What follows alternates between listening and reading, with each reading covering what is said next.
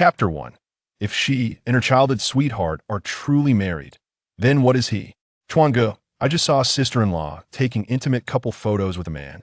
Ling Chuan had just finished cooking and hadn't even wiped the sweat from his brow when he received this message from his friend, Fatty. His head felt like it might explode.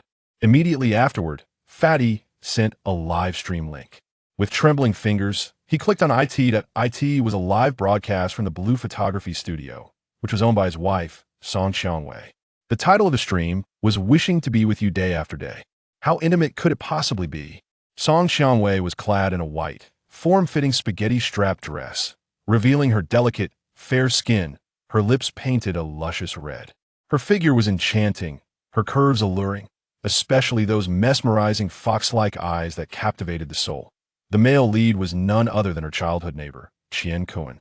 She knelt on the bed, exuding an irresistible allure. Qian Kuan stood behind her, one hand resting on her shoulder, the other holding a rose, gently tracing it along her neck. Their poses were suggestive, laden with implications. The comments flooded in. Wow, how sweet. The man is handsome, and the woman is beautiful. Are they truly a married couple? This is just too steamy. Can we really watch this? With such risque filming, they must be a genuine couple. Ling Chuan set down his phone and crushed the cigarette but into the ashtray. What a passionate farce.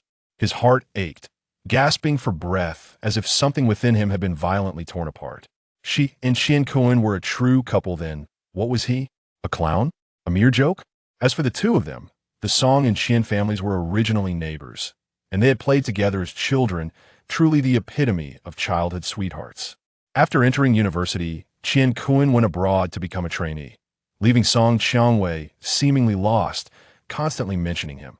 Later, when Ling Chuan appeared, she shifted her focus onto him, ardently pursuing him, forcefully kissing and demanding affection. Unaccustomed to such advances, the inexperienced Ling Chuan quickly fell, sacrificing his innocence. Subsequently, Ling Chuan severed all ties with his family to marry Song Xiangwei. The following year, they welcomed a pair of adorable twins, a boy named Ling Luo and a girl named Ling Mian. He loved her, and he adored their children. Their marriage had once been filled with sweet moments. However, everything changed once Qian Kuan returned from H country and re-established contact with her. Song Xiangwei frequently used work as an excuse to meet with Qian Kuan. On Ling Chuan's birthday, she needed to see Qian Kuan because he was hospitalized with stomach issues. On their wedding anniversary, she again had to see Qian Kuan due to a finger injury he sustained. When it was the children's birthday, she had to see Qian Kuan because Mian preferred celebrating with her Uncle Kuan. Thus, their marital relationship grew increasingly distant, often leading to bickering and arguments. Even their daughter frequently mentioned him. Uncle Kuan sings so beautifully. Uncle Kuan is handsome and can rap. Uncle Kuan is truly amazing. Countless such remarks filled the air. Ling Chuan took out his phone and dialed Song Xiangwei. It rang 3 times before she answered. A sultry voice came from the other end. What's the matter? I'm quite busy right now. Song Xiangwei, do you not feel any shame? Are you afraid the entire nation might not notice your affair? Song Qiangwei's brows furrowed as she suspected he had seen the studio's live stream. Don't say such sordid things. This is for work. 2 models canceled last minute, and Qian Kuan and I decided to fill in. Qian Kuan is gaining some fame. It's fortunate he agreed to help out at the studio. Ling Chuan scoffed. With you calling him Brother Kuan so affectionately, should they need someone for a film, will you two rush to fill in, fulfilling your dreams? Realizing his anger, Song Xiangwei softened her tone. Darling, he and I are merely friends. I know my limits. Do you know what today is? Song Xiangwei was aware it was their child's birthday. Yet she had prepared nothing for Lu Luo, only buying a new dress and stationery from Mian. I remember, I ordered a big cake for Lu Luo. You need to sign for it. With that, she hurriedly placed an order for a cake through a delivery app, even opting for plant-based cream. Suddenly, Mian's voice chimed in. Mommy, my birthday wish this year is to be with Uncle Kuan every day. I like Uncle Kuan the most. I don't like Daddy's cooking, and I don't like Daddy. Chill. Then Qian Kuan's voice echoed. Wei, who are you on the phone with? The photography has started. Hurry over. Song Xiangwei nodded, casually dismissing. No one. Just a moment. I have to hang up. Beep, beep, beep. Ling Chuan could hardly believe such words had come from his daughter's lips. Looking at the spread of lovingly prepared dishes before him, his heart sank. After their marriage, Song Qiangwei, with her assertive character, aspired to build her career, and he invested the last 200,000 he had to support her photography. Studio that he naturally assumed the role of caretaker for their home, allowing her to focus without worry. He showered her with care and devoted himself to their children, especially with their daughter. He treated Mian Mian with utmost tenderness, fearing she would break, cherishing her as if she were precious. Being a girl, he indulged Mian Mian more, ensuring she received only her favorite foods, leaving Lu Luo to choose from what was left. She preferred rice, while Lu Luo liked porridge. To accommodate her, he hardly ever made porridge at home. With her princess-like temper, she often bullied Lu Luo, striking him. He taught his son that as a boy, he should never hit girls. Lu Luo was obedient, always yielding to her. Now, she had the audacity to claim her favorite was Qian Kuan. How absurd. Daddy. Ling Luo stood at the bedroom door, holding 2 test papers. With a timid voice, he uttered, "Sign." Ling Chuan stood up and took the papers to review. Chinese, 0 points. Math, 0 points, yet again zeros. Since starting elementary school, Lu Luo had scored only 65 on an intelligence test, indicating mild intellectual disability. Mian Mian scored 105, placing her above average. Since then, Song Qiangwei's attention towards Lu Luo had diminished, taking Mian Mian everywhere she went. Ling Chuan sighed, took a pen, and signed while asking Lu Luo, "Tell Daddy, did you really not understand any of these questions?" Lu Luo timidly replied. Ling Chuan had painstakingly explained these problems to him more than 10 times. Perhaps he truly could not grasp them. He was not cut out for academics. Mildly intellectually disabled, as long as he could take care of himself, that was already commendable. The two of them, despite being twins, Lu Luo was nearly half a head shorter than Mian Mian and weighed 10 pounds less, resembling a malnourished chick. They had both been raised the same way. It was unclear where the discrepancy lay. Alas, he had already resigned himself to the notion of supporting Lu Luo for a lifetime, as long as he was happy. After signing, Lu Luo noticed the food on the table and licked his lips. Ling Chuan ruffled his hair. "Are you hungry? Go ahead and eat." Lu Luo patted his almost empty belly. "Will Mommy and them come back?" "Never mind them, just eat." Lu Luo obediently sat at the table, devouring the meal, stuffing his mouth with meat. "Daddy, your cooking is so delicious. Is it? Today is your birthday. What is your birthday wish?" "My birthday wish is to always be with Daddy." Hearing his son say this, waves of guilt surged within Ling Chuan. Despite having devoted more effort to Mian Mian, he had raised her to be ungrateful. What nonsense about raising daughters in luxury and sons in hardship. To hell with that. Only his son would empathize with his father from now on. All his attention would be focused solely on Lu Luo. 2 hours later, my good friend Shen Rong sent a WeChat message. "Chuan. Go. I initially thought it was your family of 5 enjoying a gathering at a restaurant, but upon closer inspection, I realized that the man was not you." He also shared a photograph. I in the image, Song Qiangwei, Mian Mian, his father-in-law and mother-in-law, and Qian Kuan sat together in a private dining room, engaged in lively conversation. Song Qiangwei and Qian Kuan sat closely, their gazes locked in a profound intimacy that seemed to weave a delicate thread between them. Song's father-in-law, Song Guoqiang, patted Qian Kun's shoulder, his eyes brimming with admiration, while Mian Mian playfully nestled against Qian Kuan, coaxing him to feed her. At a glance, they appeared to be a blissfully harmonious family. And what was he? Merely air, or perhaps dust? Ling Chuan felt an overwhelming reluctance to respond, his pride preventing him from doing so. In that moment, a chill enveloped him, and a sharp pain twisted within his chest. Seated on the sofa, he lit another cigarette, his heart ashen. A bitter sensation lingered in his throat, trapped between the urge to expel it and the inability to swallow.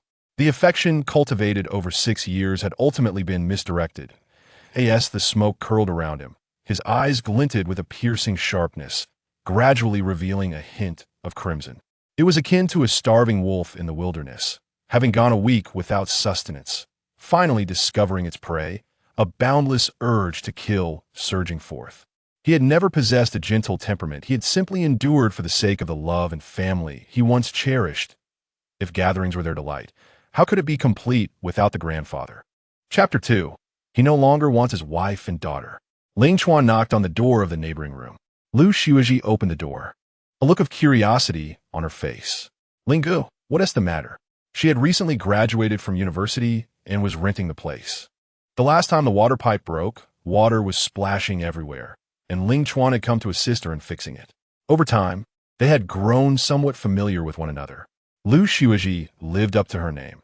Her skin was as fair as snow, and her face was naturally beautiful, reminiscent of a snow lotus atop an icy peak. Even clad in loose home attire, her alluring figure was subtly discernible, exuding a sweet yet enticing fragrance. Ling Chuan averted his gaze and candidly replied, I need to step out for a bit. My nanny has gone home to visit her family and hasn't returned yet. Could you please look after Lu Luo for me? Of course. Lu Xueji nodded eagerly, her expression youthful and innocent. University students possess an untainted purity, particularly those freshly graduated, exuding a clarity that borders on naivete. Ling Chuan felt reassured. As he descended the stairs, his phone rang unexpectedly, displaying a short number, 88888.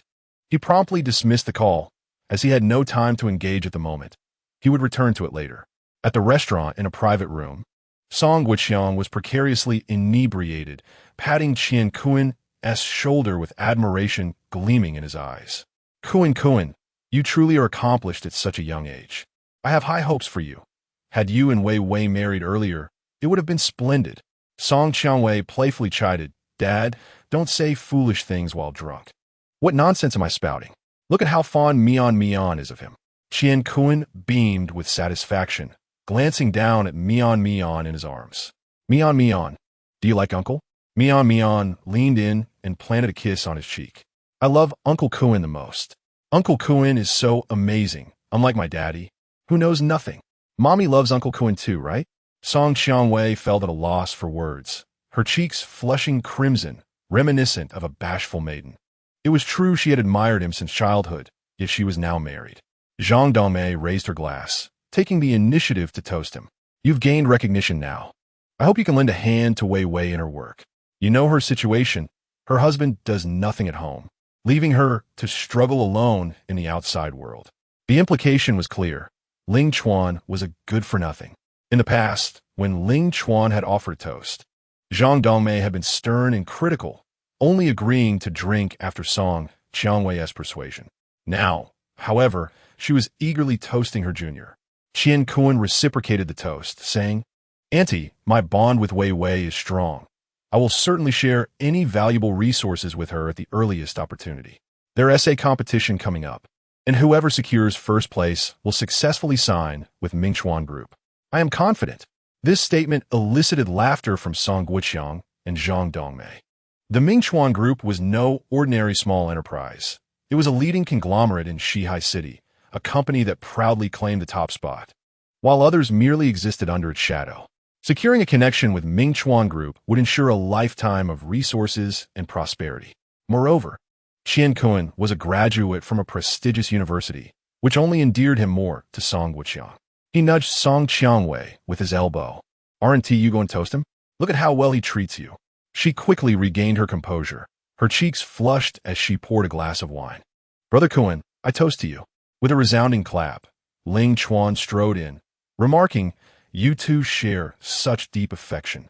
Why not indulge in another cup of toasting wine to elevate the mood? Let us set several tables to announce to the world that you are engaged in an illicit affair. Song Qiangwei felt a surge of panic and hurriedly set down her glass. What brings you here? Her astonished gaze seemed to convey that he ought not to be present in that moment. Am I not welcome? Indeed, I must be interrupting your family gathering. Please continue. With that, Ling Chuan lit a cigarette and leaned against the doorframe. Rising from her seat, Song Qiangwei adjusted her low-cut dress, revealing a generous expanse of her décolletage beneath her black stockings. She seldom dressed so provocatively. Even in the privacy of her bed, she had never appeared so alluring. For whom was she adorned? The answer was self-evident. What are you imagining? This banquet is merely to express gratitude to Brother Kuan for his timely assistance at our photography studio today. What a splendid banquet indeed. Ling Chuan's expression darkened further. When it was his birthday, he had reserved a grand feast at a hotel. Yet these two elders could not be persuaded to attend. leaving the food to grow cold. Now, for a trivial banquet of thanks, he had come forth in person. Qian Kuan reached out his hand, urging Song Qiangwei to sit. His face bore an unmistakable challenge. Ling Chuan, is this the extent of your temperament? My relationship with Wei Wei is innocent. If you wish to vent your anger, direct it at me, not her. Huh. Ling Chuan approached the table, his fists clenched, his demeanor menacing. Tell me, with that feeble physique of yours, how many punches do you think you could withstand? Qian Kuan found himself at a loss for words, intimidated by Ling Chuan's fierce presence. Song Guoqiang slammed his hand on the table, reprimanding loudly Ling Chuan. How dare you speak to a guest in such a manner? Have you no sense of decorum? What kind of guest is he? I see him more as your father. Considering how you fawn over him, do you all take me for a fool? With a flick of his finger, he sent an unextinguished cigarette but flying onto his father-in-law's balding head. Song Guoqiang jumped up in shock, frantically swatting at the smoldering ember. Zhang Dongmei, in a moment of panic, poured tea over his head. To her astonishment, he leapt even higher, his face contorted in rage. The scalding liquid turning his head a furious red. This water is hot. Are you trying to scald me to death? How outrageous! It's akin to a flood overwhelming the Dragon King's temple. Family turning against family. Are you taking sides now, old Kwai? Zhang Dongmei, incensed, pointed an accusatory finger at Ling Chuan. You, who were born a mother but raised without one. Wei Wei should never have married you. Ling Chuan, not one to back down, retorted, at least I had a mother. Yours is in the pigsty, and you ought to hurry and feed her. She stood at a mere 150 centimeters and weighed the same, resembling a square, her hands so plump that her gold rings and bracelets formed indentations like lotus roots. He genuinely queried, Aunt Fatty, are you not afraid of the new year? Enough. Ling Chuan, Song Qiangwei, could no longer bear it. Her brows furrowed, a spark of fury igniting within her. You need not resort to such tactics to force me back home. They are my parents. How can you speak of them so disrespectfully? She could not fathom why her usually gentle and courteous husband had suddenly transformed into such a brash individual. He had never before raised his voice. Kai Kuan also stood up to defend the elders, asserting that one should heed the words of their seniors, as filial piety is paramount. As Wei Wei's husband, should he not show them proper respect? I respect your entire family. Ling Chuan could no longer contain himself and swung a punch directly at him, striking him squarely on the face.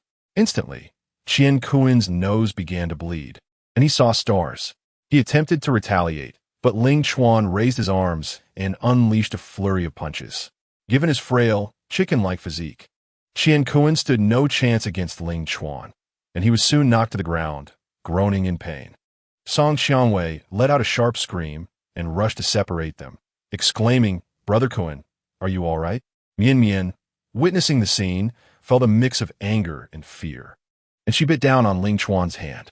Bad daddy, I'll not allow you to bully Uncle Kuan.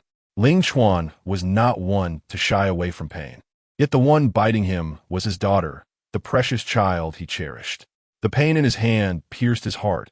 In that moment, he felt he could forsake both his wife and daughter. With a swift motion, he raised his hand and slapped her delicate face. The force was just enough to leave her dazed, causing her to stumble back and fall to the ground, crying uncontrollably.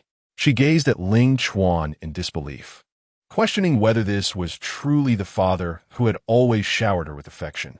He felt so foreign to her now. Song Qiangwei rushed over, clawing at him and shouting, Have you lost your mind, you big man? How could you strike her? With a resounding slap, he hit her across the face, silencing her as she covered her face. Trembling with shock, he had actually struck her. Seeing both his daughter and granddaughter being assaulted, Song Guoqiang charged forward, rolling up his sleeves. How dare you? Before he could finish, Ling Chuan countered with a punch, sending the old man crashing to the ground, lying there like a turtle, groaning in pain. Zhang Dongmei also received a couple of slaps across her face. I didn't even say anything. Why did you hit me? Ling Chuan casually brushed his palms together, stretching his muscles. At the West Sea Grand Hotel, his prowess in defeating 5 opponents was well documented. The onlookers, bruised and battered, stared at him, none daring to speak first. Song Qiangwei's eyes were red with injustice. For the past 6 years of marriage, Ling Chuan had treated her exceptionally well, rarely uttering a harsh word, let alone resorting to violence. He had always shown utmost respect for her parents and was devoted to Mian Mian, personally attending to her every need. She never imagined he would resort to violence against her and her family today. Was it truly warranted just because she had been in contact with Kai Kuan for work? He merely stayed at home to care for the child, doing nothing else. Where did such fury stem from? With trembling lips, she indignantly retorted, "You have gone too far. Your violence is unacceptable. Mian Mian has witnessed your actions. You struck her mother and her grandparents. What will she think? She is a girl and may carry psychological scars." Ling Chuan took a deep breath and lit another cigarette, his long fingers languidly stretching. "I care not for her thoughts. Do you know what occupies my mind at this moment? Divorce." "What?" Song Xiangwei could hardly believe her ears. Over the past 6 years, despite the occasional bumps in the road, he had never once mentioned divorce. "Do you comprehend the gravity of your words?"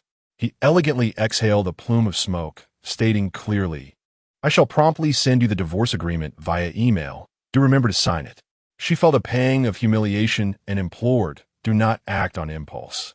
I will clarify this matter with you. Let us discuss it at home." Song Xiangwei, there is little left to discuss between us. His affection for her had long since faded, extinguished by her repeated abandonment in favor of her neighbor. He possessed a unique trait. When in love, he could sacrifice everything, even sever ties with his family. Yet when that love waned, he would disregard all, impervious to any persuasion. Song Xiangwei bit her lip, threatening, "If you pursue divorce, I shall not grant you custody of Mian Mian. I do not want Mian Mian. I only desire Lu Luo." She stood in stunned silence, momentarily at a loss for words. After all, it was evident to all that Ling Chuan cherished Mian Mian, tending to her every need. How could he now declare that he did not want their daughter? Mian Mian, overhearing, pouted in discontent. Father must be saying that on purpose. How could Lu Luo, being so foolish, ever compare to her? Zhang Dongmei, feeling indignant, retorted sarcastically, "Ling Chuan, do you truly believe that after divorcing our Wei Wei, you, an unemployed wanderer with a mentally challenged child, shall find life more agreeable than it is now? Wei Wei has dedicated herself to this family. As a man, you should exhibit some magnanimity and learn from those who are accomplished. For all these years, it has been Wei Wei who toiled to support the household. Having been detached from society for so long, he could hardly grasp its harsh realities. For this, she had given him no small number of disdainful glances. Ling Chuan turned his gaze upon her, his eyes filled with contempt. "Old Deng, remove all the gold bracelets, rings, and the necklace from your neck and return them to me." "You!" Zhang Dongmei was furious. "This was a gift you gave me for my last birthday." Although gold prices have surged, he still earned some extra money to buy her 100 grams of gold as a birthday gift out of respect. "Ah, you acknowledge that it was I who gifted it to you. Even a dog knows loyalty to the one who feeds it bones. Yet I see you're even less loyal than a dog." Zhang Dongmei's face flushed with anger. "Fine, I shall return it. After all, her family has connections with Qian Kuan, who, once famous, will surely provide her with better gifts." Recently, having gained considerable weight, the gold bracelets and rings clung to her flesh as if rooted, refusing to budge. Zhang Dongmei, her face reddening, struggled but could not dislodge the ornaments. Ling Chuan lost patience and strode over. "I shall do it." "Ah, ah, ah." The room erupted with blood-curdling screams. Ling Chuan possessed remarkable strength, effortlessly tearing off the golden jewelry. However, Zhang Dongmei bore the brunt of this act, as layers of skin were scraped off her wrists, revealing raw flesh and blood. With her bones nearly crushed, Song Xiangwei rushed over, her face etched with concern. "Mom, are you all right?" Zhang Dongmei pointed at Ling Chuan, saying, "Wei Wei, you saw it, right? A miserly man like him is not worth keeping. You are young, beautiful, and capable. You should consider divorcing him. But whatever you do, do not keep Luo Luo. If he becomes unable to care for himself in the future, it will be a burden for you as a mother." "Mom." Song Xiangwei pinched her arm, signaling her to cease speaking. "Soon, I will send the divorce agreement to your email." Ling Chuan scoffed and strode out. He encountered a young waitress entering with a tray. her fair complexion and youthful demeanor striking. He casually tossed the gold bracelet, ring, and necklace on her tray. "Consider this a gift," he said, and departed with an air of nonchalance. The waitress stared at him in disbelief, then at the glimmering jewelry. She nearly felt compelled to kneel before him. His tall, slender figure radiated a dazzling aura, as if a celestial being had descended. She was a student at Shihai University, working part-time at the restaurant to help cover her parents' urgent medical expenses. To her astonishment, she encountered a soft-hearted benefactor on her very first day. The amount of gold was precisely what she needed to alleviate her pressing troubles. "Hey, benefactor, what is your name?" Ling Chuan walked away without answering. She silently vowed that if she ever crossed paths with him again, she would repay his kindness generously. In the private room, upon seeing Ling Chuan leave, Qian Kuan finally mustered the courage to shout, "Wei Wei, if it weren't for your sake, I would have confronted him long ago. You wouldn't stand a chance against him." She replied languidly. Chapter 4. The house is mine. Get out. Although Ling Chuan had spent recent years at home caring for the children, he was remarkably disciplined, so much so that it was almost intimidating. Each day, after managing household and childcare duties, he would find himself at the gym for 2 hours, regardless of whether it was raining or windy. Many men become complacent after marriage, but not him. His physique was sculpted, particularly his defined abs and biceps, exuding a palpable sexual tension. In summer, wearing a tank top, he would attract the attention of many young women seeking to exchange WeChat details. Yet he never responded.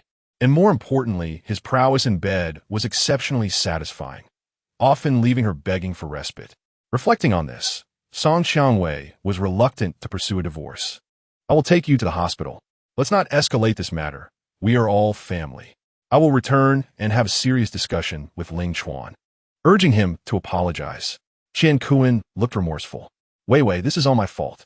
If it weren't for me, this wouldn't have happened.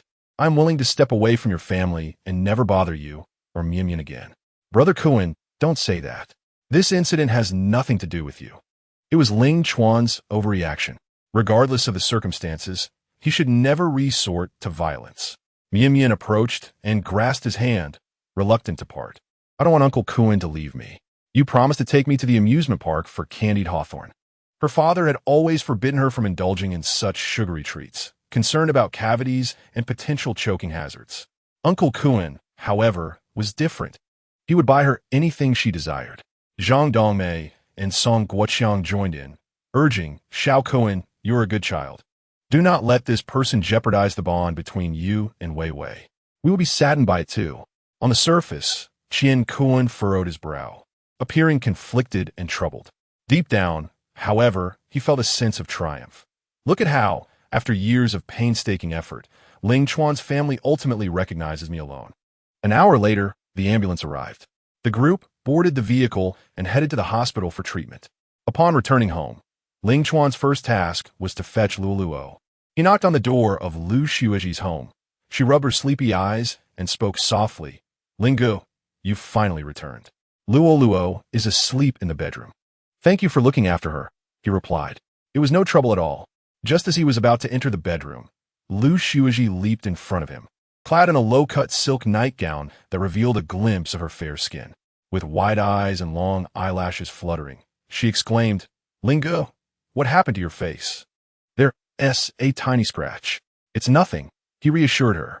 "I must have gotten it while dealing with that situation earlier." "How can it be nothing? Let me take care of it." Ling Chuan intended to decline, but she swiftly retrieved a Band-Aid. Barefoot, her porcelain-like feet lightly lifted as she applied it with care. In that moment, they were drawn close. The warmth of her breath brushed against his face, fragrant as orchids. He averted his gaze, noticing some documents and a diploma on her desk, a master's degree from a prestigious university, indicating considerable capability. He inquired, "Are you studying law?" "Yes." "Perfect. I have a divorce case. Would you be willing to take it?" Lu Xueji blinked, intrigued. "Of course. Is it yours?" "Yes, I'm getting a divorce." Her surprise mingled with a hint of delight. Ling Chuan outlined the general details before carrying Lu Luo out of the room. Lu Xueji nodded. "I understand. I will take responsibility for this case. I will draft the divorce agreement and send it to you promptly." "Thank you, and any fees are fine." Feel free to reach out anytime. All right. She smiled sweetly. They exchanged WeChat contacts and returned to their respective rooms. Ling Chuan gently placed Lu Luo on the bed, only to find her suddenly awake, staring at him in confusion. You weren't asleep? She asked, rubbing her eyes on the verge of tears. Daddy, are you and Mommy getting a divorce? To his dismay, he realized she had overheard his conversation with Lu Luo. Ling Chuan wished to shield his child from hurt and cautiously probed. Not yet, but if Daddy and Mommy were to divorce, who would you want to stay with? I want to be with Daddy.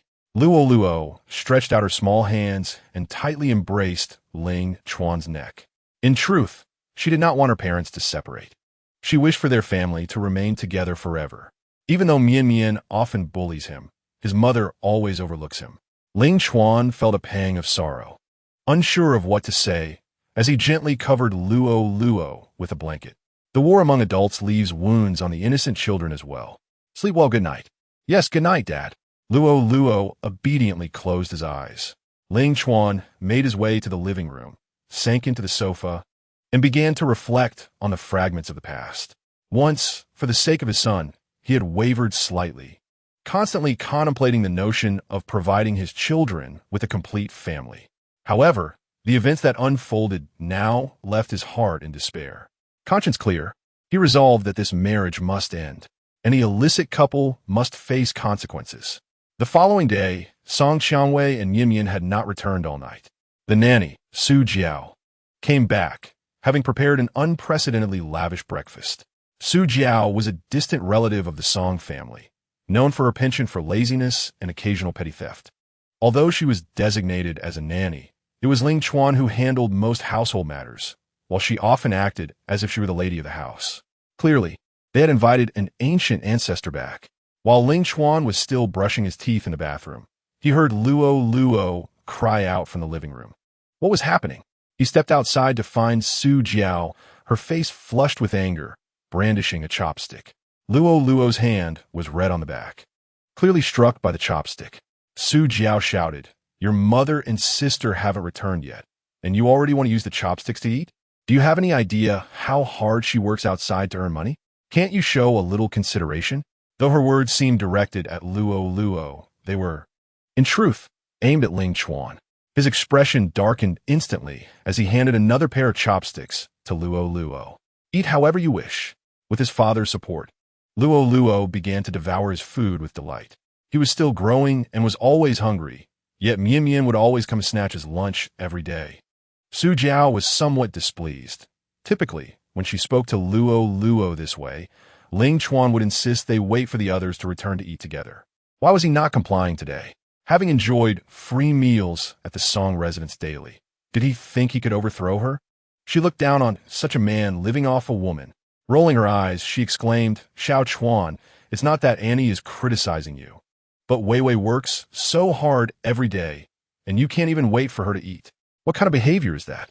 Ling Chuan remained silent, as Luo was still there. He did not wish to leave a negative impression in front of his son. After Luo finished eating, he sent him off to the school shuttle and returned. Su Jiao continued to grumble on the side. In this day and age, money is hard to come by. You live at her house and still do not know how to cherish it. Only when Wei no longer wishes to be with you will you realize your regret. I say, you should prepare foot-soaking water for her daily, ready to serve her well when she comes home. Ling Chuan swung open the door. Get the hell out. This house was bought by me. Chapter 5. It's time for you to acknowledge your roots. Su Jiao's heart skipped a beat, stunned. How could this be?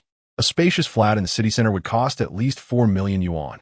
Where would this impoverished boy find such money? She continued to stubbornly assert, "I'm only acting for the good of our family. Even if you are dissatisfied with me, there is no need to boast that you purchased this house. Who doesn't know that Wei is the primary breadwinner in this household? Furthermore, I was hired by Wei. I work in the property she acquired, and it is she who will decide if I should be dismissed." Ling Chuan, unwilling to engage in further argument, pulled out the property deed, which bore solely his name. 6 years ago, after severing ties with his father, he was left with this house and 2 million in cash.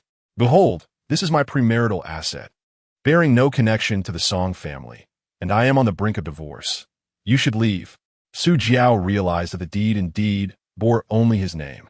It was true he had purchased the property, so why did the Song family insist that they were the ones who financed it? Unwilling to accept this reality, she muttered, "How can you speak to me in such a manner? I am, after all, your elder. Even if we divorce, Wei Wei is entitled to half. Just wait until I tell her. Let us see how she deals with you." It was well known that Ling Chuan was a devoted husband, always compliant with Song Qiangwei, and he had never uttered a harsh word towards her family. However, as the saying goes, even a cornered rabbit will bite. Ling Chuan glanced at a peanut-flavored cake on the table. Song Qiangwei was fully aware that Lu Luo was allergic to peanuts, yet she still ordered such a cake. How absurd. It seemed the Song family treated him and his son like beggars. To hell with the peanut cake. Ling Chuan seized the cake and hurled it, splattering it all over Su Jiao's face.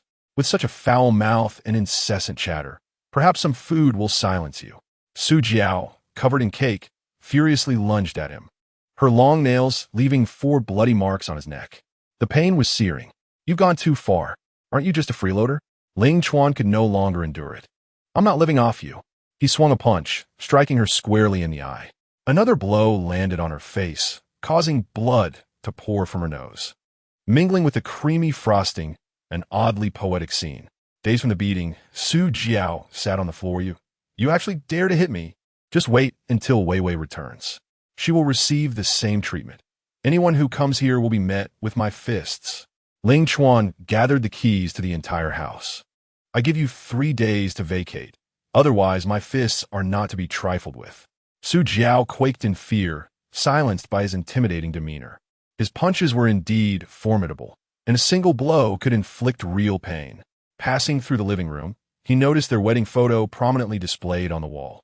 Without a word, he grabbed a golf club and smashed it against the frame. Crash! The glass shattered into pieces. He produced a lighter, tossed it with decisive intent, and ignited the photograph. Flames erupted, dancing vigorously. The firelight cast a sinister glow upon his face, rendering him a terrifying figure, like a son of Satan risen from the depths of hell. His heart had long since grown numb. Su Jiao was utterly terrified, trembling as she recoiled. It seemed he was truly serious. Was he contemplating murder? Before long, Ling Chuan closed the door and departed. Su Jiao exhaled a sigh of relief, commencing the arduous task of cleansing the cream and bloodstains from her body. Once Wei Wei returned, she would certainly have much to report. Ling Chuan descended the stairs and dialed Chen Rong. "Hello, come pick up your father." "What are you saying, son? How disrespectful." He chuckled softly. "I am on the verge of divorce. Shouldn't you celebrate this momentous occasion? Is this for real? I'll set off fireworks in your honor." I've long been intolerant of that woman, but refrained from voicing it. Ever since Song Wang Wei had become entangled with Kai Kuan, he had not witnessed his good friend smile. Instead, he appeared perpetually troubled, especially yesterday when they had invited their families to dinner. They clearly disregarded Ling Chuan. "Hurry and come get me. We can discuss it in person." "All right." Half an hour later, Chen Rong arrived at his building. Just as Ling Chuan settled into the car, he spotted Qian Kuan returning Song Wang Wei. Chen Rong, upon seeing this, immediately rolled down the window and spat. He cast a disdainful glance at Qian Kuan, sneering. "You must be that effeminate fellow. Honestly, what do you possess that could possibly compare to our brother Chuan? And you, Song Wang Wei, your taste is utterly deplorable. Seeking out a stray dog like him. Does he even dare to compare himself with our brother Chuan?" Qian Kuan, riled by the insult, raised his voice. "Please mind your words. You may speak of me, but do not disrespect Wei Wei, or I shall not hold back." "Not hold back. You only returned because you couldn't make it abroad, didn't you? Even now, you remain a fifth-rate artist, hoping to exploit her wealth and resources. Come, let us see how you plan to be impolite. What a pathetic pretty boy you are." Qian Kuan's face flushed with a mix of red and blue, for there was a kernel of truth in the accusation. The entertainment industry abroad was excessively competitive, and he had returned precisely because he could no longer endure it. Coincidentally, in recent years, Song Wang Wei's photography studio had flourished, collaborating with numerous entertainment agencies, attracting well-known artists for magazine shoots. Hence, he sought to be with her for resources and opportunities. "Do not slander me. My feelings for Wei Wei are utterly pure. Pure, your parents should have taken a stroll for those 3 minutes instead of bringing forth such a troublesome being. Song Wang Wei could no longer tolerate the verbal onslaught and turned to Ling Chuan. Are you truly going to let him speak of me in such a manner? His demeanor was as calm as still water, devoid of any emotion, yes. She was taken aback, rendered speechless. The divorce agreement will be sent to you shortly. Please sign it promptly. With that, Chen Rong pressed the accelerator and drove away, leaving them engulfed in a cloud of exhaust fumes. A sense of panic gripped Song Wang Wei. It seemed he genuinely intended to divorce her. Yet, she had no desire for a divorce at all. Her interactions with Qian Kun were purely professional, driven by work commitments, devoid of any ulterior motives. Mian enjoyed spending time with Qian Kun, and she merely wished to indulge her child's wishes. Qian Kun patted her shoulder. Come, let me take you upstairs. We can sit for a while. No, you're a public figure. It would not be appropriate for others to see us together. However, I'm concerned about you, Wei Wei. I would feel at ease only after witnessing your safe return home. She bit her lip, ultimately nodding with a smile. All right then. In the car, Chen Rong remained indignant, exclaiming, damn that coward. If I see him again, I shall surely teach him a lesson. Ling Chuan chuckled, casting a grateful glance his way. A true brother indeed. Treat him to a meal, and he will call you father. When one treats a woman well, she may bestow upon you a cap, perhaps even a green one. The phone rang yet again, the same familiar digits flashing on the screen. Ling Chuan answered, and an elderly voice emerged from the other end. You rascal. It has been 6 years. It is time for you to let go of your anger and return to your roots. This was his father, Ling Mingde. For that woman, you have been away for so long, without any contact. Is she truly that significant to you? Upon hearing this, Ling Chuan let out a self-deprecating laugh. Significant? Perhaps she once was, but now she holds no importance. In fact, there is a tinge of physiological aversion. What exactly do you wish to convey? Ling Ming sighed. Come home. Do you not care for that woman? Bring her along. She shall have her share of the Ling family's fortune. She will not be wronged. I acknowledge her as one of our own. A father's affection knows no bounds.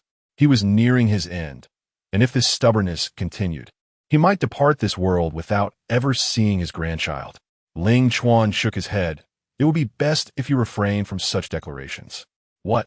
Do you harbor resentment towards this old man? Not all. I promise I shall return, but I will not bring her back. Our ties have long since frayed. Ling Mingde was unexpectedly elated. He never favored her from the outset. Very well. I shall send a driver to fetch you in a couple of days. Ling Chuan ended the call and gazed out the window. At last, he was returning to that place. 6 years ago, he had been wronged by his stepmother's family, and even his father had chosen not to believe him. Heartbroken and disheartened, it was then he encountered Shen Xiangwei, and, in his desperation, sought to create a home of his own.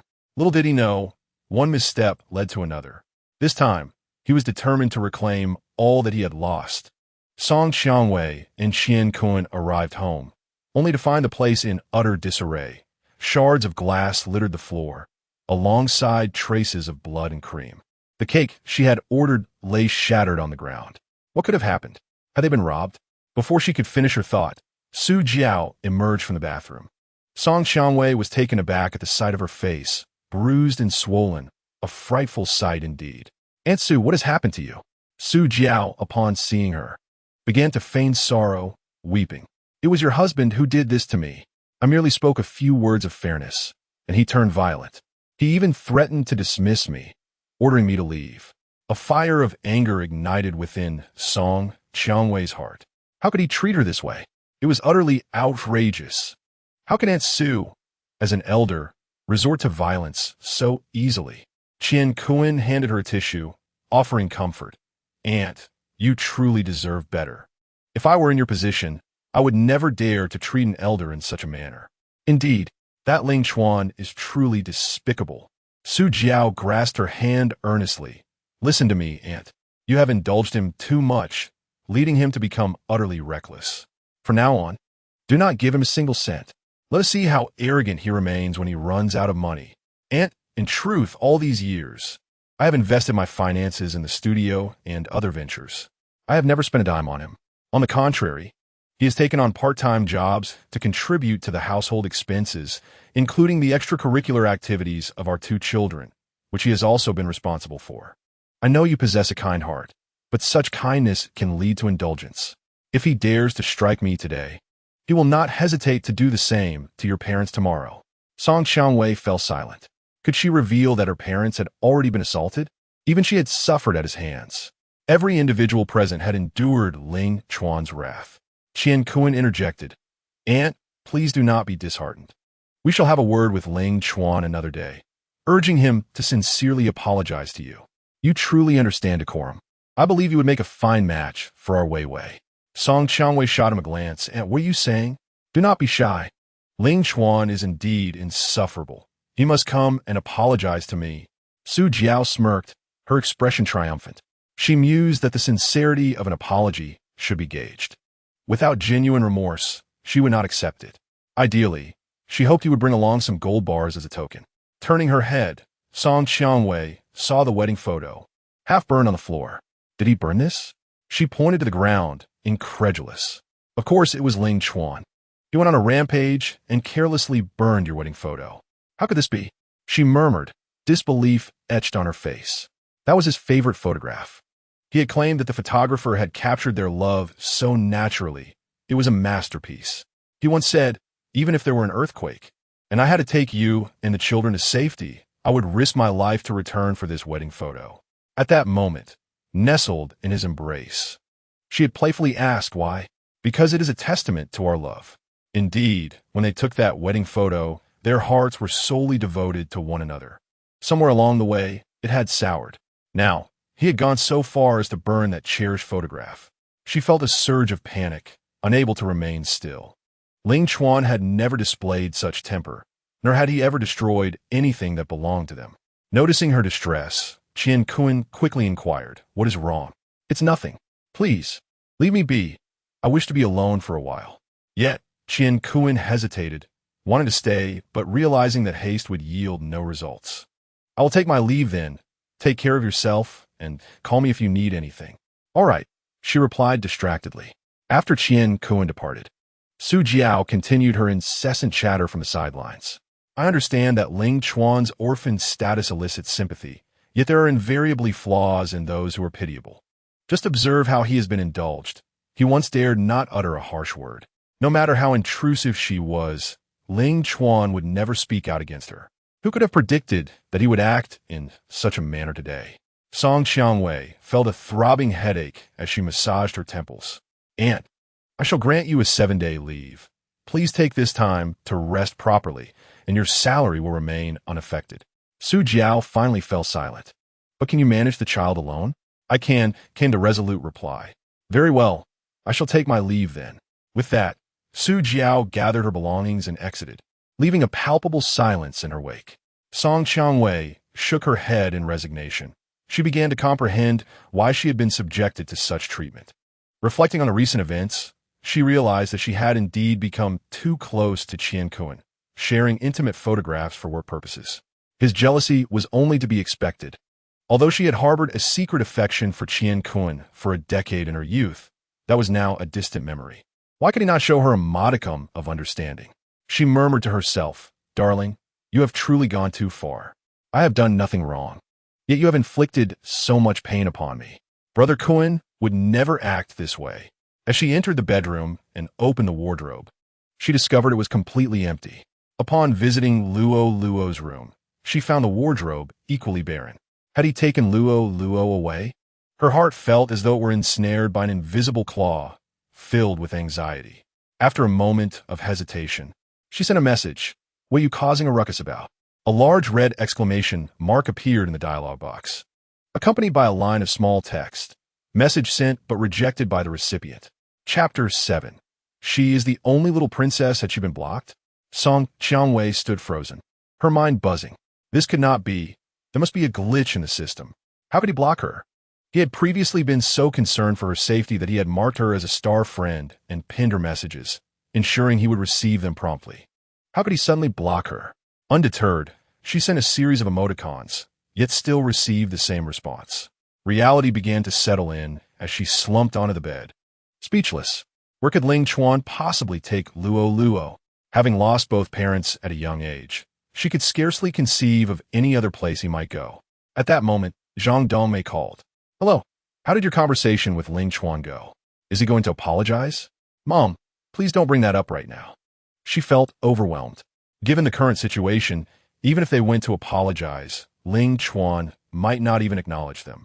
Zhang Dongmei seemed to sense the gravity of the situation. Never mind, perhaps it's best for you to divorce this poor boy. He lacks ambition, a job, and money, truly a man of no merit. Luo Luo must have inherited his genes. Otherwise, how could you be so foolish? Song Xiaowei rubbed her temples incessantly. Mom, please stop. I need a moment of peace. I must tell you, Luo Luo is not a suitable choice. What if he becomes so inept that he can't even take care of himself, affecting Mian? I will not forgive him. After all, who would wish to raise a child with intellectual challenges? With that, Zhang Dongmei abruptly ended the call. Song Xiaowei felt exhausted as she thought of Luo Luo. From a young age, the temperaments of the two children had been starkly different. Luo Luo was taciturn, while Mian was bright and quick-witted. Consequently, the elders favored Mian, often casting disapproving glances at Luo Luo.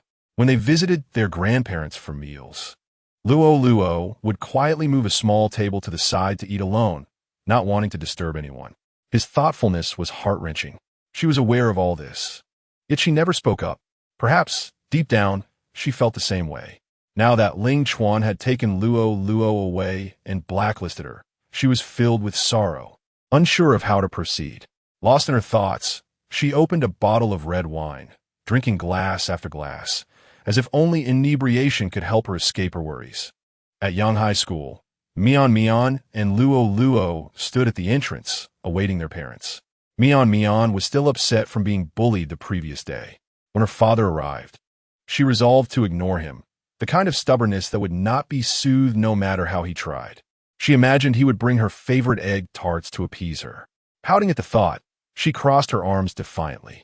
Luo Luo glanced at her, cautiously inquiring, Mian, what is wrong? You seem angry at someone. Mind your own business.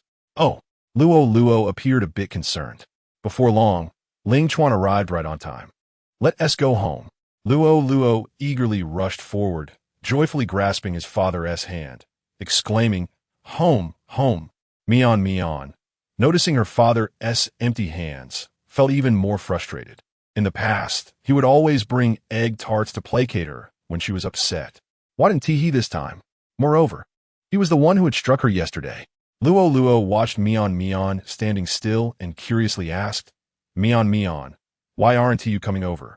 I'm not going over. I don't want to go home with you. This time, she was genuinely angry. The kind of anger that no amount of egg tarts could mend. Ling Chuan, his face devoid of expression, simply turned and walked away. The homeroom teacher called out to him from behind. Mian's parent. Aren't you taking your daughter with you? She is not my daughter. Huh? The teacher looked puzzled. He usually came to pick up both children together. What was happening today? Teacher, may I have a word? Ling Chuan and the teacher stepped aside, where he candidly explained, I have divorced her mother. She is now under her mother's care, and I am not responsible for taking her home. Understanding dawned on the teacher. Had she known earlier, she would have called ahead. Now, as night fell, calling Mian's mother could pose safety concerns. Ling Chuan felt no turmoil.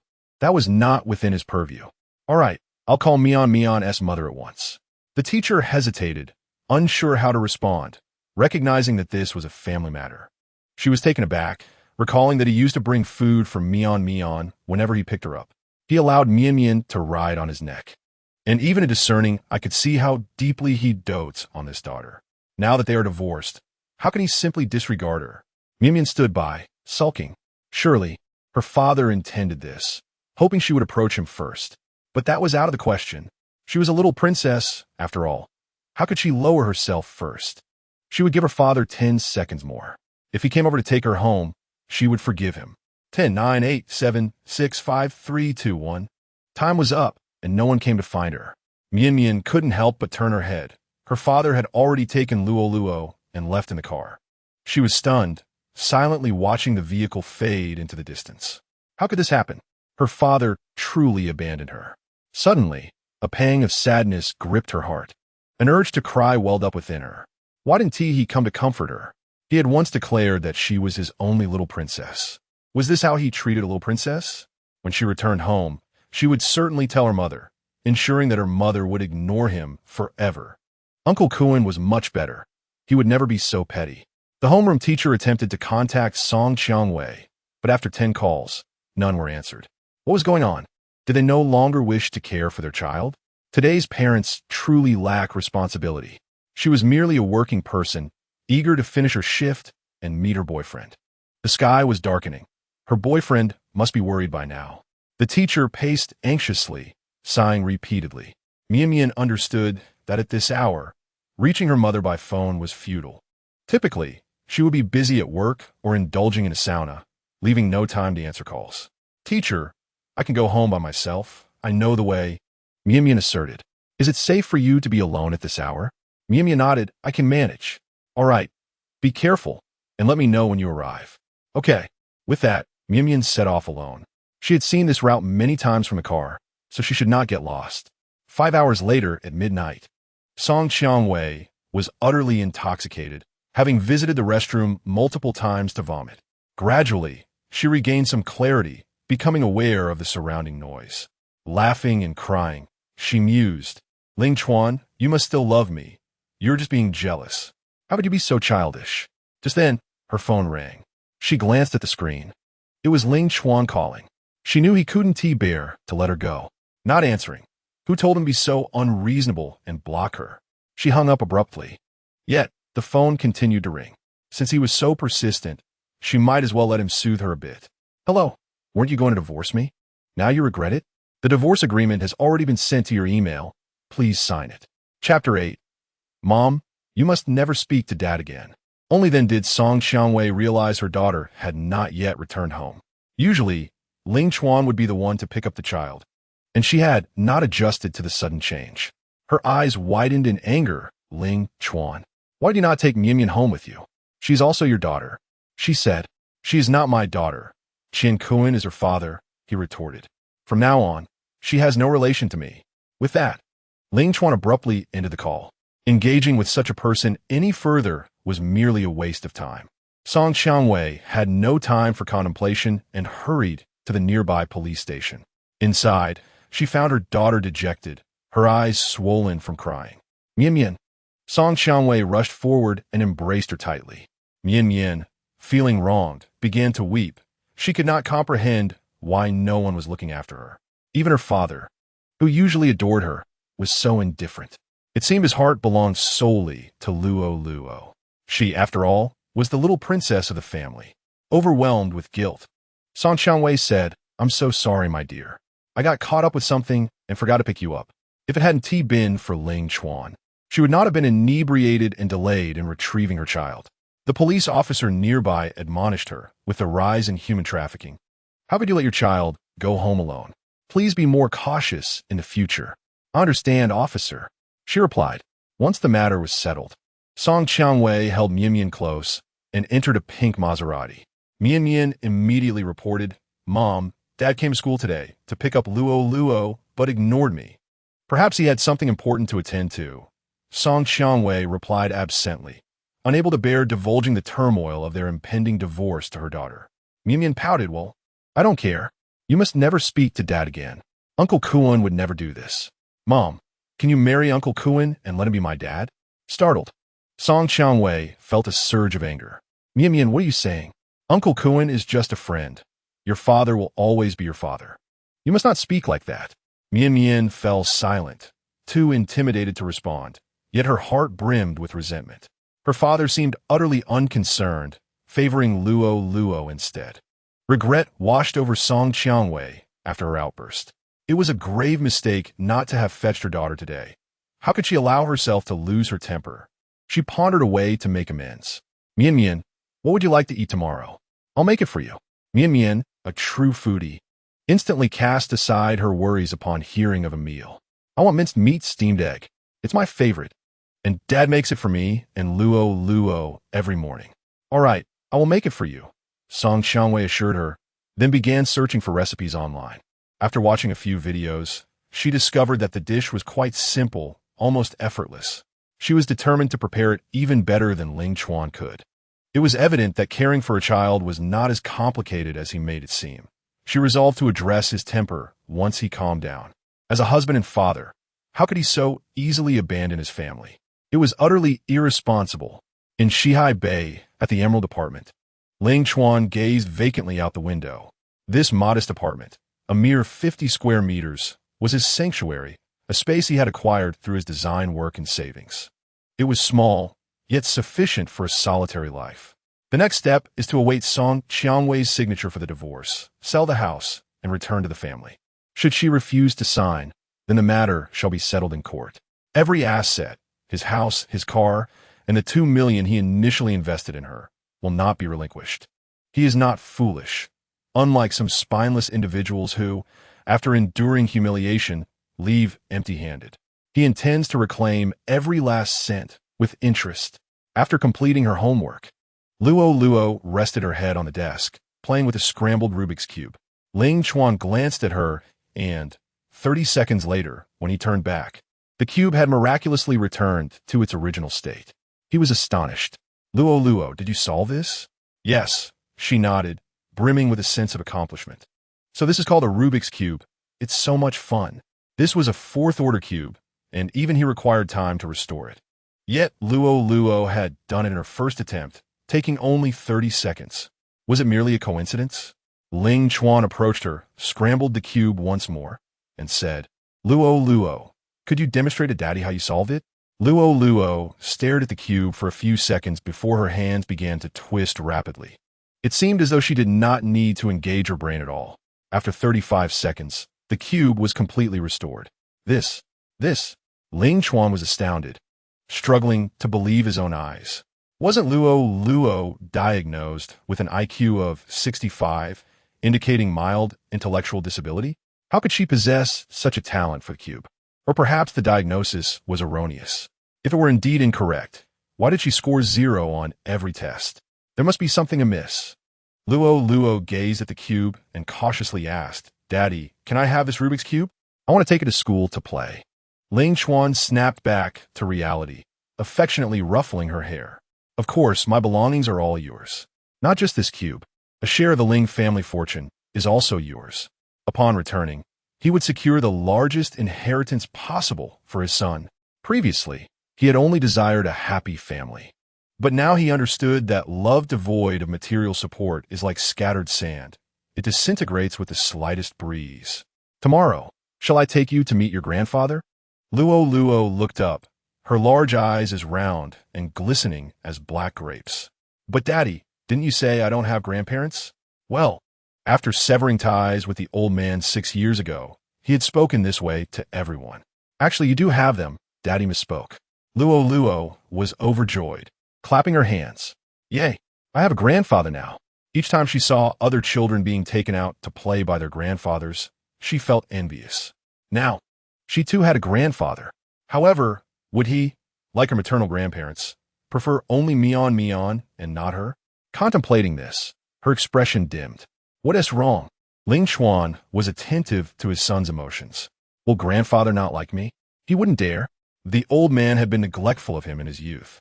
And now he was the one seeking reconciliation. If he dared to neglect his own grandson, Ling Chuan would turn the family upside down. Ling Chuan reassured her. Grandfather will certainly like you. He mentioned he has gifts for you. Lolo finally felt a sense of relief, breaking into a wide smile. How wonderful. I can't wait to see Grandpa. That evening, Lolo lay in bed, feeling somewhat out of place. He suddenly found himself missing his old bed. Judging by his father's demeanor that day, it seemed that a divorce from his mother was indeed imminent. Would he never see his mother again? Tears welled in the corners of Lolo's eyes as he buried his head beneath the covers. Ling Mian is such a deceiver. She clearly stated that as long as he obediently followed her words, she would prevent his parents from separating. Chapter 9. You hurt my most beloved man the following morning. Song Qiangwei was jolted awake by the blaring alarm clock at 7 o'clock. Struggling to muster her energy, she glanced outside to find a thick haze enveloping the world. She felt overwhelmingly tired and longed for sleep. Did Ling Chuan rise this early every day? No, he rose even earlier. He was up by 6:30 to attend to the needs of the two children. In a flurry, she completed her morning routine and began preparing breakfast. Halfway through cooking, she realized it was time to rouse Mian Mian from her slumber. Mian Mian was notoriously sluggish in the mornings, and after calling her name 3 times with no response, Song Qianwei felt a surge of frustration. Mian Mian, what is wrong with you? You'll be late for school. At last, Mian Mian slowly sat up, stretching her arms and requesting to be dressed. With no other option, Song Qianwei patiently began to dress her daughter. Halfway through, the burnt smell from the kitchen wafted in. She dashed to the kitchen, swiftly turning off the stove, only to discover that the steamed egg custard had burnt. She had no choice but to prepare another bowl. How strange. It appeared so simple, yet was proving so challenging. She felt a wave of despair wash over her. Each morning, she envisioned Ling Chuan, Mian Mian, and Lolo seated neatly at the dining table, a picture of harmony. Why, then, did her mornings feel like a battle? After much effort, they finally gathered at the table. But Mian Mian's hair remained a tangled mess. Glancing at the clock, Song Qianwei hurriedly fetched a comb and began to braid Mian Mian's hair. Hurry and eat, or you'll be late. Mian Mian grimaced in pain, exclaiming, ouch. Mommy, you're hurting me. Clumsy with her hands. Song Qianwei had never been adept at styling her daughter's hair. When Ling Chuan was around, he would always ensure Mian Mian's hair was neat and beautiful. Little did she know how difficult it was to style a child's hair. As she continued, Mian Mian cried out again. Flustered, Song Qianwei asked, what now? I'm not being rough. Mommy, the minced meat egg custard you made is so terrible. It's nothing like what I usually have. The custard was shriveled dry and tasteless, akin to chewing on wax. The supposed minced meat was merely shredded meat. Mian Mian promptly spat it out, unable to swallow it. Song Qianwei felt a surge of anger. I spent so much time preparing that for you. Why can't you appreciate your mother's efforts? Mian Mian pouted, clearly displeased. In the past, when she didn't want to eat, her father wouldn't scold her. Now, she found herself longing for her father's delicious minced meat egg custard. As Song Qianwei began to pack Mian Mian's school bag, she thought, fine, don't eat then. You can fend for yourself at school. Today was truly a series of misfortunes. From the moment she awoke, she felt a fiery turmoil brewing within her. Is raising children truly a test of one's temperament? Even the gentlest souls may turn into powder kegs. Yet, she has never witnessed Ling Chuan lose his temper while tending to their child. He remains perpetually patient and responsible towards the little one. In this light, his situation is indeed quite challenging. The words he uttered, expressing a denial of his daughter, must stem from genuine sorrow. With this thought, Song Qianwei couldn't help but let out a sigh. She has no desire for divorce, not in the slightest. Just as she was about to step outside, her phone rang. It was her assistant calling. Boss Song, Xingyuan Group has arrived at our studio and wishes to terminate our collaboration. What? How could this happen? I'll be there immediately. The termination of the contract with Xingyuan Company was no trivial matter.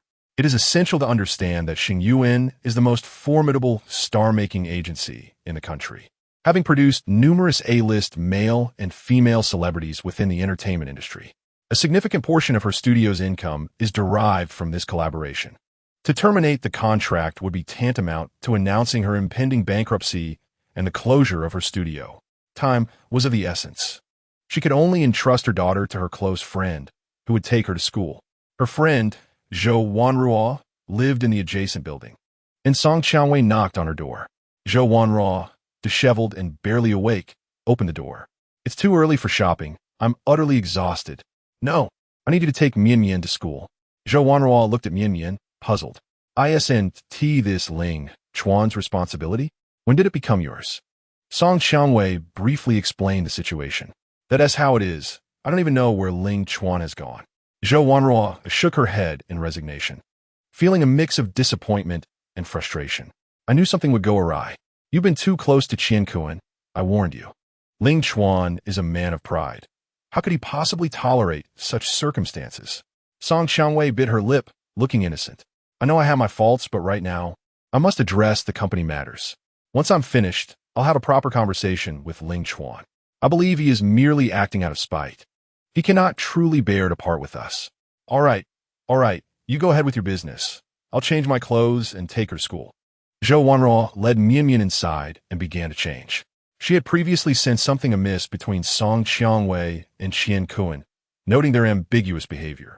She had even advised her, but to no avail. Ling Chuan is a magnanimous man.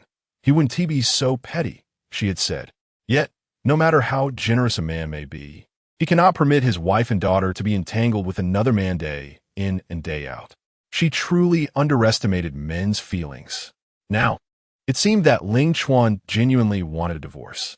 Meanwhile, this friend remained as unhurried as ever. Zhou Wanruo had once envied Song Qiangwei for her seemingly perfect family.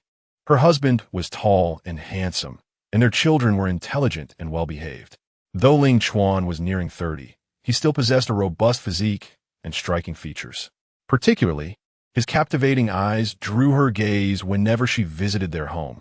She couldn't help but steal glances. He was an excellent cook, refraining from drinking, gambling, or frivolous pursuits. He was, without a doubt, the epitome of her ideal husband. Regrettably, those favored tend to act with impunity, and Song Qiangwei fails to appreciate this. If they were to truly divorce, would she not ponder this? Zhou Wanru could not help but strike her own head in frustration. What was she thinking? That was her best friend's husband. How could she entertain such thoughts? However, men like Ling Chuan, who are as rare as finding a needle in a haystack, are exceedingly scarce. She simply does not possess that fortune. Meanwhile, Song Qiangwei arrived at the Blue Studio, flustered as she entered the office. Upon pushing the door open, she found a woman seated within. To be precise, an unparalleled beauty. Clad in professional attire, with cascading golden waves of hair, her face exuded a cool and penetrating allure. And her enchanting peach blossom eyes glimmered with an aggressive charm, both seductive and beguiling. Her presence was inexpressibly captivating, marked by a striking beauty and a slender, graceful silhouette, embodying all that is desirable. Song Qiangwei had not anticipated that the head of Xingyuan Group would be a woman. Typically, such matters would be delegated to an assistant. Yet she had chosen to come personally, indicating the severity of the situation. Wen Pei lifted her eyelids slightly and cast a disdainful glance in her direction. Song Qiangwei took a seat and respectfully offered a cup of tea. Ms. Wen, may I inquire if we have faltered in any regard? Why the sudden termination of our agreement? She asked, managing a smile. Because you have harmed the man I cherish most, Wen Pei replied with a knowing smile. Chapter 10. From now on, I shall love him, and in the process, love your son as well. Song Qiangwei furrowed her brow, utterly perplexed. What? Ms. Wen's man? I shouldn't be in contact with him, should I? Have you perhaps misunderstood something? Wen Pei let out a scoff, her expression rife with contempt. It appears you are utterly unconcerned about your husband. I cannot fathom how someone so ordinary as you could have him, who has given his all for you, while you fail to value him. Song Qiangwei's complexion darkened. Are you suggesting that you know Ling Chuan? I have known him far longer than you, Wen Pei asserted. In simple terms, they had grown up together, true childhood sweethearts. She had always harbored a secret affection for Ling Chuan, but he regarded her merely as a neighborly little sister. 8 years prior, during their university days, she had confessed her feelings, only to be met with his outright rejection. As he turned to date Song Qiangwei instead, she could not comprehend how, despite her numerous virtues, she had lost to an ordinary Song Qiangwei. News of his estrangement from his family soon followed, and ultimately he married. Thus, she buried her feelings deep within her heart. Are you implying that you two were acquainted long ago? Wen Pei turned her gaze, fixating intently on her. Song Qiangwei, do you truly believe that Xingyuan Company chose to collaborate with you based on merit? Your little studio is hardly worthy of even a toe of our company. As Song Qiangwei beheld her formidable aura, an undercurrent of unease stirred within her. What do you mean? Not only Xingyuan Company, but other collaborations as well were secured through Ling Chuan's private negotiations over drinks with those he once dismissed. Wen Pei had never seen this side of Ling Chuan. For the sake of a woman, he had humbled himself to engage in discussions with small studio owners he had previously looked down upon. He even lowered himself to seek her out, merely to afford his wife's studio an opportunity. How profound must his love be, She was consumed by jealousy, a madness that engulfed her. Song Xiangwei felt unsteady, her head spinning. No wonder when the photography studio first opened, it had been a long time without any significant business. Relying solely on scattered small orders was utterly insufficient. Subsequently, orders from major corporations surged in like a tidal wave. She had thought it was her own abilities that had drawn attention. Little did she know, it was all due to Ling Chuan's tireless efforts behind the scenes. When Pei observed her astonished expression and realized she was completely oblivious to these matters. How ridiculous! Ling Chuan, you are indeed misguided in your affections. Do you not see? The capabilities of your photography studio are truly lacking. Were it not for Ling Chuan's reputation, I would never have considered partnering with you.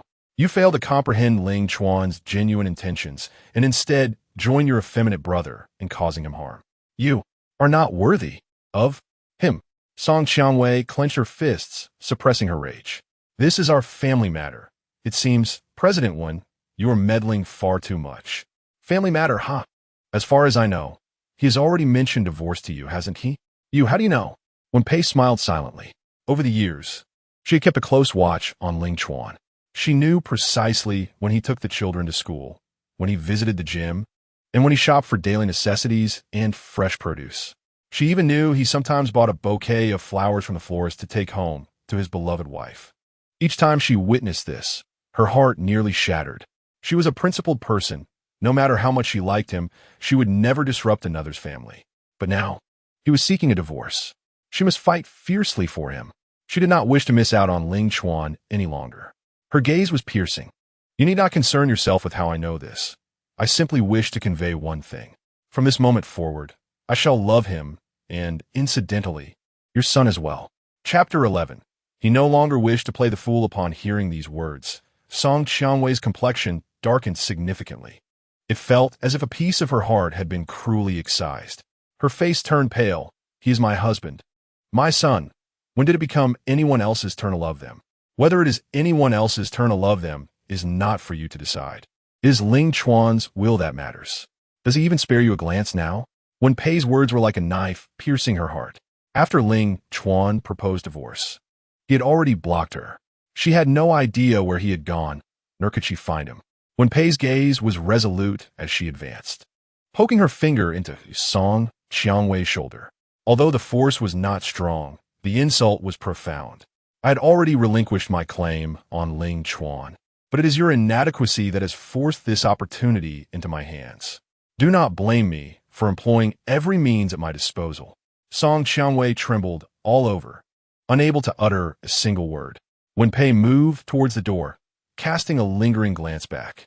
By the way, you will soon discover how miserable your life will be once the utopia Ling Chuan painstakingly built for you collapses.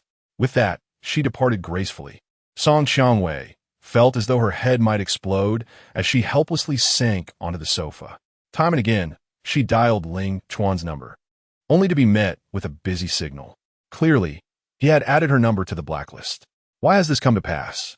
At that moment, the assistant rushed in, flustered. Boss, it's terrible. The heads of 3 companies are here outside. They wish to terminate our contracts. What? Song Xiangwei felt her legs grow weak. How could they all choose the same day to sever ties? It was an overwhelming challenge for her to handle. With no time to wallow in sorrow, she steeled herself and ventured out to manage the situation. Within the negotiation room, the individuals engaged in a fierce battle of wills, each refusing to yield. It seemed that once again, she would be unable to pick up Mian Mian tonight. She stepped outside to call Zhou Wanru. Hello, could you help me pick up Mian Mian from school? I'm utterly swamped. Sister, I have evening classes to teach.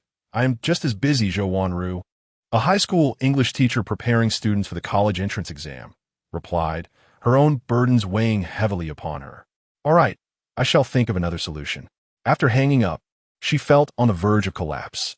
The weight of everything bore down upon her in an instant, leaving her at a loss. Why are you crying here, Wei Wei? Came the voice of Qian Kuan from behind her.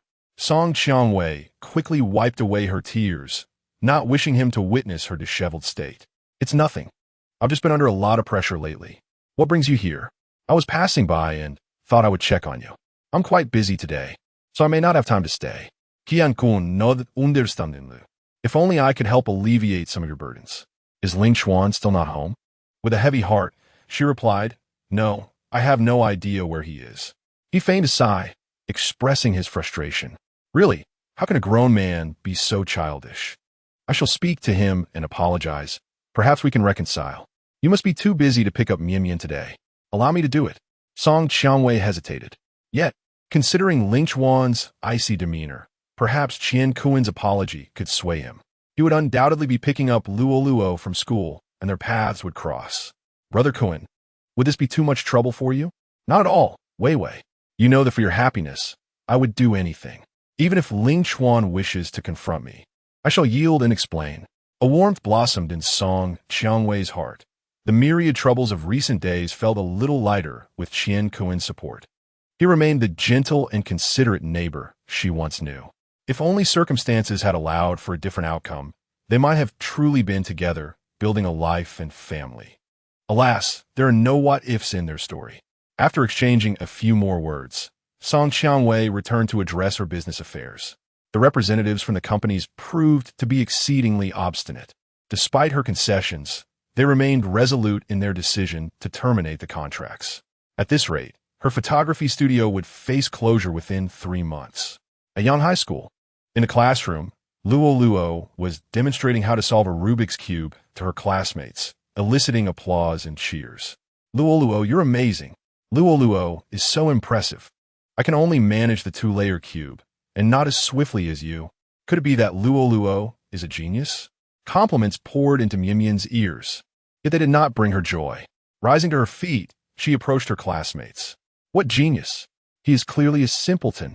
Are you unaware that he scored merely 65 on the last intelligence test? A gasp reverberated among her peers. 65, the lowest score in the entire class. It was no wonder he consistently received zeros in both Chinese and mathematics. Lu Luo lowered his head, silent and dejected. Mian Mian, feeling increasingly triumphant, placed her hands on her hips. No one at home likes him. Even my grandparents disdain him because Lu Luo is nothing but a fool. Laughter erupted among the students. Lu Luo clenched his fists, indignantly retorting. That's nonsense. Grandpa likes me. He has gifts for me. Mian Mian scoffed. You're lying again. We don't even have a grandpa. Grandma said that Dad is just a poor boy without parents. Where did Grandpa come from? I'm not lying. Dad has taken me to see Grandpa tomorrow. If you don't believe me, come along. Mian Mian disdainfully turned her face away. I wouldn't go even if there were a grandpa. He must be a broke old man, just like Dad. Mian Mian, you shouldn't speak that way. Dad will be angry if he hears you. I'll soon have a new dad, one who is 100 times better and richer. Dad is just a big fool and a poor loser, just like you. The surrounding classmates echoed her words, chanting, Lu Luo is a big fool, a poor loser. Big fool, poor loser. Seeing her classmates rallying behind her, Mian Mian snatched the Rubik's Cube from Lu Luo's hands and forcefully hurled it to the ground. That's what you get for playing. Heartbroken, Lu Luo covered his ears and fled outside. He no longer wished to attend classes. The people here did not like him. The small figure secluded himself by the flower bed, wondering if he truly would have a new dad. Mian Mian had previously promised him that as long as he pretended to be foolish, filling out the intelligence test carelessly, and answering the questions wrongly, she would prevent their parents from divorcing and that uncle from becoming their new dad. Mian Mian was a deceitful liar. Tears streamed down Lu Luo's face, his small shoulders shaking. Once he cried enough, his heart began to settle. Since Mian Mian had broken her promise, leading to their parents' divorce, he had nothing left to fear. He would rise. He no longer wished to feign ignorance or be bullied by Mian Mian. Chapter 12. Today will be the best day of your future outside the school gates. Ling Chuan arrived a few minutes early. He needed to take Lu Luo to buy a new outfit, ensuring he would look presentable upon returning home the next day. From a distance, Qian Kuin spotted him. He sauntered over, clearing his throat. What a coincidence. You're here to pick up the child too? Ling Chuan cast a glance at him, wearing an expression of disdain. Qian Kuin proclaimed with arrogance, You no longer need to pick up Mian Mian.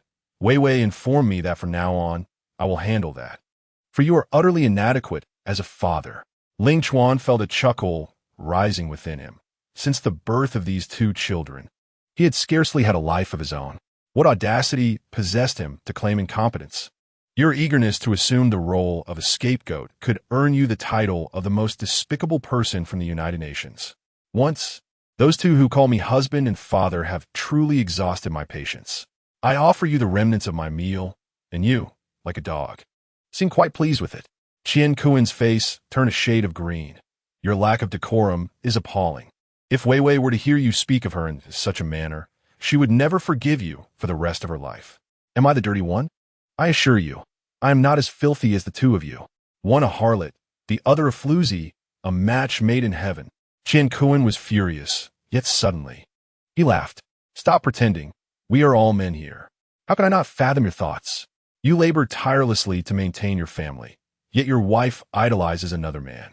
I can only imagine the anguish you feel as your daughter nestles in my embrace, reveling in affection. He awaited the discomfort on Ling Chuan's face, eager to savor his suffering. However, Ling Chuan's expression remained impassive. He scoffed, stating, I cannot say whether I am in pain, but I can assure you that someone will soon experience great suffering. Just as Qian Kuan was about to continue his mockery, a sudden kick struck him in the chest, sending him flying to the ground with a dull thud. He could almost hear the sound of his bones shattering. The pain was excruciating, leaving him to groan on the ground. Ling Chuan gazed down at him with a disdainful look, asking, How does it feel? Are you in pain? I will report you to the police and have you arrested. Qian Kuan retorted. Ling Chuan slowly crouched down, an aura of malevolence engulfing him, his eyes gleaming with a bloodthirsty desire. Remember this, Qian Kuan. Today will be the best day of your life in the days to come. Who are you trying to intimidate? Just then, the school day ended, and Mian and Lu Luo emerged. Upon seeing Qian Kuan sprawled on the ground, Mian rushed over, exclaiming, Uncle Kuan, what happened to you? The moment he spotted Mian, his demeanor shifted entirely. With a pitiful expression, he pleaded, Brother Chuan, I truly came to apologize. Please do not be angry. I will not disrupt your family. I promise to never appear before Wei Wei and Mian again. Mian, upon hearing this, puffed up her cheeks in anger. This must surely be her father's doing. Why must he resort to violence once more? It is utterly outrageous. She pushed Ling Chuan away with all her might, shouting, Get away. I hate Daddy. You're a big bad guy. Qian Kuan looked on with a smug expression, his eyes brimming with provocation. His demeanor radiated the confidence of a victor. How does it feel, Ling Chuan, to have your beloved daughter standing up for another man? It must be quite disheartening indeed. Ling Chuan shoved Mian to the ground with one hand, coldly uttering, Get lost. She is no longer his daughter. He has lost that title. Mian sat on the ground, gazing up at him on the verge of tears. How could her father tell her to go away? Throughout her life, he had never uttered such words to her, regardless of her mischief. Now, he spoke to her in such a manner. I hate Daddy. If you hit Uncle Kuan again, Mama and I will never want you anymore.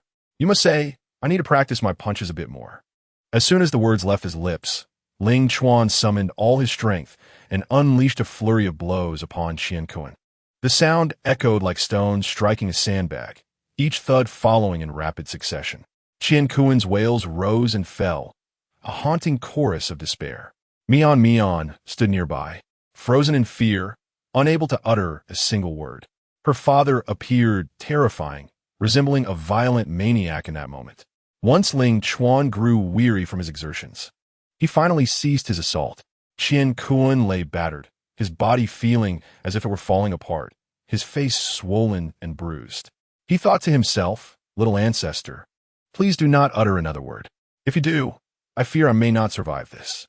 Ling Chuan rose, taking a breath before casting a cold glance at Mian. Devoid of any emotion, Go back and inform your mother. If she refuses to sign, we shall meet in court.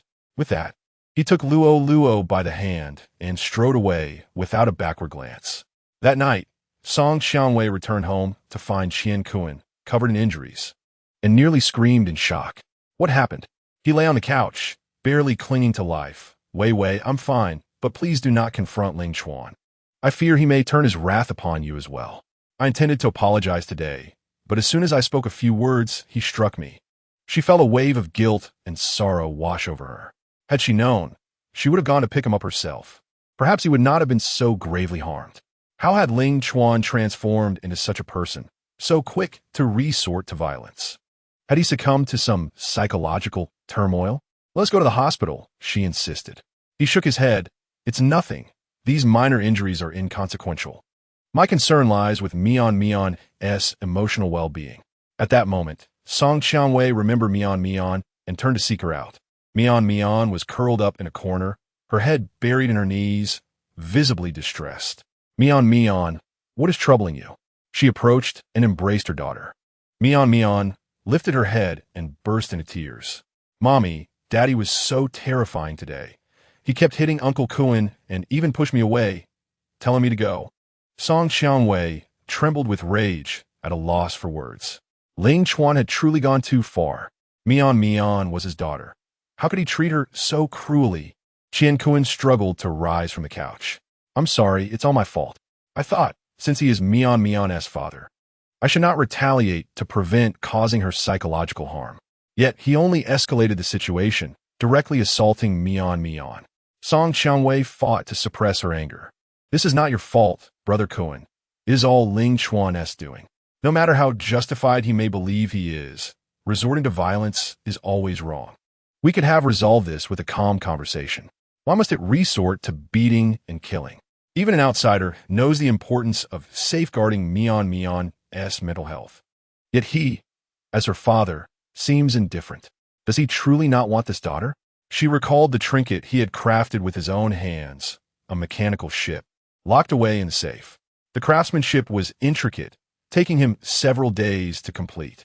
He had said that whenever conflicts arose, holding onto this artifact would remind him of the love he had for her. Everything could be forgiven. Tomorrow, she resolved, she would personally pick up Mion and have a thorough discussion with Ling Chuan. I cannot fathom that upon seeing me, he would still exhibit such indifference. Chapter 13. Perhaps it is best to let go, for you are unworthy of Ling Ge. In the afternoon, Ling Chuan arrived punctually at the school gate to collect Lu Luo, intending to return to the ancestral home for dinner. He envisioned a myriad of scenarios for the old man meeting his grandson, which made him chuckle. God of wealth. A sweet voice resonated behind him. Ling Chuan turned around to find a fair-skinned girl standing there. She possessed a delicate oval face adorned with a pair of sparkling, large eyes.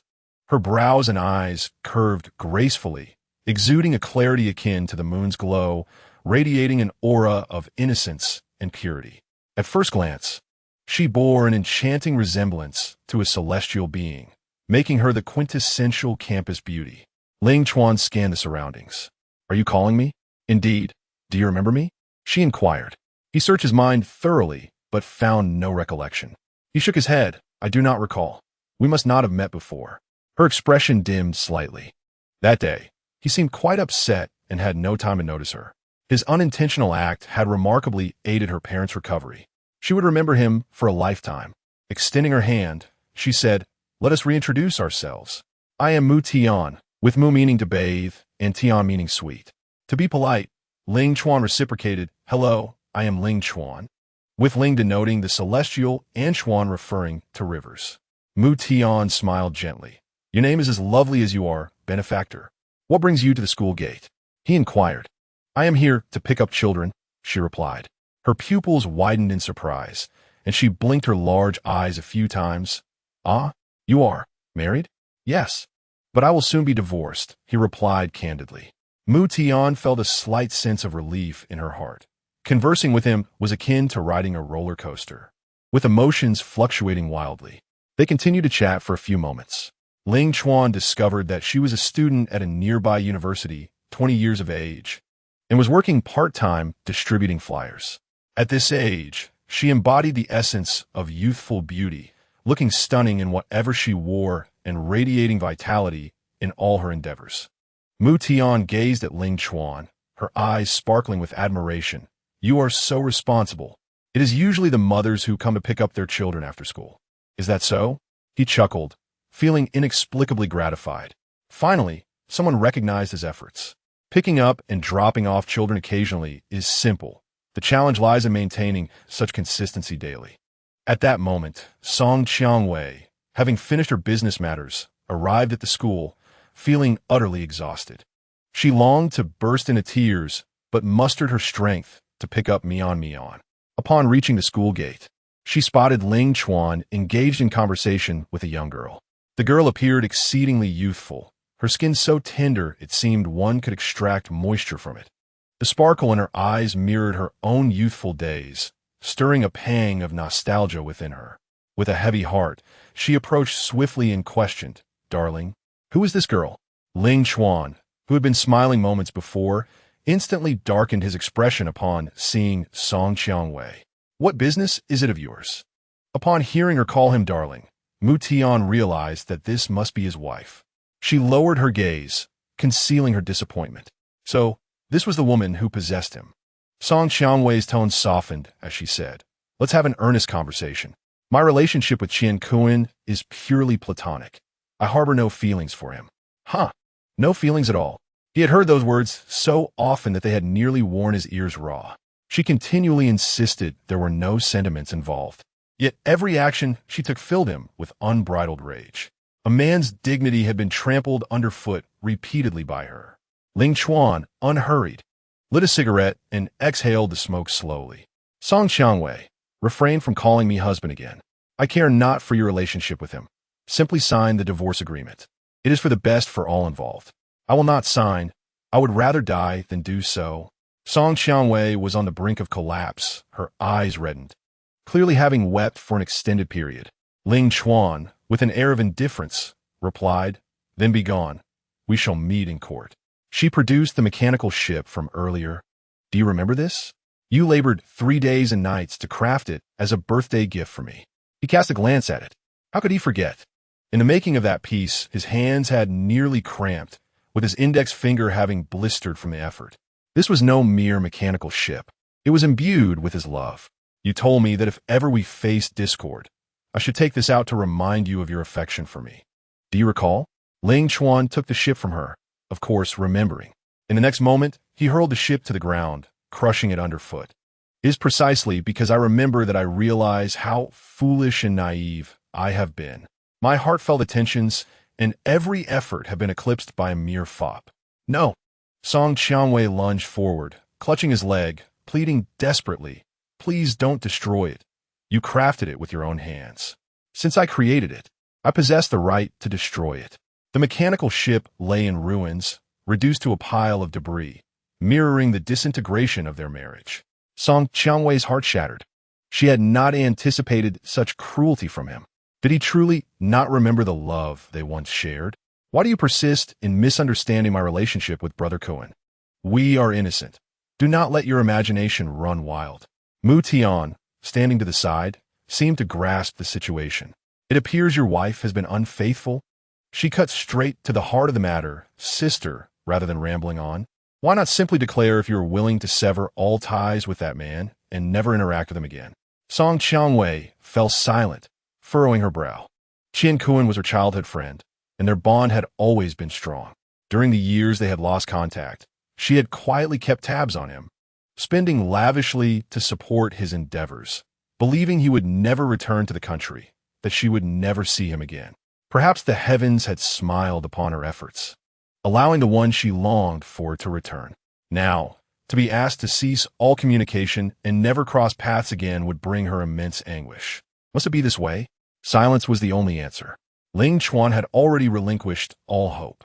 Mu Tian sighed, "Sister, as a woman, I understand your thoughts. If you wish to straddle 2 boats, you shall meet a dire fate.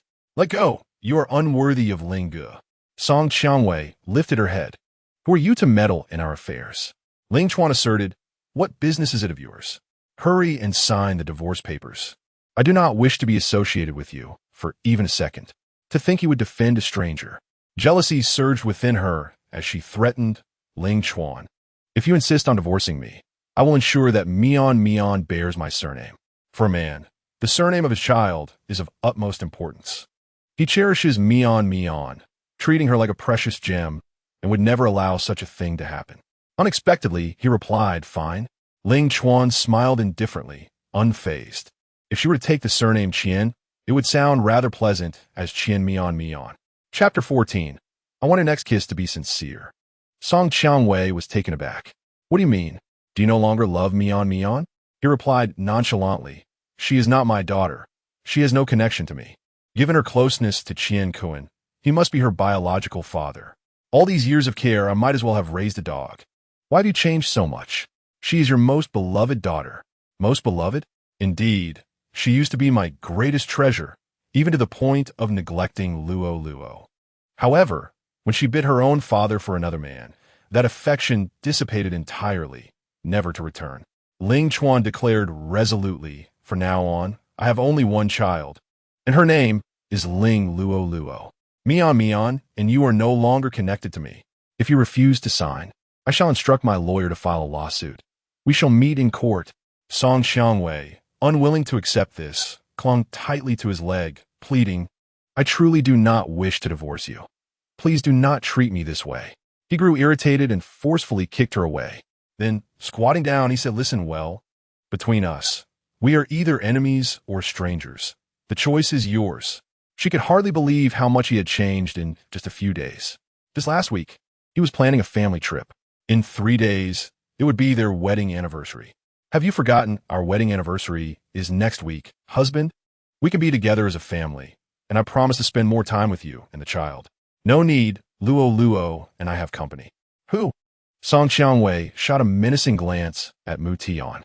You cannot be suggesting that your reason for wanting a divorce is because of this woman? Ling Chuan, unwilling to prolong the conversation, embraced Mu Tian and planted a kiss on her cheek. You guessed correctly. She is younger and more beautiful than you. And we are together now. Mu Tian froze as if electrified, her heart racing as she touched the warmth lingering on her cheek. Watching the two embrace, a torrent of unfamiliar emotions surged within Song Qiangwei. In an instant, jealousy, regret, and remorse intertwined, forming a suffocating web around her. Her face paled, lips trembling. Do you truly no longer love me?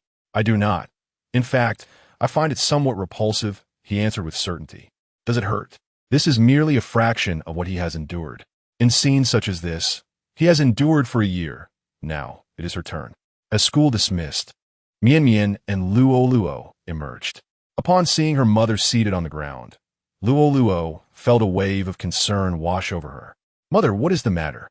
Mian Mian dashed forward, and Song Qiangwei enveloped her in a warm embrace, completely overlooking Lu Luo. Feeling a pang of disappointment, Lu Luo wondered why her mother consistently overlooked her. Mian Mian noticed the dust on her skirt, undoubtedly a result of their father's antics. Did he derive joy from tormenting them all? Unable to contain herself, she clenched her tiny fists tightly. Then, she shouted, You are no longer my father. Uncle Kuan is my father. He would never treat mother like this. Mother is happiest when she is with him. Though she was small, she could sense that her mother radiated joy only in Uncle Kuan's presence. Song Qiangwei's expression shifted dramatically as she swiftly covered Mian Mian's mouth. What are you saying, Mian Mian? The innocent words of a child are often the most truthful. Ling Chuan let out a cold laugh. Let it be so. I hereby declare that from this moment forth, Ling Mian Mian shall have no ties with our Ling family. She shall inherit not a single penny. Mian Mian, indignant, pushed aside Song Qiangwei's hand and placed her hands on her hips. Grandma said the Ling family is nothing but a bunch of penniless fools. I do not care. Intrigued, Ling Chuan pressed on. Oh, what else did your grandmother say? Grandma also said that when Uncle Kuan becomes a top-tier star, our family will live in luxury, and then we will chase you out.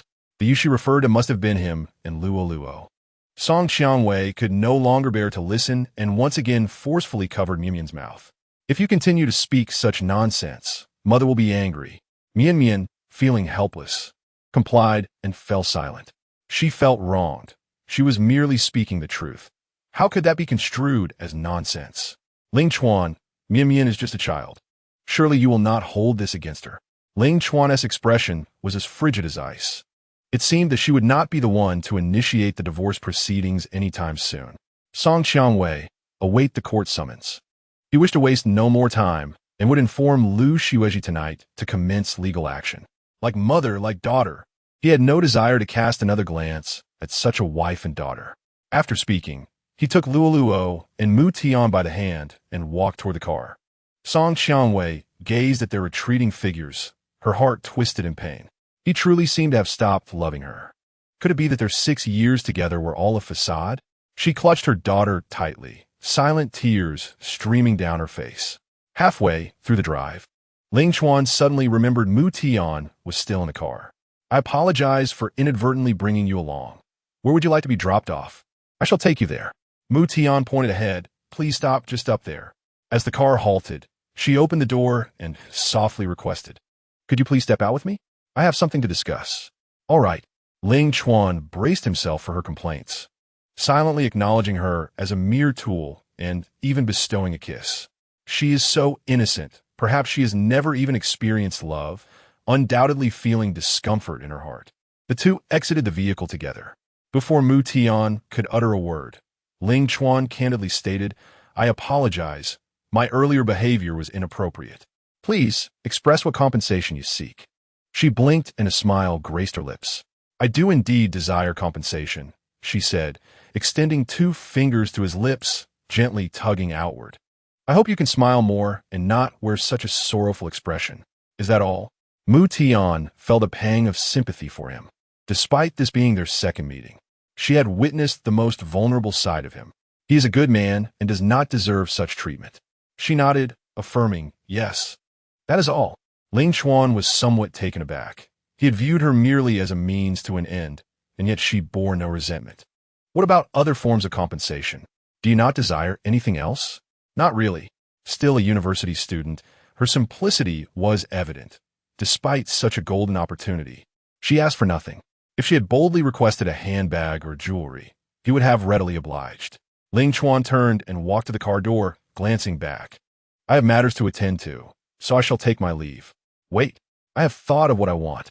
He instantly felt a wave of self-deprecation. It seemed women were all rather similar. What is it? Mu Tian trotted to stand before him, rising on her tiptoes and planting a gentle kiss on his right cheek. Her face flushed, resembling a ripe peach. I wish for your next kiss to be sincere and heartfelt. Chapter 15. I have returned to claim my inheritance with that. Mu Tian shyly dashed away. Ling Chuan stood in a daze for a few seconds before calmly entering his car. Lu Luo was engrossed in a cartoon on her phone, thankfully having missed the earlier scene. Otherwise, he would have been at a loss for words. Dad, are you going to grandfather's house now? Lu Luo inquired, looking up. Yes. Are you happy? I'm very happy.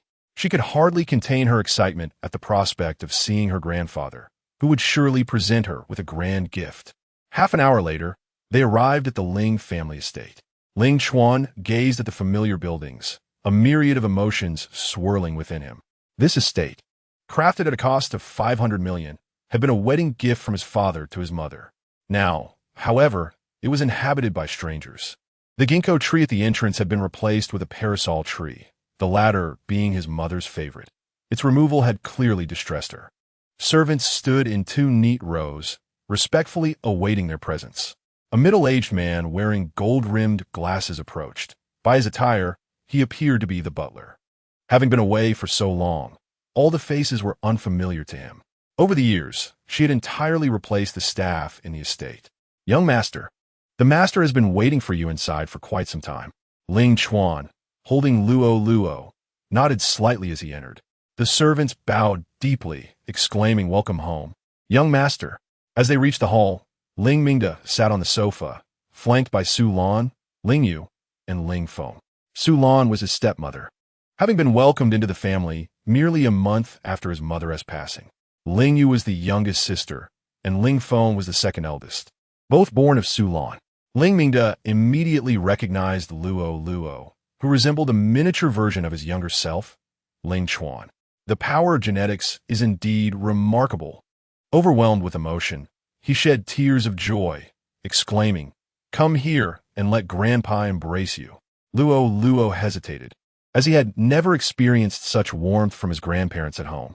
The unfamiliarity made him feel uneasy. Ling Chuan whispered encouragement in his ear. "That's Grandpa. He adores you. Go on, let him hold you." With newfound confidence, Lu Luo dashed forward, arms wide open, calling out, "Grandpa! Oh my dear grandson, how well-behaved you are. You look so clever, Ling Mingda exclaimed, lifting him up. Though his waist protested momentarily, he dismissed the pain. His fondness for Lu Luo was palpable, far exceeding the fondness he had for Ling Chuan during his childhood. Su Lan's gaze held a flicker of something peculiar before she smiled broadly. Xiao Chuan, you're finally back. Over the years, your father, along with your younger siblings, has missed you dearly. As her words faded, Ling Yu rushed over, tightly hugging Ling Chuan around the waist. Dressed in a delightful pink frock, her long, straight black hair cascaded over her shoulders, her fair skin delicate, with a petite, exquisite nose and rosy lips reminiscent of blooming peach blossoms. Tears welled in her eyes as she softly sobbed. Brother, you've finally come home. You have no idea how much I missed you. Ling Chuan felt uncomfortable with her softness, gently prying her arms away. Although she had often clung to him as a child, they had all grown up now, and such behavior felt inappropriate. Ling Feng observed from the side, a twinge of jealousy stirring within him. This Ling Yu had never shown him such enthusiasm. Despite spending more time together, why was she closer to Ling Chuan? Approaching with a forced smile, Ling Feng said, Brother, you're back. We've arranged a welcome banquet for you. Ling Chuan replied nonchalantly. Ling Mingda, still cradling Luo, turned to him and asked, Why haven't you visited in so long? Do you no longer wish to call me father? After a brief silence, Ling Chuan finally uttered Dad. Ling Mingda's expression brightened, his eyes glistening with emotion as he patted Ling Chuan's shoulder. There's no grudge between father and son. Is there? You should move back soon. It would be great to have your help with the business. In recent years, he suspected that Ling Chuan had not been happy with that woman. Otherwise, he would not have so readily agreed to return. Ling Chuan nodded, All right, I will move back in a few days. He still needed to sort out his divorce, and it was time to put an end to that wild dog, Qianquan. Upon hearing this, Ling Feng felt an immediate tension arise. Quickly shifting the subject, he suggested, Dad, brother has just returned home. Let us not discuss work right now. Let us sit down and chat as a family. Su Lan joined in, playfully engaging with Luo, her demeanor warm and kind. Oh, this little one is simply delightful. He has such well-defined features, just like Xiao Chuan. To Ling Mingda, Luo was a mirror reflecting Ling Chuan's childhood, evoking a sense of nostalgia as he recalled how Ling Chuan had once snuggled in his embrace. It is unclear when the bond between father and son began to wane significantly. Perhaps it commenced after his mother's demise, or when he welcomed Su Lan into their home. However, at that time, Su Lan was already 3 months pregnant, leaving him with no alternative. He could not allow the lineage of the Ling family to be lost. Ling Yu grasped Ling Chuan's arm, playfully imploring, Brother, may I sit beside you later? I need to look after Luo, and it might be a bit inconvenient. This was, in essence, a rejection. Upon his return, he wished to sever all ties with the Su family. It's all right. Ling Yu approached, took Luo into her arms, and planted a kiss on his cheek. I am his aunt, and I will take good care of him. Luo, upon receiving Ling Yu's affection, felt his little face flush with shyness. At home, he had never experienced the warmth of a female elderess love. Isn't that right, little Luo? I truly adore you. Luo obediently called out aunt in a soft, endearing tone. Ling Yu's heart swelled with affection. After all, he was her child, utterly charming. Suddenly, Ling Mingda recalled something.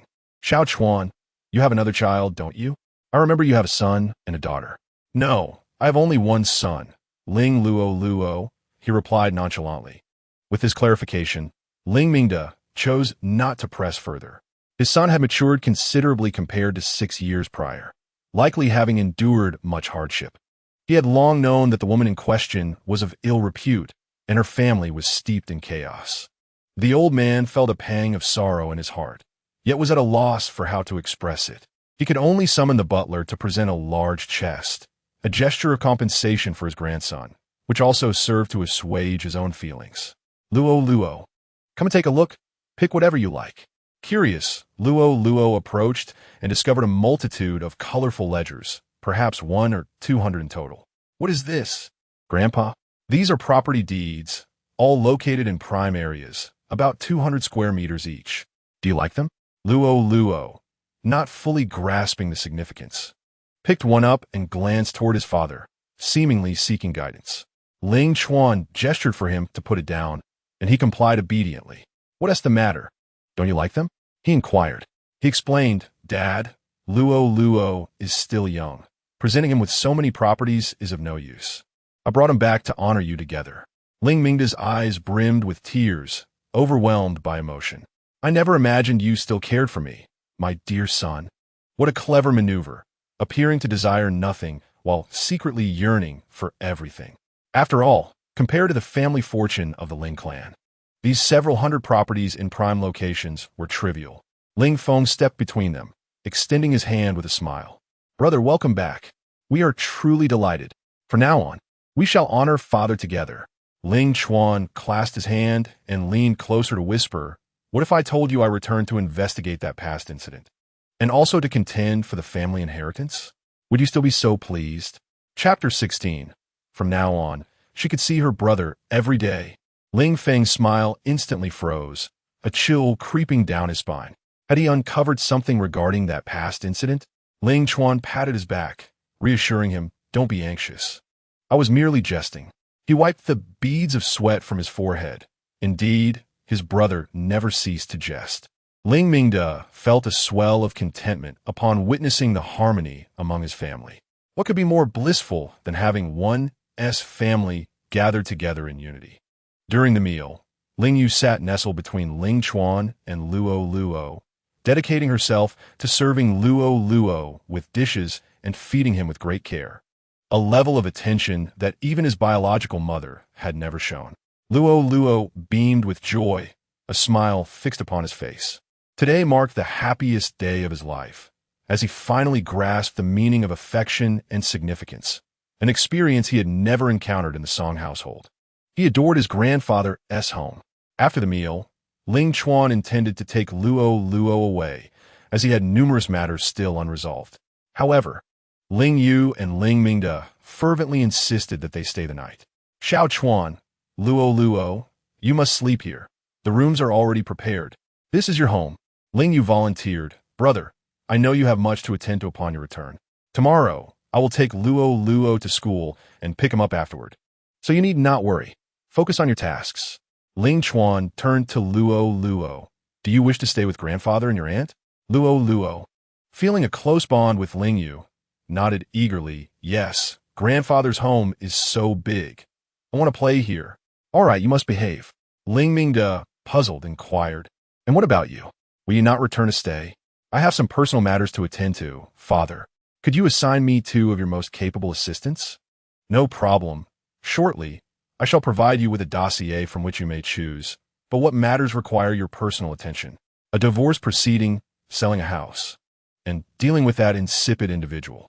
I do not wish to grant him even a fraction of what he deserves." Ling Mingda had already surmised the situation and fully supported his son's decisions.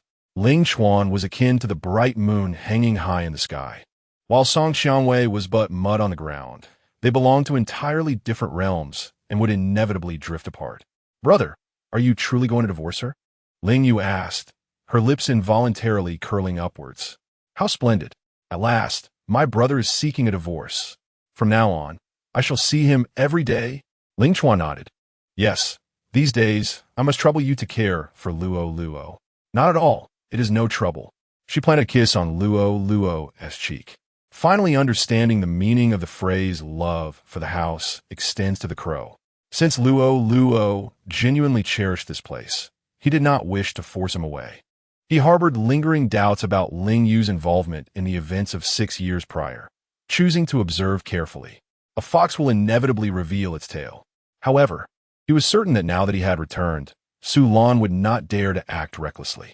To create trouble at this juncture would be tantamount to self-exposure. She was not so foolish. After conversing for a while, Ling Chuan departed, driving away. Song Xiangwei, leading Mian home, felt utterly exhausted. Could it be that Ling Chuan truly had entangled himself with that woman? On what grounds? If he sought a divorce on such pretenses, she would not relent. Qian Kun reclined on the sofa, taking a moment to recuperate. The injuries he sustained yesterday were rather severe, prompting him to spend the night in the guest room. Having just returned to the country, his footing was precarious, residing in a rented apartment. One could hardly expect comfort in such a large flat. Even a dog would know how to choose better, wouldn't he? Upon hearing the sound of the door opening, he hastily discarded the sunflower seed shells in his hand and began to groan. "Oh dear, it hurts." Song Qiangwei approached him, her face etched with concern. "Is it still painful? Perhaps we should go to the hospital?" "There's no need for such trouble. I just need to lie down for a few more days. I'm not the type to be overly delicate. If he were to receive treatment at the hospital, how would he continue to stay here?" Qian walked over, ever so obedient. "Uncle Kuan, look at this paper crane I folded in class. It's for you." "Thank you, Qian. You are truly wonderful." He accepted it without even glancing at it, casually placing it on the table beside him. Observing this action, Song Qiangwei cast her gaze upon the framed artwork hanging on the wall, her heart heavy with an unsettling feeling. It was Qian's first drawing, crooked and unrefined.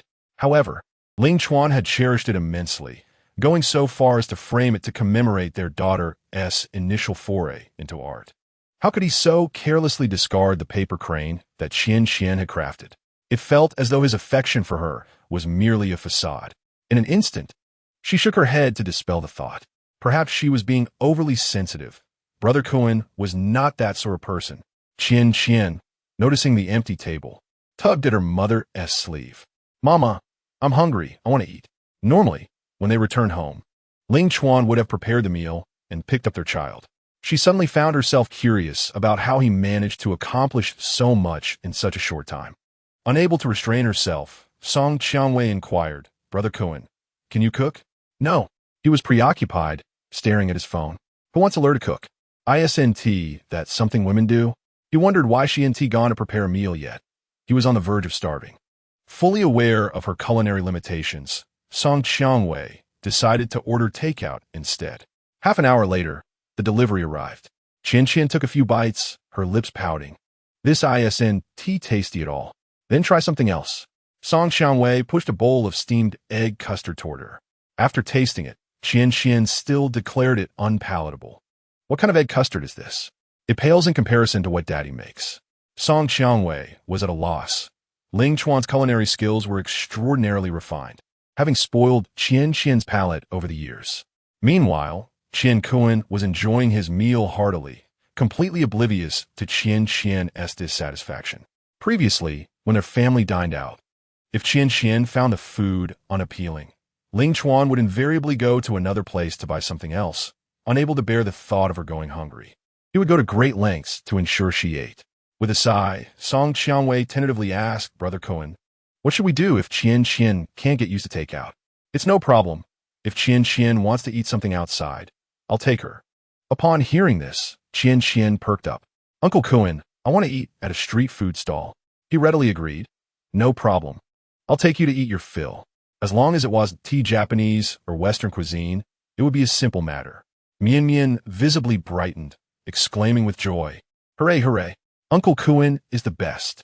Usually, her father forbade her from indulging in street food, claiming it was too unsanitary. Thus, each time she passed by, her mouth watered at the sight. But Uncle Kuan was different.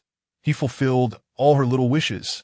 Observing her daughter's delight, Song Qiangwei couldn't help but chastise herself. She had overthought things. Brother Kuan had taken her out for a meal, clearly fond of Mian. Chapter 17. Were they not simply being foolish? Halfway through the meal, a call came in from the company. There were numerous contracts to terminate in these few days, leaving Song Qiangwei frazzled. Kuan noticed her distress and said, "You go ahead and take care of your matters. I will keep an eye on the house, and I can drop Mian off at school." "Brother Kuan, truly, I don't know how to thank you," she replied, her eyes brimming with tears, overwhelmed with gratitude. Who would have thought that in her time of need, it would be Brother Kuan extending a helping hand? "It's merely a small matter. Do what you need to do," he reassured her. "All right." Song Qiangwei gathered her belongings and hurried off to the company. After the meal, Mian tugged at Kuan, leading him to a street filled with snacks, where various treats were on display. The aroma of stinky tofu and odin wafted through the air. Mian's excitement soared. Her father typically forbade her from visiting the snack street. Today, she intended to indulge. Along the way, she pointed eagerly, I want this. I want that, Uncle Cohen, and I want this too. All right, let us buy. Before long, they had amassed a considerable haul. Mian Mian stuffed her mouth with a grilled sausage while each hand clutched a skewer of grilled squid. So delicious. I never knew street food could be this good. My father only buys me bland things like strawberries, beef, and salmon. P.S. Such a miser. Uncle Cohen was different. He bought her whatever she desired. As he surveyed the assortment, Qian Cohen realized he had spent a staggering 200 yuan. His heart ached at the expense. How had street food become so costly? With that amount, he could have filled his gas tank. Mian Mian savored her food, her face glistening with oil, utterly content. Uncle Cohen, will you bring me here to eat again next time? He hesitated for a moment, but then readily agreed. Of course. Mian Mian joyfully embraced him, declaring, Uncle Cohen, you are the best. I like you. He forced a smile, pondering, what good is it that you like me? It is your mother's affection that truly matters. Upon returning, he could distinctly sense that Song Qiangwei's thoughts were not entirely centered on him. After so many years apart, some distance between them was to be expected. He was confident he could bridge that gap, ensuring her photography studio would yield him boundless profits. Once home, Qian Cohen sprawled on the sofa without removing his shoes, leaving numerous footprints on the floor. When Ling Chuan was home, he had been fastidious about cleanliness, always ensuring the floors were spotless. Mian Mian frowned and brought over a pair of slippers. Uncle Cohen, please change your shoes. Only then did Qian Cohen sit up, ruffling her hair. Good girl. Help Uncle take off his shoes. Mian Mian possesses a hint of obsessive cleanliness, yet the thought of relishing delicious food in the future leads her to compromise. She kneels down earnestly to assist him in removing his shoes. Qian Cohen, reclining with his hands behind his head, exudes a sense of pride. One wonders how Ling Chuan would react upon witnessing this scene. His cherished daughter, who he cradles in his palms, is now assisting another man in shedding his footwear. Surely, he would be incensed. How delightful that would be. Mian Mian's delicate hands deftly removed Qian Cohen's shoes and placed them neatly in the shoe cabinet. With a chime, the front door swings open. Upon seeing someone, Mian Mian politely greets Aunt Wanru. Zhou Wanru, a close friend of Song Qiangwei, had even recorded her fingerprint when the smart lock was installed. Today, she dons a charming canary yellow dress, having just finished work, and her black-rimmed glasses lend her an air of sophistication. With a figure that boasts enviable curves, her demeanor is graceful and poised. She furrows her brow. Why does Mian Mian hold a pair of men's shoes? Mian Mian, what are you doing? Where's your mother? I'm helping Uncle Cohen change his shoes. My mother has gone to the company. Changing shoes? Zhou Wanru's expression is one of astonishment. The girl is merely 6 years old, accustomed to being treated like a little princess by Ling Chuan in the comfort of her home. Now, she's assisting someone else. Upon hearing the conversation, Qian Cohen immediately stands up, greeting her hello. At a mere glance, his eyes widen in surprise. This woman is strikingly beautiful. When did Song Qiangwei acquire such an exquisite friend? Zhou Wanru feigns a smile and presents a bag of fresh lychees. These are from Annie. Remember to share them with your mother. Okay. Mian Mian accepts the bag with a sweet smile. Thank you, Annie. Qian Cohen, brimming with enthusiasm, beckons. You must be Wei Wei's friend. Come in and stay for a while. Not today. I need to prepare for my lessons, Zhou Wanru replies, closing the door behind her without a backward glance. Once home, her anger simmers as she reflects. How could Song Qiangwei allow that man to live in their home? It's no wonder Ling Chuan has stopped returning. Their actions are utterly excessive. And what of Mian Mian, who is usually so delicate, requiring Ling Chuan's support to navigate even a small puddle? Now, she is helping a man with no blood relation to her remove his shoes, stirring a sense of pity for Ling Chuan within Zhou Wanru. Earlier, she had also noticed a scattering of takeout boxes. When Ling Chuan was at home, had they ever resorted to takeout? This was nothing short of self-degradation. Zhou Wanru shakes her head in disbelief. Song Qiangwei, Mian Mian, you will inevitably come to regret this. By the time you realize your folly, it may be too late. After playing in the living room for a while, Mian Mian suddenly recalls an unfinished craft project. The deadline for submission is next week, and the first prize is a castle Lego set. She retrieves the half-finished clay project. Uncle Cohen, could you help me finish this clay work? I need it for the competition. Previously, her father had assisted her, and she always emerged victorious. Qian Kuan glances over, thinking it merely a mound of clay. How could it possibly qualify for a competition? As he takes it, he inadvertently knocks off a portion that was already completed. Mian Mian's expression darkens instantly. That was something I painstakingly made with Dad. I will simply paste it for you. Qian Kuan, clumsy and awkward, struggled to restore the original state. Mian Mian burst into tears, exclaiming, "What should I do? The assignment is due next week." She had always secured first place in every handicraft competition, and failing to do so this time would be utterly embarrassing. Upon hearing the child's cries, Qian Kuan felt a wave of frustration wash over him, but he maintained his composure. "Do not fret, my dear. Uncle knows many people and will surely help you with this clay project. Soon, you shall be the brightest star in the entire school." Gradually, Mian Mian ceased her sobbing. "Really? You will make the most beautiful clay creation for me?" "Indeed. I promise you. Uncle Kuan is the best." She was determined not to lose to Lu Luo. The thought of her handicraft being inferior to Lu Luo's was unbearable. "Go on and play. Uncle will handle this." Obediently, Mian Mian began to play with her building blocks. Qian Kuan took a photo of the clay and sent it to his assistant. "Can you handle this elementary school clay project?" The assistant, overwhelmed with work, was struggling to find good resources upon returning to the country and was engrossed in negotiations with the big boss. If Qian Kuan was not anxious, why was he suddenly dabbling in clay? "I cannot. You must learn. You have 3 days to perfect this clay project, or your salary will be docked." Chapter 18. The extended Rolls-Royce Phantom cannot compete with a Benz? The female assistant seethed with anger, earning a mere 3,000 a month. She felt like a servant with no acknowledgement for her efforts, and now he wanted her to mold clay as well. Did he truly believe that associating with wealthy women would ensure a worry-free life? "I quit. I absolutely quit." The female assistant replied, "Fine, I will come to pick it up shortly." Qian Kuan closed the screen with a satisfied expression. Such trivial matters could only capture the attention of Ling Chuan. His noble hands were far too refined for such tasks. It was laughable. The next day, Qian Kuan set his alarm and arose to take Mian Mian to school. He yawned repeatedly, thinking, "Damn, waking up so early just to send a child to school is a gross underutilization of my talents." "Mian Mian, time to get up." He called from the bedroom door. Mian Mian rubbed her sleepy eyes and sat up, saying, "Help me get dressed." After a while, no one responded. She realized her father was no longer home, and no one would assist her in dressing. Thus, she had to manage on her own.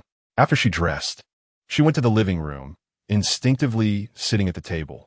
Once Qian Kuan finished his morning routine and stepped out, he said, "Let us go. I'll take you to school." "What about breakfast?" she asked. "I cannot cook. We will eat on the way." He was not her nanny. Why should he wake up early to prepare breakfast? Mian Mian was delighted to hear they could eat out again. "Great. I want fried dough sticks." Upon arriving at the garage, Mian Mian exclaimed as she saw the second-hand Mercedes. "Wow, Uncle Kuan, your car is so beautiful. 100 times better than my father's electric vehicle. Your father drives a brand called Coarse Grain. It cannot compare to this. Uncle Kuan is truly impressive." Mian Mian felt content, knowing that Uncle Kuan, with his wealth, would indulge all her little whims. She genuinely wished her parents would divorce, allowing Uncle Kuan to take her father's place.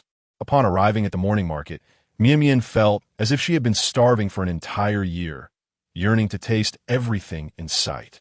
Before long, her belly was round and full, exclaiming, "I'm so full, Uncle Kuan, let us go."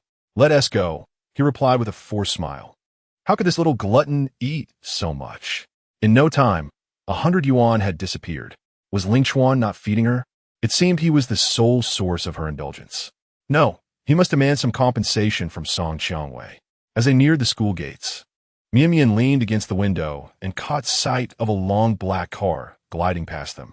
She had never seen anything like it and couldn't help but exclaim, "Wow, what kind of car is that? I've never seen it before." Qian Kuan glanced over and was equally astonished. It was a long Rolls-Royce Phantom, a limited edition worth 1.5 billion. He couldn't resist slapping the steering wheel, wondering which wealthy heir was attending school here. He despised the rich. To save face, he had to deceive the child, claiming it was just an ordinary vehicle, inferior to his own. I knew Uncle Kuan's car is the best. Upon reaching the school gate, Mian got out just in time to see Lu Luo stepping out of the very same long car. With a sense of superiority, Mian boasted, Luo. Guess whose car I arrived in today? Luo immediately spotted Qian Kuan in the driver's seat, engrossed in a phone call regarding debts, oblivious to their conversation. Suppressing her anger, Luo warned, Mian, if you keep this up, Daddy will really abandon you. I couldn't care less about Daddy.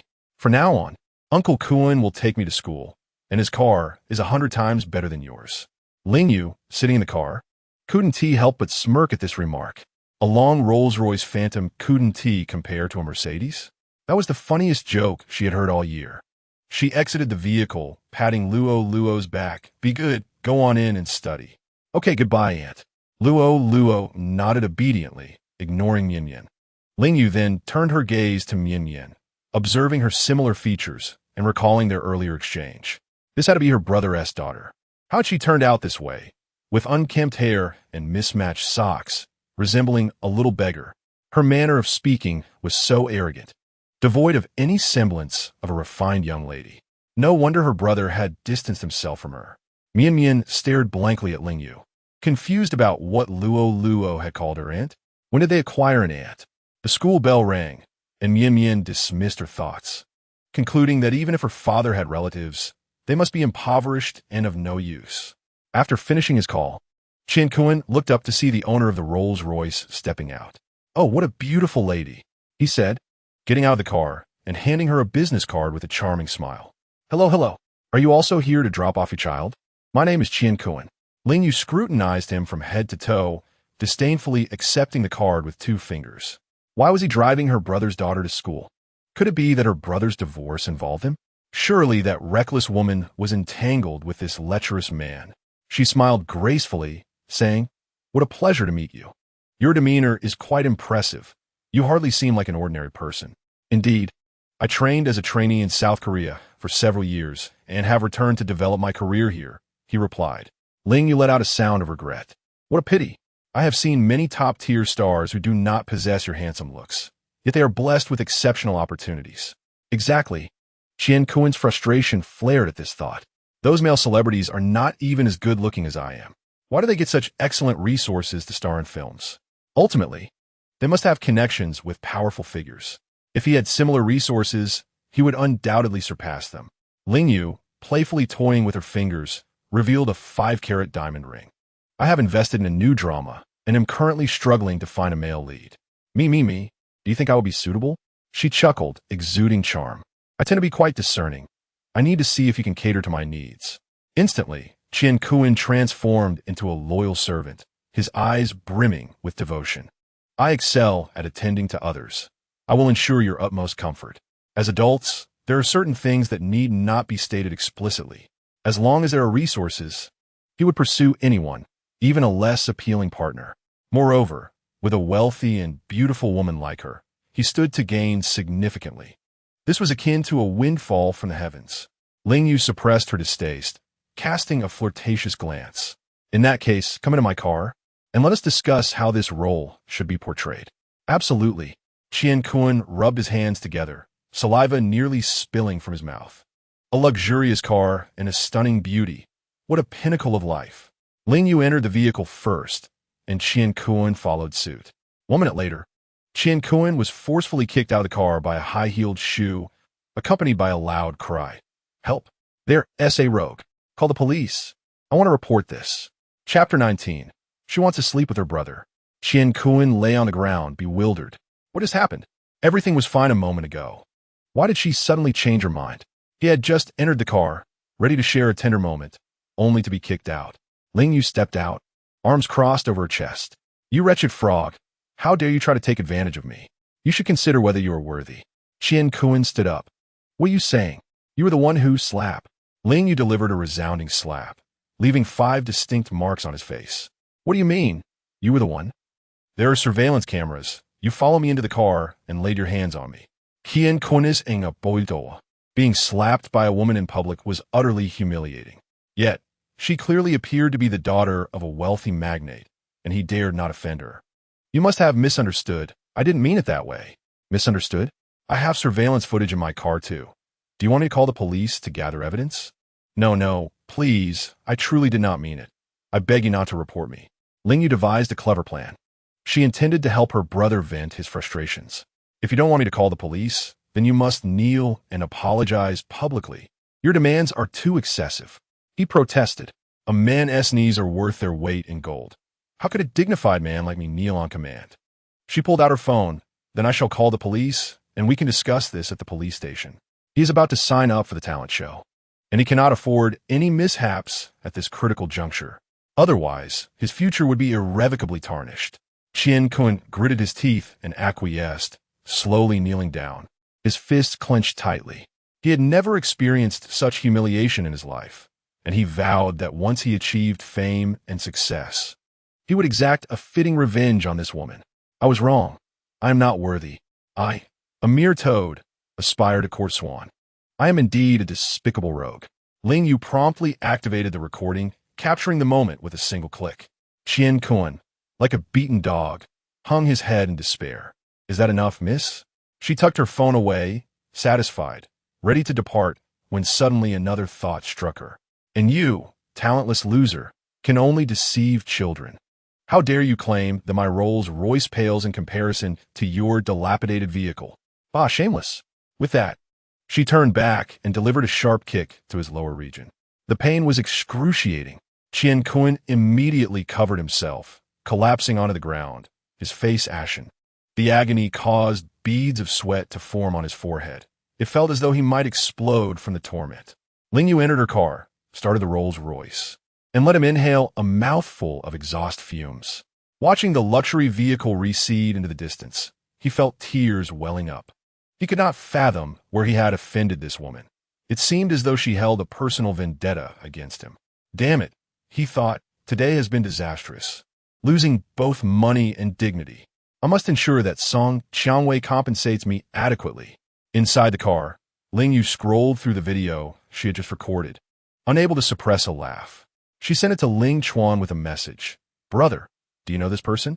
Ling Chuan, busy reviewing documents from his assistant, glanced at the video and smirked. Did you run into him while dropping Lu Luo off at school? Yes, brother. I gave him a good taste of retribution. How will you reward me? What reward do you desire? I want you to come back tomorrow and keep me company. Ling Yu pondered for a moment, then sent a cute emoji with a kiss. Ling Chuan glanced at it, noting how clingy his sister still was. All right. Upon receiving his reply, Ling Yu was nearly elated enough to bounce in her seat. This was splendid. She longed to cuddle with her brother while sleeping, just like when they were children. Meanwhile, Ling Chuan sat at his desk, perusing the materials returned by his assistant. Among them was a prominent photograph of Chen Kun. Chen Kun, male, 28 years old, 172 centimeters tall, weighing 120 pounds, had previously resided in Korea. However, these details were not the crux of the matter. The pivotal information was that he had been arrested 3 years ago for drug offenses. After serving 2 years in prison, he returned home, having been involved with a 50-year-old wealthy woman who had subsequently cast him aside, leaving him to return in disgrace. Such scandalous revelations were like a gift from the heavens. Ling Chuan felt a sinister delight spread through him as he absorbed the information. Chen Kun, I have foretold that day will mark the peak of your future misfortunes. The rotten fruit shall inevitably fall from a tree. Ding dong. The doorbell rang. Ling Chuan opened the door to find Lu Luo standing there. She was dressed in her law firm-esque attire, appearing considerably more mature than usual. A fine sheen of sweat glistened on her alabaster forehead, and she emanated the fresh scent of gardenias. She let out a soft gasp, presenting the litigation she had drafted for his review.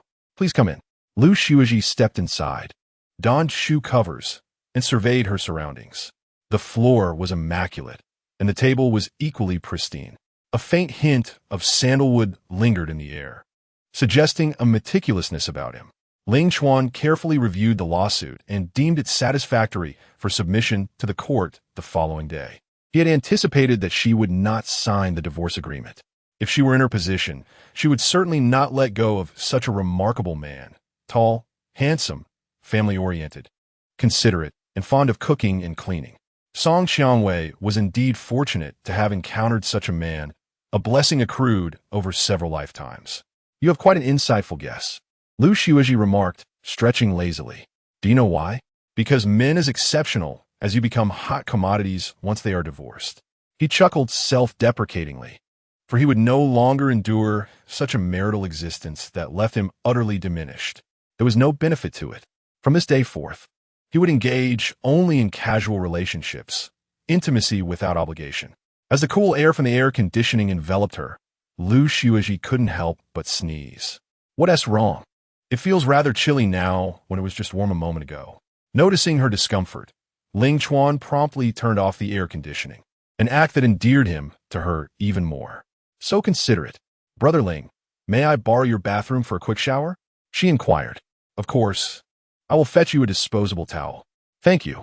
With the towel in hand, Lu Luo entered the bathroom and began to undress. Soon the sound of running water filled the air. The sound distracted him slightly. He approached the window, lit a cigarette, and gazed at the bustling traffic outside. Tomorrow marked the third day. He would be returning to reclaim the property. Regardless of their readiness, they would all have to vacate. Suddenly, a loud crash echoed from the bathroom. What happened? He extinguished his cigarette and rushed to the bathroom door. Lu Luo, are you all right? Silence ensued from within, raising alarm. Without a second thought, he burst inside, only to find the steamy bathroom filled with mist. Lu Luo, her fair skin glistening, had fainted in the bathtub. He swiftly lifted her, using the towel to cover her modesty. Do not look where you shouldn't tea. As she gradually regained consciousness, a flush crept across Lu Luo's face. Brother Ling, how had she found herself in his arms? Was this merely a dream? A beautiful dream indeed. She clung tightly to his neck, tilting her head to plant a kiss upon his chin. So soft, so fragrant. Chapter 20. There is nothing that cannot be resolved with a strike. If one blow fails, two shall suffice. This was Ling Chuan's initial impression. He laid Lu Luo gently on the bed, feeling her forehead. A bit warm. Perhaps the heat outside, followed by the cold air conditioning, had led to her catching a cold. Previously, when their children frequently fell ill, he had stocked up on an abundance of medicine at home. Now it would prove useful. At the blue-themed photography studio, Song Xiangwei was at her wit's end. Within a mere 3 days, 10 companies had already terminated their collaborations with them. The assistant knocked and entered, presenting 3 resignation letters. Boss Song, these individuals wish to resign. What? Song Xiangwei took the letters, a surge of anger igniting within her.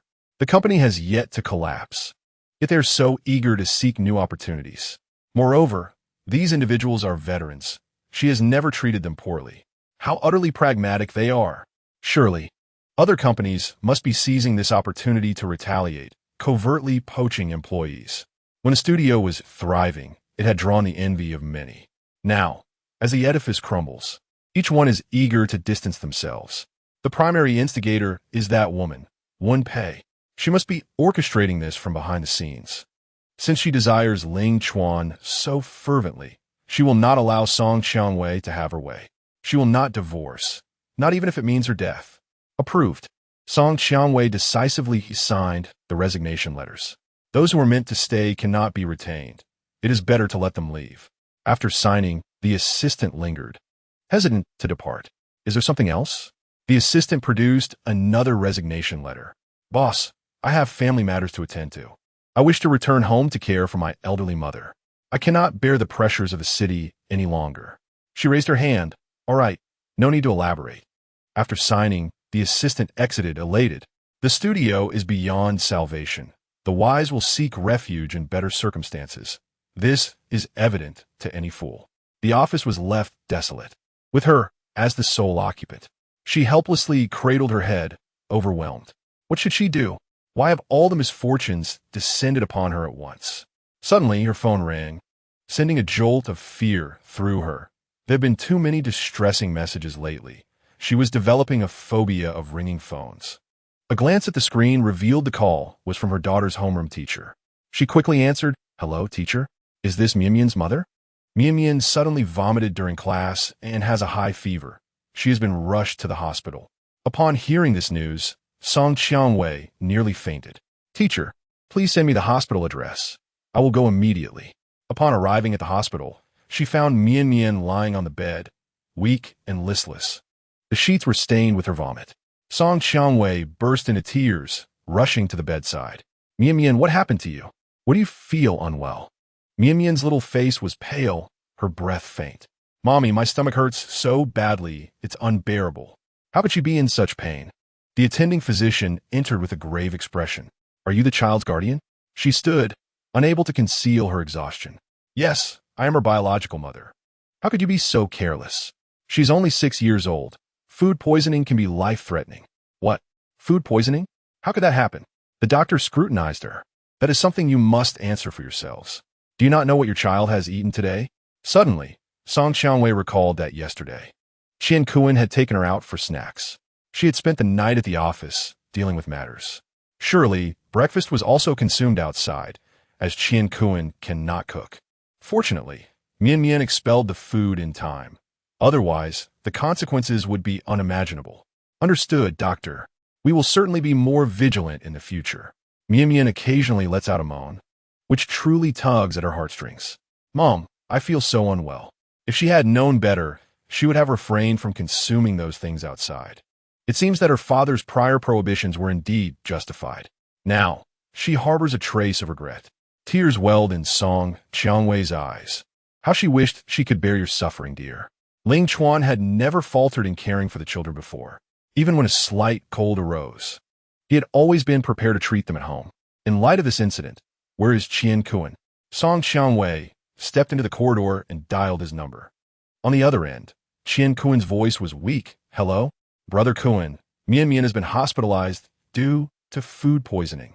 I didn't let her eat anything inappropriate. She is feeling a bit better now.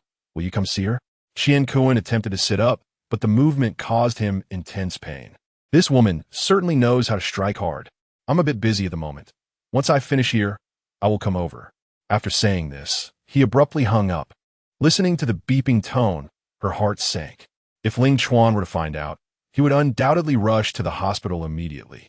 However, he had blocked all her contact information. He had no desire to see her. Crying, she called Zhou Wanru. Hello, Mian Mian is sick and in the hospital. I can't find Ling Chuan. I'll be there right away. Without hesitation, Zhou Wanru rushed to the hospital. Upon arrival, she found Mian Mian asleep, while Song Qianwei sat alone in a chair, sobbing softly. Over the past few days, she had grown increasingly haggard. Her once elegant demeanor had vanished. Zhou Wanru, both furious and anxious, questioned what happened. Are you here all alone? Brother Kuan can't come, and I can't reach Ling Chuan. Brother Kuan? I see him as nothing but a beast.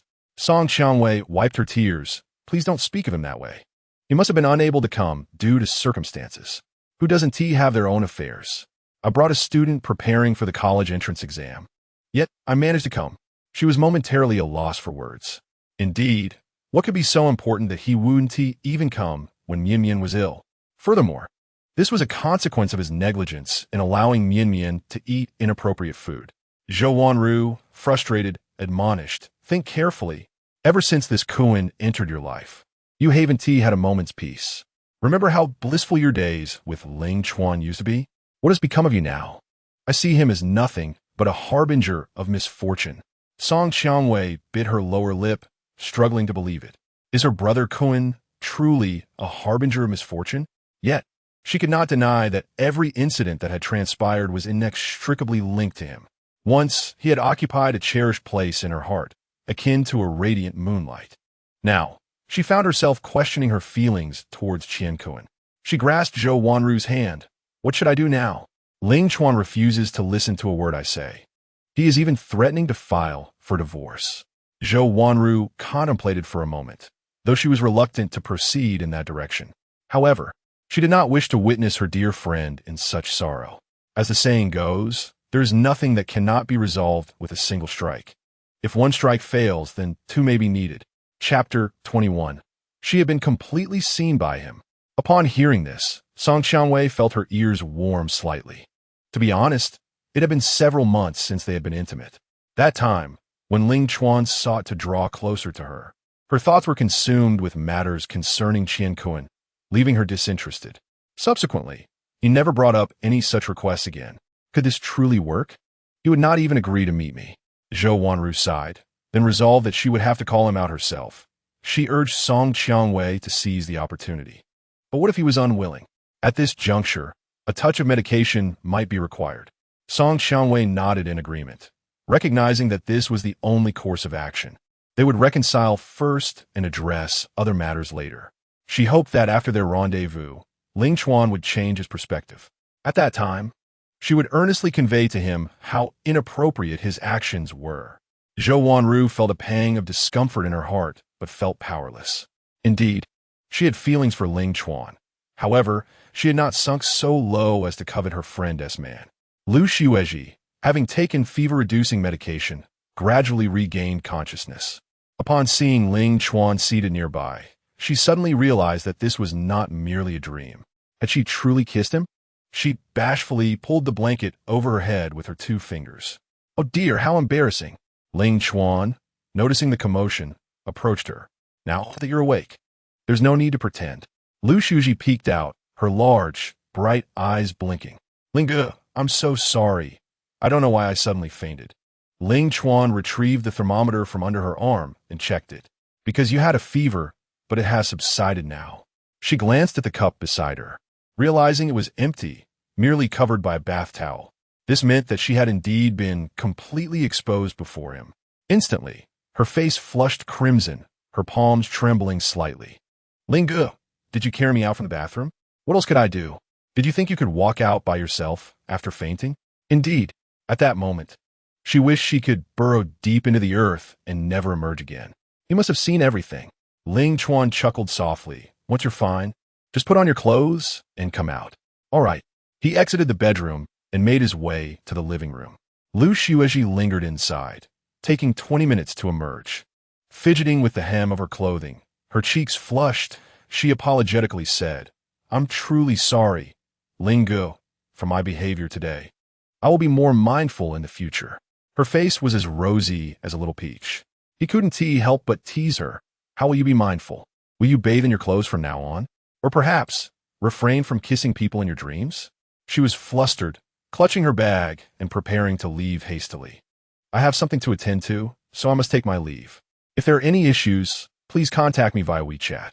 As she spoke, she failed to notice the threshold beneath her feet and stumbled, instantly scraping her knee. Hearing the commotion, Ling Chuan turned to see her sitting on the floor, nursing her knee, making soft whimpering sounds. He wanted to laugh, but managed to suppress it, handing her a Band-Aid. Feeling shy after being seen by a man, are we? Shy and flustered, she could still stumble to her knees. Consequently, he blurted out, Is this your first time? Lu Xuezhi raised her fair little face, somewhat puzzled. Of course it is my first time. This first time, however, was not the same as that first time. Suddenly realizing something, she stood up and, in a daze, fled the scene. Observing her retreating figure, he couldn't help but chuckle helplessly. At that moment, his phone rang. It was Zhou Wanru. What could she possibly want? Surely not to plead on behalf of Song Qiangwei. Initially inclined to hang up, he ultimately decided to answer. Hello, what is it? Upon hearing his voice, Zhou Wanru felt a tremor in her heart. Well, Weiwei needs to talk to you. Aside from matters concerning the divorce, I am indifferent to anything else. She had anticipated his response. It's about the divorce. Weiwei said she agrees to sign the divorce agreement. Please come to the CAF to discuss the details. Ling Chuan felt a flicker of doubt. Really? Indeed, I will send you the address. After ending the call, Ling Chuan pondered for a few minutes before deciding to accept the invitation. After all, if Song Qiangwei was willing to sign voluntarily, it would be far more convenient than battling it out in court. Going to court was not a matter to be resolved swiftly. Ideally, her conscience would awaken, and she would promptly sign the divorce agreement today. From that moment onward, they would be strangers. Upon arriving at the CAF, Ling Chuan immediately spotted Zhou Wanru. She was clad in a professional figure-hugging dress, paired with black high heels and stockings, standing out amidst the crowd. He approached her and sat directly across. Where is Song Qiangwei? She is currently attending to some matters, but will be here shortly. Zhou Wanru tucked a strand of hair behind her ear, releasing a waft of fragrance. She dared not meet his gaze, partly out of guilt and partly due to an exhilarating flutter. Ever since he decided to divorce her best friend, she had been plagued by many inappropriate thoughts. She recognized this as wrong, but found herself unable to resist. She pushed a cup of coffee toward him. Have a cup to refresh yourself. As he felt a bit warm from the heat, he instinctively lifted the coffee and downed it in one go. Seconds ticked by, yet there was still no sign of Song Qiangwei. He began to feel a sense of restlessness, unconsciously unzipping his jacket. Was there no air conditioning in the CAF? Upon hearing this, Zhou Wanruo realized the effects of the medication were taking hold. Yeah, where was Wei Wei? She stood up. I'll go speak to the waiter and ask them to turn up the air conditioning. Turning around, she headed to the restroom to make a phone call. Song Qiangwei had summoned her parents to care for Mian Mian and was hurrying to the CAF. Hello, Wei Wei, where are you? Hurry up. I'm on my way. I'm driving now. Quickly, quickly. After hanging up, Zhou Wanruo couldn't help but sigh. If this succeeded, they would reconcile, returning to how things once were. For some reason, a tinge of melancholy settled in her heart. Just as Song Qiangwei pressed the accelerator, her phone rang again. Didn't I say I was coming right away? Stop rushing me. Wei Wei, it's me. The voice of Qian Kun reached her ears, sounding remarkably frail. Instantly, she felt a surge of anxiety. What happened, Gij Kun? I am unwell and currently in hospital. Could you come and care for me? What is going on? How did you suddenly end up in the hospital? Could he possibly reveal that he had been kicked by that woman and was in agony? He could no longer endure the pain and had to seek medical attention. Wei Wei, I feel terrible. Am I going to die? Don't be afraid. I will come right away. Song Qiangwei hesitated as she recalled her own commitments.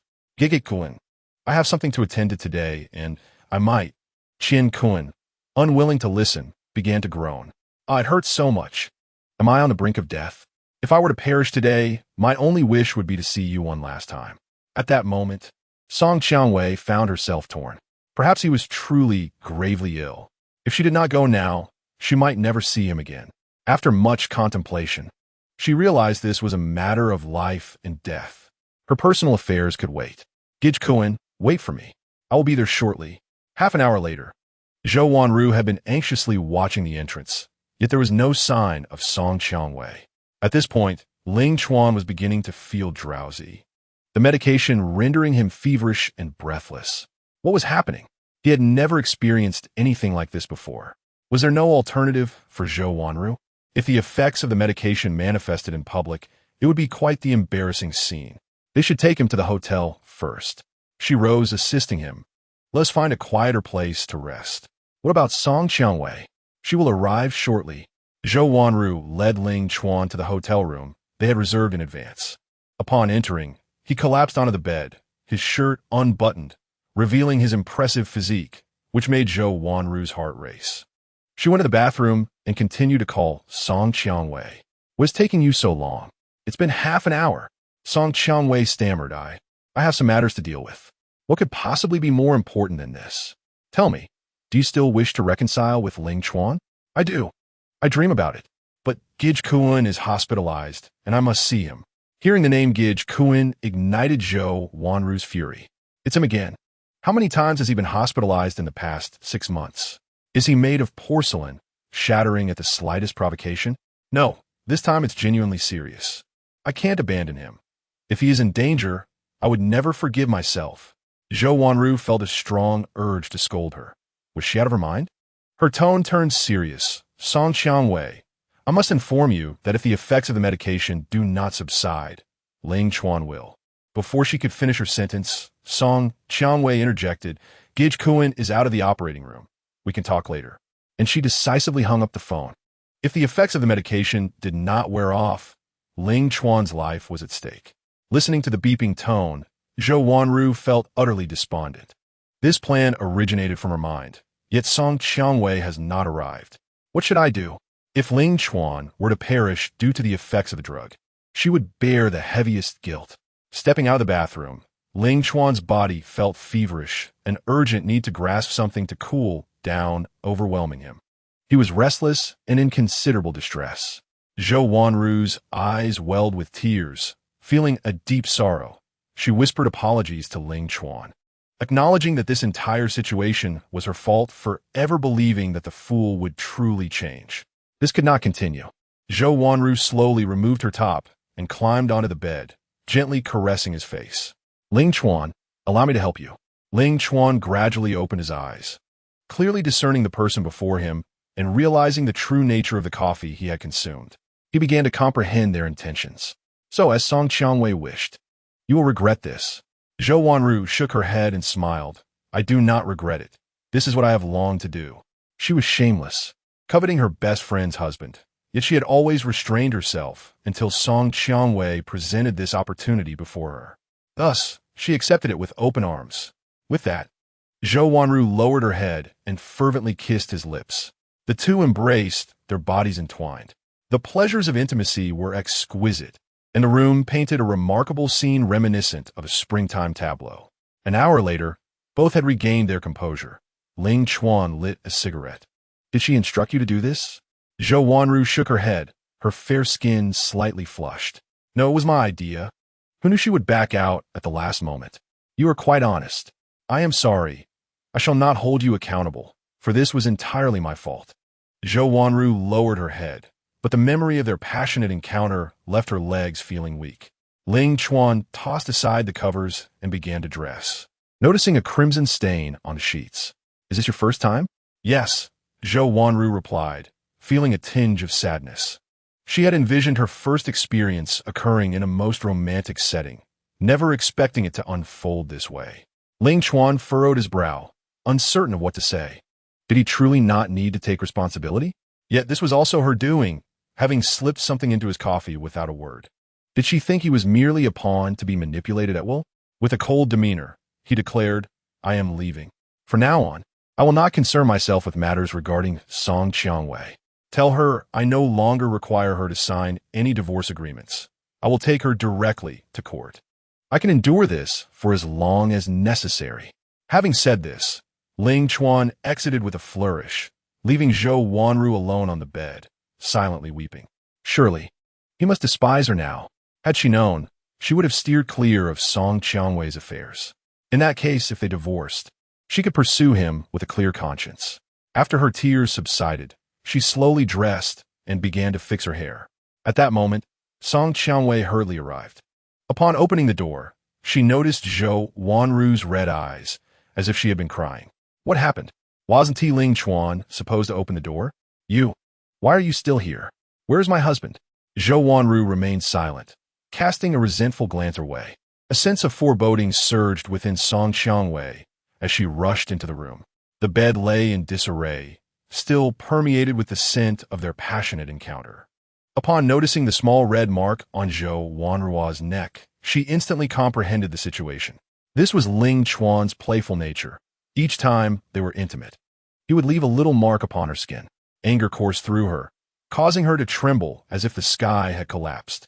What have you done, Zhou Wanru? Turning to face her accuser, Zhou Wanru decided to abandon her pretense, her fury simmering beneath the surface. Can't you see what has transpired? Why feign ignorance? Song Qiangwei, pointing a finger at her, exclaimed, I considered you a close friend. How could you engage in such acts with my husband? Have you no shame? Shame? I devised this idea for your benefit, yet you abandoned your husband for that so-called brother of yours. Who truly lacks shame here? Zhou Wanru retorted. Did I not warn you that Brother Cohen might be in peril? I rushed here as soon as I knew he was safe. Were you unable to wait? Zhou Wanru's cold smile only fueled Song Qiangwei's rage. You are undoubtedly the most foolish and despicable woman I have ever encountered. Song Qiangwei's ire flared. She had slept with her husband, yet she audaciously criticized her. You have lost all sense of decency. She lunged forward, seizing Zhou Wanru's hair, ready to tear into her. I misjudged you. You must have long coveted my husband. Haven't he you? Did you wish for our divorce all along? Zhou Wanru could no longer endure the provocations and retaliated by grasping Song Qiangwei's hair in turn. With a swift motion, she delivered 2 resounding slaps that echoed in the air. Yes, I have harbored feelings for your husband for quite some time. I desire to be with him, to share his bed. Chapter 23. I want you. Kiss me. Zhou Wanru had finally voiced her innermost thoughts. Song Qiangwei stood frozen, ceasing her struggles. rendered motionless, perhaps stunned or perhaps grappling with her conscience. Zhou Wanruo released her grip and adjusted her appearance. Song Qiangwei, let me inform you that today, events were of your own making. Had you not interrupted, we would not have reached this point. You foolish girl. You will never deserve such a fine man in this lifetime. Song Qiangwei felt as though her heart were being wrenched. Why was she being blamed when it was they who had erred? You are nothing but a harlot. By what right do you speak to me so? If I am a harlot, then you are a wanton woman, married yet entangled with another man. What man would desire a woman like you? Zhou Wanruo shot back. My connection with Brother Kuan is innocent. I went to see him only because he was in genuine danger. Unlike you two, who have surely been conspiring behind closed doors. Zhou Wanruo shook her head in resignation. This woman was beyond redemption. Do you truly believe he will perish? Ling Chuan will not meet the same fate. The drug I administered was potent, brought from afar. If not addressed, it will lead to his demise. Have you ever cared about this matter? Your focus is solely on your pathetic brother. Ling Chuan was right to divorce you. You are unworthy of his love. Having expressed her thoughts, she picked up her bag and stormed out. She finally understood why Ling Chuan had been so resolute. If she were a man, she wouldn't be able to endure living with such a foolish woman for even a moment. However, Ling Chuan has endured for so long, which speaks volumes about how deeply he cherishes this relationship. The intensity of love is often accompanied by an equal measure of resentment. Arriving at this juncture is entirely the consequence of Song Qiangwei's own actions. Alone in her room, Song Qiangwei collapses helplessly to the floor. She is bewildered by the fact that the medication she took could lead to dire consequences if not disclosed. Why did Zhou Wanru fail to clarify this from the outset? What a deceitful so-called best friend. The adage about guarding against fire, theft, and deceitful friends rings true. Moreover, she merely grew closer to Qian Kuan. Nothing scandalous transpired between them. Yet, those two actually ended up in bed together. Does Ling Chuan harbor even a hint of guilt? Despite her faults, she never crossed that line with Qian Kuan. He must feel a sense of shame, unable to confront her, which is why he fled. In a fit of rage, she pounds the ground, screaming, Ling Chuan, even if you come to apologize, I shall never forgive you. Ling Chuan arrives at the doorstep, his heart slightly calmed. He never anticipated that Zhou Wanru would be his first. Her appearance exudes the allure of a woman pursued by many men, someone likely to have experienced numerous romantic entanglements. To think she was so innocent. Perhaps he has begun to exhibit traits of a scoundrel. Yet, she brought this upon herself. Associating with someone as volatile as Song Qiangwei was akin to courting trouble. He steps into the room and switches on the light. A woman sits in a chair, turning to face him. Despite having witnessed many grand spectacles, Ling Chuan is taken aback. Wenpei, how did you get in here? How did you even find this place? Wenpei smiles, her golden curls cascading over her chest. In Shihai City, there is nothing I do not know. I am well aware of where you have been and what you have been doing over the years. I know your properties and their locations, perhaps even better than you do. Ling Chuan feels a surge of irritation. He despises having his private life scrutinized. Is this polite? Monitoring me like this? Impolite indeed, but I cannot help myself, she replies slowly, rising to stand before him, gently tugging at his collar. Do you know, for the past 6 years, I have thought of you every single day. I have endured and endured, yearning for a fresh start, yet nothing has changed. Only you are my antidote. He remains unaware of the joy that filled her heart when he first sought her out. Yet, she was taken aback to discover that he had come for his wife. Still, she accepted it, believing she could let go as long as he found happiness. However, it is evident that he is not happy at all. Why should she refrain from fighting for him? Ling Chuan pries her fingers away one by one. Wenpei is growing increasingly unhinged. Once a gentle, neighborly sister, she now seems to harbor an unsettling obsession. Let go of me. I have made it clear before that my feelings for you are merely those of a brother and sister. Wenpei, unwilling to concede, retorts, that is your perspective, not mine. I only harbor love for you, a passion so profound that it verges on the desire to inscribe him into her very bones. A slight bow of his head reveals the allure of her figure, accentuated by the sheer black lace she has donned, clearly a deliberate choice. He settled onto the sofa. leisurely lighting a cigarette. The smoke was a soothing balm, offering a semblance of calm. Wen Pei, we are incompatible. We can only remain friends. This declaration had escaped his lips countless times, yet she had never truly absorbed its meaning. She nestled closely beside him, enveloped in softness and the intoxicating scent of femininity wafting through the air. Was this the standard by which one should evaluate a leader? Ling Chuan shifted further away, candidly stating, "You should understand my nature. I do not like what I do not like, and I refuse to force myself." She was well aware of his disposition, which only fueled her resentment. After all, Song Qianwei was in every aspect inferior to her. Yet he had sacrificed everything for her, only to be wounded by her in return. She was perplexed. What qualities did Song Qianwei possess that surpassed her own? He exhaled a plume of smoke, responding with brutal honesty. None. After all, Wen Pei was renowned as the most beautiful woman in the business district of Shihai City. He could not fathom why he had chosen Song Qianwei in the first place. Perhaps it was because she had appeared during his darkest hour, when he was unjustly framed by his stepmother and his father refused to believe him. In a drunken stupor, he encountered Song Qianwei, who forcefully kissed him, leading to an inevitable entanglement. It could be said that timing is everything. If only you had been by my side that night, perhaps everything would have unfolded differently. When Pei's eyes glistened with unshed tears, she knew what had transpired that day. Yet, having just received rejection in her confession, she lacked the courage to draw closer. She loathed her own cowardice. Gently, she placed her hand on his, filled with earnest affection. "Ling Chuan, I swear I will never let go of your hand. No matter how much you scold or strike me, I will never leave." His heart stirred at her earnestness, but ultimately, reason prevailed. He withdrew his hand. "My primary focus now is divorce. I do not wish to be distracted by other matters. You should go back. I understand, which is why I have brought you something of value." Wen Pei retrieved a stack of documents from her bag, waving them before him. "Since Song Qianwei is unwilling to sign the divorce agreement, with this she will surely comply." Ling Chuan accepted them with a hint of skepticism. Perusing the densely packed images, each depicting the wrongdoings of Zhang Biao, Song Qianwei's uncle, crimes involving underage girls, and the trafficking of prohibited items, none of which falsely accused him. Zhang Dongmei, the overindulgent sister, would undoubtedly pressure Song Qianwei into signing for the sake of her brother. Ling Chuan chuckled softly. "This is indeed valuable. Thank you. I put considerable effort into gathering this information. Surely, you could offer me something more substantial in return? What do you desire?" "I want you to kiss me." Chapter 24. 3 foolish men came to divorce. Ling Chuan's expression darkened. "Wen Pei, stop fooling around." She bristled, snatching the documents back. "Then I shall withhold it. You can figure out on your own. Song Qianwei will not relent easily, so let us see how long you can drag this out."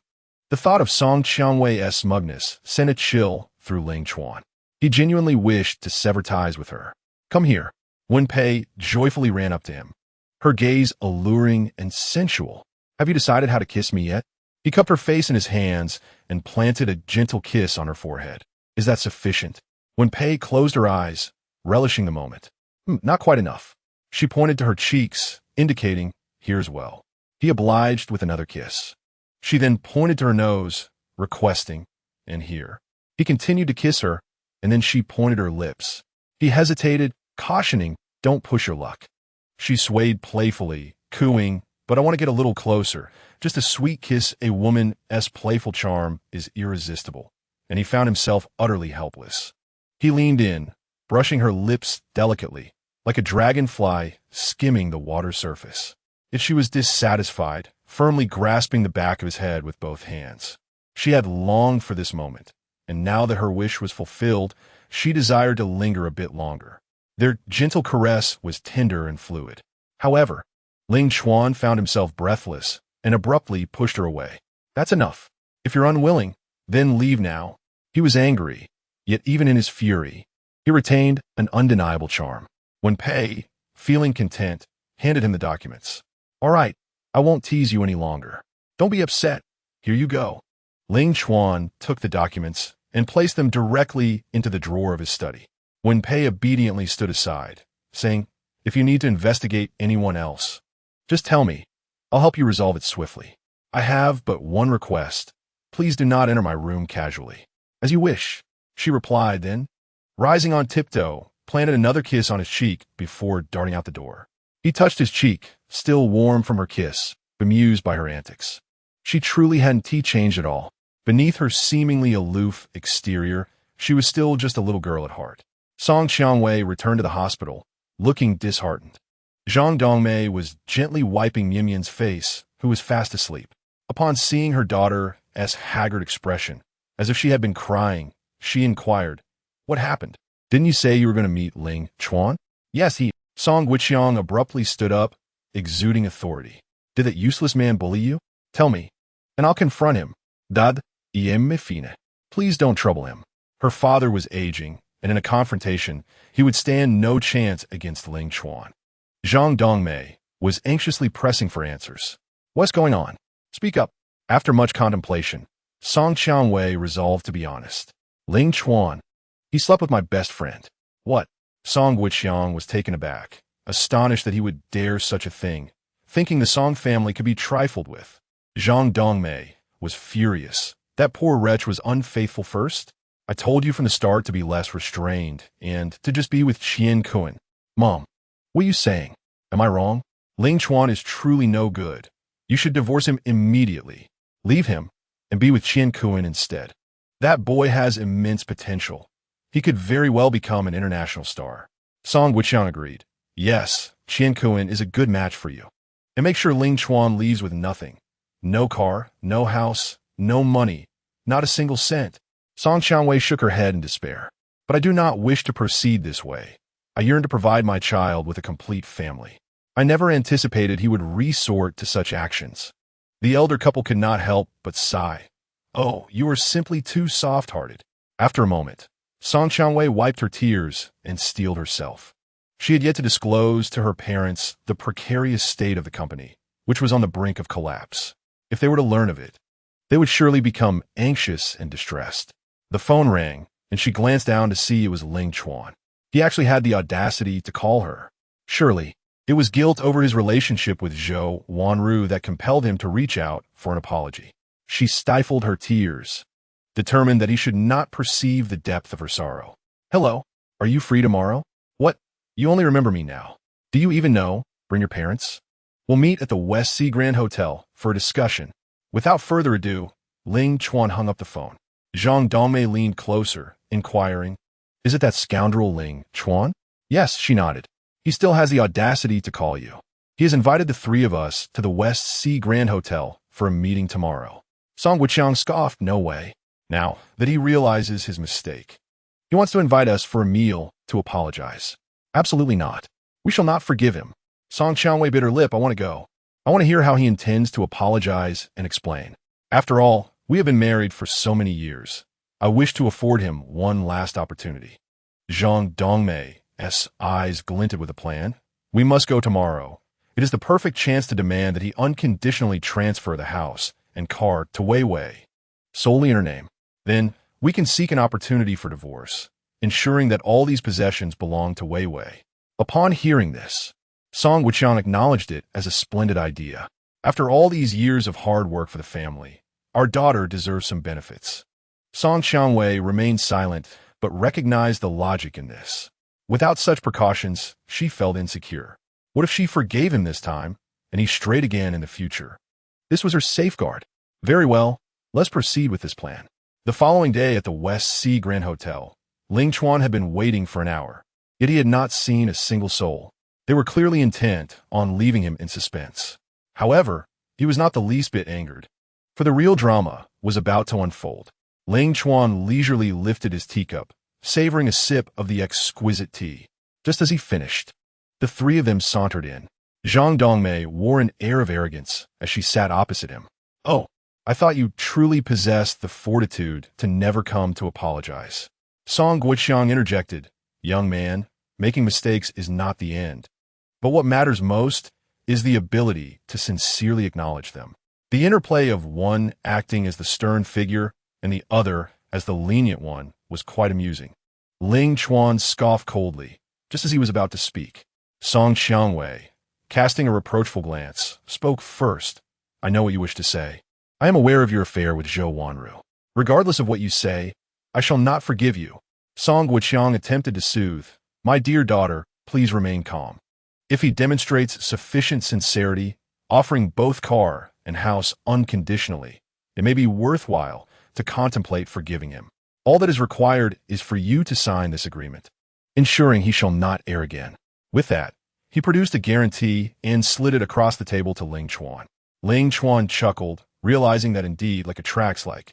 3 individuals sat at the table, 3 mouths opened, and thus the scene unfolded. Noticing Ling Chuan's silence, Song Qiangwei grew anxious. You summoned us here. What does your silence imply? What I mean is, you have misinterpreted the situation. Misinterpreted? I witnessed your affair with Zhou Wanru firsthand. Can that be termed a misunderstanding? Do not presume that such words will sway my belief. Ling Chuan rose, declaring what I mean is. He seized the guarantee and tore it to shreds with great force, scattering the remnants like petals in the wind. I am here for a divorce, not for your games. The 3 were momentarily taken aback. Song Guoqiang slammed the table. You engaged in such acts with Wei Wei's close friend, and you dare to speak of divorce? Indeed, Yam Shamilis, I Amakad. Not only will I pursue your daughter's confidant, but I shall also seduce all her friends whenever the opportunity arises. Song Qiangwei could scarcely believe her ears. Ling Chuan, your words are utterly vile. She had thought he would apologize for his actions, yet he remained resolute. Do not utter my name. Am I as foul as you? Are you truly unaware of how I came to be with Zhou Wanru? The 2 of you conspired to drug me, and when that weakling was hospitalized, you refused to come. It was under duress that such events transpired, and you expect an apology? Dream on. Zhang Dongmei and Song Guoqiang were left bewildered, confused by the mention of drugs and the peculiar circumstances. Song Qiangwei's gaze fell, her heart heavy with guilt. Even so, you cannot involve my friend. What do you expect? Must I remain chaste while you mock my worth? Song Qiangwei, the sight of you now repulses me. Spare me your pleas and sign the divorce agreement. She bit her lip, silent tears streaming down her cheeks. Her intention was never to seek divorce. I refuse to sign. Why must you coerce me? Zhang Dongmei could no longer bear the sight. When had she seen her daughter so diminished? Was this the proud little princess she once knew? Ling Chuan, do not push your luck. If divorce is to be pursued, we set the terms. You, who cheated during marriage, shall leave empty-handed. Song Guoqiang added, indeed, we can easily retrieve the hotel footage of you and Zhou. It's simple to gather evidence. You must leave with nothing. Ling Chuan displayed a cold indifference, a slight smirk gracing his lips, brimming with animosity. I regret to inform you, I shall not part with either the car or the house. Moreover, the 2 million you initially invested in Song Qiangwei must be returned to me in full, without a single cent missing. Song Qiangwei widened her eyes, remarking that it was a voluntary investment you made. You are well aware it was voluntary. Now that we are divorced, do I not possess the right to demand it? Song Guoqiang scoffed, asserting that it belonged to marital property. Do you truly believe you can reclaim it? What evidence do you possess to prove that the 2 million was designated for Wei Wei's investment rather than for living expenses? I have consumed more salt than you have traversed roads. If you doubt this, let us litigate, and I shall see how much you can recover. Ling Chuan nodded in agreement. Indeed, speaking of evidence, I wish to present something to you. With that, he tossed the document onto the table. Please examine it thoroughly. Zhang Dongmei snorted derisively and began perusing the document. Gradually, her expression shifted from arrogance to astonishment, followed by fear. Song Guoqiang furrowed his brow, falling silent instantly. Song Qiangwei covered her mouth, unable to suppress her shock. How could her uncle engage in such actions? Zhang Dongmei trembled, her face paling, asking where he had obtained such documents. Ling Chuan leisurely propped his feet on the table, resting his hands behind his head, exuding comfort. You need not concern yourself with that. Zhang Dongmei shouted vehemently, accusing him of slander, claiming her brother would never commit such acts. Old dang, I shall call the police to investigate. If this is fabricated, I am willing to face the consequences. But if it is true, then your brother shall pay dearly. She was frightened, her expression softening. Let us not resort to this. We are family, and we should discuss this calmly. Who the hell considers you family? If you do not want your brother to meet a grim fate, sign the divorce agreement immediately. The three were startled by the sudden outburst. Ling Chuan took out his phone and dialed 110. Zhang Dongmei nearly fell to her knees, pleading, no, we will sign, we will sign. Song Qiangwei, unwilling, shouted at the top of her lungs, Mother, what are you doing? I refuse to sign. Never. Sign. You must sign today, otherwise, your uncle will lose his life. Song Wuqiang found himself at an impasse.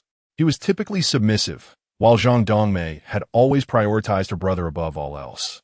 Regardless of the situation, no one could sway her when it came to her brother's affairs. Ling Chuan chuckled awkwardly, asking, Old Deng, do you still want the car? Zhang Dongmei hastily waved her hands, saying, No, we don't want it. What about the house? We don't want it. That was purchased with your money. We cannot accept it. The swift change of demeanor was remarkable. Ling Chuan imitated Song Wuqiang, standing up and slamming his hand on the table. But I must have that 2 million. Not a single cent less. Is that achievable? Zhang Dongmei caved, nodding vigorously, yes. Even if it meant selling everything they had to deliver the 2 million. Otherwise, her brother would meet an untimely end. Song Qiangwei looked at her incredulously. Mother, how can you do this? Your brother shares blood ties with you. Do I not share the same? Why is it that when it comes to matters over there, everything can be compromised? Ling Chuan produced the divorce agreement along with a pen. Come, sign it. I refuse to sign. Song Qiangwei remained resolute. You want me to sign so you can be with Zhou Wanru, right? He scoffed dismissively. Although Zhou Wanru is more beautiful than you were once friends, and one is influenced by the company one keeps. I will not take her. His words rang true. Anyone who could befriend Song Qiangwei could not be all that admirable. He was truly frightened. Zhang Dongmei grasped her hand and said, Dear daughter, just sign it. Prolonging this will lead to no good outcome. After this period of tug-of-war, she had come to recognize Ling Chuan's ruthlessness. If she hesitated any longer, he would surely send Zhang Biao to prison. He was her only brother. She could not bear to watch him walk down such a dark path. Despair overwhelmed Song Qiangwei, tears streaming down her face. Mom, even you are pressuring me. I'm not pressuring you. Leaving him will open better options for you. Your uncle will also escape imprisonment. This is clearly a win-win situation. And your bond with Qian Kuan is profound. He will surely treat you well in the future. He can provide you with cars and houses. And he is willing to care for Lu Luo, who has disabilities. You will have no burdens in the future. Just sign it. Song Qiangwei looked at Ling Chuan, but remained unwilling to take the pen. Zhang Dongmei grew frantic, rushing to the window, threatening to jump. If you refuse to sign, I will end my life today. Mom. Song Qiangwei trembled all over, ultimately unable to bear the thought of her mother jumping. She relented. I will sign. Upon hearing those words, Ling Chuan felt a wave of relief wash over him. She picked up the pen, trembling as she inscribed her name on the divorce agreement. After signing, she handed it to him, her face a mask of sorrow. Ling Chuan, is this truly what you desired? Do you feel nothing for me? You no longer love me? I love you, Mom. Chapter 26. The egg is inflamed as love had long since evaporated amidst the echoes of Brother Kuan. Like a rotten apple that falls into the earth, it continues to decay until it turns to ashes. Upon hearing this answer, she felt as though her entire being had plunged into an icy abyss. Cold, chillingly so, she had once believed he was merely jealous, engaged in a petty rivalry. To her dismay, he had truly ceased to love her. Her lips trembled, her face pale, yet she murmured, But I still love you. Ling Chuan tucked away the divorce agreement. Stop. Your kind of love makes me nauseous. He knew well how much he resented Qian Kuan's presence. Yet they were openly flirtatious in the live stream. Their gazes intertwined, their bodies close, as if they were a married couple. If the studio were empty, they might have gone even further. She had dared to declare her love for him. It was utterly repulsive. Song Qiangwei still clung to her last glimmer of hope. Mian is ill and hospitalized. She wishes to see you. Ling Chuan paused for a few seconds, as if he had not heard her. Tomorrow at 2 o'clock. Be at the Civil Affairs Bureau to collect the divorce certificate. With that, he turned and left. 6 years of marriage, both sides wounded. Song Qiangwei watched his retreating figure. collapsing onto the table in tears. Why did it come to this? Was there truly no possibility left between them? Mian had once been his cherished jewel, and now he cast her aside. Zhang Dongmei felt a twinge of guilt as she gently patted her on the back. Do not be disheartened. That scoundrel is utterly unworthy of you. Qian Kuan is exceptionally talented. Once he achieves fame, we shall bask in endless wealth and prosperity. Song Wuqiang concurred, adding, indeed, you have known Qian Kuan for so long. Surely he is far superior to this impoverished lad. Just look at that mean disposition of his. He is unwilling to part with even a penny in divorce. Poverty breeds cunning, and he, being without family or resources, is not worth your time.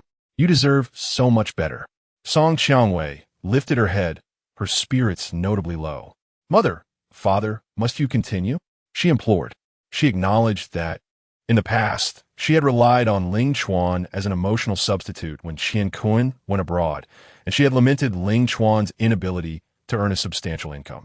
Yet, he was family-oriented, devoid of vices, and devoted to their child. Gradually, she had grown accustomed to his presence. Now, the abruptness of the divorce left her feeling as though a part of her heart had been excavated. Previously, she had not recognized Ling Chuan's merits. But as the divorce loomed closer, she discovered that numerous women were vying for his attention. She wished to hold on, yet it seemed futile. Ling Chuan's resolution was unwavering. Not even the strongest oxen could pull him back. What was she to do? After shedding tears, she remembered that Mian and Qian Kuan were still at the hospital. They were merely a floor apart, making it convenient to visit. Wiping her tears, she grabbed her bag. I am off to the hospital. This was the world of adulthood. No matter how heartbroken one might feel, one must summon the strength to fulfill their responsibilities. Upon arriving at the hospital, she first went to Mian's ward. Mian lay in bed, visibly upset. Mom, how long until I can be discharged? The midterm exams are approaching. How are you feeling? Is there any discomfort? Mian shook her head, pouting in discontent. Why hasn't Dad come to see me? And Uncle Kuan hasn't come either. Aren't they both fond of me? Perhaps your father is unaware of your hospitalization, and I haven't informed Uncle Kuan either. Song Qiangwei thought, her brow furrowing. How could she explain that Ling Chuan knew of Mian's condition, yet remained indifferent? Speaking such truths would surely wound her daughter's delicate heart. She opted for silence and swiftly changed the subject.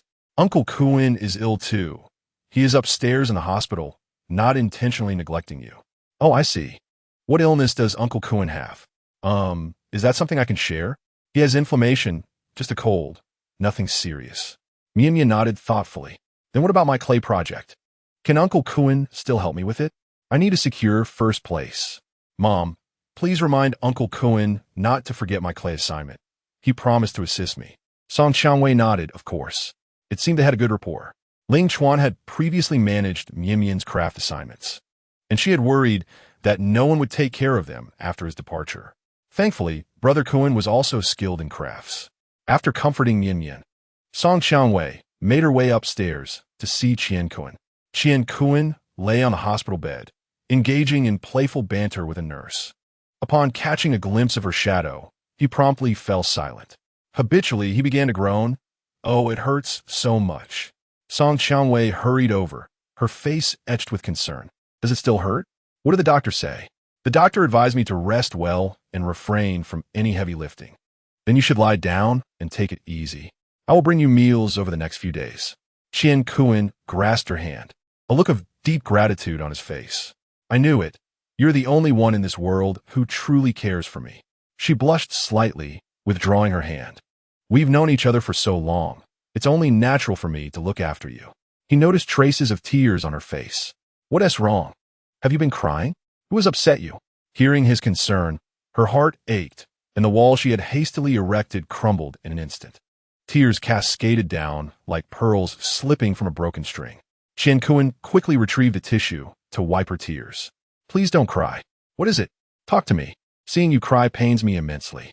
Her shoulders trembled, overwhelmed by a sense of injustice. Ling Chuan forced me to sign the divorce agreement. That's splendid. His eyes sparkled with excitement. No, I mean, since Ling Chuan doesn't appreciate you, why shed tears for him? Wei Wei, You deserve so much better. Despite his comforting words, Song Qianwei remained heartbroken, feeling as if a part of her had been hollowed out.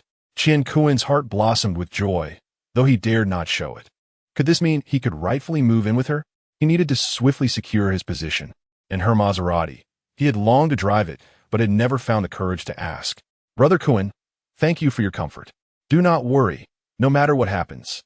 I will be by your side. Song Qianwei felt her spirits lift slightly. Seizing the moment, Qian Kuan said, Wei Wei, it is quite uncomfortable for me to stay in this hospital. What if I were to be discharged? Has the doctor given you permission to leave? That is not the issue. I simply prefer the comfort of home. Moreover, my assistant has been quite busy these past few days. May I stay at your place? Song Qianwei hesitated. Previously, she had allowed him to rest at her home because he had been injured. Would it be appropriate to invite him again? I can also take care of Mian and drop her off at school, he added. She has many commitments these days, and the nanny is currently on leave. That sounds good. I trust you with Mian. Chapter 27. Women are meant to be cherished, not to suffer. Mian also relished spending time with Qian Kuan. Coincidentally, she had been clamoring to leave the hospital as well, so it would be best for them to return home together. Qian Kuan nodded eagerly. Absolutely. Let us pack up and get discharged. All right. Upon hearing that they could leave, Mian was nearly bursting with joy. She could no longer endure the sterile scent of the hospital. Home was where comfort lay. The three of them returned home, spirits high. As Song Qianwei observed Mian and Qian Kuan chattering excitedly, she seemed to momentarily forget the troubles of her impending divorce. Suddenly, she recalled Lu Luo. It has been several days since I last saw my son, and I wonder how he is faring. Nevertheless, with Ling Chuan to look after him, I trust he will treat Lu Luo well. However, after the divorce, his life will likely not be as comfortable as it once was. After all, Ling Chuan does not possess a stable job, and there are no elders to care for him.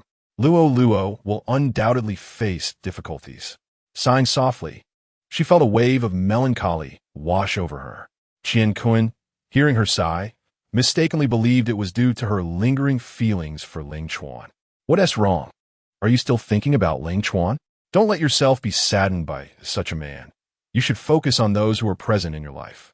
His insinuation was quite evident. Song Qianwei turned her head, feeling torn and uncertain about her next steps.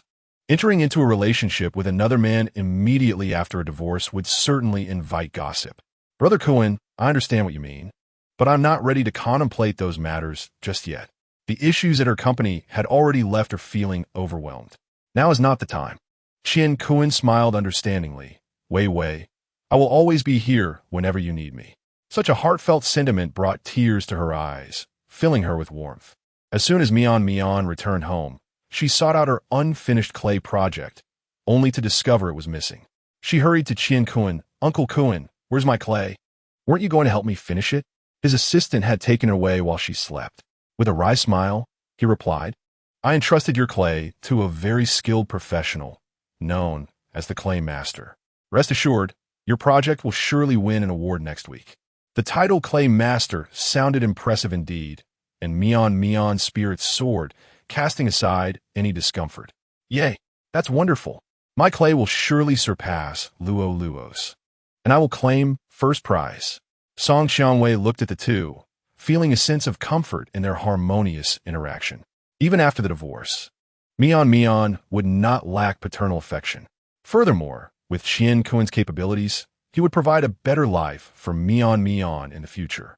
With this thought, she felt a slight sense of balance return to her heart. Given Ling Chuan's current callousness, he might one day find himself seeking forgiveness from the two of them. 30 years of fortune and misfortune can shift dramatically. Who can predict what the future holds? At the bar, Chun Rong uncorked a bottle of champagne, spraying it into the air. Cheers to our brother Chuan, successful in his divorce. Congratulations. The portly fellow raised his glass and patted Ling Chuan on the shoulder. Buddy, we've seen your struggles over the years. Now that you're finally free, we're all happy for you. Thanks, Ling Chuan replied with a smile, raising his glass in return. Yet, he felt a tinge of bitterness. All the endurance and sacrifices he had made over the years seemed to collapse in that moment. Chen Rong took a sip of his drink and began to impart life lessons. You see, with women, one must not be overly kind, otherwise, they start to think they are in charge. Exactly. Women are meant to be utilized, not cherished. With a chuckle, the heavy-set man remarked on the women, suggesting they invite some fresh faces into the bar for a bit of fun. However, Ling Chuan, with a faint smile, remained silent, his thoughts consumed by two singular objectives: to eliminate the effeminate man and to confront Su Luo. The events of his past, intertwined with his mother-esque demise, were undoubtedly connected to Su Luo, yet he had yet to uncover any substantial evidence.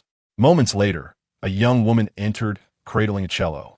She was merely in her 20s, with delicate bangs framing her smooth, fair complexion and eyes as clear as a crescent moon, exuding an ethereal quality that set her apart in this environment. Chen Rong's gaze was transfixed. She was truly extraordinary. He approached her directly, inquiring her name. Lu Mei, she replied softly, lowering her head. It was her first day on the job, and anxiety gripped her heart. With her siblings needing to attend school and having lost both parents, she had no choice but to leave her studies to earn a living in this place. What a lovely name. Are you here to showcase your talents? He asked. With a dismissive wave, the heavy-set man interjected, no need for performances, just join us for a drink, and I'll give you $100. Lu Mei's palms grew clammy. But I don't know how to drink. Come on, are you joking? Or are you pretending to be innocent? Is this some new act you are putting on for the bar? His words elicited laughter from the roomful of men. Yet Ling Chuan remained impassive, observing Lu Mei with a discerning gaze. Her proficiency with the cello suggested she hailed from a respectable background. Typically, impoverished families would not afford their daughters such luxuries. Lu Mei felt overwhelmed and flushed, uncertain of how to navigate the situation. She had taken this job for quick earnings, unaware of the difficulties posed by these men. The heavy-set man poured a glass of liquor, insisting she drink. Hurry up. If you don't, we won't need your services anymore. With no other option, Lu Mei reluctantly took a few sips. The alcohol was potent, and she could not hold it back, spewing it all over the man's face and clothes. His anger flared instantly. Are you trying to provoke me? He shouted, believing her actions were intentional. I'm sorry. I truly can't drink. She pleaded. Perhaps a couple of slaps would make you drink. He barked, his demeanor resembling that of a thug. Lu Mei trembled in fear, unable to utter a word. Ling Chuan placed a hand on the man's shoulder, signaling him to calm down. We are here to enjoy ourselves. There is no need to ruin the atmosphere over a woman. Reluctantly, the heavy-set man relented, muttering about the unprofessionalism of the bar staff as he slumped into a nearby sofa. Ling Chuan discreetly handed Lu Mei a few bills. You may leave now. As she raised her head, she finally caught a clear glimpse of his face. A peculiar sensation coursed through his heart. He bore a striking resemblance to a big brother who had saved her a decade ago. Chapter 28. How do you feel now? Is it exhilarating? Thank you. Lu Mei, clutching the money, bowed 3 times and fled from this den of troubles.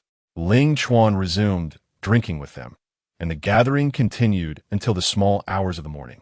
Dispersing at 2 o'clock, as he lived nearby, he decided against driving. Drinking and driving is no jest. Passing through a dark alley, without a second thought, he plunged into it. The late hour left the streets eerily deserted, and the alley felt even more desolate, almost unsettling. Suddenly, he heard the sound of footsteps behind him. Ling Chuan quickened his pace, yet the person behind him matched his speed.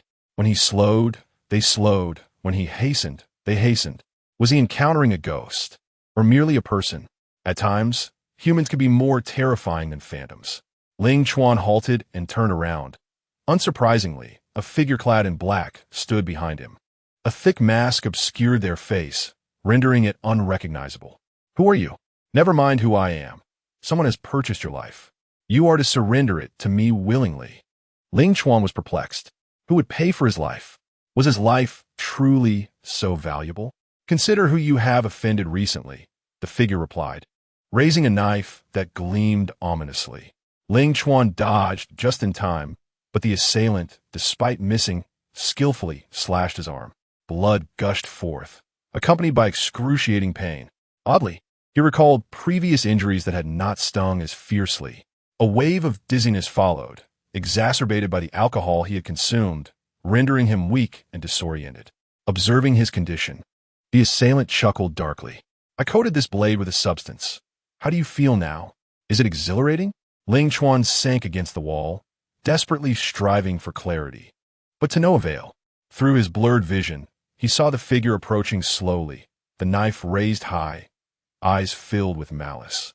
Apologies, but Mr. Qian wishes for your demise. Thus you must die. Ling Chuan let out a self-deprecating laugh. It appeared his life would meet its end this day. Just as the knife was about to descend, a loud thud echoed. The assailant collapsed, blood streaming from their head. Ling Chuan raised his gaze to find Lu Mei standing before him, clutching a bloodied stone. Trembling with fear and terror, the assailant, barely conscious, struggled to retrieve their weapon. Ling Chuan seized the knife in his grasp. Realizing the dire situation, the assailants summoned all their strength to rise and flee from the alley. Lu Mei, bewildered and trembling, stammered, "Have I committed a crime?" "No, you did remarkably well. Had it not been for you, I might have truly perished here today." She discarded the stone and crouched beside him. "How are you? Let us go to the hospital. I'll call an ambulance." As she spoke, she tore a small strip from her skirt and tightly wrapped it around his arm. "Don't call an ambulance. Take me home." He sensed that this situation was far from simple. How could someone who served others casually divulge their employer's name? Sometimes, the more something resembles the truth, the less it is the truth. Furthermore, this individual bore a heavy scent of sandalwood, a luxury not afforded by someone of Qian Kuan's impoverished status. The only explanation was that someone sought to obfuscate the matter. Lu Mei looked concerned. "But your hand is still bleeding. Take me home. I will have the family doctor come." "All right." Lu Mei carefully helped him up, her petite frame straining under the weight of his arm. Half an hour later, the family doctor arrived. At this point, Ling Chuan was burning with fever. After examining him, the doctor frowned. "Young Master Ling, I recommend that you go to the hospital." He shook his head. "No, and you must not disclose this matter. 80% of the hospitals in Shihai City have shares held by the Ling family. If he entered a hospital, the incident would inevitably spread. Then, Sulan would find various ways to confine him there under the pretext of caring for his health. Consequently, the matters of acknowledging his ancestry and managing the family business would be indefinitely postponed. In the end, who would benefit from this? There was no need to ponder. Though the doctor was puzzled, he complied. "Young master, you must take care of this wound. Tonight is a critical period. If it worsens, you must go to the hospital." "We shall see." He preferred not to go to the hospital. It was a colossal trap. He was no longer the reckless youth of years past. Upon his return, he was determined to confront the Su family. Lu Mei poured cold water over him to lower his temperature. "Thank you for today. Name your reward. I will fulfill it." She shook her head. "I want nothing. Nothing at all." Ling Chuan felt a flicker of doubt. Why was it so coincidental? In a moment of peril, she had appeared right behind the assailant, as if it had been orchestrated. Lu Mei pressed her lips together. "No, because you helped me. It is only right that I assist you in return." "You mean what happened in the bar's private room?" "Yes, at that moment, everyone else was mocking me. But you stood up to help me." Moreover, he bore an uncanny resemblance to that older brother from her past. She quietly followed behind him, wishing to see more clearly. Could it be him? Wouldn't it be awkward if she mistook him for someone else? And what else? Lu Mei shook her head. "Nothing. Just rest well. The doctor said tonight is a critical period. I must keep an eye on you." Ling Chuan, exhausted, lacked the strength to discern the truth in her words. He simply felt weary and gradually closed his eyes. That night, he experienced contrasting extremes of cold and heat. Lu Mei stayed by his side, adding blankets when he felt cold and physically cooling him when he felt hot. After a flurry of activity, she hardly had a moment to close her eyes and slumber. Ling Chuan, feeling a considerable lightness in his body, opened his eyes to find it was already 4 in the afternoon.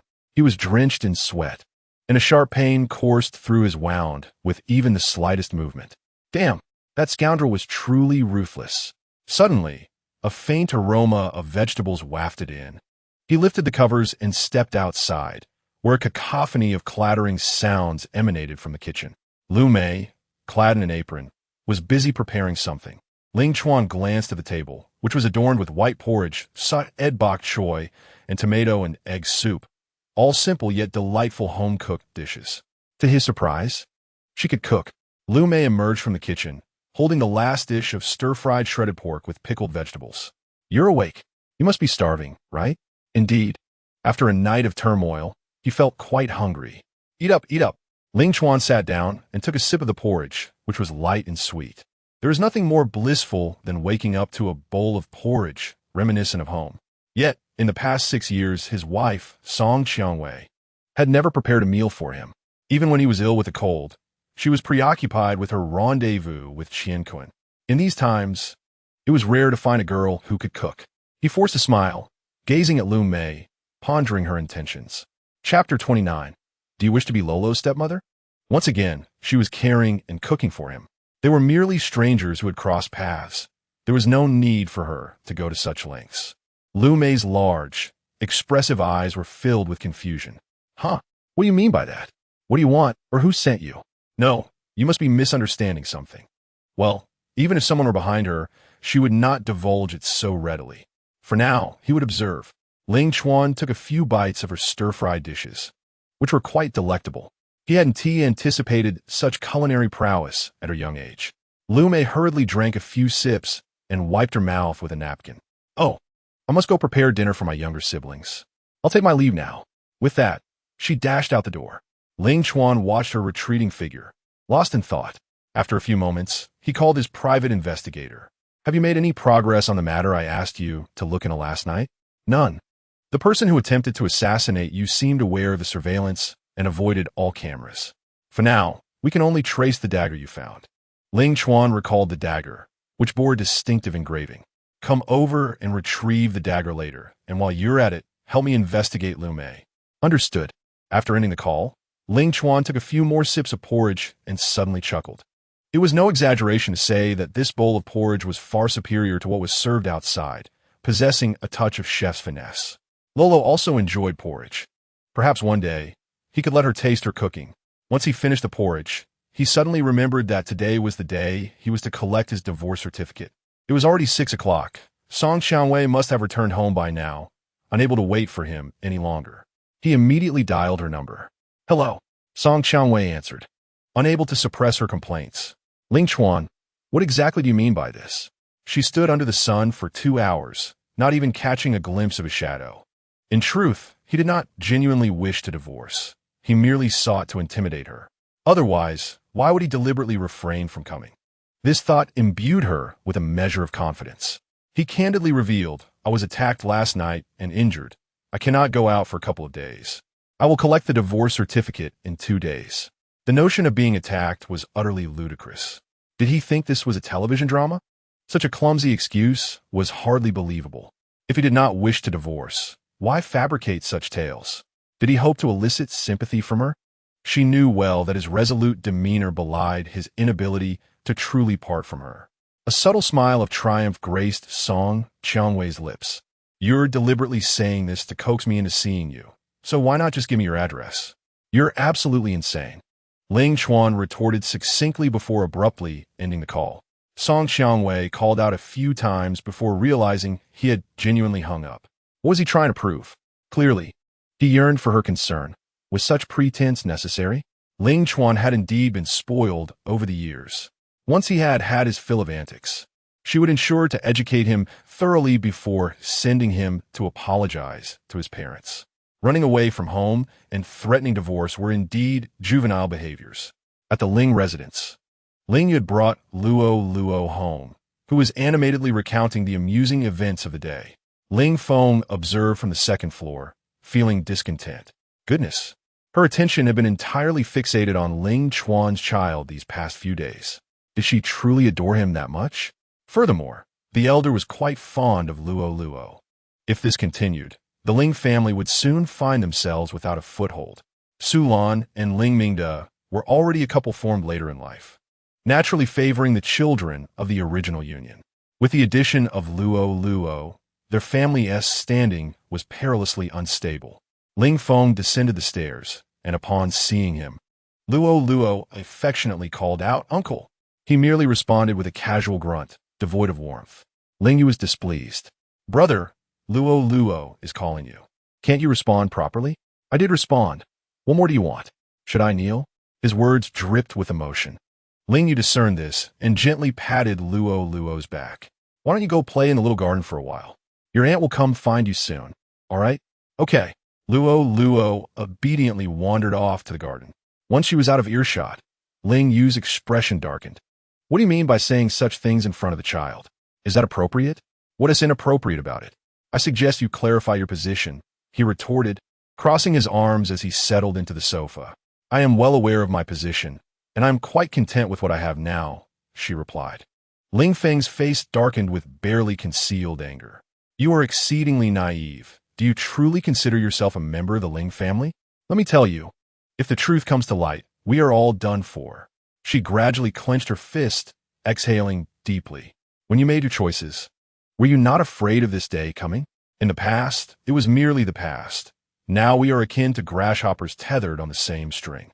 Given your demeanor, have you truly come to regard that little brat as your nephew? Or do you aspire to be his stepmother? Ling Yu, in a fit of rage, admonished loudly. Silence yourself. Do you even comprehend what you are uttering? Ah, I am fully aware, though I fear that certain individuals are reluctant to acknowledge their own thoughts. From a young age, she had always been affectionate towards Ling Chuan, obedient to his every whim, yearning to remain by his side. Others merely perceived it as a profound sibling bond, yet she alone understood the true nature of her feelings. Upstairs, Su Lan was administering medicine to Ling Mingde when she faintly overheard the commotion below. Ling Mingde attempted to rise, inquiring about the source of the quarrel. Let me see what they are arguing about. Su Lan firmly pressed him back down. My lord, you have just taken your medicine. It will be prudent not to move around. Allow me to investigate the cause of their dispute. Very well, Ling Mingde acquiesced, reclining against the headboard and closing his eyes. For reasons unbeknownst to him, he had been feeling unusually fatigued lately, often succumbing to drowsiness. He had once been a vigorous individual, but with age, one is compelled to concede to the passage of time. As Su Lan stepped outside, her brow furrowed upon witnessing the two bickering. Have you both overindulged? Must you argue in the living room? The moment they heard her voice, silence fell upon them. Su Lan exchanged a glance with a foam. Come to my room. I have matters to discuss. As she turned to leave, Ling Feng, indignant, pointed an accusatory finger at Ling Yu. You will inevitably fall into Ling Chuan's grasp. Her eyes, glistening with unshed tears, bit her lip tightly, a tumult of emotions swirling within her. If she were to fall, so be it. Upon entering the room, Su Lan huffed dismissively. Now that Ling Chuan is returning, you two are still at odds. Are you afraid others might not hear? No, I am merely warning her against entertaining improper thoughts. I suspect it is you who harbors such thoughts, Su Lan retorted. Ling Feng's heart sank, and he stammered, I do not. I merely fear she might jeopardize our plans. Dare you claim you do not harbor feelings for her? Chapter 30. The two, devoid of attire, embraced and spent the night together. I do not. He immediately denied. Su Lan regarded him with a knowing gaze, her eyes betraying her shrewdness. A mother knows her child best. How could she fail to discern her son's true feelings? Ever since childhood, whenever Ling Yu displayed affection towards Ling Chuan, he would seethe with jealousy. Ling Yu's actions were indeed advantageous. She had gained Ling Chuan's trust, allowing her to navigate matters with greater ease. I fear she may become too enmeshed in her role, losing sight of her true self. At this juncture, Su Lan's smile morphed into a sinister grin, revealing a fierce determination. She knows precisely who she is, for her biological parents' lives remain in my grasp. Would she dare to defy me? Ling Feng, eager to curry favor, chimed in, Indeed, Mother is a master strategist. She cast him a sidelong glance. Remember, do not let a woman cause you to lose your composure. When the time comes to inherit the Ling family legacy, countless women will be at your disposal. Understand? Understood. To smoothly inherit the Ling family, Ling Chuan must be eliminated. If only I had dealt with him when he severed ties with the family. Originally, it was thought that he would never return. Unexpectedly, this old man still harbored thoughts of him. Su Lan sighed, recognizing that softness of heart was a grave misstep. One must be ruthless to stand firm. Is there any new information from the hospital today? No, Ling Feng replied candidly. A A flicker of doubt crossed Su Lan's face. The blade was coated with poison, and without specific antidotes, it would be impossible for him to endure. I wonder how long he can last. Whether he succumbs or unwittingly falls in my trap benefits us both. At times, Ling Feng couldn't help but admire her.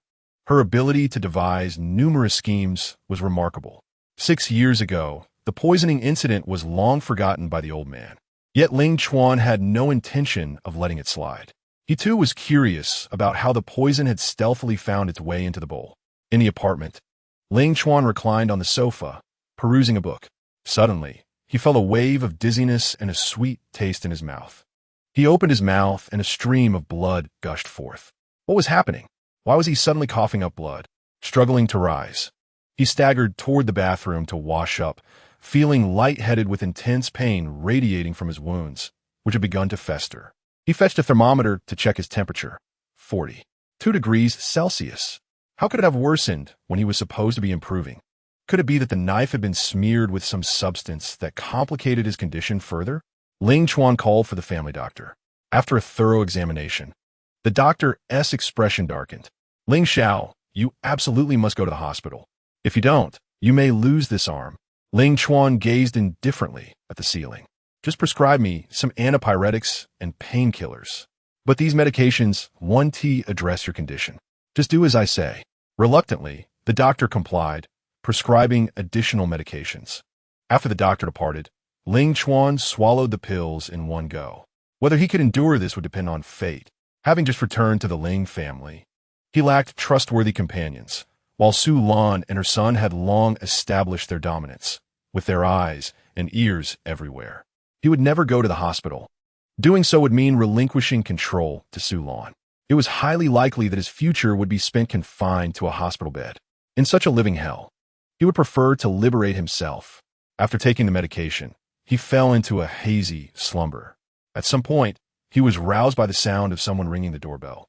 Unsteadily, he rose and peered through the peephole, finally reassured enough to open the door. It was Lu Mei, laden with bags, beads of sweat glistening on her fair forehead. Her small face resembled a slightly ripe peach.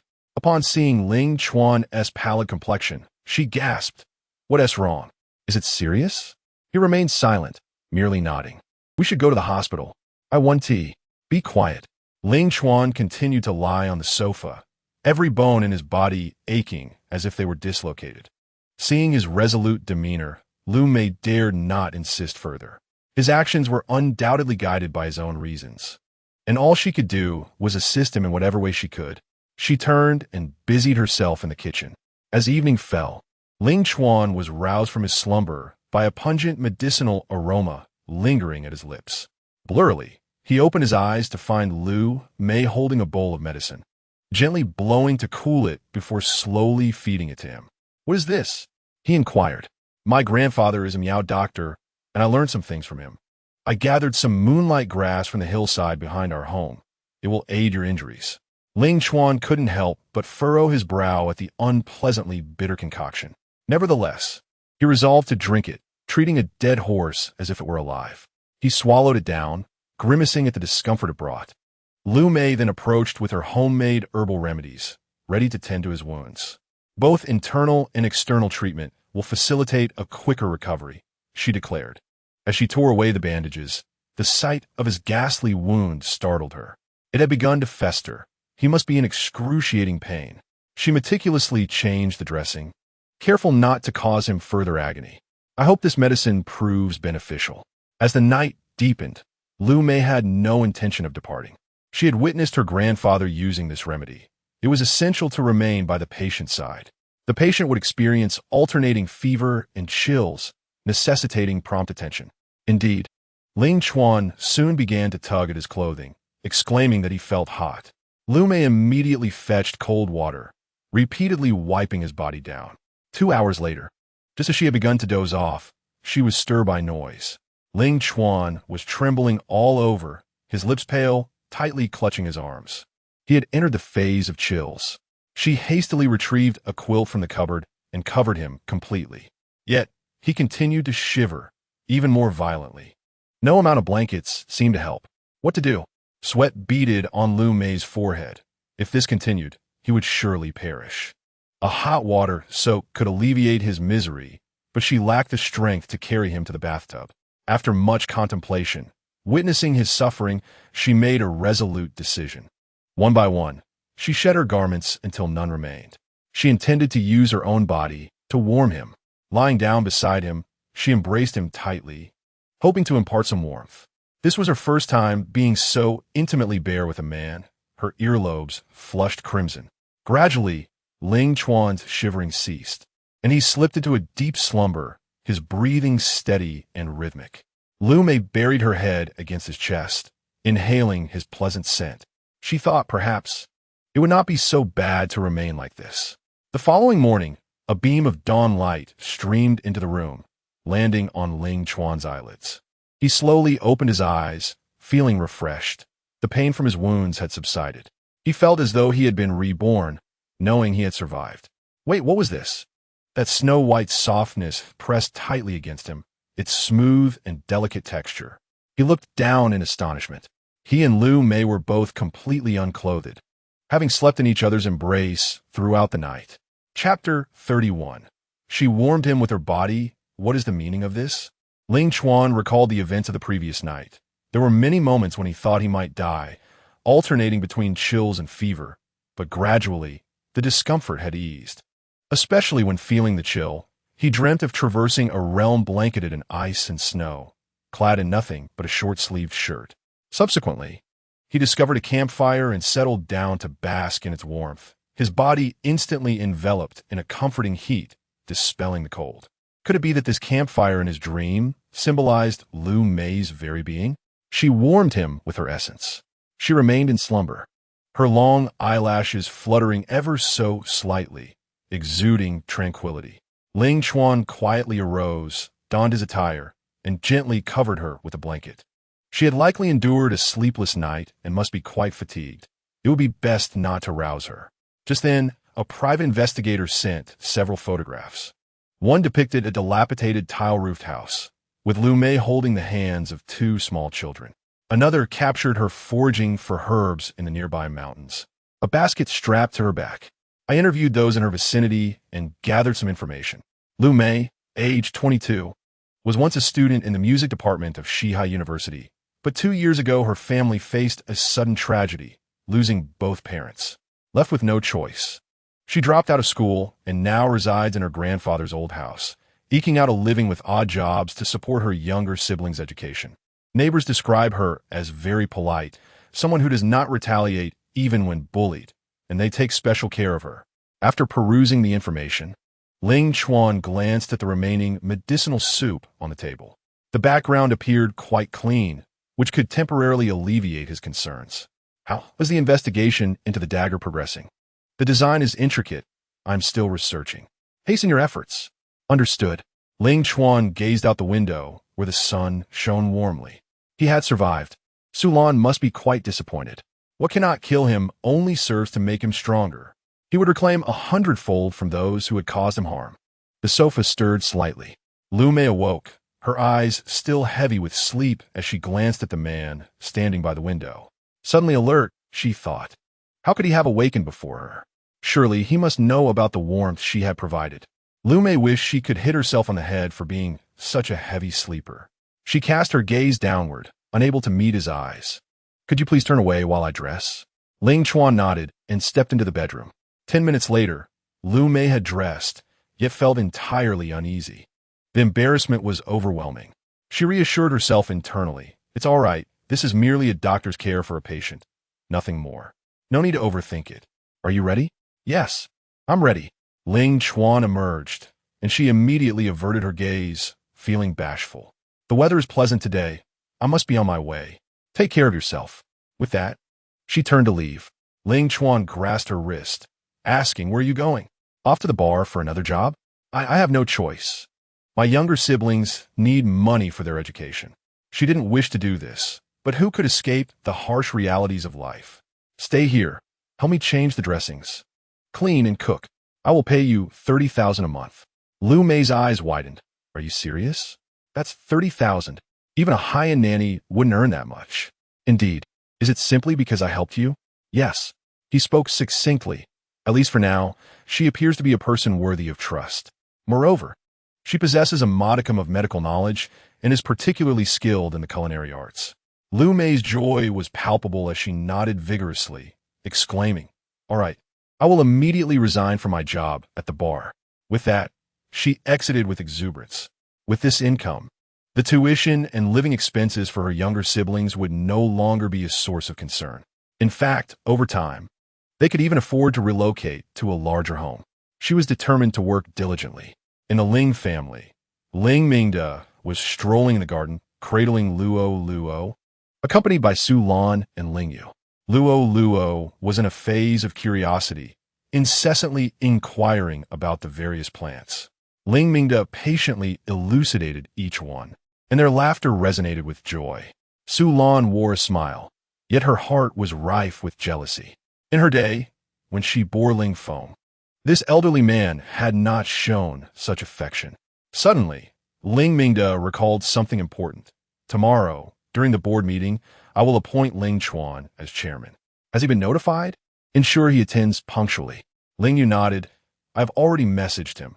He will certainly come upon seeing it, though the message had been sent. He had not replied throughout the night. A sense of unease began to creep into her mind. He would typically respond immediately to such matters. Su Lan's expression darkened. Her son had toiled diligently at Ling Chuan Group for years, yet he remained merely a president. Meanwhile, Ling Chuan, severing ties only to return, was about to be handed the position of chairman. My dear, Ling Chuan has just returned. He is still unfamiliar with many aspects of the company. He may not be able to bear such a significant role. Fear not. I trust in his capabilities. Furthermore, with Ling Feng there to assist him, united brothers can achieve extraordinary feats. Su Lan smiled, a sinister glint in her eyes. What I mean, dear, is that his temperament is unstable. Should any issues arise, he might resort to the same treachery he exhibited 6 years ago. Ling Mingde's anger flared. Do not bring up the past. Perhaps it was merely an accident. I believe my son would not resort to such actions. Nevertheless, the potion had only passed through Ling Chuan's hands. To claim it was not him was utterly implausible. Su Lan is contentens hardant. Very well, let the master decide. She turned and strode into the house, her eyes glinting with a menacing intensity. Old fool, do you still dream of your eldest son inheriting the estate? The poison on the blade was procured from the western regions, without an antidote. Ling Chuan faces a certain demise, and few possess the knowledge to identify that antidote. His death is inevitable. Tomorrow, only news of his passing will arrive. Ling Yu once again retrieved her phone to check for messages, but still, there was no reply. What is my brother doing? Surely, he hasn't encountered any trouble. Yet, she was oblivious to his whereabouts. Ling Mingde, with earnestness, addressed her. Your father knows you share a close bond with Xiao Chuan. He is returning amidst great adversity. You must offer him your support. Father, I understand. Her brother had always treated her well, sharing his favorite treats with her first. He would immediately stand up for her when she was bullied and would hold her tightly when she feared the thunderous rain outside. Unlike Ling Feng, who was domineering and capricious, suppressing her at every turn. The past memories flooded back to Ling Yu, her gaze resolute. I will ensure my brother's safety. Chapter 32. Who Says I Am Dead? At the Ling Chuan Group, the boardroom awaited the meeting scheduled for 9 o'clock. It was now 10, and there was no sign of Ling Chuan, nor even Ling Yu. The shareholders seated below were abuzz with speculation. What was going on? Why had the meeting not commenced? It's quite simple. That young master is throwing a tantrum and refuses to show up. He hasn't even officially taken over the company yet, and he is already acting so grandly. I reckon he is far less capable than Ling Feng. Ling Feng, overhearing this, adjusted his tie, pride swelling within him. His contributions to the group over the years were evident to all. Why should Ling Chuan, upon his return, receive everything? He does not deserve it. He should be dead. Ling Mingde's expression turned grave as he lowered his voice. Go find out what is happening. Why is your brother so late? Understood. I'll seek him out immediately. Ling Feng exited the boardroom. 20 minutes later, the attendees could hardly stifle their yawns. The meeting had become exceedingly dull. Yet, Ling Mingde remained motionless at the center, and the others hesitated to voice their discontent, for he was the chairman. Ling Feng returned, his countenance grim. Father, I have discovered the reason for brother's absence. What is it? He is dead. What? Ling Mingde slammed his hand on the table, suddenly feeling dizzy. Who said this? Where is he now? With a look of feigned sorrow, Ling Feng replied, I inquired with those nearby, and they said they saw Ling Chuan drunk and brawling in an alley 2 days ago, gravely injured and bleeding profusely. What happened afterwards is unknown. With so much blood lost, he is likely dead. Otherwise, he would have replied to messages and shown up. Instantly, the boardroom erupted in chaos, with voices rising in disbelief. Ling Mingde refused to accept this reality, his hands trembling. Quickly, send someone to search for him. I want to see him alive or dead. Very well. Ling Feng feigned concern while making the call, unable to suppress a smile. Who told him to return and contest for the family fortune? If he and T come back, he might not have met his end so soon. At that moment, several elders spoke up. Chairman, I believe President Ling demonstrates composure in crisis and a dedicated work ethic. He is more than capable of succeeding the chairmanship. Indeed, even if Ling Chuan is not dead, his behavior of drinking and fighting tarnishes the company's image. If entrusted to unreliable hands, the group would surely decline. These individuals were all under Ling Feng's influence and had clearly rehearsed their lines. Ling Mingde clutched his heart, his lips pale. It wasn't he at such a point yet. Ling Chuan would not die. He is dead. At that moment, Ling Yu entered, her face sorrowful. Father, I have seen my brother's body. He bled excessively, and his corpse is in the morgue. He is dead. Ling Feng was taken aback. This sister of his had finally chosen to side with him. He felt a sense of satisfaction. Ling Mingde felt darkness enveloping him as he collapsed into his chair, tears streaming down his face. Impossible, impossible, how could this be? Hurry, help me see him. A few individuals below seized the moment. Director Ling, we empathize with your grief over the loss of your son. Yet given your age, it is time to allow the younger generation to share your burdens. Your eldest son has long neglected the business, and now this unfortunate incident has arisen, which is truly lamentable. Chairman, I believe Ling Feng possesses great potential. Perhaps you should entrust the group to him, and we would all feel reassured. As the crowd exchanged words, Ling Mingde nearly succumbed to a heart attack. In ancient times, this would undoubtedly be akin to a palace coup. A slight smile graced Ling Feng's lips as he began to speak. I'm grateful for your kind words. None of us anticipated such a turn of events. My father has always been astute and decisive, treating the group as his own life. I trust he has already come to a conclusion. The implication was unmistakable. No one but he could assume the role of chairman. Ling Mingde's heart felt as if it were being pierced by a knife, and he yearned to weep openly. Yet, with so many awaiting his decision, he could not falter. His health was deteriorating, and given Ling Feng's considerable support within the group, perhaps it was time to relinquish the chairmanship. With Ling Chuan deceased, he declared, I announce that the position of chairman of Ming Chuan Group will be taken by Ling Feng, who claims I am dead. A deep, resonant voice interjected. Ling Chuan, impeccably dressed, strode into the room. His gaze was piercing, his presence commanding, as he moved with the grace of a king. What is this? Ling Feng instinctively stepped back, feeling a surge of fear. Had he not been afflicted by Uncle Sheng's exotic poison and received no treatment? How could he appear here unscathed? Upon seeing Ling Chuan, Ling Mingde's anxiety dissipated. He was overwhelmed with emotion. Xiao Chuan, you are unharmed. Thank goodness, thank goodness. Ling Chuan narrowed his eyes at Ling Feng. Who has been spreading the rumor of my death? Do you secretly wish for my demise? And no, I heard from people nearby, Ling Feng stammered. You, as the steward of the group, would spread rumors based on mere hearsay. Are you vying for the chairman's position? Or is the one who attempted to assassinate me someone you sent? Truly, your intentions are reprehensible. Ling Feng's complexion paled, panic evident. It wasn't me. Do not slander me without proof. You seek to tarnish my reputation. As the whereabouts of the knife remained unresolved, there was indeed no tangible evidence at hand. Ling Chuan fell silent, gaining a measure of confidence from Ling Feng's unease. Father, I truly do not understand what is happening. I only heard it from others. Why does my brother harbor such animosity towards me? Is it because he disapproves of my role in the group? Ling Mingde furrowed his brow. And just as he finished speaking, a loud thud echoed. Ling knelt before them, sobbing, "Father, I was wrong. I should not have said my brother was dead. In truth, I knew nothing. It was Ling Feng who instructed me to say so." What? Ling Feng was nearly overwhelmed with rage. Abandoning any semblance of composure as he shouted, "You dare speak such nonsense? When have I ever taught you to utter such words? Are you attempting to slander me?"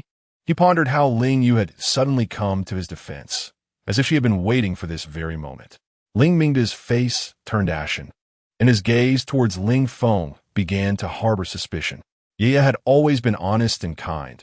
She would never concoct lies to deceive. This entire situation must have been orchestrated by that wretched boy, Ling Feng. However, family scandals must not be aired in public, and he could not afford to erupt during the board meeting.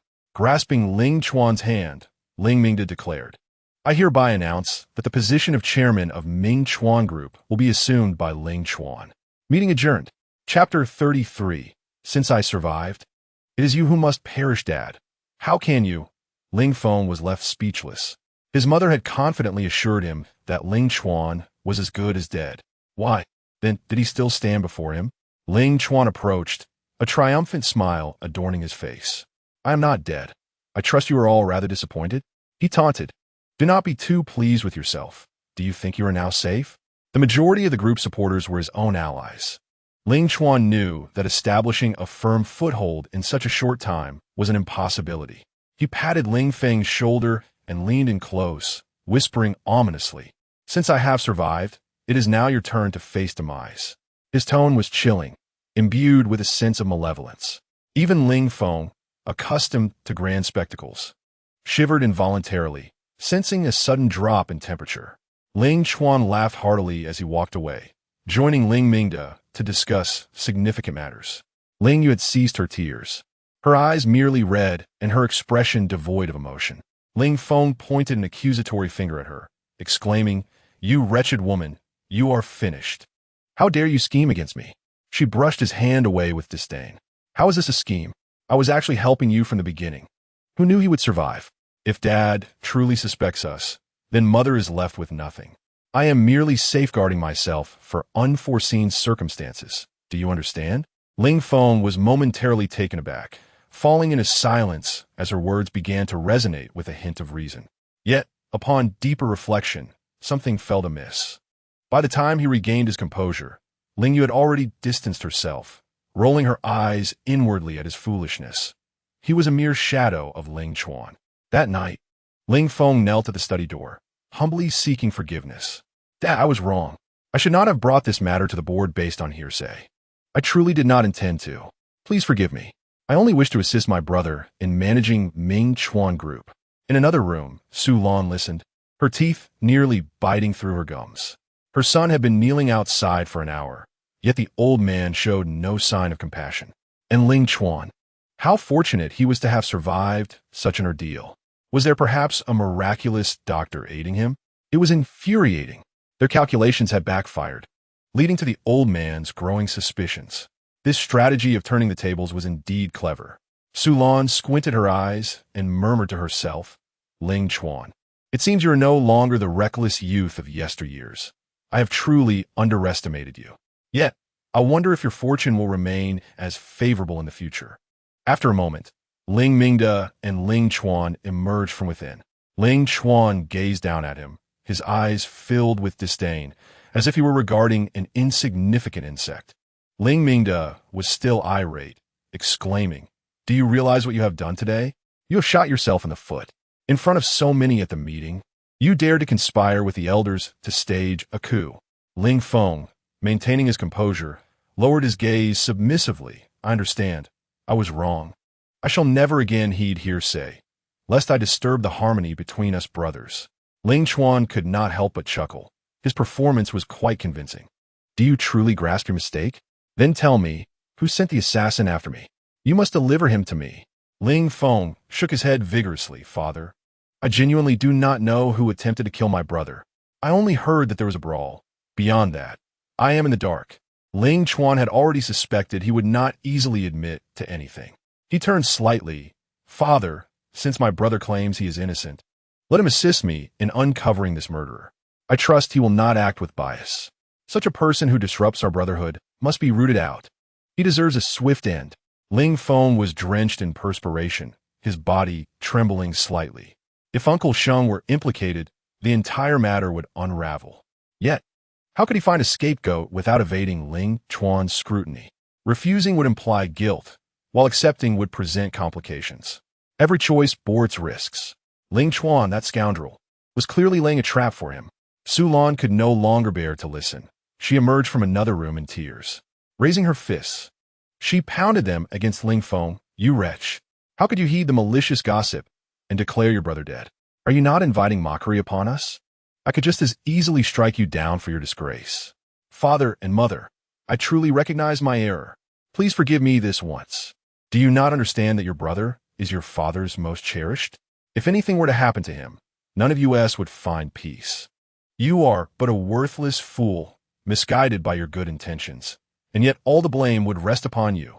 Should your brother truly perish, our family would have to accompany him in death. With your foolishness, how could you possibly investigate anyone? You would be devoured whole. Her words, while ostensibly chastising Ling Feng, subtly underscored Ling Mingda's favoritism. Ling Mingda furrowed his brow and waved his hand. All right, enough. Rise. No need to kneel. Thank you, father. Ling Mingda turned to Ling Chuan. Xiao Chuan, I shall enlist the help of the most renowned detective to assist you. Ling Feng, being inexperienced, will likely uncover little. Ling Chuan glanced at Su Lan. His demeanor calm and unruffled. Very well. To his surprise, her tears proved more effective than anything else. He had underestimated her standing in Ling Mingda's heart. I have matters to attend to, so I shall take my leave. With a courteous nod, Ling Chuan departed. Over the years, this duo had secured a significant position in Ling Mingda's heart, one that could not be easily shaken. He is not in a hurry. Any fox will eventually reveal its tail. The crowd dispersed. In the room, a sharp sound echoed as Su Lan delivered a heavy slap to Ling Yu, her eyes blazing with fury. You wretched woman, how dare you conspire with Ling Chuan against my son? Ling Yu covered her face, feigning innocence. I didn't. I intended to assist Ling Feng from the start. Who could have predicted that Ling Chuan was still alive? Who claimed he was undoubtedly doomed? As Su Lan regained her composure, she recalled that this notion of certain death had originated from Sheng Ming. He had previously been quite astute in his dealings. It was perplexing how he had miscalculated this time. Did you not contact Ling Chuan beforehand? Ling Yu retrieved her phone and opened the chat history. See for yourself. He has not responded to me at all. I thought he truly was dead. Su Lan glanced at the screen, confirming that Ling Chuan had indeed not replied. But you cannot place the entire blame on Ling Feng, she remarked, furrowing her brow. Mother, have you considered that regardless of what I say, Father already harbors suspicions about my brother? It would be better to absolve me completely. Father would be more inclined to believe I am an honest person. Wouldn't it be easier to operate under the guise of someone who never tells lies? After a moment of contemplation, Su Lan suddenly smiled. She gripped Ling Yu's chin tightly. You possess a modicum of intelligence, yet do not let your cleverness lead you astray. Remember, your family is in my hands. At the mention of family, a look of panic flickered in Ling Yu's eyes, and fear washed over her. She repeatedly bowed her head, pleading, please, do not harm my family. They are the most important people in my life. I will do whatever you ask. Su Lan, feeling triumphant, realized that the best way to control her was by seizing her vulnerability. Ling Yu's head rested on the ground in submission, yet her gaze momentarily turned cold and sinister. Chapter 34. My poor relatives are bullying me. At Yang High School, it was the day of the midterm exams, and Mian arrived at the classroom early. She noticed Lu Luo had also come, which struck her as odd. He was usually the last to arrive. Had he decided to take the exams seriously this time? Mian felt a surge of annoyance and planted her hands on her hips as she approached him.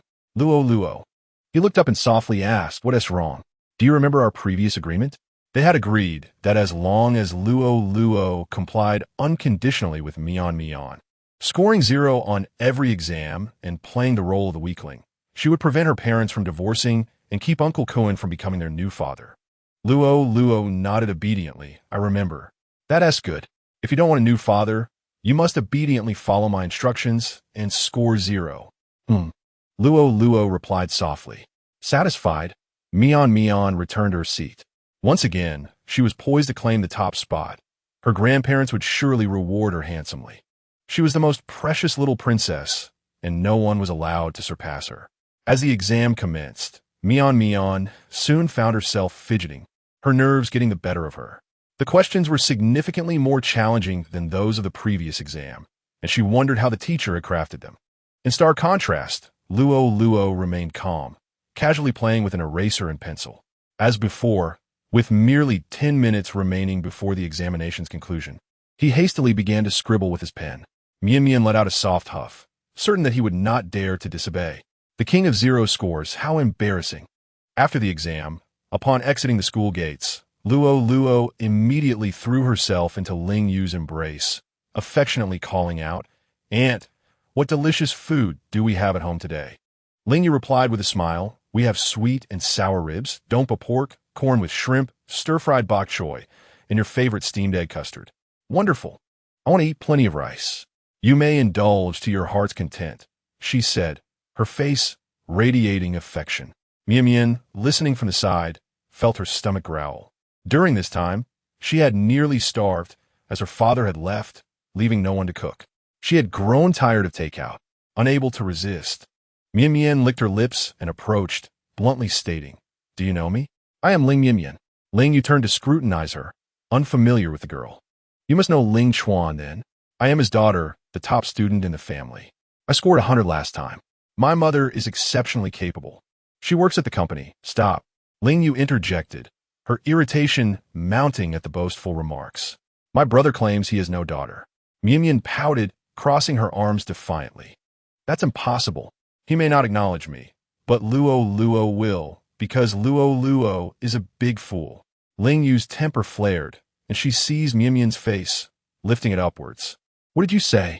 How dare you call Luo a fool?" "Say it again." Mian cried out in pain, tears streaming down her face. "I don't even want to be his daughter anymore. Let me go. Your family is all penniless. That clunky car of yours is nowhere near as good as my Uncle Cohen's. How absurd, a Rolls-Royce Phantom being outmatched by a mere Benz." This little brat's words revealed a blatant disrespect towards Ling Chuan, shedding light on the life she must have led. Ling Yu tightened her grip even further. "You, who were born of a mother yet raised without one, I shall teach you a proper lesson today." Mian grimaced in pain, tears flowing. "I detest your entire family of beggars. I am no longer Ling Chuan's daughter." "Fine, think as you wish." Luo tugged at Ling Yu's sleeve. "Aunt, let it go. We shouldn't delay our return for a meal." Reluctantly, she released her grip, gently pinching Luo's cheek. "All right, Aunt will listen to you. Let us return for our meal." With that, the two climbed into the car, casting not a single glance in Mian's direction as they departed. Mian stood there, her face flushed from the squeezing, covering her face in despair. After a while, Song Qianwei finally arrived, slightly delayed. "Sorry, darling, there was a bit of traffic." Upon seeing her mother, Mian burst into tears. "Mom, the poor relatives from Dad's side bullied me." Song Qianwei's heart ached at the sight of her daughter's reddened face. Which relative? To her knowledge, Ling Chuan was orphaned, having no relatives over there. "I only heard Luo calling her aunt. She drive a clunky car and even pinch my face." "Aunt? Clunky car?" Was Luo spending time with his so-called aunt these past few days? From where did this relative emerge, flaunting a dilapidated vehicle?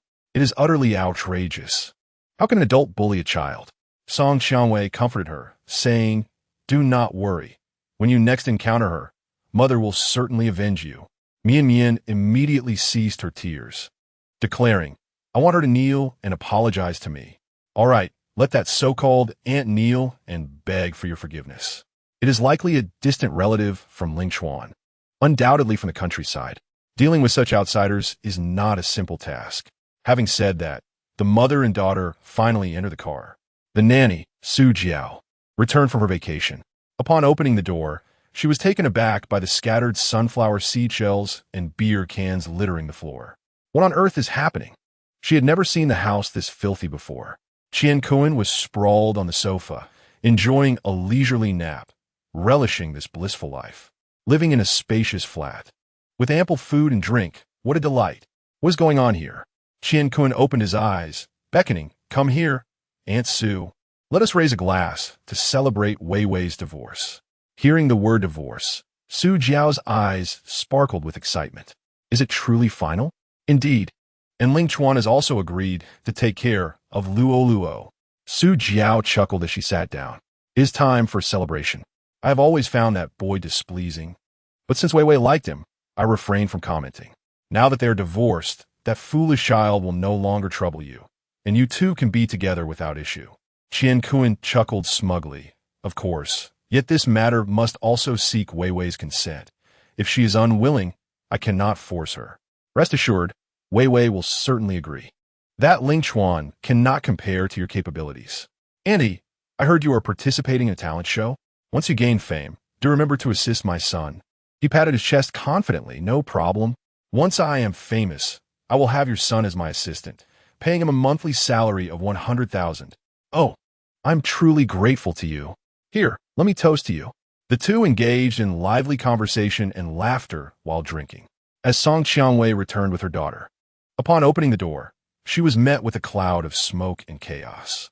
She instinctively covered her mouth with her hand, exclaiming, "What are you all doing?"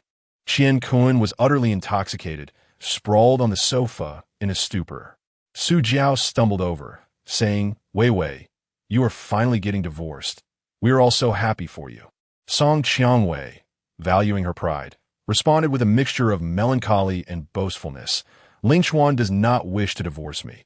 His actions are merely a ploy to elicit my affection. Chapter 35. I have 100 ways to eliminate you. Just the other day, I mentioned going to the Civil Affairs Bureau to obtain the divorce certificate, and he found an excuse to avoid me. Su Jiao looked on with disdain, nearly spitting in contempt. He is utterly shameless. I knew he would not easily let you go. You are so remarkable and youthful. Where else would he find someone better than you? Song Qiangwei smiled silently, bemused by the pathetic excuses he concocted. She would wait patiently until he calmed down, then negotiate conditions slowly. She could not believe he could be so heartless as to abandon her and their daughter. Su Jiao unconsciously stifled a yawn, feeling overwhelmingly fatigued. "I think I shall take a brief respite," she murmured. Meanwhile, Song Qiangwei surveyed the litter strewn across the floor, her head spinning. In the past, when Ling Chuan resided at home, such chaos was unheard of. Just how much had they consumed? Weary, she shook her head, pondering the inexplicable exhaustion that had engulfed her since Qian Kuan entered their lives. Each day, she found herself beset by a cascade of misfortunes, leaving her rather overwhelmed. It was perplexing. She had once led a life filled with happiness, so why had it devolved into this?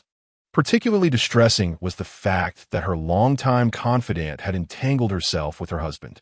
The once thriving photography studio now faced multiple companies intending to terminate contracts.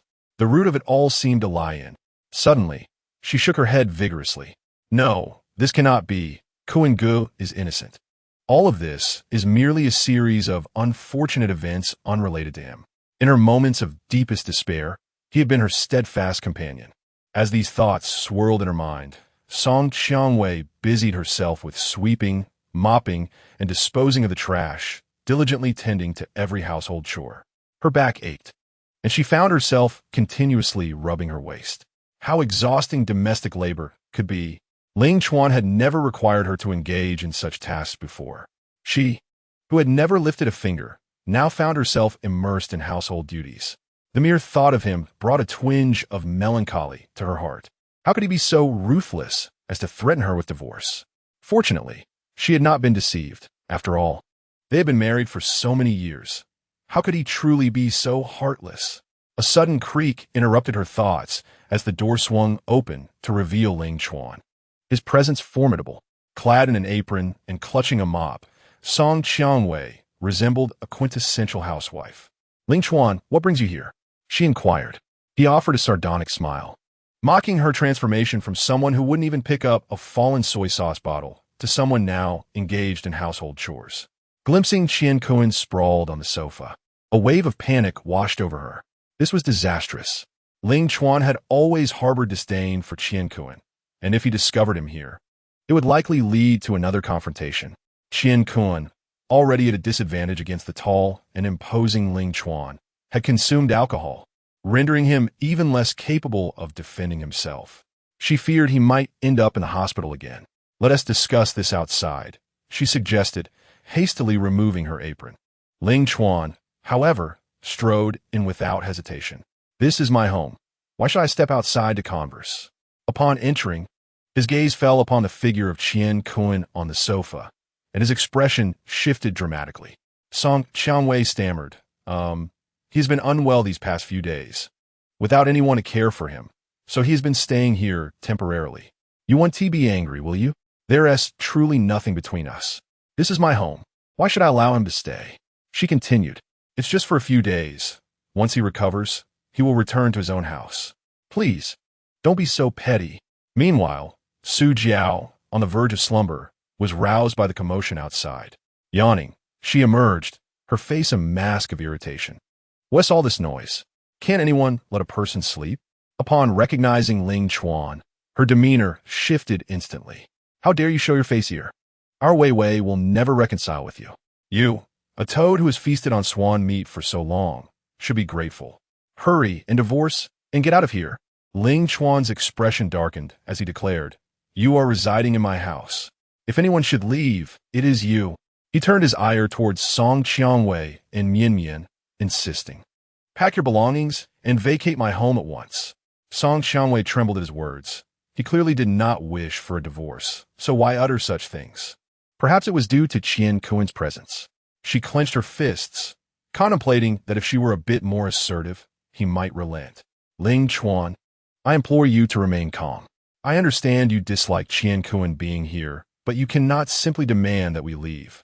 Do you not fear that we may not return? I said get out." Ling Chuan pointed resolutely towards the door.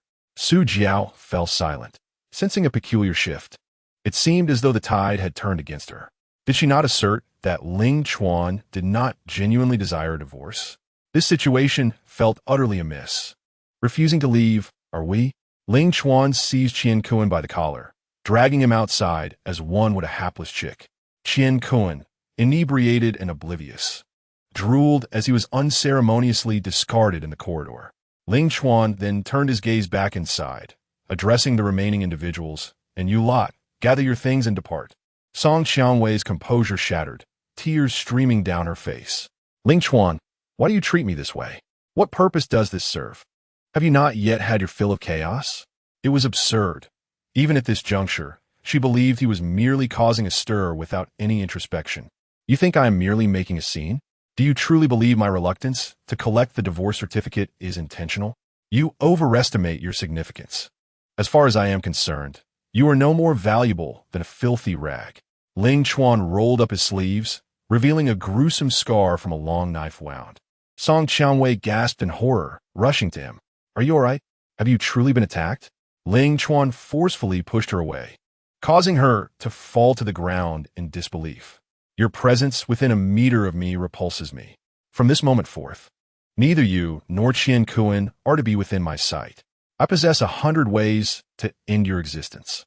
Feel free to test me." His gaze was chilling, suffused with a bloodthirsty crimson. Song Qianwei felt a surge of fear, lowering her head and weeping softly. Su Jiao helped her to her feet, murmuring, "How could you strike a woman? She's your wife." "Old pigeon, when you were puffing up your chest earlier, did you consider her my wife then? Have you not had your fill of fist from last time?" Su Jiao fell silent, the pain from those blows still lingering on her face. Were it not for Qianwei, she would have reported him to the authorities by now. Song Qianwei continued to sob, recalling how he used to detest her tears. She refused to believe he would allow her to weep unrestrained. Ling Chuan, having exhausted his patience, was increasingly burdened by the affairs of Ming Chuan Group. "I truly have no time to waste with you. You must leave tonight." With that, he glanced at his watch and spoke into the air, "For individuals will arrive shortly. The address is..." Song Qianwei was taken aback. "Ling Chuan, what are you planning? Since you are incapacitated, lacking hands and feet, I shall summon assistance to help you move." Chapter 36. I like her, Do not disturb us. Song Qiangwei was in a state of panic, her heart heavy with sorrow. Was he truly so heartless that he remained unmoved even upon witnessing her tears? After a brief span of 10 minutes, several men clad in black suits arrived. Young Master Ling Chuan gestured towards the room, instructing them to remove all items pertaining to the woman and discard them into the trash. Understood. Song Qiangwei was taken aback. What were they calling him? Young Master Ling? The men in black promptly surged inside, commencing their thorough cleanup. Without a moment's hesitation, she followed them in, protesting loudly. Those are my cosmetics. Do not throw them away. Those are my clothes, my toiletries, my high heels. The room erupted into a cacophony of sounds as items were tossed about. Even Su Jiao's tattered pants were unearthed and flung at her face. Her cheeks flushed crimson as she hastily stuffed them into her pockets. She had never endured such humiliation in her life. When had Ling Chuan become so formidable? Mian, who had been peacefully sleeping in a room, was startled awake by the intruders and screamed in terror. Mom, who are these people? Song Qiangwei rushed in to embrace her daughter, exclaiming, what do you intend to do? Get out. Whether you leave or not is no longer your decision. One of the men in black replied, yanking down the princess canopy from the ceiling, something Ling Chuan had painstakingly installed. A collection of various dolls was also unceremoniously tossed outside the door. Ling Chuan had insisted that a girl should sleep in such a princess room to prevent her from being deceived by sweet words from other men in the future. Ling Chuan glanced at the heap of dolls he had scoured the malls to obtain for her, feeling nothing but irony. 6 years of meticulous nurturing and heartfelt devotion had been rendered worthless, more insignificant than feeding scraps to a dog. It was a misconception to think children are oblivious. In truth, children are the least adept at disguising their feelings. They openly express what they dislike and what they cherish. Henceforth, he would no longer be Mian's father. Mian dashed out, her small face puffed with indignation. Why do you keep coming to bully us? I hate you now. Ling Chuan smiled, but the expression lacked warmth. I, on the contrary, feel nothing for you now. From this moment onward, whether you live or die with your mother, I shan't furrow my brow again. True heartbreak is not about loud declarations, is silent. The greatest sorrow lies in a heart that has died. His gaze was akin to that of a stranger. Mian had never witnessed such a look from her father before. A wave of profound sadness and fear surged within her. It seemed as if her father truly did not want her anymore. Pouting, she leaped into Song Qiangwei's embrace, crying out, Mom, I hate him, I hate him. Song Qiangwei's eyes were red-rimmed as she implored, Ling Chuan, are you certain you wish to proceed with this? You shall not regret it. Ling Chuan's expression remained indifferent. In my lifetime, I have never engaged in actions I would later regret. He was capable of enduring much, but when he resolved to cease enduring, it marked the end of the world. An hour later, their belongings had been entirely cleared away. The corridor was filled with their discarded possessions. Ling Chuan gazed at the 4 individuals before him and advised, you would be wise to vacate your belongings promptly. Otherwise, the property management shall be compelled to notify the authorities. With that, he slammed the door shut with a disdainful air, as if discarding refuse. Observing the emptiness of his home, a sense of elation enveloped him. The departure of these pests had rendered the atmosphere significantly more refreshing. However, the bed and sofa bore the imprints of their unwelcome occupancy. They are no longer wanted. Everything shall be replaced anew. This property constituted merely a trifling fragment of the Ling family's assets, prompting bewilderment among some as to why he exerted such effort to reclaim it. Why should my possessions be relinquished to those wretched individuals? Even if I were to offer them to stray dogs or homeless cats, it would be a far more honorable fate. Song Qiangwei stood outside the door, cradling Mian on the verge of tears. So many belongings had been cast aside, and Qian Kuan remained inebriated. She felt utterly lost. Su Jiao wore a frown, pondering their predicament. What shall we do? Will I even have work after this? She could not help but inquire, is this house truly his? Song Qiangwei bit her lip and confirmed, it is indeed his. Then this complicates matters. She sighed. Had she known it was his, she would not have been so boisterous, perhaps avoiding their expulsion altogether. How could she have known that the Song family could not afford even a single apartment? What now? Shaking her head, Song Qiangwei admitted her own uncertainty. In any case, she had no face to return home, nor could she. The Song family possessed but a modest two-bedroom unit. If she were to return with Mian Mian, there would be no room to settle, especially with so many belongings. Su Jiao expressed her discontent. Then what of my job, Aunt Su? I have no home now, and there is no need for a nanny. Su Jiao's disappointment was palpable as her demeanor shifted dramatically. If I had known sooner, I would have refrained from provoking Ling Chuan. Who could have foreseen that, while it appeared she was the one earning outside, Ling Chuan was the true pillar of the household? Song Qiangwei felt a wave of shame wash over her. The company was struggling and on the brink of collapse. She could scarcely afford anything. Furthermore, the money she had earned over the years had been squandered on supporting Qian Kun, voting, data work, and gifts. It was only natural that he would now take a portion for himself. Kneeling down, she gently prodded him. Qiange, wake up. Mian Mian and I are now homeless. Yet, Qian Kun merely rolled over, unresponsive, as lifeless as a discarded pig. At that moment, the elevator doors opened, revealing Zhou Wanru stepping out. Having seen Ling Chuan enter the complex from the balcony, she had taken the time to tidy herself up for this encounter. Upon spotting her, Song Qiangwei's ire flared. Zhou Wanru, do you still have the audacity to appear at our doorstep? Dressed so flamboyantly, who are you attempting to seduce? Zhou Wanru surveyed the hallway littered with discarded items and arched an eyebrow. Your doorstep? How could any of this be yours? It is evident that you have been ejected.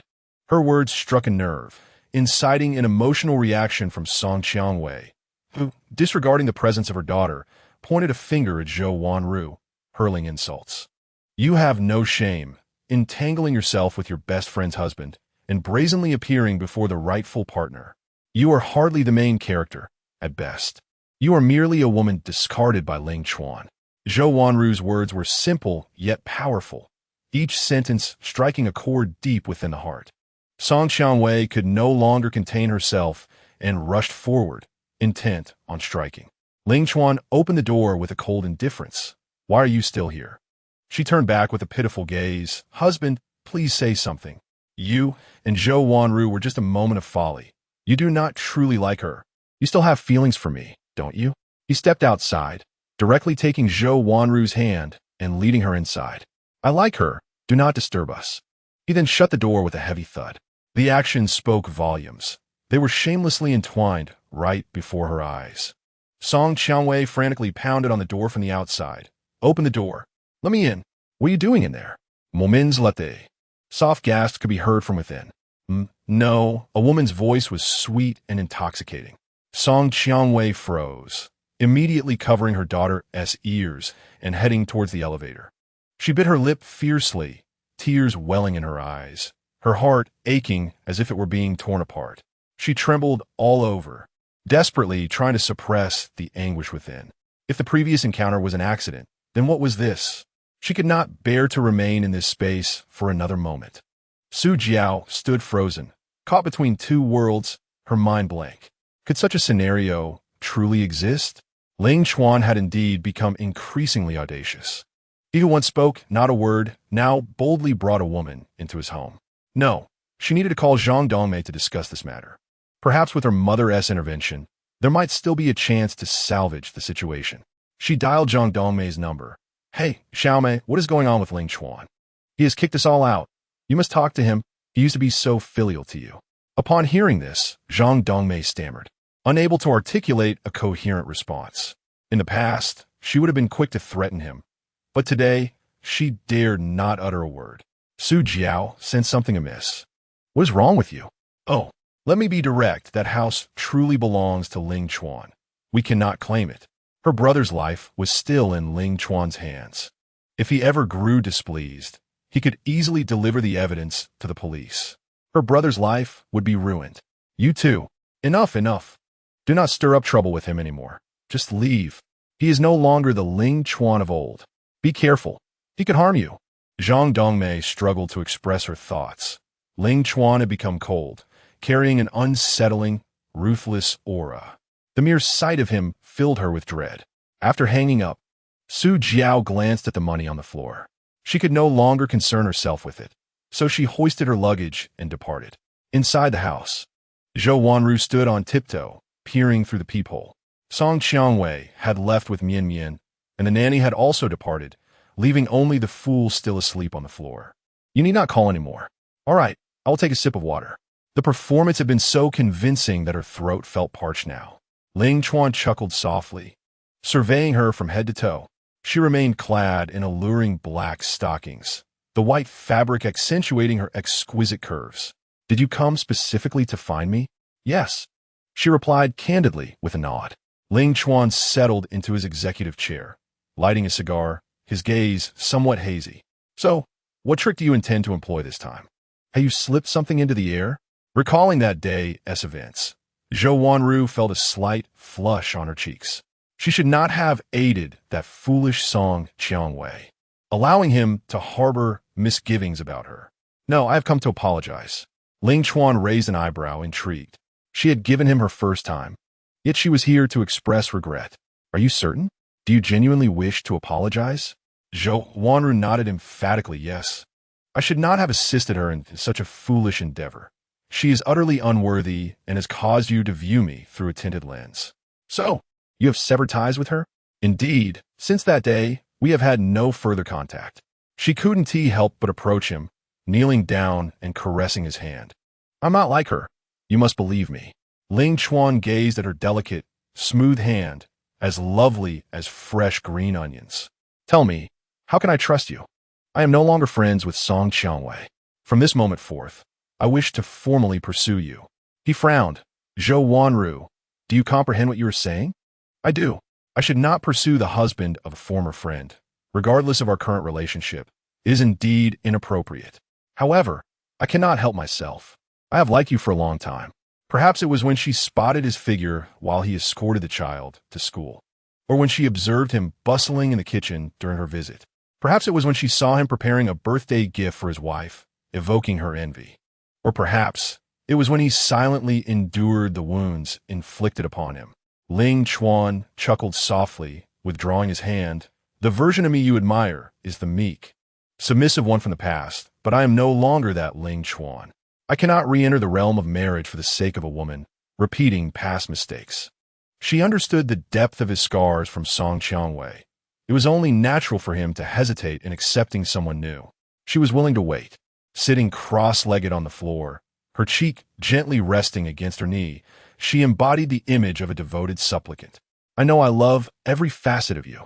No matter how you change, my affection remains steadfast. She lifted her delicate face, her crimson lips vibrant. I implore you, look at me. After finishing his cigar, Ling Chuan reached out to caress her face. Her beauty was undeniable, far surpassing that of Song Qiangwei. Out of respect for his wife, he had spoken to her no more than 10 times. Now, he could indulge in her presence. You said it.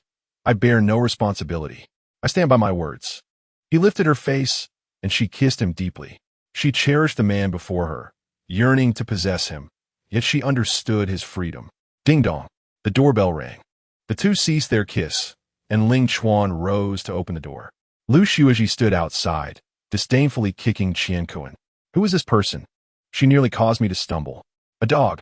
She walked in, stating that the lawsuit had already been submitted, and asked if there were any documents I had overlooked. Her gaze immediately fell upon Zhou Wanru, and the atmosphere grew tense in an instant. This is Ling Chuan, he said lightly, a friend. Just a friend? Lu Luo forced a smile, realizing that a friend was at home. Have I interrupted your gathering? Zhou Wanru scrutinized her, intuition whispering that she was a rival in love. She smiled gracefully, not all. Since you are discussing important matters, I shall take my leave. A mature woman understands the importance of granting a man his space. Being excessively jealous will only provoke his aversion. Zhou Wanru walked out directly, leaving Lu Luo to gaze at Ling Chuan in silence. I have nothing more to add. She has agreed to the divorce agreement, so we likely won't need to go to court. Lu Luo felt a twinge of disappointment, lowering her gaze. I see, congratulations. Does this mean she will no longer have a reason to seek him out? Do you have anything else to discuss? Yes, actually I belong to a minority group. And? She nervously fidgeted with the hem of her clothing, her cheeks flushed. In our culture, If a man sees a woman in her entirety, he is obliged to marry her. Chapter 38. Isn't it simply a stolen kiss? You owe me that. Ling Chuan remained speechless. It wasn't as if he had intended to see her. Moreover, the situation had been urgent, leaving him little choice. So, are you suggesting that I marry you? Lu Luo lowered her gaze and shook her head. No, I merely mentioned that this is a custom in my culture. After living in the city for so many years, you still haven't adapted? This isn't a significant issue here. I am aware, Ling Chuan replied, turning to face the floor-to-ceiling window. Still, are you implying that you seek some form of compensation? She kissed him forcefully. It was he who should be seeking compensation, wasn't it? Silently, she stood before him, blushing. Did I kiss you that day? Yes, therefore you owe me compensation. What do you desire as compensation? Ling Chuan regarded her with keen interest. Was that your first time? Yes, she shyly nodded. Do you wish for that? Was it really necessary to seek compensation for merely stealing a kiss? Ling Chuan chuckled. Not at all. She tilted her head back, disbelief flickering in her eyes. Could there truly be a man who did not desire such things? Recalling her first romance, where her partner had eagerly rushed to the hotel with intentions of intimacy, she had fled without looking back, preserving her purity until now. Her first time must be given to the best man in the world. For some reason, hearing him say he did not want her filled her with both joy and a hint of disappointment. Did his reluctance imply that she lacked charm? Lu Luo glanced down at herself. Her attire was quite striking, ensuring she turned heads as she walked out. Why don't you want to? Ling Chuan inquired. Do you wish for it? I do not. Her face flushed deeply, heart racing like a startled deer. It was one thing not to inquire, but once he did, her legs genuinely felt weak, an indescribable sensation spreading throughout her being. The man was shamelessly seducing her. In truth, she had harbored feelings for him for quite some time. Ever since he first visited her home to unclog the pipes, his warmth and politeness, combined with his impressive biceps and handsome visage, had stirred something within her. However, upon discovering that he was married with 2 children, she promptly dismissed such thoughts. She was not the type to disrupt another's family. Thus, they stood in silent confrontation. Suddenly, there came the sound of someone kicking the door from outside. Qian Kuan awoke to find himself sprawled on the cold floor, with no one in sight. Open the door. Wei Wei, how could you leave me out here alone? Wei Wei. Lu Luo playfully echoed him. Wei Wei? His ex-wife was named Song Wei Wei, and she began to piece together the connection between them. How brazen of him to dance before his rightful partner. A woman like that was better off divorced. Ling Chuan let out a cold laugh, his fists clenched. Quite fortuitously, he had just awakened, which could serve as a means of practice for his punching bag. Just as he was about to open the door, Lu Luo darted forward to block him, declaring, Step back, let me handle this. Without hesitation, she swung the door open, only to be met with a wave of alcohol-laden air that made her frown. What are you barking about out here? Qian Kuan, with bleary eyes, blinked in confusion. This woman was not Song Wei Wei, yet she was undeniably stunning. Had he conjured an illusion, or had he mistakenly knocked on the wrong door? Glancing at the door number, he confirmed it was indeed the right place. Beautiful lady, what brings you to my home? My home? I dare say your entire being could not even purchase a single one of my watches. Are you sure you can afford to reside in this neighborhood? Qian Kuan belched, attempting to defend himself. I merely prefer to keep a low profile. I don't care for ostentation. Low profile? You're wearing counterfeit letters, my good sir. Lu Luo taunted, causing him to falter. After all, he had returned from studying abroad. What was wrong with donning a replica if he couldn't afford the genuine article? Get out. You don't belong here. Is your name on the property deed? Don't push your luck. Your Wei Wei has already been thrown out. What? Qian Kuan's drunken haze began to dissipate. You mean this house is not hers? Not a chance. You cockroaches truly believe my Ling is easy to bully, don't you? I'll 1T stand for it. Let me in and ask him. With that, Qian Kuan attempted to step inside, but Lu Luo swiftly stomped on his foot, grinding down hard. He howled in pain. You vile woman, don't force my hand. And what if I do? Lu Luo raised her hand and delivered a resounding slap across his face, with a sharp sound echoing in the air. Ling Chuan stepped forward and kicked him squarely in the chest, sending him stumbling outside. You think you deserve to enter my home? Song Wei Wei is now homeless. Go keep her company. Lu Luo smirked provocatively, waving her hand. Cuckoo, if you don't leave now, I'll call the police. The mention of the police caused Qian Kuan to feel a sudden chill. He stood up, shouting defiantly, Ling Chuan, and you, wretched woman, just wait. Once I achieve success, I will make you both pay. After barking his threats, he hurriedly pressed the elevator button and dashed away. Lu Luo closed the door, gasping for breath and patting her chest. She had just acted so fiercely. She had never spoken so loudly before. What if Qian Kuan were a brute? She might find herself in a world of hurt. Seeing her flustered demeanor, Ling Chuan felt a pang of tenderness. She resembled a little rabbit trying to appear fierce. Sensing his gaze, she quickly explained, Ling Gu, did I come off as a shrew? I'm not usually like this. I'm quite gentle. For some reason, she was particularly concerned about her image in his eyes. No, you did splendidly just now. Song Qianwei would never stand by him or defend him. In every matter, Qian Kuan was deemed correct and had his reasons. Meanwhile, he was merely being unreasonable. Otherwise, they would not have reached this impasse. Lu Luo playfully stuck out her tongue. I think I did quite well, too. Her long eyelashes framed her clear, bright eyes, especially her lips, which resembled ripe peaches, utterly alluring. Ling Chuan approached slowly, thinking, so adorable. A kiss wouldn't be excessive, would it? How do you plan to compensate for that day you stole a kiss from me? She froze, leaning against the wall, her legs slightly trembling. What do you mean by compensation? Close your eyes. Her heart raced with anxiety, yet she obediently shut her eyes. His hands slid to her waist, drawing nearer. Suddenly, the door creaked open. You may leave now. Lu Luo's eyes flew open, a mix of embarrassment and indignation flooding her. What had she been anticipating? Never mind. He was simply insufferable. She wrapped her arms around his neck, stood on tiptoe, and kissed him fiercely. It was just a stolen kiss. And now you have one back. Chapter 39. Loving someone is exhausting, so why not love 10? They were unaware of how long they kissed, losing themselves in the moment until they finally parted. Lu Luo's lips were swollen and slightly bashful. He must have honed his kissing skills with his ex-wife, she mused. Just as Ling Chuan was about to speak, she placed her index finger against his lips. All right, no talking. Let me say this. I wanted to kiss you of my own volition. I won't demand a title for it, but if you come to a decision, feel free to find me. I am open to that. Ling Chuan leaned against the doorframe, a devil-may-care smile gracing his lips. Lawyer Lu, are you confessing? Well, I suppose it could be seen that way.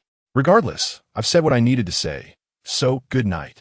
With that, she scampered back to her room like a startled rabbit. Ling Chuan touched his lips, reflecting on his current tally of kisses with 3 women. The experience was quite pleasant. If he were to compare whose lips were the most delightful, each had its unique charm. Zhou Wanru exuded a mature, intellectual allure. Lu Luo embodied youthful exuberance, infused with the fresh innocence of ripe peaches. Wen Pei's lips were soft and plump, her kissing style bolder and more passionate. In truth, distinguishing who was superior in this regard proved to be a delightful challenge. He suddenly found himself looking forward to the days ahead, pondering which new territories he could explore. The days of being single had proven to be surprisingly delightful. Previously, he had lived a life akin to that of a monk. From now on, he intended to savor every moment. Youth is wasted if one does not indulge in romance. Loving one person is exhausting. Hence, one should love 10. Song Qianwei returned home, clutching Mian Mian, her face smeared with dirt and dust. The elderly couple awoke in the middle of the night to open the door, their faces etched with worry.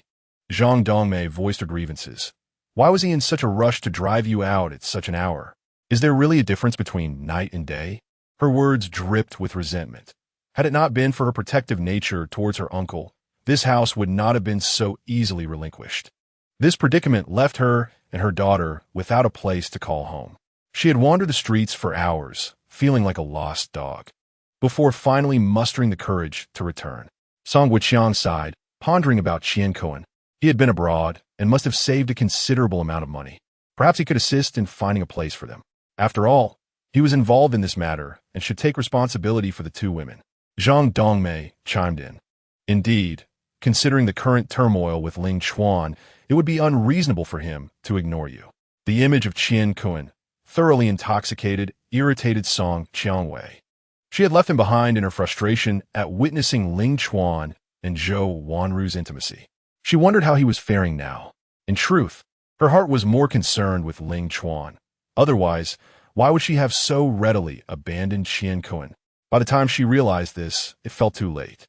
Ling Chuan was resolute in his decision to divorce her, rendering all her efforts futile. After placing Mian Mian in the guest room to sleep, she emerged in despair, burying her face in her hands and weeping. Memories of their once harmonious family of four flooded her mind. Since Qian Kuen's return, everything had changed. They were perpetually embroiled in conflict and disputes. She believed he was merely throwing a tantrum, as she felt she had not crossed any boundaries with Qian Kun, thus overlooking his feelings. Time and again, her neglect had wounded him deeply, leading to his current coldness. Zhang Dongmei felt a pang of guilt. Had it not been for her irresponsible brother, they would not have been forced to make such concessions, leaving them homeless. Don't worry, I will seek out Qian Kun tomorrow. He will surely take care of you both. Song Qiangwei, in agony, replied, Mom, please don't. If he truly cared, he would come to me on his own. Your actions make me feel unwanted. Oh, dear child, what do you understand? If you succeed in the divorce, you will be entering a second marriage with a child, which is not easy to navigate. Once Qian Kun achieves fame, the temptations surrounding him will be numerous. How will you withstand it? You must secure a position quickly, lest it be too late. In the past, she could have confidently asserted her independence, claiming she did not need a man to support her. Yet now, her company was on the brink of collapse, and she herself faced divorce. It felt as if, overnight, everything had abandoned her. The career she once took pride in was merely bolstered by Ling Chuan's support. Without him, she felt utterly insignificant. The phone rang, and Song Qiangwei picked it up to see it was Ling Chuan calling. Was there a hint of reluctance in him? Trembling, she pressed the answer button. Hello, Ling Chuan. Could you please not treat me this way? I acknowledge my faults. For the sake of our daughter, can we? Song Qiangwei. His voice was cold, abruptly cutting her off. Meet me at the Civil Affairs Bureau at 9 o'clock tomorrow morning. With that, he hung up, unwilling to waste another moment on conversation. It was as if any further words exchanged would infect him with some insidious malady. Hello, Ling Chuan. All that greeted her was the sound of the call, disconnecting. She tossed her phone aside and sank helplessly onto the sofa. It seemed their relationship had irrevocably reached its end, leaving her heart hollow. Her gaze was vacant, resembling that a marionette stripped of its strings, devoid of life. Was it worth arriving at this juncture because of Qian Kun? Zhang Dongmei, witnessing her daughter's despondent expression, felt a pang of sorrow. She had never seen her exhibit such feelings when Qian Kun had left for studies abroad without a word. Wei Wei, please don't tell me that in your heart, you truly love Ling Chuan the most. Song Qiangwei covered her face, weeping in anguish, her body trembling.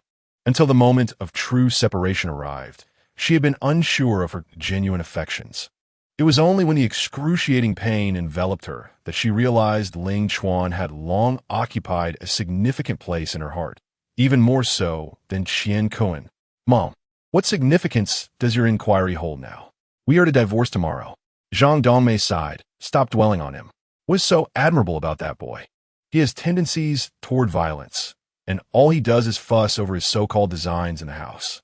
He has no future. Her daughter deserved to be with the most outstanding and affluent man in the world. Mom, please stop. Song Qiangwei harbored deep resentment towards her mother.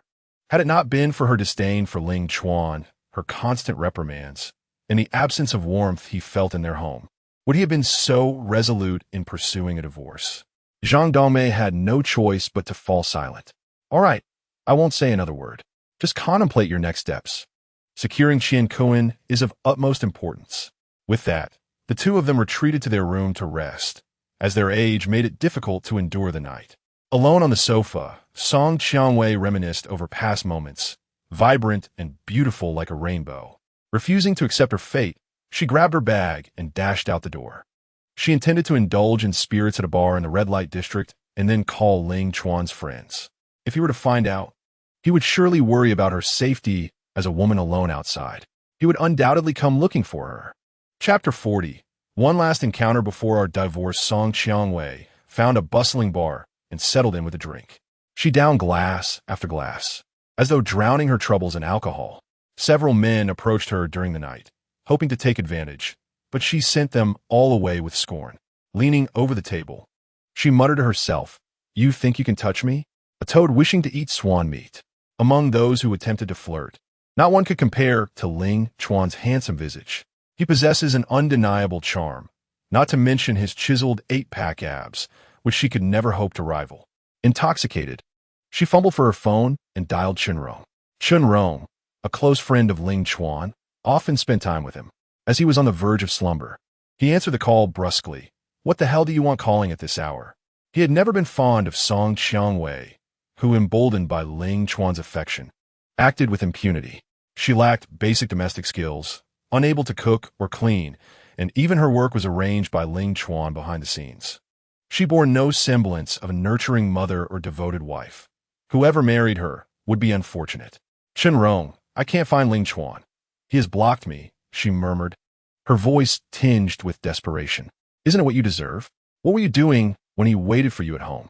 She lowered her voice, suppressing her sobs. "I know I was wrong. I need to speak with him.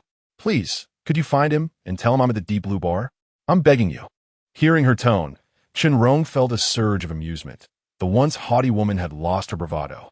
It was too late for fear now. "I couldn't care less where you are. Even if you were to die tonight, he wouldn't spare you a glance. Do you believe me? Please, I need your help." With that, Chunrong hung up, irritated. This was nothing short of a disturbance to his peace. He turned to sleep, but found rest elusive. What if that woman encountered trouble at the bar? After all, she was Ling Chuan's ex-wife. He felt compelled to inform him. Chunrong sat up and sent a WeChat message to Ling Chuan, leaving it to fate whether he would see it or respond.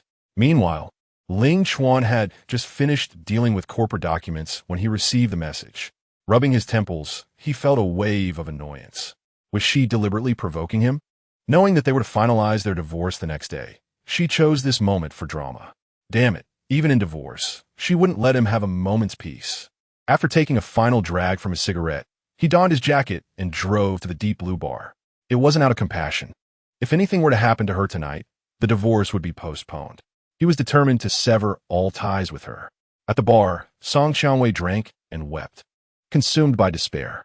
Thoughts of Ling Chuan filled her mind, and there was no room left for Chuan. It was only when she faced the prospect of losing everything that she realized she had once been the happiest woman in the world. Yet, all of that was now lost. Ling Chuan approached her, his expression dark. "What are you making a scene about? Go home." She lifted her tear-streaked face. "Husband, you're here. You still care about me, don't you?" "I care about nothing, Song Qiangwei. Don't strip away the last remnants of our dignity." Ignoring his words, she threw herself into his arms. "Please don't treat me this way. I know I've made mistakes. Just don't be angry." He scoffed, pushing her away. "Do I look angry to you? After all these years, you still don't understand me. True despair isn't about loud arguments. It's standing before you while my heart lies in ashes." As Song Qiangwei gazed upon his impassive visage, an overwhelming sense of dread enveloped her heart. She would have preferred if he had unleashed his fury upon her, even resorting to scolding her. At least that would signify an emotional release. His silence felt like indifference, suggesting a profound disregard. Yet, if he were truly apathetic, why had he sought her out? Deep down, he still cared for her. It was merely his pride that held him back. "Darling, I was wrong. Let us go home. I long to return with you. What home do we have left?" "Don't jest with me," he retorted. Their home had long since been obliterated by her incessant calls for her brother Kuan. The audacity she displayed in mentioning home was indeed laughable. "Song Qiangwei, my patience is finite.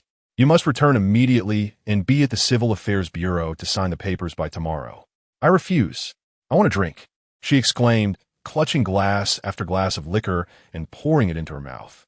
Perhaps, she mused, this would elicit some semblance of sympathy from him. A faint smile flickered across Ling Chuan's lips as he approached her, seizing a nearby bottle of whiskey. He firmly grasped her chin, pouring the liquor forcefully into her mouth. "If you enjoy drinking, then indulge yourself tonight. Drink until you're satisfied. Drink until you drop." The alcohol flooded her mouth, some even choking her nasal passages. A wave of suffocation surged within her as she desperately pushed the bottle away, gasping for air. "I want tea drink anymore. I want tea."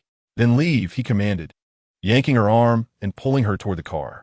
As she settled into the back seat, she observed the familiar figure ahead, now rendered strangely alien.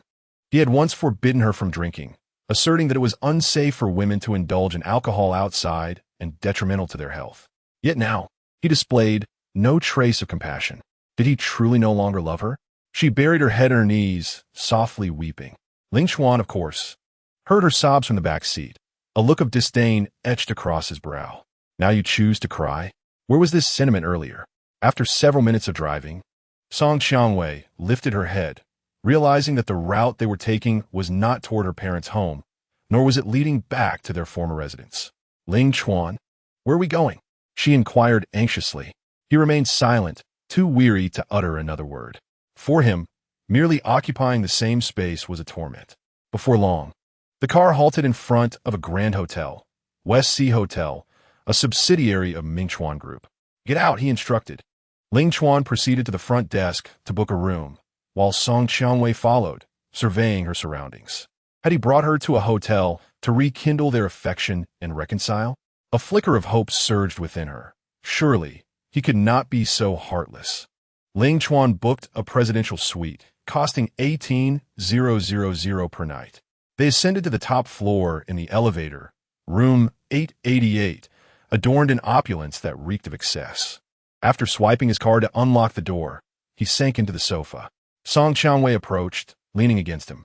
"It's been ages since we've had a date, and even longer since we've been intimate." Ling Chuan turned his gaze sideways, his narrow eyes squinting. "And how about?" she murmured, her hands slowly wrapping around his neck, her lips brushing against his ear as she whispered, "Let us indulge before the divorce." He chuckled, a laugh devoid of warmth. He reached out to untie the curtain's rope, wrapping it around her wrist from behind. Her cheeks flushed and her heart raced. After all their years together, was he still indulging in such antics? Ling Chuan dragged her towards the bathroom, pushing her directly into the bathtub. "How thrilling to be in the bathroom," Song Qiangwei exclaimed, casting a flirtatious glance. "Coming quickly." However, Ling Chuan merely glanced away and turned to lock the bathroom door behind him. Handsome stars like Peng Yuyin and beautiful Lu Yifei, don't get lost. Your support is the greatest motivation for the author. Rest assured, Qian Kuan will meet a dire fate. Chapter 41. What does marriage truly bring to men? What does this even mean? He did not intend that. He merely sought to confine her. "What do you mean by locking me in here? Don't be troublesome. I have no interest in you right now. Even if you stood before me completely naked, I would remain unmoved." Her wide eyes blazed with anger, her beauty marred by fury. "Then what was the purpose of bringing me to a hotel? Was it merely to insult me?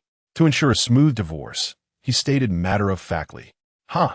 Once again, Song Qiangwei's eyes brimmed with tears.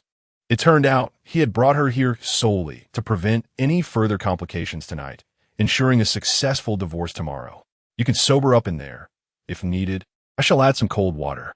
With that, Ling Chuan retreated to the bedroom to sleep. Each day had been utterly exhausting. Within the company, Su Lan and her son eyed him with predatory intent, while outside, this madwoman continued to stir trouble. Alone in the bathtub, Song Qiangwei wept silently. With a hoarse voice, she cried out, "Let me out. I want to go home. Tomorrow Mian Mian has school. If she is late, bang."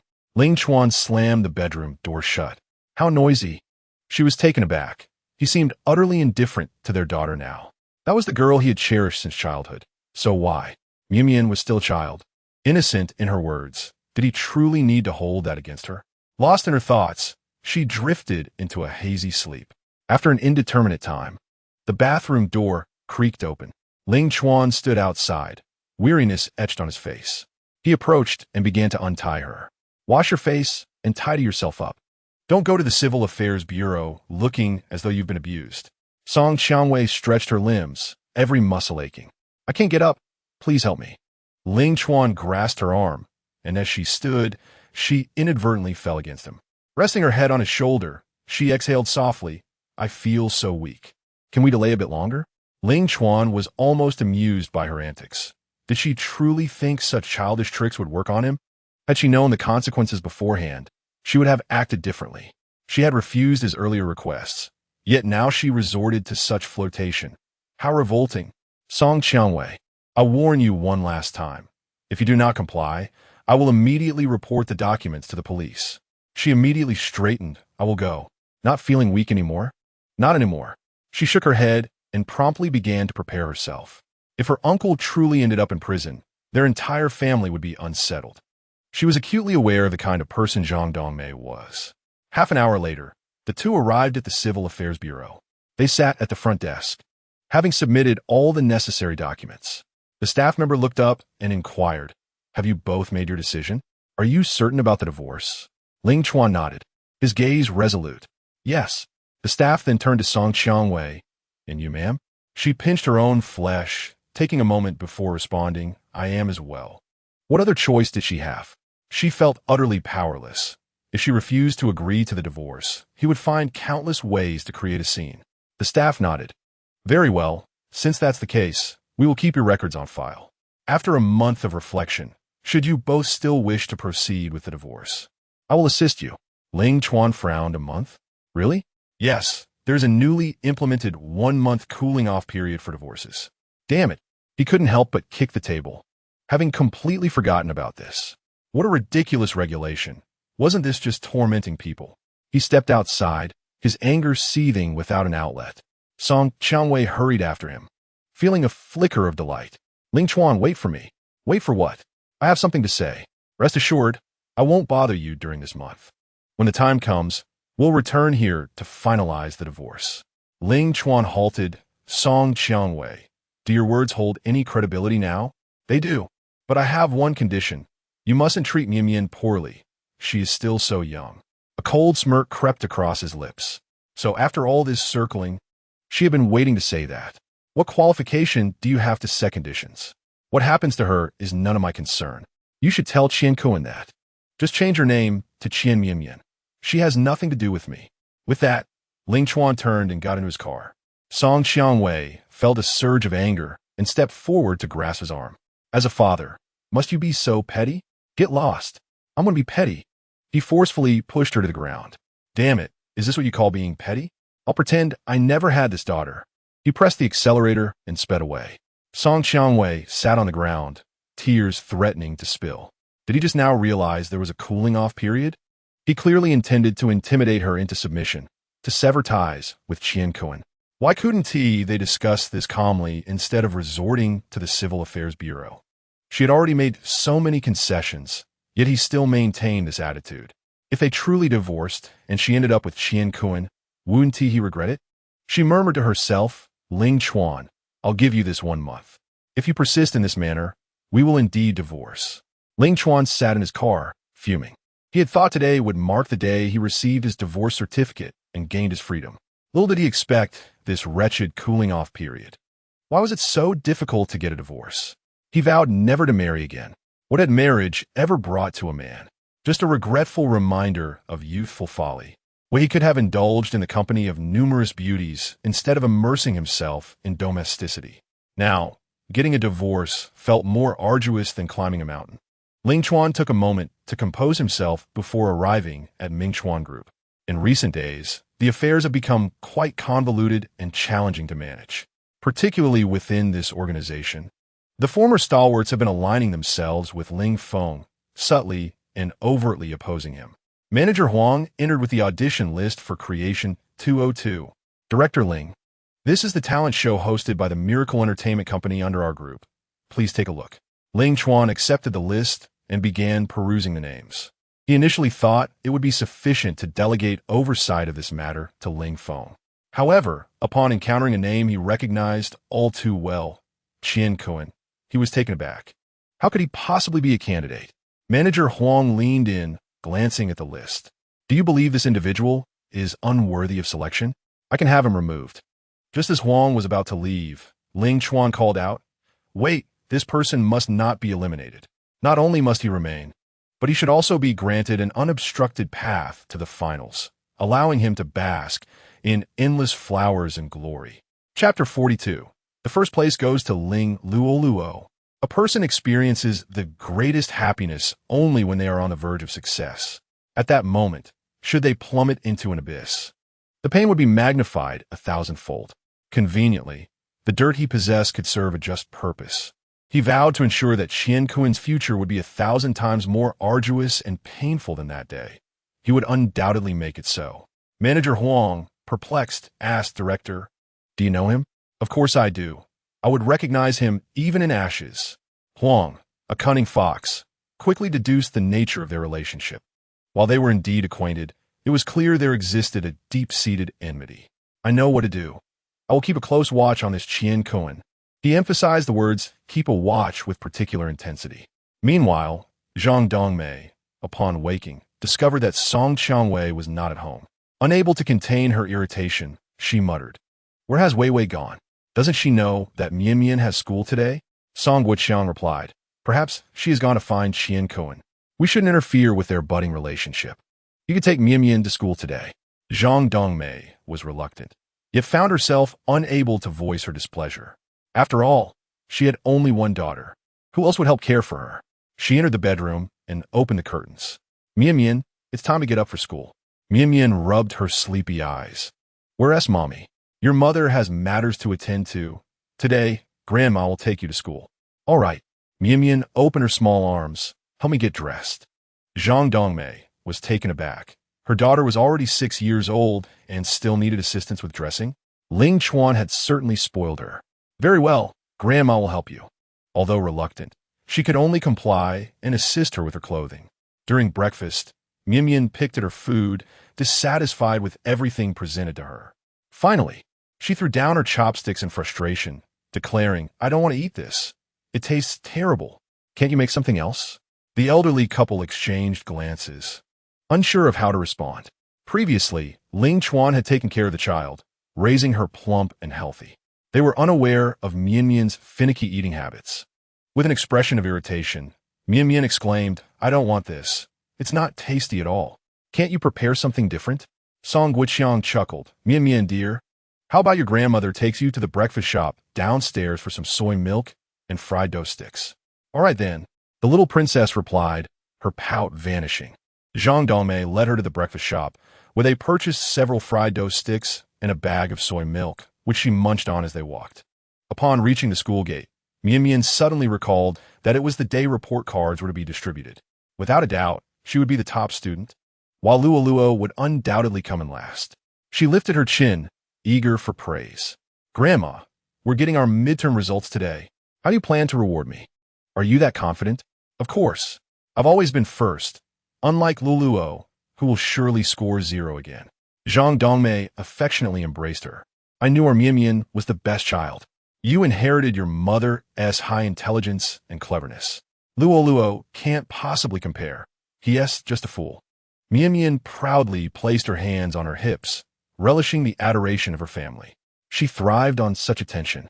"All right, after school, I'll buy you a super large Lego set and even prepare a banner to celebrate our little genius Mian Mian for achieving first place."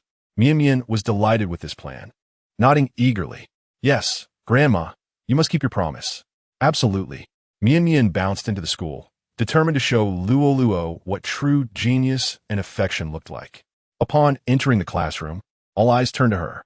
Mian Mian felt elated, certain she had secured first place once again. "Has the report card been distributed?" "Yes, Mian Mian, here is your report card." The class monitor handed her 2 test papers along with a grade report. Mian Mian glanced at it. Mathematics 89, Chinese 90. The questions had been challenging, and she had only managed to score that much. Others must have fared worse. After all, she was always first. She looked at the grade report, expecting to see the name Ling Luo following the first place. How could it possibly be Ling Luo? Mian Mian rubbed her eyes, convinced she was seeing things. Ling Luo. Mathematics 100, Chinese 100. To her shock, she had placed 6th, not even 2nd. How could Ling Luo be first? He had only started filling out the exam paper in the last 10 minutes. Furious, Mian Mian marched to Luo's desk. "Did you cheat? How dare you claim first place?" Luo, engrossed in his Rubik's Cube, barely looked up. "I didn't cheat. If you didn't cheat, how could you possibly achieve a perfect score in 10 minutes? Luo pointed to his head with his index finger. "By using this."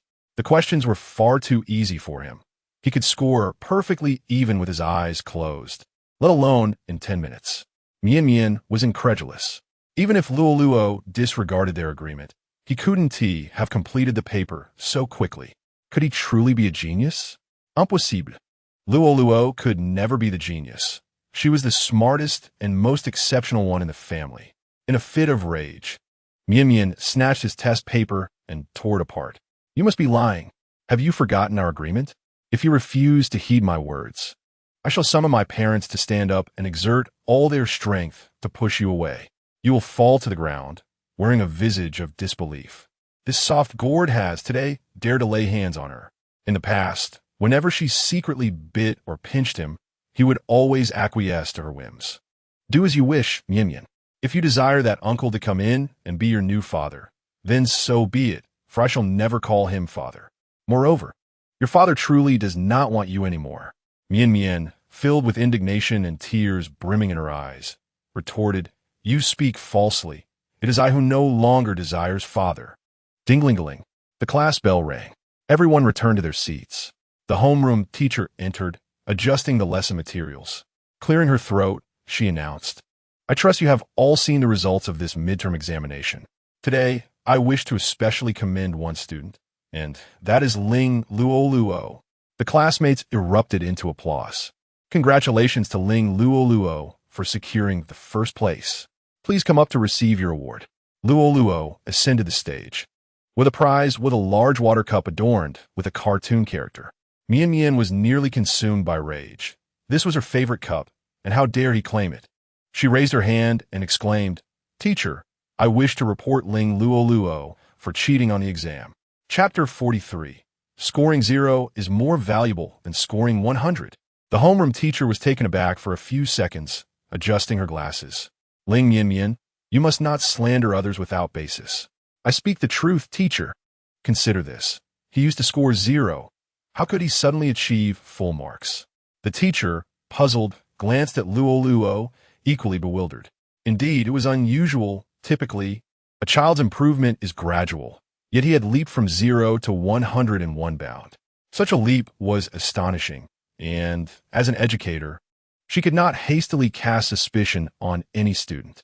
However, since a student had raised a concern, she felt compelled to investigate. Ling Luo, did you cheat on this exam? I did not. Every answer was my own. Lu Luo resolutely shook his head. The teacher continued to inquire, Then how did you improve so rapidly? Do you possess a study technique? Yes, the technique is my brain. I cannot explain why I comprehend everything at a glance. This did seem rather pretentious. Mian protested, Teacher, do not believe his words. Have you forgotten that during the last intelligence test, he only scored 65? The homeroom teacher was speechless. Indeed, he had received the lowest score in the class, a slight intellectual impairment. Lu Luo is clearly not the brightest. A perfect score must surely be the result of cheating. Upon hearing the term intellectual impairment, the classmates erupted into laughter. Lu Luo clenched his fists, fixing a fierce gaze upon Mian. Then let us have another examination. I will score 100, and you must score 0. If you manage to score 0, I shall concede first place to you. The classmates were in an uproar. Scoring 0 could not be that difficult, could it? Just fill in random answers. Mian, brimming with confidence, replied, Very well. The homeroom teacher smiled gently. This lesson was initially designated for free reading, but since the students harbored doubts regarding the academic performance of classmate Ling Luo, it would instead be transformed into an examination. The class unanimously agreed. As the other students exited, only the two remained in the classroom. The teacher produced another test paper and handed it to them. The allotted time was the same as usual. Once time was up, they were to submit their papers. I hope you both demonstrate your true capabilities. Mian took the paper and began to fill in the answers haphazardly. Scoring 0 was something anyone could achieve. It was a trivial task to simply guess. However, as she continued, the smile on her face abruptly vanished. There were several multiple-choice questions she was unsure about. Which option was the correct one? After all, there was only one right answer, and surely, she couldn't guess it correctly. With that thought, she carelessly marked 2 options. An hour and a half later, Mian and Lu Luo submitted their papers to the teacher.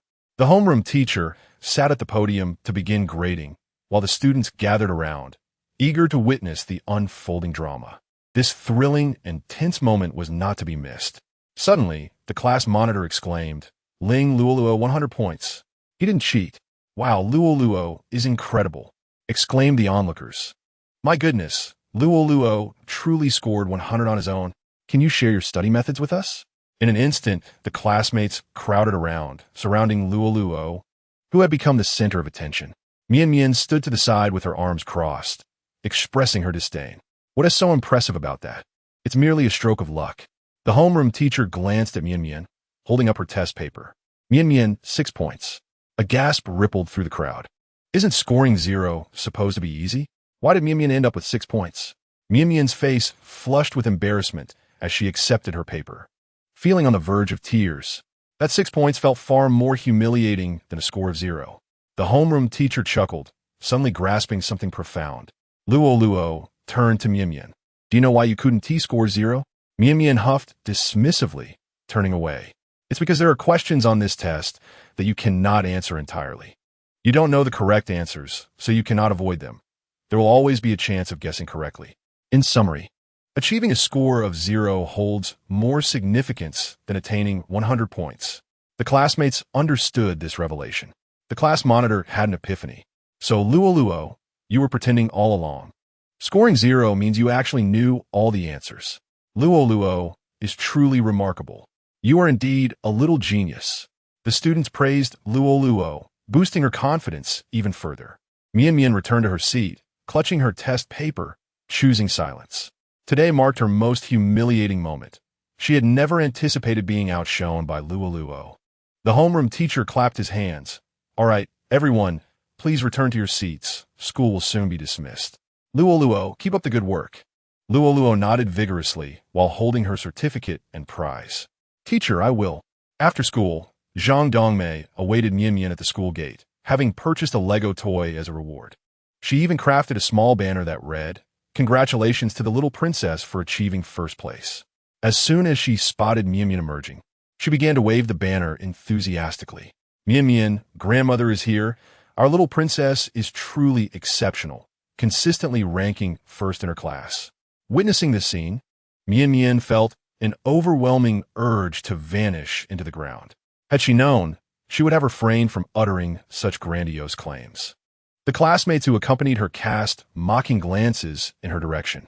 Observing this, the class monitor rushed to Zhang Dongmei and exclaimed, "Grandmother, Mian Mian is not the top scorer in this exam. Who else could it be if not her? If she cannot achieve the first place, then no one can." Zhang Dongmei held unwavering confidence in Mian Mian's intellect. This time, it was Luo Luo who scored first, achieving a perfect score. After speaking, the class monitor dashed away. Zhang Dongmei's smile froze on her face. Could she have misheard? Luo Luo, the one who had always scored 0, achieved a perfect score. Mian Mian approached, filled with fury, and snatched the banner, hurling it violently to the ground. "Why did you bring such a thing to school, embarrassing me?" "Hey, how can you?" Zhang Dongmei intended to reprimand her, but ultimately held her tongue. At that moment, Luo Luo emerged holding a large certificate and prize. Zhang Dongmei confronted her. "Did you cheat? How could you possibly score first?" "Grandmother, I didn't cheat. The teacher just retested us, and I still came in first." "Impossible. How could someone as foolish as you achieve first place? Come with me to see the teacher. You must return the title to Mian Mian." Saying this, she forcefully grabbed Lu Luo's ear and marched towards the school. Tears streamed down Lu Luo's face from the pain. "Grandmother, I truly didn't cheat. It was Mian Mian who once told me to fill in the test recklessly. Still lying, it was you who cheated, causing Mian Mian to lose face. I will make you pay for this today."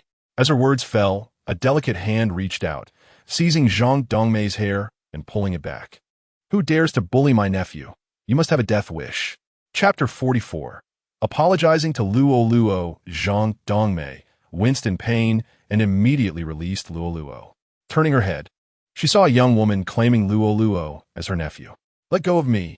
Ling Yu glared fiercely. "I'll make you pay." In this world, no one could bully her brother and nephew. Zhang Dongmei, indignant, reached out to grab her, but Ling Yu nimbly dodged, delivering 2 swift slaps to her face. Zhang Dongmei was taken aback, feeling exasperated. How could this young girl overpower her? This was utterly outrageous. Pointing a finger at Ling Yu, she shouted, "I'll call the police. Who do you think you are, barging in and hitting people without cause?" Ling Yu brushed her disheveled hair aside. "Go ahead and report me. You pulled my nephew's ear, and I will not let this go." Lu Luo's ear was already bleeding from her grip. As Zhang Dongmei took out her phone, preparing to call, she suddenly recalled the troubles caused by Zhang Biao. No, the offenses he committed were far too numerous. If she went to the police, they would inevitably investigate her, and she would end up harming her own brother. She set her phone down, exclaiming, "Enough! I shall not bicker with you, you wretched girl." "What did you just say? Lu Luo is your nephew? I am still his grandmother." Ling Yu's fury was palpable as she spat in disdain. "How dare you call yourself Lu Luo's grandmother? Is this how a grandmother behaves? Thankfully, my brother is about to divorce your daughter. Truly, like mother, like daughter. The inferior genes of your family have been perfectly inherited through 3 generations. An old hag begets an old shoe, which in turn gives rise to a little princess with delusions." Zhang Dongmei was bewildered. "Your brother? Are you referring to Ling Chuan? Didn't he claim to have come from the countryside, with both parents deceased and no siblings? Then who is this sister you speak of? Never mind that. Even if she had a sister, she was merely a country bumpkin, not to be feared." Zhang Dongmei placed her hands on her hips, striking a pose like a teapot. "Oh, your words are quite audacious. It is my daughter who no longer desires Ling Chuan. He has been living off the Song family these years, shamelessly. Do you think my brother would stoop so low as to rely on such a lowly family? Even if you were to offer him tributes on your knees, he would have no interest. Over the years, what she had built, her company, her residence, her car, none of it was truly hers." Zhang Dongmei found herself at a loss for words. The truth was undeniable. Although it appeared that Song Qiangwei had been working outside, her money had been squandered. She possessed nothing of substance. "What's the matter? Lost your tongue? You know exactly what sort of person your daughter is. Despite having a husband and family, she flirts with other men. And you, turning a blind eye, are all a disgrace." Zhang Dongmei's lips trembled in anger. "What are you saying? Clean up your language." "I shall not. I will bring a loudspeaker another day, so everyone knows what kind of family the Songs truly are." Zhang Dongmei was genuinely frightened. This girl, despite her youthful appearance, cursed like the village harpies. Ling Yu cradled Lu Luo, her heart aching. "Look at what you've done to my nephew's ears, you vile woman. Compensate him. I am his grandmother. What compensation do I owe? Pah, you're no grandmother. If you refuse to compensate, then you shall find yourself in the police station." Just as the homeroom teacher exited the school, she spotted a crowd gathered, clamoring loudly. She rushed over, attempting to mediate. "Parents, please, cease your shouting. This is a school, and escalating this matter would be detrimental to all." Ling Yu glanced at the frightened Lu Luo, his small eyes brimming with concern. "Enough of the noise. However, you must apologize to Lu Luo today." Zhang Dongmei raised her chin defiantly. "I am the elder. How could I ever apologize to someone younger?" Ling Yu would not relent. Recognizing that this commotion was unproductive, "Then let us go to the police station." The homeroom teacher immediately intervened. "You are all family. Why not discuss this calmly? I will facilitate the conversation." Family? The mere thought made Ling Yuan a wretch.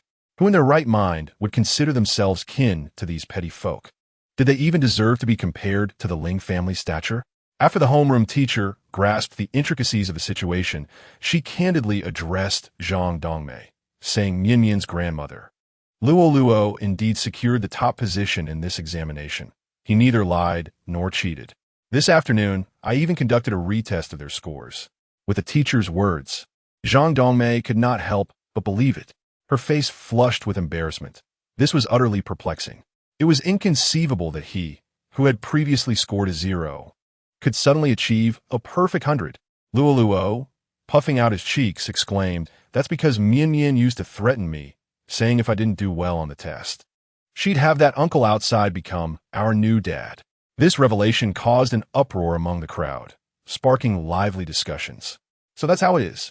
It's hard to believe that children nowadays would resort to threats. I wonder how they're being raised. If they don't learn now, society will teach them later, remarked one bystander. Indeed, such young ones shouldn't be so mischievous. Our children would never dare to behave that way. Zhang Dongmei felt her cheeks burn with embarrassment.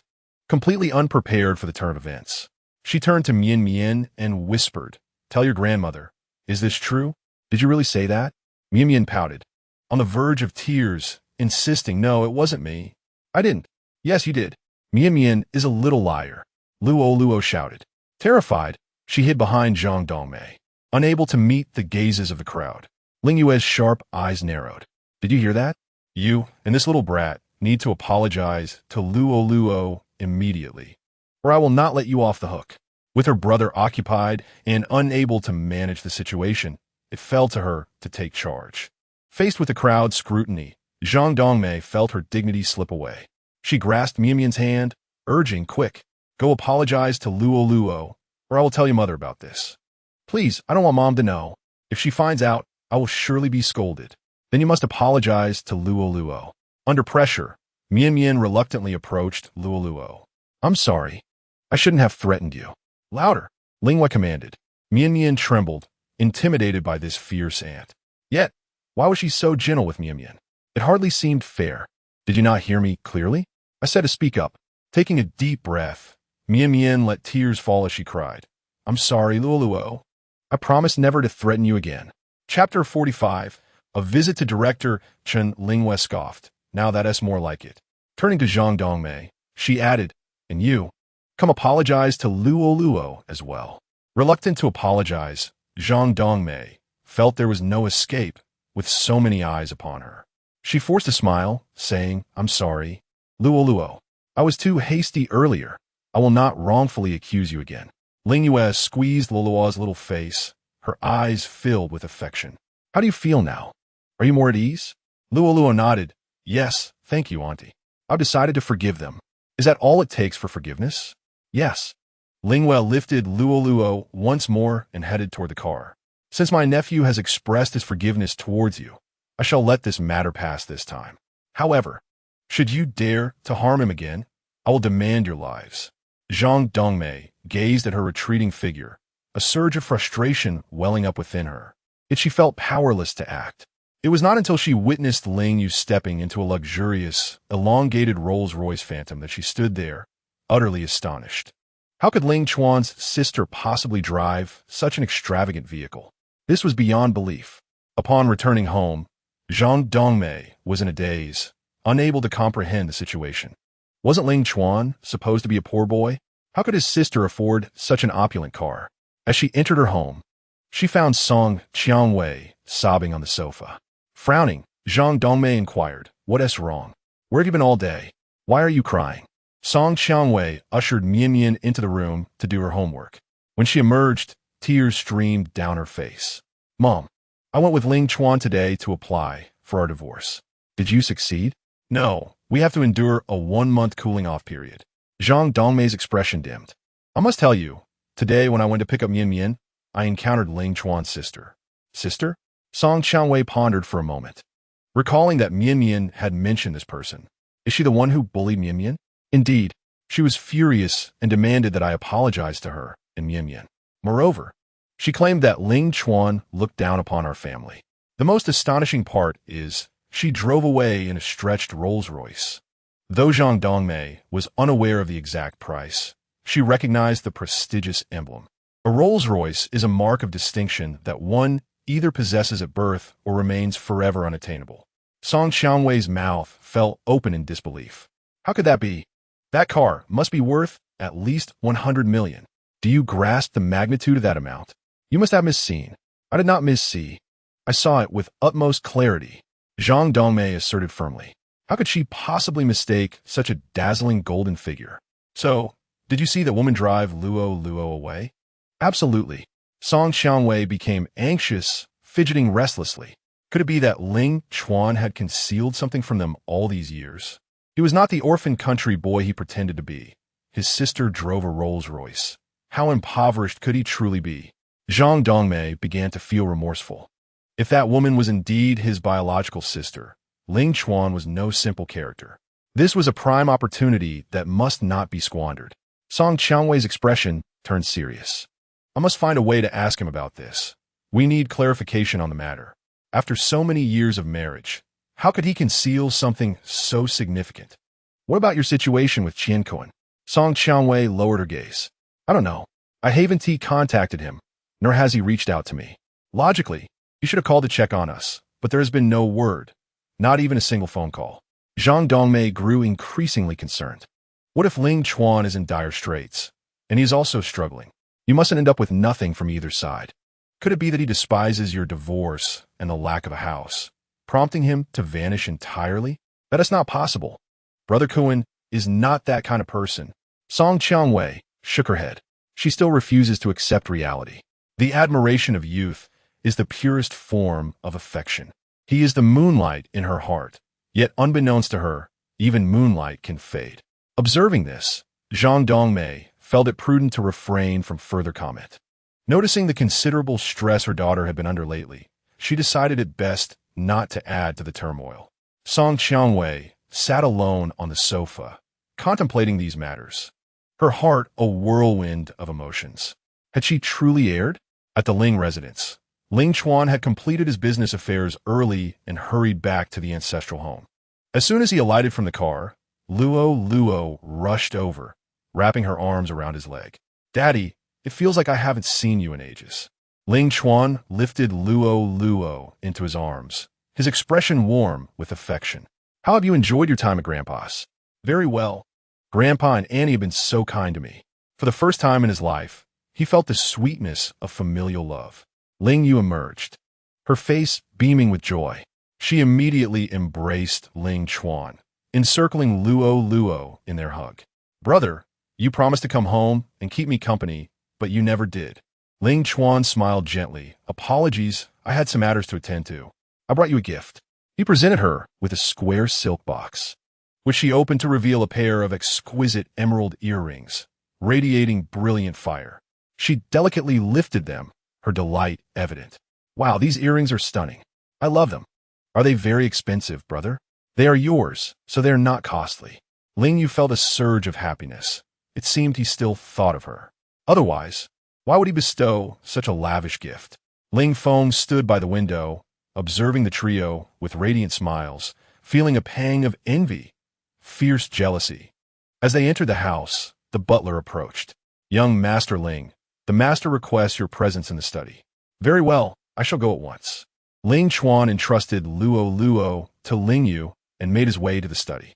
Father, did you summon me for something specific? Ling Mingde, having just taken his medicine, felt drowsy. I heard you filed for divorce today. Indeed. What is the situation? Ling Chuan recalled the mandatory cooling-off period and felt exasperated. It hasn't been finalized yet. There is a 1-month cooling-off period. Ling Mingde stroked his beard, shrewd as ever. I suspected as much. Do you truly wish to proceed with the divorce? He nodded emphatically. It is imperative. Very well. Recently, a new district chief named Chun Rongli has taken office. We were university classmates. You might consider paying him a visit. Father, is your relationship with him amicable? Ling Mingde recalled past events and shook his head. Not at all. He is quite stubborn and offers no easy way out. However, I believe you can persuade him. Ling Chuan pondered this. Perhaps there was no alternative. Waiting another month could yield unforeseen complications. All right, I shall visit District Chief Chen tomorrow. The following day, Ling Chuan arrived at the address, where a guard blocked his path. Excuse me, sir, whom are you seeking? I am Ling Chuan, here to see District Chief Chen. The guard picked up the phone, informing me to wait a moment. 10 minutes later, the guard respectfully bowed and gestured for me to enter. Ling Chuan followed the instructions and arrived at an office on the 3rd floor, knocking on the door. Inside sat an elderly man with graying hair, donning black-rimmed glasses, exuding an air of sternness. Greetings, I am Ling Chuan, the son of Ling Mingde. Director Chen remained engrossed in his writing, neglecting to acknowledge his presence. Ling Chuan placed a gift on the adjacent table. This is a modest confection made by my father. Knowing you lead a life of integrity and dislike extravagant gifts, he asked me to bring these. Director Chen continued to remain silent, as though Ling Chuan were non-existent. Ling Chuan felt a surge of indignation. Regardless of any past grievances between him and his father, such utter disregard was unwarranted. What, then, was the purpose of his invitation? Taking a deep breath, he thought that since Director Chun was evidently busy today, he would return another day. As he turned to leave, Director Chun looked up. Wait, young man, you seem rather impatient. Indeed, he was somewhat impatient, as there were numerous matters awaiting his attention at the company, leaving little time to linger here. Yes. Director Chun raised his cup, leisurely taking a sip. So, you are the son of Ling Mingda? Yes. You fall considerably short of your father's former stature. Ling Chuan's expression faltered. What exactly are you implying? Director Chun reclined in his chair with an air of arrogance. What brings you here today? Regarding my divorce. I was hoping you might consider expediting the cooling-off period. Oh, a smile crept across Director Chen's lips, as if to say, so, even you have come to seek assistance. I do not wish to squander another month waiting for the divorce. I desire to finalize it immediately. If you could accommodate me, we could establish a mutually beneficial relationship, and I shall assist you in return. Director Chun chuckled dismissively. Did you inquire about my history with your parents before coming here? Shaking his head in confusion. Ling Chuan replied, no. Prior to my visit, my father merely mentioned that you are quite difficult and stubborn. He shared nothing further. Given your lack of knowledge about our past, do you dare to approach me for assistance? Young man, do you not think you're being rather audacious? Ling Chuan responded, regardless of what transpired between you and my parents, that is all in the past. I am not here as Ling Mingda's son, but as Ling Chuan, seeking to negotiate with you. If you assist me this time, I will certainly do my utmost to help you in the future. Director Chun shook his head. We operate in the realm of politics, while you dwell in business. What do you believe you can offer me? Politics has its own means of assistance, and business has its own. If you do not trust me, then I shall take my leave. Ling Chuan had lost his patience. Dealing with such individuals was exhausting. At worst, he could wait an additional month, as he was not in a rush. Am I refusing to assist you? Director Chun halted his steps and turned. So, you are in agreement? With a chuckle, Director Chun replied, you do possess some of Ling Mingda's arrogance. I shall grant you this favor. After finishing his words, he picked up the landline and made a call. After several transfers, the call reached the Civil Affairs Bureau. The person on the other end spoke with great respect. Hello, Director Chun. How may I assist you? Xiao Zheng, could you please check if someone named Ling Chuan has recently come to your office for a divorce procedure? Certainly. Let me look into it. Please hold on, Director Chun. 5 minutes later, the response came through. Indeed, there is a couple named Ling Chuan and Song Qiangwei who are in the process of divorce and are currently in the cooling-off period. Upon further investigation, it appears they have unique circumstances. Is it possible to shorten this cooling-off period? There seems to be no lingering affection between them, so a cooling-off period is unnecessary. Xiao Zheng hesitated for a moment. It was not an insurmountable issue. The cooling-off period was established out of humanitarian considerations to prevent impulsive decisions among couples. However, since the director had already intervened, it seemed there was no longer a need for it. Very well, Director. Please instruct Ling Chuan to come to the Civil Affairs Bureau in 3 days to collect the divorce certificate. Thank you. Your efficiency is commendable. It is my duty. After a brief exchange of pleasantries, they hung up the phone. Director Chen glanced at Ling Chuan, signaling that he had resolved the matter. Ling Chuan slightly bowed, expressing his gratitude. Thank you, Director. I shall repay your kindness. No need for that.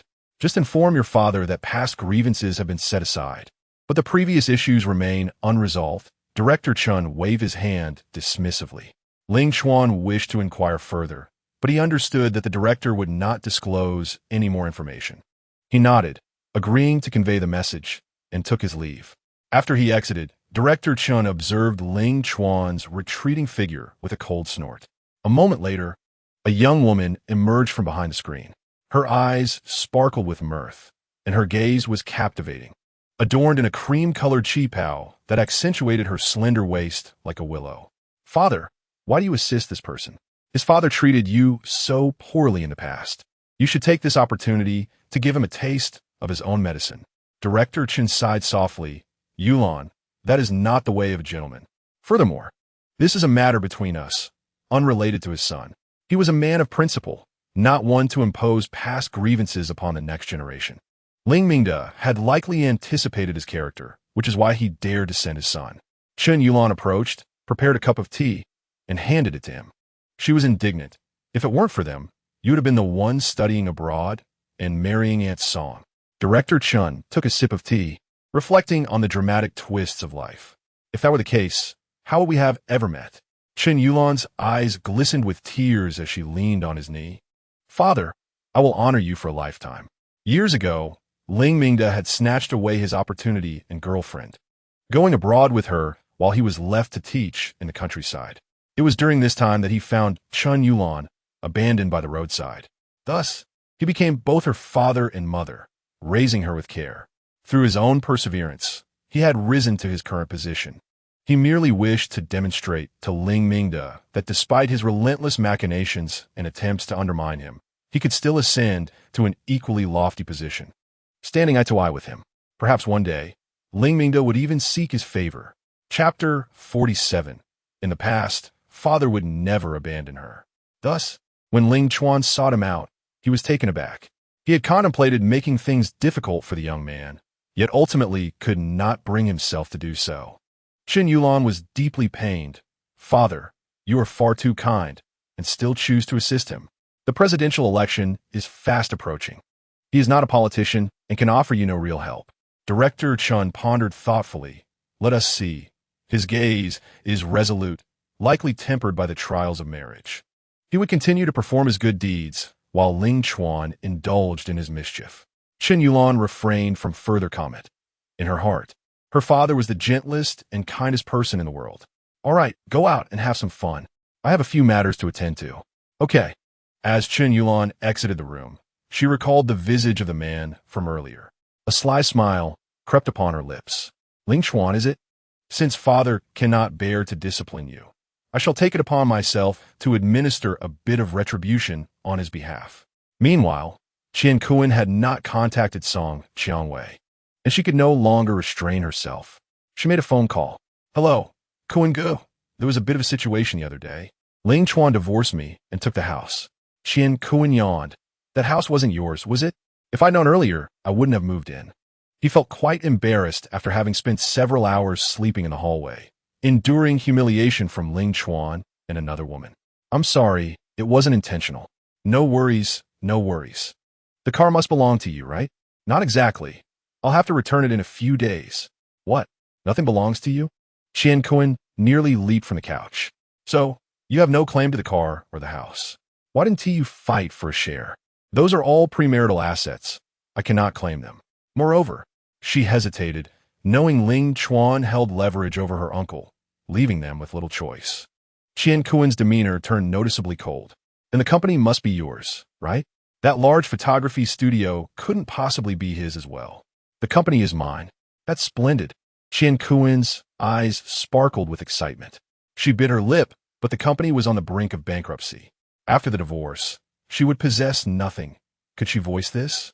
Would he see her as utterly ineffectual? Qian Kuan reassured her, no worries, no worries.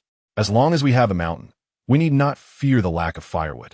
You'll gradually regain what you've lost. Also, I've been busy with the talent show these past few days, so I neglected you. Sorry, vei. You are so understanding. You won't be angry with me, will you? Song Qiangwei released a sigh of relief. No, I was more worried about you being upset with me.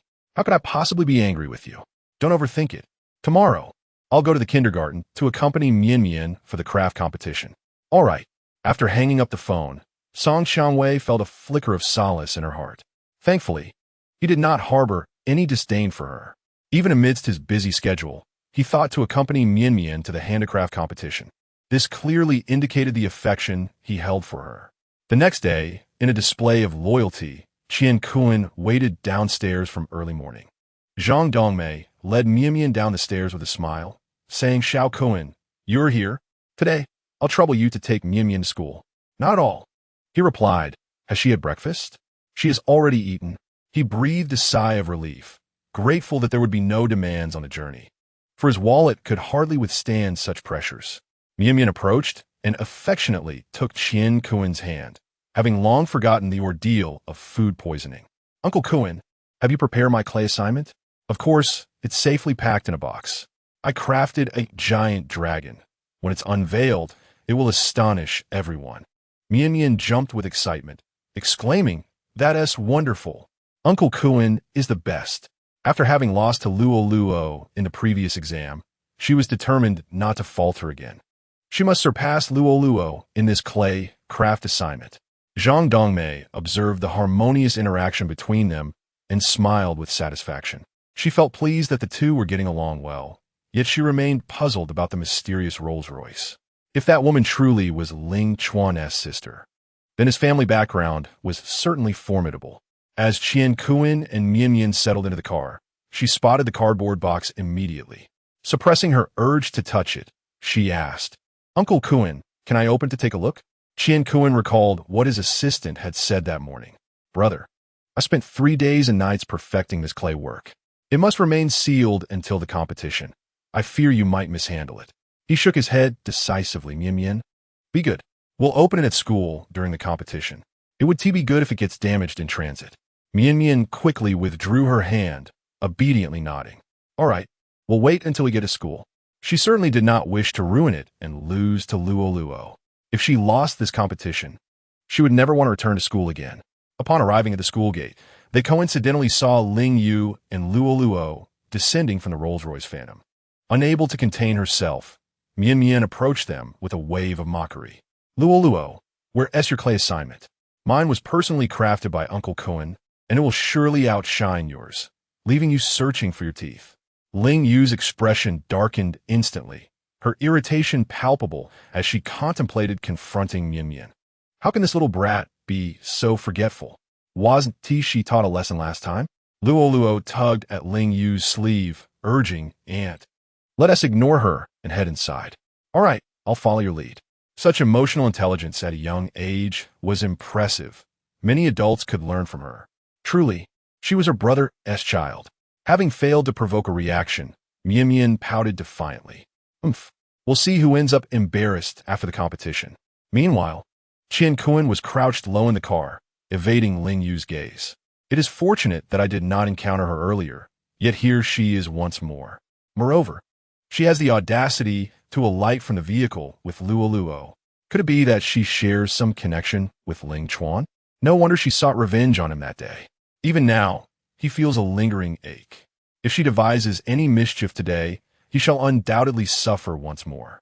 This competition is beyond his participation." Mian approached. "Uncle Kuan, shall we head inside? The competition is about to commence." Qian Kuan, drenched in perspiration, replied dismissively, while Mian, "Uncle suddenly has a terrible stomach ache and must make a trip to the hospital. You shall participate in this competition on your own. It is all prepared. Simply take it and claim your prize." He handed the box to Mian and promptly accelerated away, leaving a cloud of dust in his wake. Mian, her petite frame burdened by the large box, was left in disarray by the sudden departure. How could he leave her alone by the roadside? Her father had never abandoned her like this before. Chapter 48. The dragon transforms into excrement. She felt a wave of sadness wash over her, her lips quivering as tears threatened to spill. Why did her beloved Uncle Kuan abandon her so carelessly? Carrying the large box, she entered the classroom, where her classmates quickly gathered around her. "Wow, Mian, your clay creation is enormous. It must be incredible." The earlier unpleasantness faded away as she nodded proudly. Of course. This was crafted by a master of clay. She noticed Lu Luo approaching with a large box of his own, and she regarded him with disdain. His creation could not possibly rival hers. Ling Yu furrowed her brow, scrutinizing the little girl. She harbored doubts about whether this child was truly her brother's. How could she have turned out so differently? The teacher entered and commenced the clay competition. "Children, please showcase your clay creations." One by one, the students presented their works, ranging from little pigs to vibrant flowers, each piece more lifelike than the last. Mian remained still, arms crossed, observing their handiwork. Her expression grew increasingly smug. These creations were mere child's play. What she had crafted was a majestic dragon, sure to overshadow all others. She was undeniably the brightest star in her class. When Lu Luo opened his box, gasps filled the room. He had fashioned a palace, its vermilion walls winding like a great dragon, the palatial structures ascending in layers, remarkably realistic.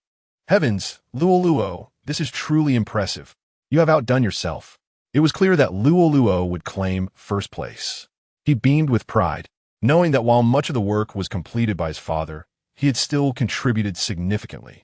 Mian Mian, unwilling to concede, stepped forward. Who says he is the first? I have yet to unveil my creation. Ling Yu suppressed the urge to chastise her, gritting her teeth. You impolite little girl. Open it and let us see what you have made. Very well, I shall unveil it. Prepare to be astonished. This is the work of a clay master, and it will undoubtedly surpass yours by leaps and bounds. With that, Mian Mian confidently opened the box. Curiosity piqued, the classmates glanced over at her, captivated by the enigmatic manner in which she spoke. This creation must indeed be extraordinary. As the packaging was meticulously peeled away, Mian Mian reached in to retrieve the clay. Look, she exclaimed. An immediate hush fell over the air as everyone collectively fixated on the piece in her hands. Lost in her own imagination, Mian Mian awaited the flowers and applause, wondering if her peers were rendered speechless by her masterpiece. Finally, the class monitor could contain herself no longer and burst out laughing. Mian Mian, it turns out your creation is just a lump of dung. Zoom? What dung?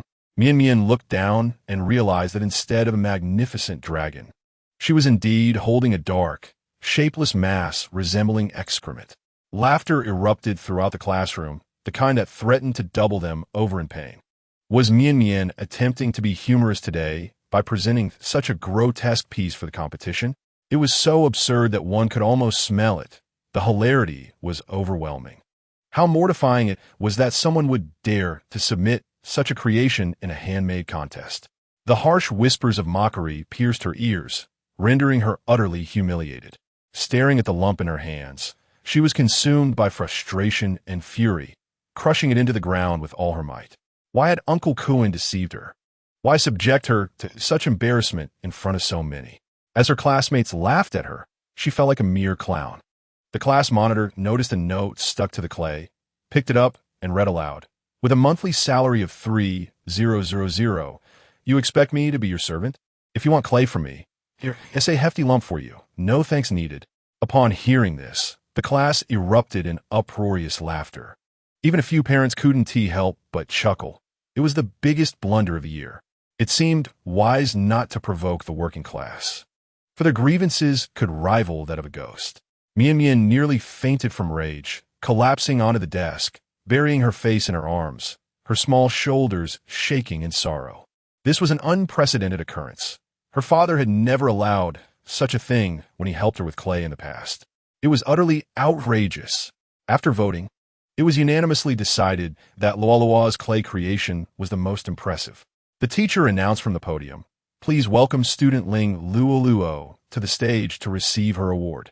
Lu Luo ascended the stage and accepted the small trophy from the teacher's hands. "Thank you all for appreciating my work," she declared, and thunderous applause followed. Mian Mian peeked with one eye at Lu Luo on the stage, her heart heavy with bitterness. All the glory belonged to Lu Luo. She felt utterly inferior. A wave of sadness washed over her as she remembered her father, whom she hadn't seen in many days. Since his departure, she had struggled to eat and sleep properly, even failing to secure first place in a simple handmade competition. Regret washed over her. She no longer wished for Uncle Kuan to fill her father's role. Yet, her father seemed indifferent to her plight. If only she had not impulsively bitten his hand that day. As Lu Luo descended the stage, holding her trophy, she noticed Mian Mian slumped over at the desk and felt a pang of compassion. After school, Lu Luo held Ling Yu's hand as they exited the school gates, while Mian Mian trailed behind, listless. "Andy, may I give his trophy to Mian Mian?" Lu Luo asked, her head held high. Ling Yu paused in surprise. "Why would you do that? You earned it through your own merit." The clay assignment is quite challenging, demanding an abundance of patience and meticulousness. He toils until past 10 each night before retiring to sleep. I feel that Mian Mian is far more deserving of this trophy than I am. Losing this trophy would cause him sorrow. It would deeply sadden Mian Mian. Ling Yue smiled gently, stroking his head, touched by his understanding. She once treated you in such a manner. Do you not harbor any resentment towards her? At times, I do feel resentment. We are twins, having emerged from our mother's womb together, and I trust she will eventually recognize her mistakes. Ling Wei sighed, embracing Lu Luo. His kindness is truly remarkable. He is like a little angel. This trophy belongs to you. You possess the right to decide its fate. Lu Luo nodded and approached Mian Mian. Mian Mian, he called. Mian Mian lifted her head, furrowing her brow. You need not come to flaunt it. I have no desire for this trophy. I'm not here to boast. I wish to give this trophy to you. Mian Mian paused in surprise, questioning whether she had misheard. Was Lu Luo truly presenting her with this trophy? Yet, a pang of uncertainty struck her. What do you mean? Are you mocking me? No, we are family. My trophy is also yours. Lu Luo, I feel an inexplicable sensation swelling within my heart, regret and shame. She had treated him poorly in the past, yet he bore no grudge. Mian Mian suddenly burst into tears. But father no longer wants me. Chapter 49. Father, I was wrong. Since father left, her life has deteriorated significantly. Uncle Kuan does not truly care for her. And although she is young, she feels it deeply. Lu Luo pressed the trophy into Mian Mian's hands. Do not worry. Father was merely angry for a moment. In time, he will forget about this. I have said so many hurtful things. Will father truly forget? Lu Luo nodded affirmatively. He will. Mian Mian clutched the trophy, its weight seeming to bear down upon her like 1,000 pounds. She has made numerous mistakes, and her teacher has said that recognizing one's errors and correcting them signifies a good child. Does she still have a chance? Ling Wei called from the front of the car. Lu Luo, Grandpa is still at home waiting for you to have dinner. I'm coming, Lu Luo exclaimed, jogging over to join her in the car. Mian Mian stood frozen in place, feeling an overwhelming envy towards Lu Luo. Had she not acted as she did, she might now be sharing a meal with father, grandfather, and aunt. With her head hung low, tears streamed down her face. Song Qiangwei arrived late again today. In her haste to park, she noticed most of the people at school had already departed. Mian Mian stood alone at the school gate, her small figure appearing quite desolate. Overwhelmed with guilt, she approached. I'm so sorry, Mian Mian. I've been quite busy these past few days and couldn't pick you up on time. I'm used to it, Mian Mian replied glumly. Ever since father stopped caring for her, she has never returned home on time, nor has she enjoyed a satisfactory meal. It was then that she realized the significance of her father. As Mian Mian entered the car, Song Qiangwei noticed the trophy in her hands. Ah, you've won the grand prize in the craft competition again today. No, this is a gift from Lu Luo. Song Qiangwei looked at her with a hint of skepticism. Did you not win an award? Uncle Kuan found you acclaimed master, after all. What award? Mian Mian felt anger rising within her as she recalled the incident. That so-called claim master has only brought me ridicule from my classmates today. She cried out, tears streaming down her face. There is no such thing as a claim master. Uncle Kuan had someone deliver a lump of clay to me, and I was utterly embarrassed in front of my peers. The trophy was merely given to me out of pity by Lu Luo. Song Qiangwei's eyes widened in disbelief. A lump of clay? How could it possibly be just a lump of clay? Mian Mian, still wiping her tears, retorted, if you don't believe me, fine. My father never had such mishaps while helping me with my craft projects before. Moreover, there was a note inside it, written by someone unknown. With that, Mian Mian presented the note to Song Qiangwei.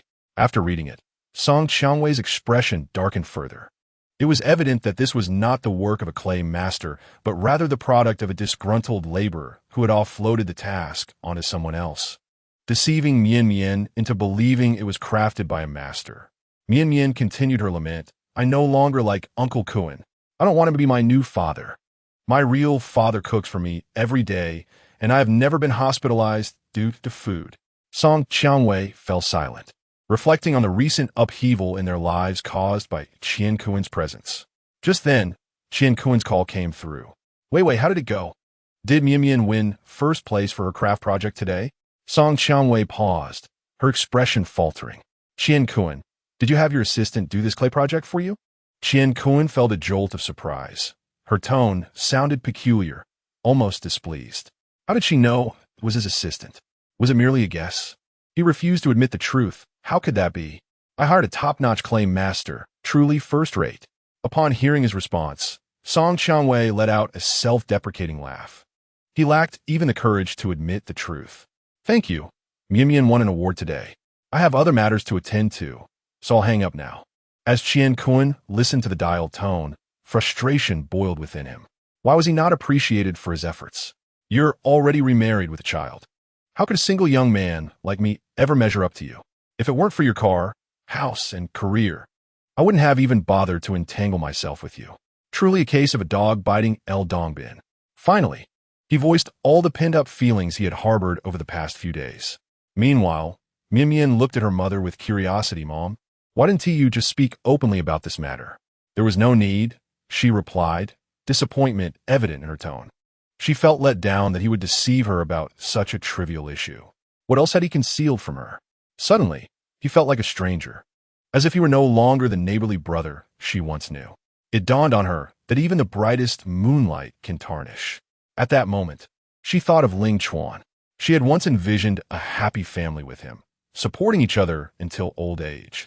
Yet now, they faced the prospect of divorce, their world crumbling around them. Song Qianwei helplessly rested her head on the steering wheel, weeping silently. She felt utterly exhausted, yearning for Ling Chuan. A familiar voice resonated in her ears. She lifted her head to find Ling Chuan standing outside the car door, his expression indifferent. How could he be here? Had he come specifically to seek out her and her daughter? Surely, he too could not let go. Mian, upon seeing Ling Chuan, softly called out, Daddy. Ling Chuan did not respond, merely coldly stating, I've used some connections. We 1T have to wait a month. We can obtain the divorce certificate tomorrow. Song Qianwei immediately exited the vehicle, wishing to shield her child from such distressing words. With a sorrowful countenance, she questioned, Did you come here just to say this? I refuse to believe that you have no desire for Mian and me. Ling Chuan furrowed his brows, perplexed by her words. He had merely found himself with a bit of free time today and intended to pick up Lu Luo from school, only to discover she had already been taken. Seeing them there, he thought to stop by and inform them. Contrary to any sentiment, he had been thriving in the absence of their lives, finding fulfillment in his busy schedule, a stark contrast to the exhausting, thankless experience of parenting at home.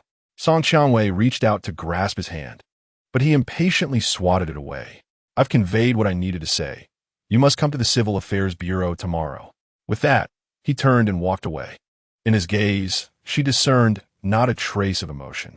Mian, distressed, dash in the car, Daddy. Why won't you acknowledge me? Hearing her voice, Ling Chuan paused. Once, he had cherished Mian as his precious jewel, cradling her with utmost care. Yet, the two most important women in his life had betrayed him together. Since betrayal had occurred, there was no justification for forgiveness. Ling Chuan did not look back. He simply entered a sleek black Maybach and drove off, leaving a cloud of dust in his wake. With tears welling in her eyes, Mian cried, Daddy, I was wrong. Chapter 50. Investigating my mother's cause of death, Ling Chuan appeared to disregard her entirely and continued on his way. Song Qianwei rubbed her eyes, realizing he had arrived in a Maybach 680. When had he become so affluent? She suddenly found herself believing her mother's words about the extended Rolls-Royce phantom. Could be true. His identity could not be so simple. Without hesitation, Song Qianwei pursued him, pounding on the car window. Ling Chuan, come out. Explain this all to me. Are you hiding something? You are not without parents, are you? You have a sister. Ling Chuan glanced at her with a weary indifference, too fatigued to engage in further dialogue. Drive, he commanded. Yes, sir. The driver pressed the accelerator, leaving her in a cloud of exhaust. Song Qianwei stood dazed, feeling lost. The expression he had cast upon her moments ago felt so foreign, a look that had never graced his face before. It seemed she had never truly sought to understand him. Mian approached, her eyes brimming with tears, feeling utterly wronged. Mother, why doesn't father even glance at me? I apologized. I shouldn't have bitten him that day. Song Qianwei, with a heart full of sorrow, embraced her daughter. Dear, father was merely momentarily upset. Once his anger subsides, he will speak with you again. Really? Indeed. Mian buried her head in her shoulder, sobbing uncontrollably. She truly missed her father, longing for him to hold her as he once did, to ride horses with her, and to prepare delicious meals. Would everything ever return to how it was before? Ling Chuan returned to the old residence, where Luo and Ling Yu were already waiting at the door. Luo held 2 papers with perfect scores, rushing toward Ling Chuan. "Father, look, I got first place this time." Ling Chuan took the papers and was astounded. Luo, you used to score 0. How did you achieve 2 perfect scores this time? Furthermore, during the IQ test, didn't TU score only 65, indicating mild intellectual disability? This leap is indeed remarkable. Given Luo's previous speed with the Rubik's Cube, he sensed something was amiss. Luo lowered his head, hesitating. "Father, I just suddenly knew how to do it." He did not wish to disclose Mian's coercion, knowing that father already harbored disdain for her. "Did you truly just suddenly know how to do it? Speak honestly to father. Have you always been capable, but intentionally scored 0, for some reason?" Luo's mouth slightly parted in surprise. Father had guessed this too. How impressive. Yet, he still refrained from revealing Mian's actions. "No, father, I really just suddenly knew how to do it. Perhaps it was because of the problems you previously explained to me." Ling Yu sighed quietly beside them, realizing how exceptionally kind this child was. Despite Mian's treatment of him, he still hesitated to speak ill of her. Since Luo was reluctant to reveal the truth, she decided to do so herself. "Brother, it was your daughter Mian who threatened him earlier, forbidding him from doing his work properly or taking the exam seriously. She wanted to maintain her position at home." Ling Chuan's expression turned grave. "Is what your aunt said true? Tell father, do not lie." After a long pause, Luo finally nodded. "Yes, it's true. Father, please don't be angry with Mian. She understands her mistake now." Ling Chuan, filled with fury, felt flames igniting within his chest. He had been completely unaware, allowing Mian to intimidate Luo for so long. He truly felt like a failure as a father. His darling daughter had bitten him for the sake of another, while his kind son bore the brunt of injustice. He felt responsible for Mian's current state. He looked at Luo with profound guilt. Luo, why didn't you speak up before? If you had, I wouldn't have allowed her to treat you this way." Luo anxiously fidgeted with his fingers. "Because I was afraid Mian would really bring that Uncle Qian to be my new father. I don't want him. I just want to be with you, father." Luo, my good son. Ling Chuan lovingly stroked his head. "From now on, you will be my only child, and I will shower you with all my affection." Only in this manner could he alleviate a flicker of guilt that lingered in his heart. Ling Yu smiled and remarked, "Brother, you truly have a wonderful son, kind, polite, intelligent, and earnest. I can't help but feel a twinge of envy." Here, her envy stemmed from the fact that Luo was born to Song Qiangwei. How delightful it would be if Luo were the child of her and her brother. Ling Chuan, evidently oblivious to her underlying meaning, affectionately ruffled her hair as he had done in their childhood. "Once you marry and establish a family of your own, you too shall have children, perhaps even more astute than Luo." Ling Yu, displeased, lowered her head and muttered, "Brother, what are you talking about? I have no desire to marry. If you do not wish to wed, then remain an old maid at home. After all, I can support you." A smile graced her lips, sweet and full of mirth. "Then you must keep your word. If I choose not to marry, you cannot pressure me. I shall remain by your side to vex you for all eternity." "Very well." Ling Chuan carried Luo inside, and as Ling Yu watched their retreating figures, a sense of happiness enveloped her. If only he were to discover her true identity, would there be even the slightest chance for them? During dinner, Ling Mingda beamed with joy as he observed that all the guests had gathered. It had been a long time since he had felt such happiness. "Xiao Chuan, in a few days, I will hold a press conference to officially announce your appointment as the chairman of Ming Chuan Group. What do you think?" Ling Chuan nodded with a composed smile. "That sounds agreeable. I shall defer to Father-S arrangements." Su Lan's gaze, filled with jealousy, fixated on the intimacy shared between the two men, and malevolent thoughts began to fester within her. Ling Feng felt an even deeper discontent. After years of toil within the group, he had gained nothing. His brother, Ling Chuan, had returned home and suddenly possessed everything. How unfair. Ling Mingda glanced at Ling Feng. "Xiao Feng, Remember what I told you that day.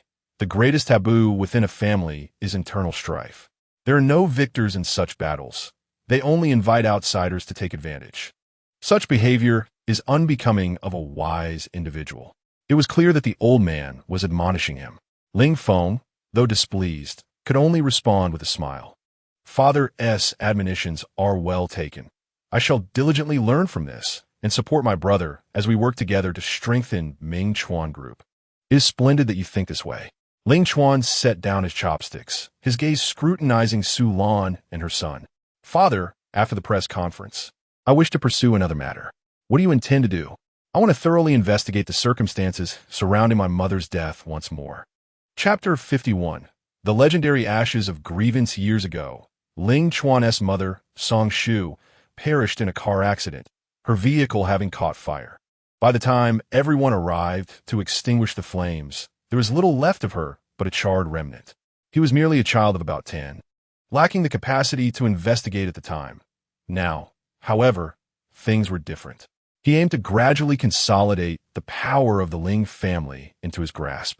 He sought justice for himself and his mother. Clink! A sound echoed as Su Lan's hand trembled, causing her spoon to fall to the ground. She endeavored to mask the panic etched across her face. Ling Mingda furrowed his brow. Xiao Chuan, this matter transpired over a decade ago. There's truly no need to dwell on it. No, that was my mother. I must re-examine the case. This is a warning. Ling Chuan fixed his gaze intently on the mother and son from the Su family. Ling Feng lowered his head, feigning ignorance of the conversation. Ling Mingda found it difficult to interject. His son had only just returned, and if he wished to investigate, so be it. He did not want to jeopardize the harmony between father and son over this matter. Su Lan's expression was peculiar. My lord, this is a matter from over a decade ago. Investigating it would be time-consuming and laborious. Xiao Chuan has just taken over the group. Can he truly handle it? It would be wiser to delegate this to someone else, allowing him to manage the group effectively. Ling Chuan retorted coldly. Whether I can manage, it is of no concern to you.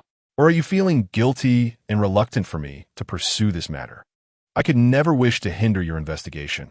I am merely concerned for your well-being, fearing you may become overwhelmed, Su Lan replied, her voice trembling as tears began to fall. People say it is difficult to be a stepmother, and today I truly understand that. I have come to regard you as my own son, which is why I say this. My lord, since Xiao Chuan dislikes me so much, perhaps I should move out. Upon hearing her weep, Ling Mingda felt a headache coming on. What are you talking about? How could Xiao Chuan possibly dislike you? Ling Chuan scoffed, recognizing Su Lan's familiar tactic of feigning tears to elicit sympathy. Ironically, the old man always fell for it. He stood abruptly, pressing his hands against the table. His posture slightly bent, his gaze piercing. What if I say I simply do not like you? Would you leave? Su Lan was taken aback, unprepared for his direct confrontation.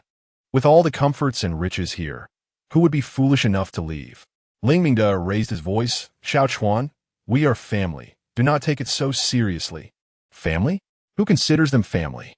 Ling Chuan declared. I am finished eating. He left the table, casting a sidelong glance. Regardless, I will uncover the culprit behind my mother's demise. With that, he ascended the stairs. Su Lan shuddered involuntarily. The boy had begun to suspect her involvement. Ling Mingda sighed, still disliking Su Lan as ever. Would their relationship remain in this perpetual state? Being caught in the middle was painful for him. The atmosphere at the dining table grew increasingly oppressive. Ling Yu took hold of Luo Luo's hand, moving toward the exit. Dad, Luo Luo and I are full. We are going for a walk. Very well, you may go. Ling Feng replied, setting down his chopsticks. Dad, I too have finished. I will head upstairs to attend to business. At last, only Su Lan and Ling Mingda remained. Exchanging glances, she lowered her eyes. My lord, do you not believe me either? I entered this house with the intention of raising you. I already have a child. How could I possibly engage in such actions? I must accumulate virtue for my child. Ling Mingda spoke earnestly. I am not accusing you.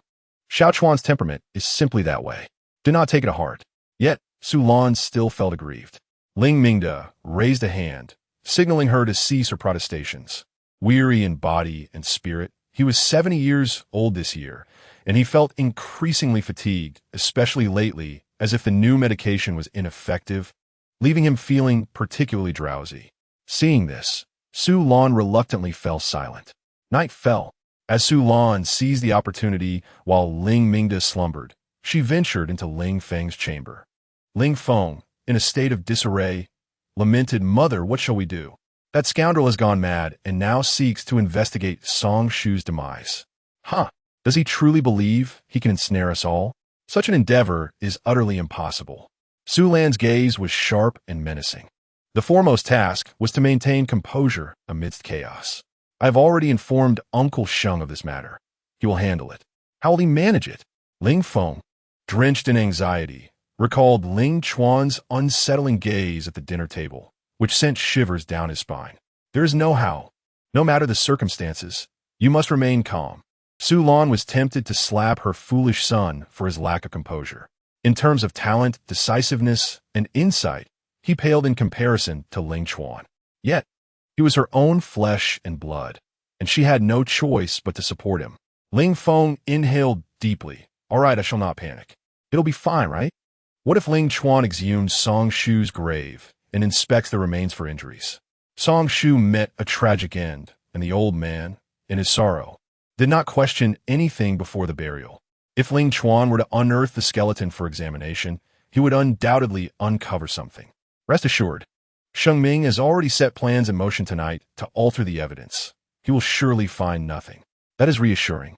Ling Feng finally exhaled, realizing his mother possessed remarkable capabilities. Had it been him in her position, he would have been utterly at a loss. In the early hours at the Songbai cemetery, a tall man donned a thick mask, accompanied by two others, was diligently digging a grave with a shovel. Had I known, I should have replaced that skeleton and incinerated it immediately. Who could have foreseen that a reckless young lad would begin to suspect this matter? However, suspicion is futile.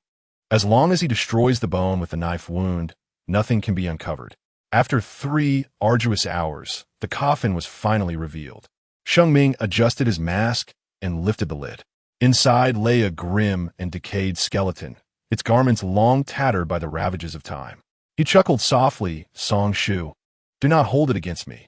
Had you not perished, how would Lan Lan have gained entry? Your sacrifice was necessary." He recalled that the knife had been plunged precisely at her heart, striking a hard bone. With a flashlight, Sheng Ming located the bone marked by the knife's wound and raised a hammer to strike. Thud! 1 blow, 2 blows, 3 blows, the bone shattered into fragments, which he scattered around him. Was this not the fabled act of grinding bones to dust? He dusted off his hands, a smug expression adorning his face. "Song Shu, your son believes he can challenge us, but he is merely a fledgling. What can he possibly contend with?" Not far off, beneath a large tree, a figure clad in black, wearing a cap, stealthily recorded this scene with a camera. Chapter 52. Your entire family is doomed. The following day, Ling Chuan arrived early at the Civil Affairs Bureau, awaiting his turn. An hour passed, then 2, yet no one appeared. His patience waned to its limits, prompting him to make a phone call. "Song Xiangwei, I warn you for the last time. The police station is nearby. If you don't come, I will immediately submit the documents." Song Xiangwei had a high fever last night and was now unable to rise from her bed. She spoke weakly. "Ling Chuan, I am really ill today. I am not deceiving you. Could you possibly wait until I recover a bit more? You must come today, even if it kills you, unless you wish to see your uncle imprisoned." His tone was devoid of compassion, as cold as the depths of hell. "I truly cannot get out of bed. I am not intentionally avoiding you. I beg you." She felt as if her bones were shattering, every inch of her body racked with pain. From dusk until dawn, she had been retching, utterly drained. "Fine, if you refuse to come, I will call the police right away." Song Xiangwei mustered her strength, on the verge of tears. "Ling Chuan, we are husband and wife. Must you treat me this way? Marrying you is the greatest regret of my life. Enough. I no longer wish to waste words with you. We shall meet at the police station." Biting her pale lips, she replied, "All right, I will come." Ling Chuan gritted his teeth. "If you do not arrive within half an hour, your entire family is doomed." After hanging up, Song Xiangwei immediately got out of bed to prepare herself. Several times, she nearly collapsed, yet she struggled to rise. Ling Chuan showed her no sympathy. He regarded her as an adversary. Was this truly the only way their relationship could be? Half an hour later, Song Qianwei arrived at the Civil Affairs Bureau. From a distance, she spotted his tall figure, still as handsome as ever. Alas, he would no longer linger for her. She appeared haggard today, having applied a touch of lipstick. Ling Chuan lifted his gaze, casting a cold glance in her direction. Let us go. The documents are all prepared. Let us expedite this. They entered together and began the process. Having made prior arrangements and opting for a divorce by mutual consent, it was completed swiftly. 20 minutes later, they emerged, each holding a divorce certificate. Song Qianwei's palms trembled slightly. They had finally reached this point. Ling Chuan took a deep breath, releasing a sigh of relief. At last, the matter that had troubled him for the past half-month was resolved. He did not wish to glance at her again and walked directly toward his car. Ling Chuan. She could not hold back and called out to him. Speak quickly. Do you not feel even a twinge of reluctance? Not at all. Song Qianwei clenched her fists as tears streamed down her cheeks. Did you ever truly love me? He turned his head, regarding her with disdain. Song Qianwei, at this juncture, what do you expect me to respond to? That I loved you? Or did not love you? All the sacrifices he had made in the past, she had ignored. Now, to pose such a question seemed utterly ridiculous. She genuinely could not comprehend it. If he had loved her, why had he distanced himself so swiftly, as if she had never occupied a place in his heart? She cried to the point of nearly fainting, and I realized that I knew nothing about you. You have concealed many truths from me. You are not merely a poor boy from the countryside. Yes, I admit I did not hail from rural origins. But in my pursuit of marrying you, I lived a life akin to that of destitute. He severed ties with his family without hesitation for her, and his living standards plummeted. In fact, he even took up the role of a homemaker, which he once scorned. It became evident that anyone lacking independence would be treated like worthless refuse. Song Qianwei gazed at the car behind him, which was once again a Land Rover, with a driver seated in front. Who are your family? You have never taken me to meet them. Ling Chuan scoffed. What gives you the right to meet my family? We belong to entirely different social strata. Initially, I was willing to degrade myself for you, but now I am reclaiming my rightful life. Song Qianwei, in the latter half of your life, you shall witness me reveling in a lifestyle that you in Qiankuan can never reach, while you are left to endure endless suffering. Song Qianwei, infuriated, struggled to maintain her footing. Have you fallen for someone else? Is it Zhou Wanru, that university student from that day? No comment. With that, Ling Chuan intended to enter the car, wishing to end the conversation. Suddenly, a girl holding flowers rushed over and embraced him.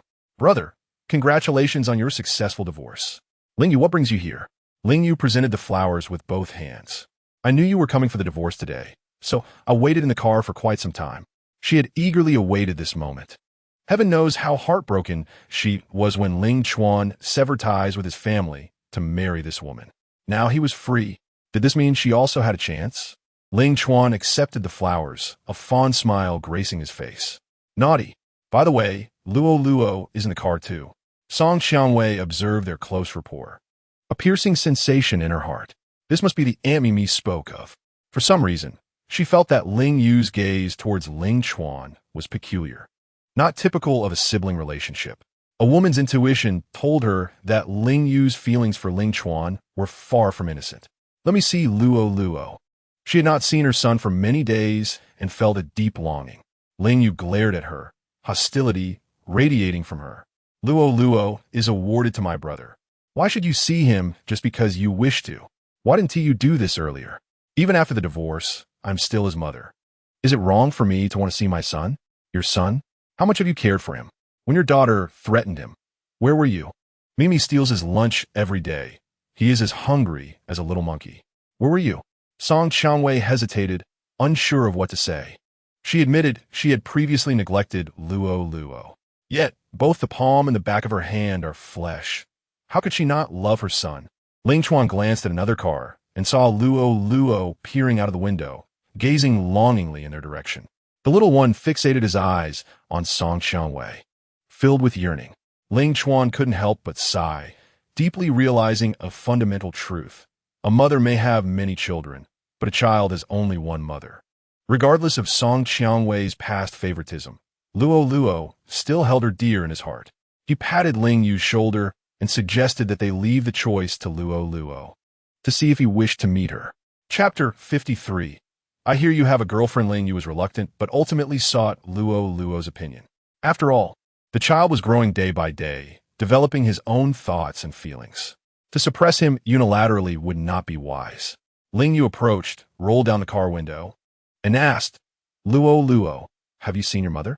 Luo Luo's eyes widened as he nodded. Yes, Auntie, I saw my mother. Do you want to go and spend some time with her? Ling Yu inquired. Luo Luo pursed his lips, contemplating. After a pause, he looked at Ling Yu and asked, Auntie, if I say I want to spend time with my mother, would you be angry? Ling Yu chuckled softly. If I were to be angry, would you still go? Exactly. During this time, Annie had taken care of him, fed him, taught him to play soccer, and taken him to the amusement park. He had to consider Auntie's feelings. Ling Yu gently ruffled Luo Luo's hair and said, Good boy. Annie has not doted on you in vain. What I wish for most is your happiness. If you want to find your mother, then go ahead. Okay. Luo Luo exited the car and hurried towards Song Qiangwei. Song Qiangwei embraced Luo Luo tightly, tears streaming down her face. Luo Luo, I neglected you before and I am so sorry. Luo Luo, with his small hand, wiped away his mother's tears, his voice tender. Mom, please don't cry. I have never blamed you. Ling Yu watched from the side, feeling a pang in her heart. How could someone like her give birth to such a wonderful child? Truly, a bad bamboo can produce good shoots. Would you like to live with your mother? Mian misses you very much, and I promise, I will never let anyone bully you again. Ling Chuan shouted firmly, Song Qiangwei, you have gone too far. Luo Luo is my son. Her intentions were clear. She merely wanted to hold onto the grandson of the Ling family, making it convenient for her to voice countless unreasonable demands in the future. Ling Yu was infuriated, wishing she could kick her, if not for Luo Luo being present. At that moment, Song Qiangwei was on the verge of collapse. If she did not grasp Luo Luo tightly now, she would have no future connection to Ling Chuan. Ling Chuan, let Luo Luo speak for himself. You must respect his wishes. Children are generally very attached to their mothers. Perhaps Luo Luo wishes to be with her. Luo Luo, would you like to go home with your mother? I will prepare many delicious treats for you, and Mian will be there too. So you want to feel lonely. Song Qiangwei gazed at Luo Luo eagerly, hoping for a satisfactory response. Luo Luo furrowed his brow, glancing between Ling Chuan and her, as if his heart wavered. Luo Luo, I am your real mother. We will always be together. Please don't separate us. Suddenly, Luo Luo broke free from her grasp and declared resolutely, Mom, I don't want to go back with you. Why? Don't you want your mother anymore? Luo Luo approached Ling Yu, saying, Mother, I have come to bid you farewell. I shall be living with my father and the others from now on. I hope you take good care of yourself. In that fleeting moment, Song Qiangwei felt as deflated as a punctured balloon, collapsing onto the ground. Despair, confusion, and anguish flooded her heart. Luo Luo understood all too well that the previous favoritism was not unfounded. Mian was born to win their affection. Their love could no longer be divided to include her. Now, she had a grandfather and an aunt who cherished her, and she could not abandon them. Luo Luo, Mother was wrong. Come back to me. Mother, farewell. With that, Luo Luo turned and walked resolutely towards the car. Ling Chuan observed her, seemingly unhinged, yet devoid of any emotion. Song Qiangwei, take care of yourself, he remarked before turning to enter the vehicle. As everyone departed, only Song Qiangwei remained. Alone in her desolation, she wept uncontrollably, feeling as though she had lost everything. The happy family, the responsible husband, the beloved son. Everything was gone. If only she had been able to sever ties with Qian Kuan decisively, perhaps none of this would have transpired. Song Qiangwei had long forgotten how she made her way home. She lay on her bed, her body burning with fever, beginning to utter nonsensical words. Zhang Dongmei entered and was startled by her appearance. What is wrong with you? Get up. We need to go to the hospital. I won't go. She tightly closed her eyes, engulfed in despair. If this fever could take her life, perhaps it would not be such a bad thing. Why do this to yourself? At least after the divorce, you still have Qian Kuan. She scoffed. Qian Kuan. A bitter smile crossed her lips. It was because of him that she had lost everything. Yet, he continued to deceive her, never uttering a single truth. Could such a person truly be entrusted with a lifetime? He was no longer the sunny neighbor boy she once knew. Time changes everything, and she should have realized this long ago. Alas, it was too late, far too late. Song Qianwei lay on her side, tears silently falling and soaking her pillow. Yay! Successfully advanced to the top 50. When Qian Kuan received this news, he nearly leaped from his bed in excitement. This selection process had proven surprisingly simple. He had scarcely exerted himself and had already advanced 3 times. At this rate, the championship would undoubtedly be his. Soon, countless flowers and honors would be his, and wealth would come easily. He opened his phone, beginning to browse luxury cars, dreaming of purchasing them all once he became wealthy. While he was lost in visions of a bright future, his assistant called. The assistant's voice was filled with enthusiasm. Hey, Xingyue and Company wants to meet you. They have high hopes for you. No way. Is this real? Absolutely. You are about to become famous. Hurry and get ready. I will send you the address. After hanging up the phone, Qian Kuan erupted into ecstatic shouts throughout the house. He was on the brink of fame. He would become a renowned name in Shihai City. There is no need to elaborate on the strength of Xingyue Company. Virtually all first-rate stars had emerged from there. If Xingyue were to sign him directly, he would become the future king of cinema. Qian Kuan hummed a tune as he began to prepare himself, determined to present his finest self before her. Once he attained fame, he would undoubtedly trample Ling Chuan beneath his feet, relishing in the sound of his anguished pleas for mercy. Having completed his preparations, Qian Kuan arrived at the appointed venue, the Royal Club. Here, the minimum expenditure for a night of entertainment was no less than 500,000, a testament to Wen Pei's affluence. He approached the private room and knocked on the door. Wen Pei sat at the center, legs crossed elegantly, her long and slender limbs clad in alluring black stockings. Qian Kuan swallowed hard, exclaiming inwardly, "Goodness, she is simply breathtaking. Who wouldn't be enamored by a beautiful and wealthy woman?"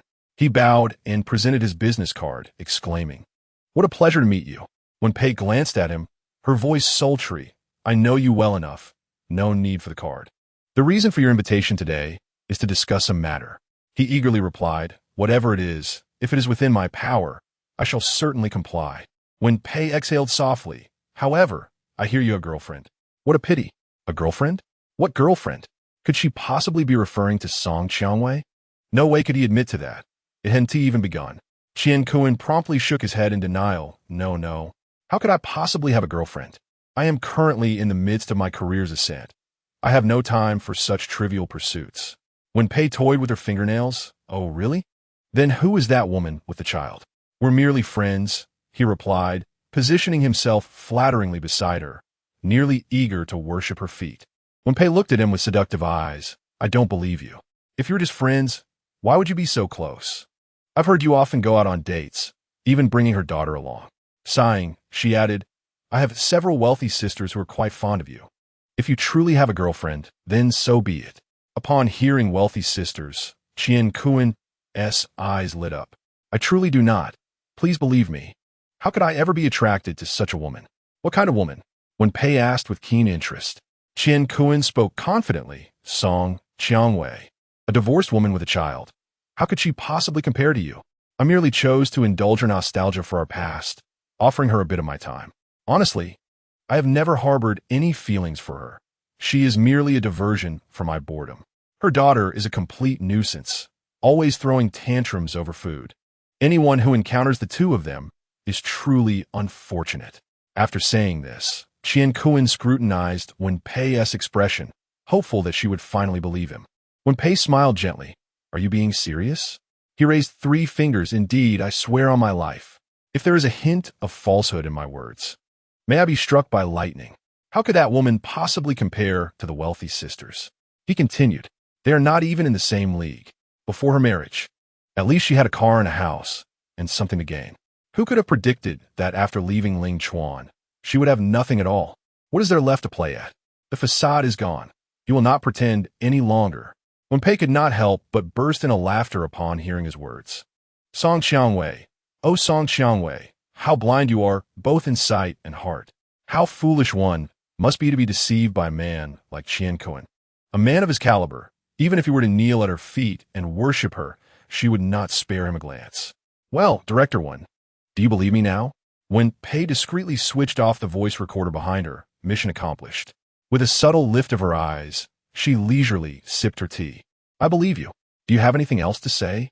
Could you perhaps introduce me to those wealthy ladies who admire me? I am quite eager to meet them. Certainly. They will be here shortly, and they shall provide you with an unprecedented surprise. Qian Kuan, elated, promptly raised his glass in a flattering toast. I am grateful for your support, Director Wen. I shall repay your kindness. Wen Pei cast him a disdainful glance. What could he possibly offer her in gratitude? He was on the brink of disaster. She pushed aside her glass, declaring, I shall not partake in this wine. I am allergic to alcohol. He immediately set the glass down. I apologize. I was unaware of your allergy. Allow me to toast you with tea instead. With that, he lifted his teacup and drank it all in one go. Wen Pei observed him finish the tea with satisfaction, for she had infused it with potent substances sufficient for 10 elder ladies. 10 minutes later, Qian Kuan's face was flushed, writhing in discomfort. What is happening? It's becoming increasingly warm in here. I feel the urge to remove my clothing. He began to unbutton his shirt. Wen Pei quickly stood. Qian Kuan, do not rush. I am indeed in a hurry. I desire. He gazed at the enchanting figure before him, consumed by desire. I will attend to you well. I promise you unparalleled delight. Wen Pei narrowed her fox-like eyes. How dare you entertain such thoughts about me? Qian Kuan, bewildered, pondered why she had summoned him here. Clearly, she intended to initiate some form of relationship. Who could resist his allure? As they spoke, the door to the private room swung open. A raucous group of elderly women entered, their eyes gleaming upon seeing Qian Kuan. Oh my, this young man is quite the catch. He seems capable of providing endless entertainment. I concur. The last one barely lasted 8 rounds. This one should manage 12. Step back, I shall go first. My husband has been gone for 10 years. I am utterly lonely. In an instant, Qian Kuan found himself overwhelmed by the throng of older women, pinned to the sofa, unable to move. They groped every inch of him. Even his leg hair was not spared. It is said that women at 30 are like wolves, at 40 like tigers, and by 50, they are insatiable. He was finished, utterly finished. Qian Kuan cast a pleading glance at Wen Pei, but she did not even acknowledge him, locking the door behind her as she exited. He struggled against the hands adorned with gold rings and bracelets, each woman weighing no less than 200 pounds. Please, ladies, do not rush. Let one come at a time. Among them, a curly-haired woman was nearly drooling. I can't hold back any longer. Please hasten to remove your trousers, so that we may indulge ourselves thoroughly, dear sisters. Younger brother, I observe that you appear to be in good health. However, I, as your sister, possess a penchant for cleanliness. Would you kindly take a shower in the bathroom? Upon hearing this, Qian Kuan felt as though he had grasped a lifeline. He nodded fervently, akin to a chicken pecking at grain, and exclaimed, Sisters, I shall take a shower and return shortly. Do not be alarmed. Having spoken, she swiftly dashed into the restroom, ready to secure the door. The stout feet of 3 women forcefully held the door ajar, their laughter akin to that of mischievous spirits. If you lock the door, it will seem as though you are shutting us out. Allow us to assist you with your washing. No, please, do not come any closer. Qian Kuan clasped his hands tightly over his lower body, curling up in the corner of the restroom. Fear engulfed him. He dreaded that he might be tormented by these women tonight. The stout woman produced a steel wool pad, and her sister, being averse to dirt, inquired if it posed any inconvenience. An aversion to impurities and a steel wool pad? Why does the scent seem so familiar? The last person who was scrubbed with a steel wool ball has already been sent to the operating room. He did not desire such a fate. Sisters, I am not dirty. A simple wash will suffice. I can handle it myself. That is out of the question. I possess a profound obsession with cleanliness. Feeling compelled to scrub thoroughly with a steel wool pad, Otherwise, my companions would remain uneasy, wouldn't they? Indeed, you must heed our words. As soon as the words left his lips, 3 women entered, firmly restraining him. One wielded a steel wool ball, saturated with shower gel, her expression menacing. Behave, dear brother, and be thoroughly cleansed. Your sisters are eager for you. Dear readers, the next chapter has been confined due to its excessive content. Your support through more comments and adding to the bookshelf may hasten its release. Chapter 55, A Desperate Yearning for Death. He harbors a deep hatred for the affluent. The bathroom echoed with anguished screams, mingled with the laughter of the elderly woman. Blood, intertwined with shower gel, cascaded down, ultimately disappearing into the drain. Qian Kun felt utterly despondent. This was no affluent sister, but rather a pack of ravenous wolves. His younger brother was surely doomed. Allow me to take action. A woman weighing nearly 300 pounds pressed down on his chest with both hands. Qian Kun lay on the ground, nearly choking on his own blood. The pain was excruciating, utterly unbearable. Various pains intertwine, rendering existence more unbearable than death. Is Wen Pei truly here to promote him? It is evident that this is a matter of life and death. Thus, Qian Kun was rendered unconscious and subsequently awakened. Each time he regained consciousness, he believed the preceding events to be merely a nightmare. It was only upon witnessing their sinister smiles that he comprehended he had been ensnared in hell all along. A profound desire for death consumed him. He harbored a deep-seated resentment towards the affluent. 2 icy tears cascaded down the corners of his eyes. In recent days, Song Xiangwei had been engulfed in a haze, confined to her bed and avoiding the outside world. She had withdrawn into herself, tightly drawing the curtains during the day to prevent even a sliver of sunlight from penetrating. Zhang Dongmei entered the room, carrying a cup of medicine. You should really take some medicine, she urged. How can you endure like this? Just because you are divorced, does that mean you should cease to live? Song Xiangwei gazed at the cup of medicine before her, yet found herself unable to swallow it. Memories flooded back of Ling Chuan, who used to coax her into taking her medicine, always prepared with candied fruits on the side in case she struggled. However, those days were now irrevocably lost. Regret washed over her as she recalled the girl who had previously asked whether she would be willing to sever ties with Qian Kun. How wonderful it would be if she could simply say yes. Zhang Dongmei truly did not wish to witness her daughter's despondent demeanor.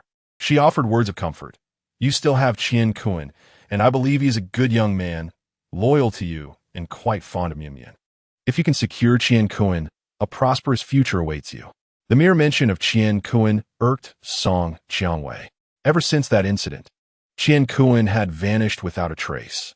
She was utterly oblivious to his recent activities, as if the tender words they once exchanged were merely frivolous banter. Zhang Dongmei, feeling a surge of irritation, remarked, You are divorced now, no longer bound by your first marriage. Sometimes, you must set aside your pride and pursue what you desire. If you feel hesitant to approach Qian Kun, I shall do so on your behalf. With that, she seized Song Xiangwei's phone, which had just received a message. It was a voice note exceeding a minute in length. Zhang Dongmei, intrigued, opened it directly. As a divorced woman with a child, how could Song Xiangwei possibly compete with you? I merely chose to extend a modicum of pity toward her, as she still clings to our past. It was Qian Kun's voice, unmistakable to her ears. Song Xiangwei sat up abruptly, snatching the phone away, tears streaming down her face. How dare he speak of me and Mian Mian in such a manner? In a frenzy, she shouted, Who sent this? Who? The response was unclear. It was from an anonymous number. Zhang Dongmei, witnessing her daughter's distress, felt a pang of fear. She, too, was at a loss for words. How could Qian Kun utter such things? In that moment, Song Xiangwei crumbled. She had believed their affection simply waned with time. She never anticipated he harbored such disdain for her. She regarded herself as utterly wretched, as Zhou Wanru had aptly described her, foolish and base. She had shattered her once harmonious family for such a man. Time and again, she had wielded Qian Kun as a weapon against Ling Chuan, until he departed without a backward glance. Trembling, Song Xiangwei clutched her phone, her fingertips pale and weak, a heavy weight pressing upon her chest. She felt as though she might suffocate if she could not draw a breath. Zhang Dongmei, genuinely frightened, set aside her own anguish to gently pat her daughter's back. Calm down, please. You haven't eaten in days. What if you were to collapse from anger? At this moment, Song Xiangwei yearned to strike Qian Kuan. He was nothing but a wolf in sheep-esque clothing. Mother, do you see? I have lost everything. I never imagined Qian Kuan could be such a person. She was filled with bitterness, lamenting why she had only now discovered his true nature. She had forfeited the finest husband in the world. Zhang Dongmei wiped her tears, equally consumed by regret. Who could have known? He seemed to be doing quite well before. Every action and word from Qian Kuan had been laced with ulterior motives. Unable to contain herself, Song Xiangwei embraced Zhang Dongmei, sobbing uncontrollably. Mother, I was wrong. I truly was. I should have ignored Qian Kuan. I miss Ling Chuan so much. Can you help me find him? I beg you. Zhang Dongmei, too, succumbed to tears, feeling utterly helpless.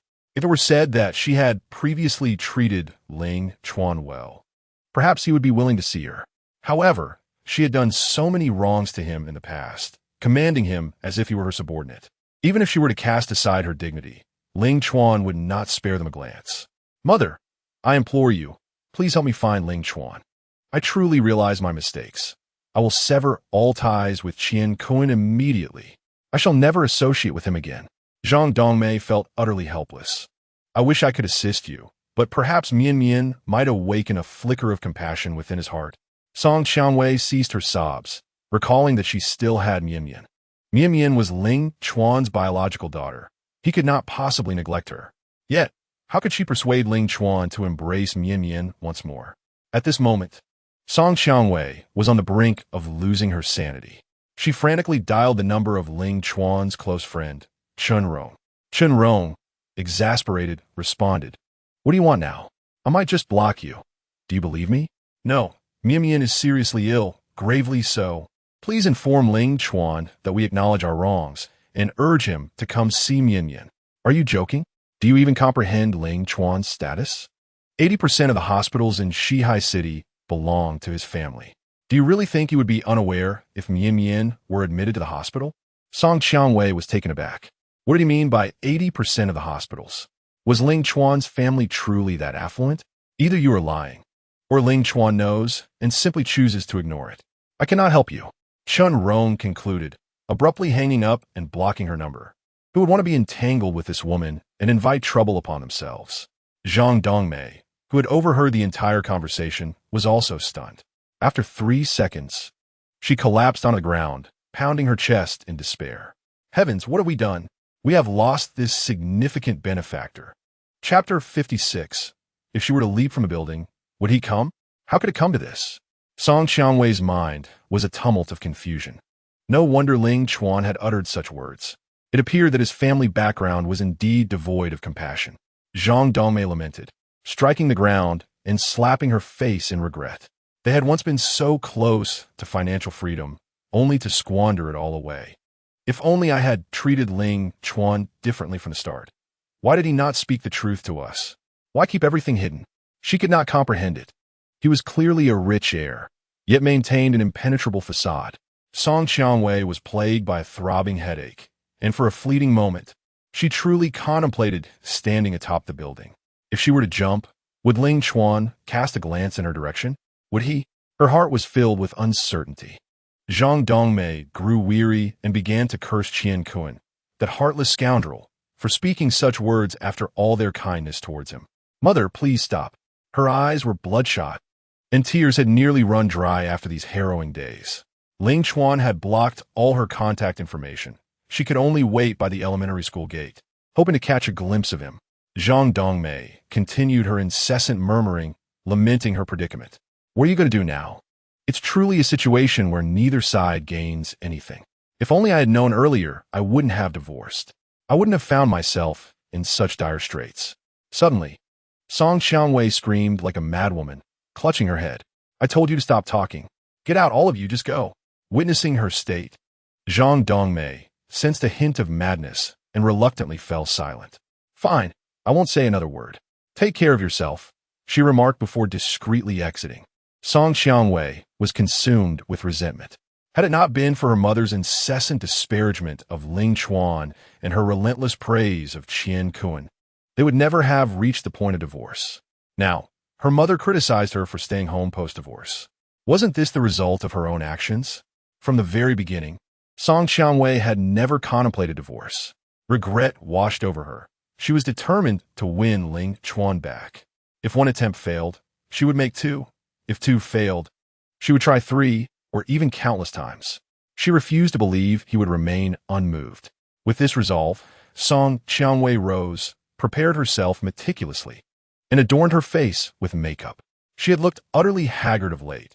No man would be drawn to a weary visage. Selecting a floral dress, a gift from Ling Chuan, who had once remarked she looked most enchanting in such patterns, she slipped it on. It had been ages since she last wore it, and, as she did, she felt the innocence of yesteryears had long since faded. With renewed spirit, she grabbed her bag and stepped out, determined to fetch Mian Mian earlier today. Previously, she had been delayed by various matters. Today, she was resolute in her intention to see Ling Chuan. At Yanghai School, as Song Qianwei arrived at the school gate, there were merely 5 minutes left until dismissal. Suddenly, Ling Yu's Rolls-Royce Phantom glided into view, prompting many to step aside in awe, pulling out their phones to capture the spectacle. Standing nearby, Song Qianwei's gaze followed the figure descending from the car, her eyes brimming with defiance. As Ling Yu alighted, she immediately spotted Song Qianwei, donning a disdainful smile. "Oh, you dressed up specially for this occasion, did you? Surely, you don't intend to seduce Ling Chuan?" She scoffed. Unfazed, Song Qianwei confronted her directly. "What brings you here? Don't tell me you're here to pick up Lu Luo." "Indeed, I am here to collect Lu Luo. My brother has been exceedingly busy dealing with matters related to the corporation. I imagine you must be quite disappointed that he isn't coming," Ling Yu replied. "Corporation? What corporation?" Song Qianwei feigned calmness, though her heart raced. "Don't boast. There are only a few major corporations in Shihai City. Could it be Ming Chuan Group? Surprisingly, my brother is indeed the chairman of Ming Chuan Group. Quite a revelation. Isn't it?" Ling Yu was unperturbed by divulging this information, for both women had successfully divorced. What more could she fear? Song Qianwei felt a wave of dizziness wash over her, her head spinning. How could this be? Ming Chuan Group was the most formidable corporation in Shihai City. Ling Chuan had never mentioned it before, and now he was the chairman. Though she had come to realize the wealth of Ling Chuan's family, she had never fathomed it to be to this extent. Heavens, what had she done? "Tell Ling Chuan I wish to see him." Ling Yu cast a disdainful glance. "Who do you think you are? When my brother deemed you worthy of his attention, you were of utmost importance. Now that the divorce has taken place, what are you?" Song Qianwei stepped forward, her eyes instantly welling with tears. "Please, let him meet me one more time. We need to clarify everything. I truly have no feelings for Qian Kuan. Step away. If you were genuinely innocent, how could my brother have divorced you? Do you realize that he insisted on marrying you despite my father's objections? Willing to forsake his shares in the Ling Corporation just to be with you? How did you repay him? The truth is, you are nothing but a wretched woman. The fact that you haven't been cast into the depths of hell is already an act of mercy." Upon hearing these words, Song Qianwei felt a surge of regret, tears streaming down her face. "I had no idea he did all this for me. Had I known, I would never have agreed to the divorce. Indeed, if you had known he was from the Ming Chuan Group, you would never have let such a lucrative opportunity slip away." Song Qianwei seemed to be struck by these words, her frustration palpable. "Your brother has never spoken to me like that. So who are you to judge me? Do you even know me?" Ling Yu chuckled softly, her tone dripping with disdain. "Of course I know you. I have thoroughly investigated your family background. Your parents, both elementary school graduates, run a small convenience store and have poor relations with those around them, especially with a rather unfavorable reputation in the neighborhood." When Ling Chuan resolutely chose to step away from the family, she had looked into this woman's background, eager to uncover what kind of woman had captivated his heart. Little did she expect that she would find such a disgrace, yet he loved her deeply. It baffled her. Fortunately, they were finally divorced. Song Qianwei, indignant, furrowed her brow.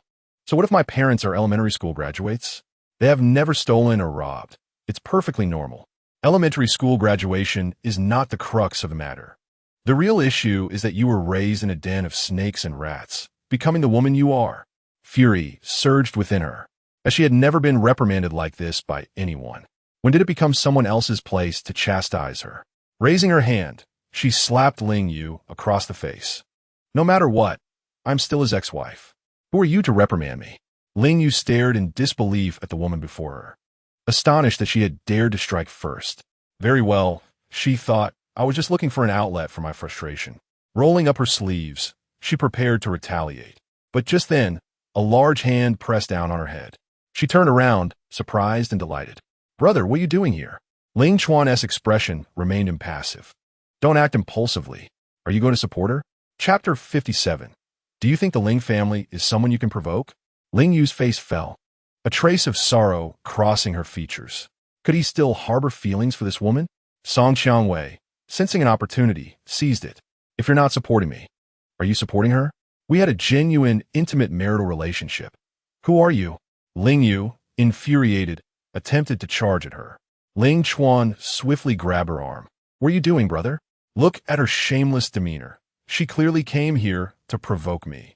Within the depths of Song Qiangwei's heart, a flicker of confidence ignited as she sweetly implored, Darling, I knew all along that you still hold affection for me. You cannot bear to let your sister harm me. Shall we return home? Ling Chuan drew Ling Yu behind him, and she suddenly felt a wave of disorientation. In the past, when she was bullied, her brother had similarly shielded her, standing protectively at her back. Do not raise your hand. It is unbecoming for a young lady to engage in such behavior in public. Allow me to handle this.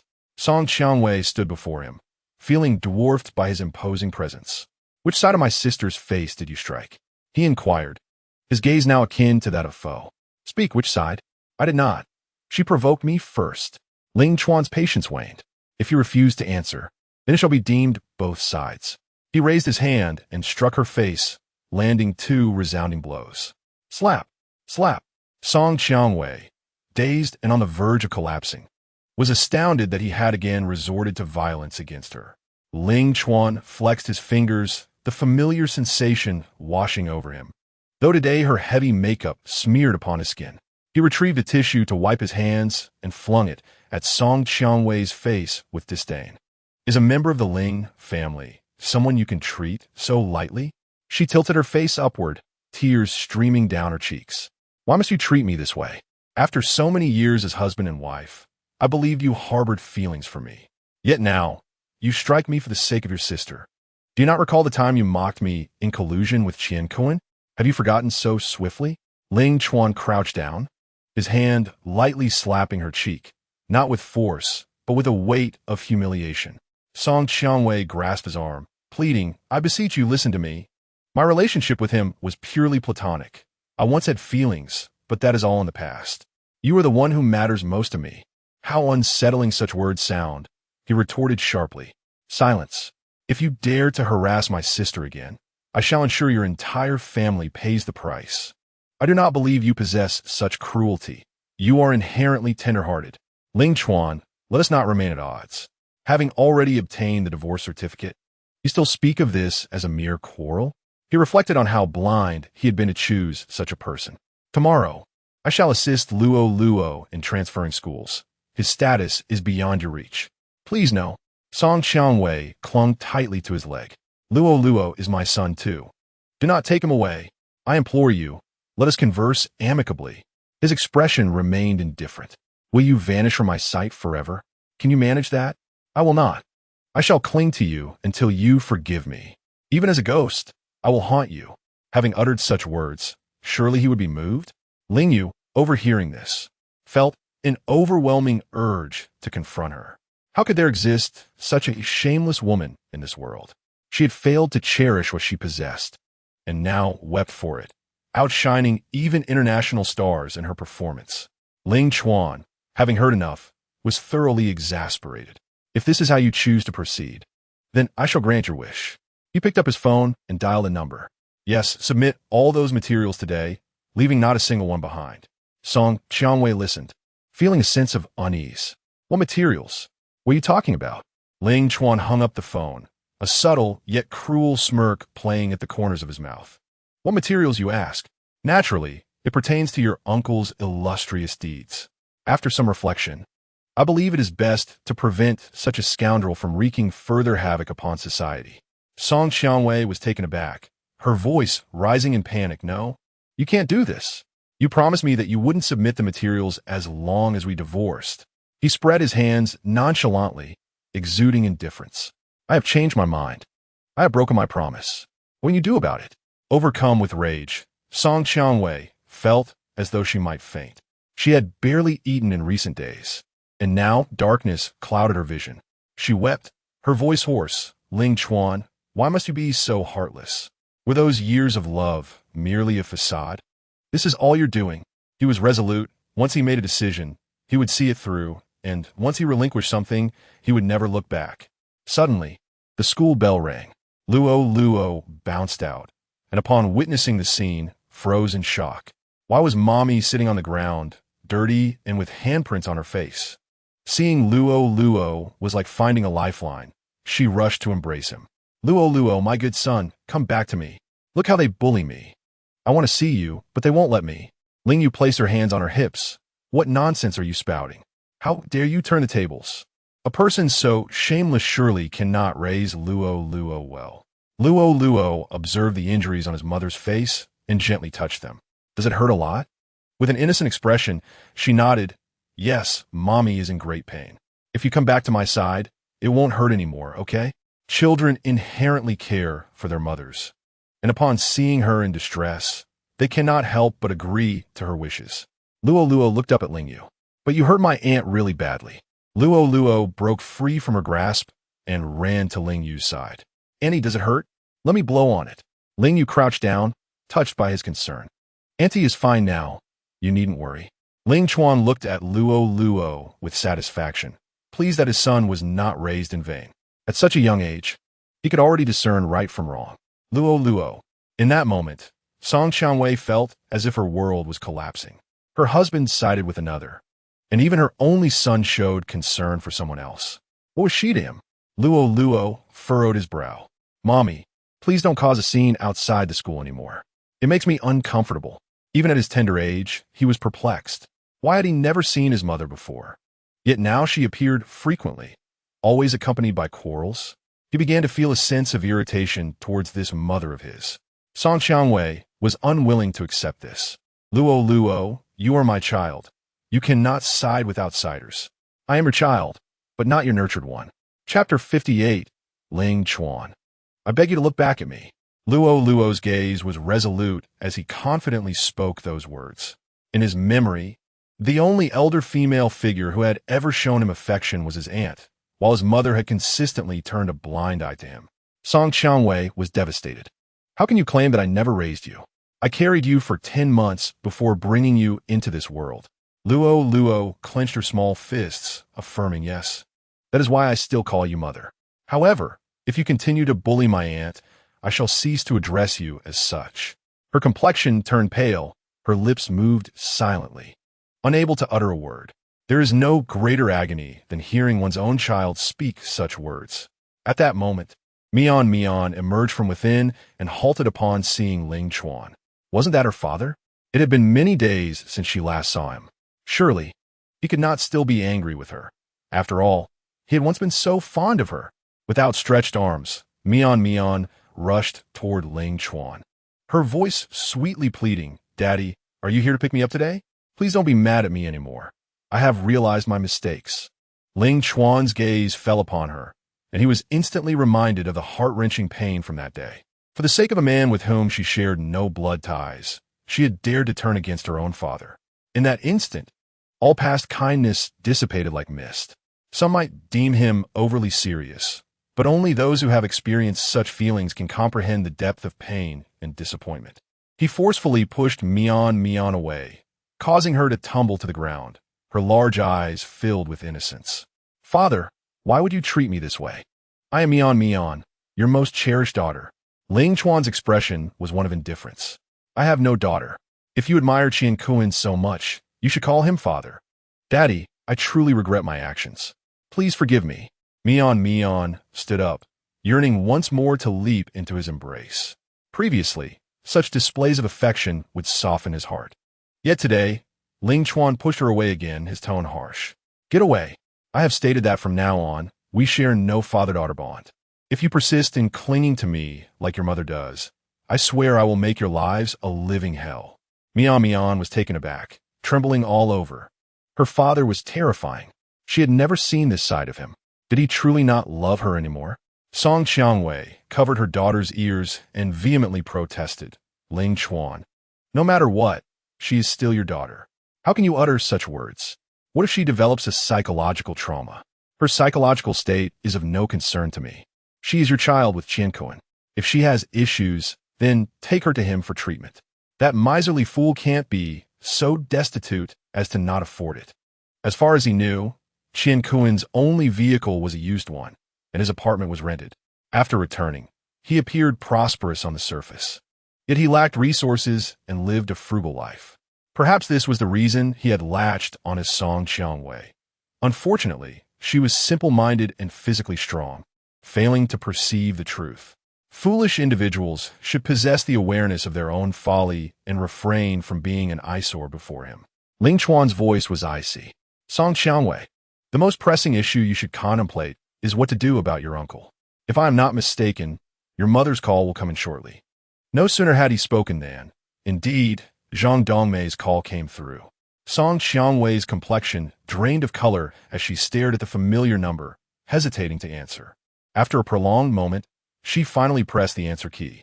On the other end, Zhang Dongmei's frantic cries erupted. What are you doing? Why has your uncle suddenly been taken away? Are you trying to kill me? Where are you? Where is Ling Chuan? You must plead with him, beg on your knees.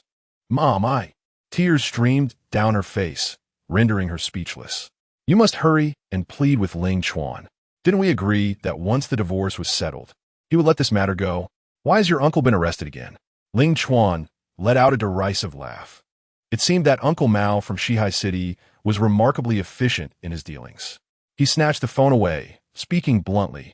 You old hag, I may have said that, but your daughter is simply too persistent, forcing me into this position out of rage. Please, I beg you. I will make Weiwei kneel before you. Withdraw the documents and claim it was just a joke, will you? Then I must assess your sincerity first. Weiwei, quickly kneel and plead with Ling Chuan. Hurry. Otherwise, your uncle's life is truly at stake. If you don't kneel, I will jump from this building. Song Qiangwei bit her lip painfully, glancing up at Ling Chuan. Her heart constricted with agony. Once a loving couple, they had descended to such a wretched state. She sank to her knees, tears mingling with the cold. I am sorry. Today's events are my fault. I will no longer harass you. I hope you can forgive me and spare my uncle. Ling Chuan, for the sake of our past as husband and wife, I beseech you. Husband and wife. Hearing those words made Ling Chuan feel an overwhelming discomfort, almost to the point of nausea. It was precisely because of their past that he harbored such deep-seated animosity towards her. Ling Chuan picked up Lu Luo, his gaze condescending, a reminder of her shameful display before their son. This was her punishment. Song Qiangwei felt an unbearable shame, her face nearly buried in her chest. A mother, so humiliated before her son, she felt like an utter failure. There was no escaping the reality that she had brought this upon herself. You will spare my uncle. One to you? Ling Chuan snorted dismissively, offering no response as he entered the car. Ling Yu shot her an indignant glare before following suit. Desperate, Song Qiangwei stood up, pounding on the car window. Ling Chuan, I have apologized. Will you forgive me? Please do not condemn my uncle to despair. I beg you. If her uncle truly ended up in prison, Zhang Dongmei would undoubtedly tear her apart. Ling Chuan did not spare her glance. Driver drive? Yes, sir. The driver pressed the accelerator hard, and the car sped away. Song Qiangwei chased after it, losing one shoe in the process. She collapsed to the ground in utter disarray. Ling Chuan, please turn back and look at me. I was wrong. Alas, the vehicle showed no sign of stopping. He was so ruthless that she felt he had never loved her at all. Mian ran over, her cheeks flushed and streaked with tears. Mom, does Dad really not want us anymore?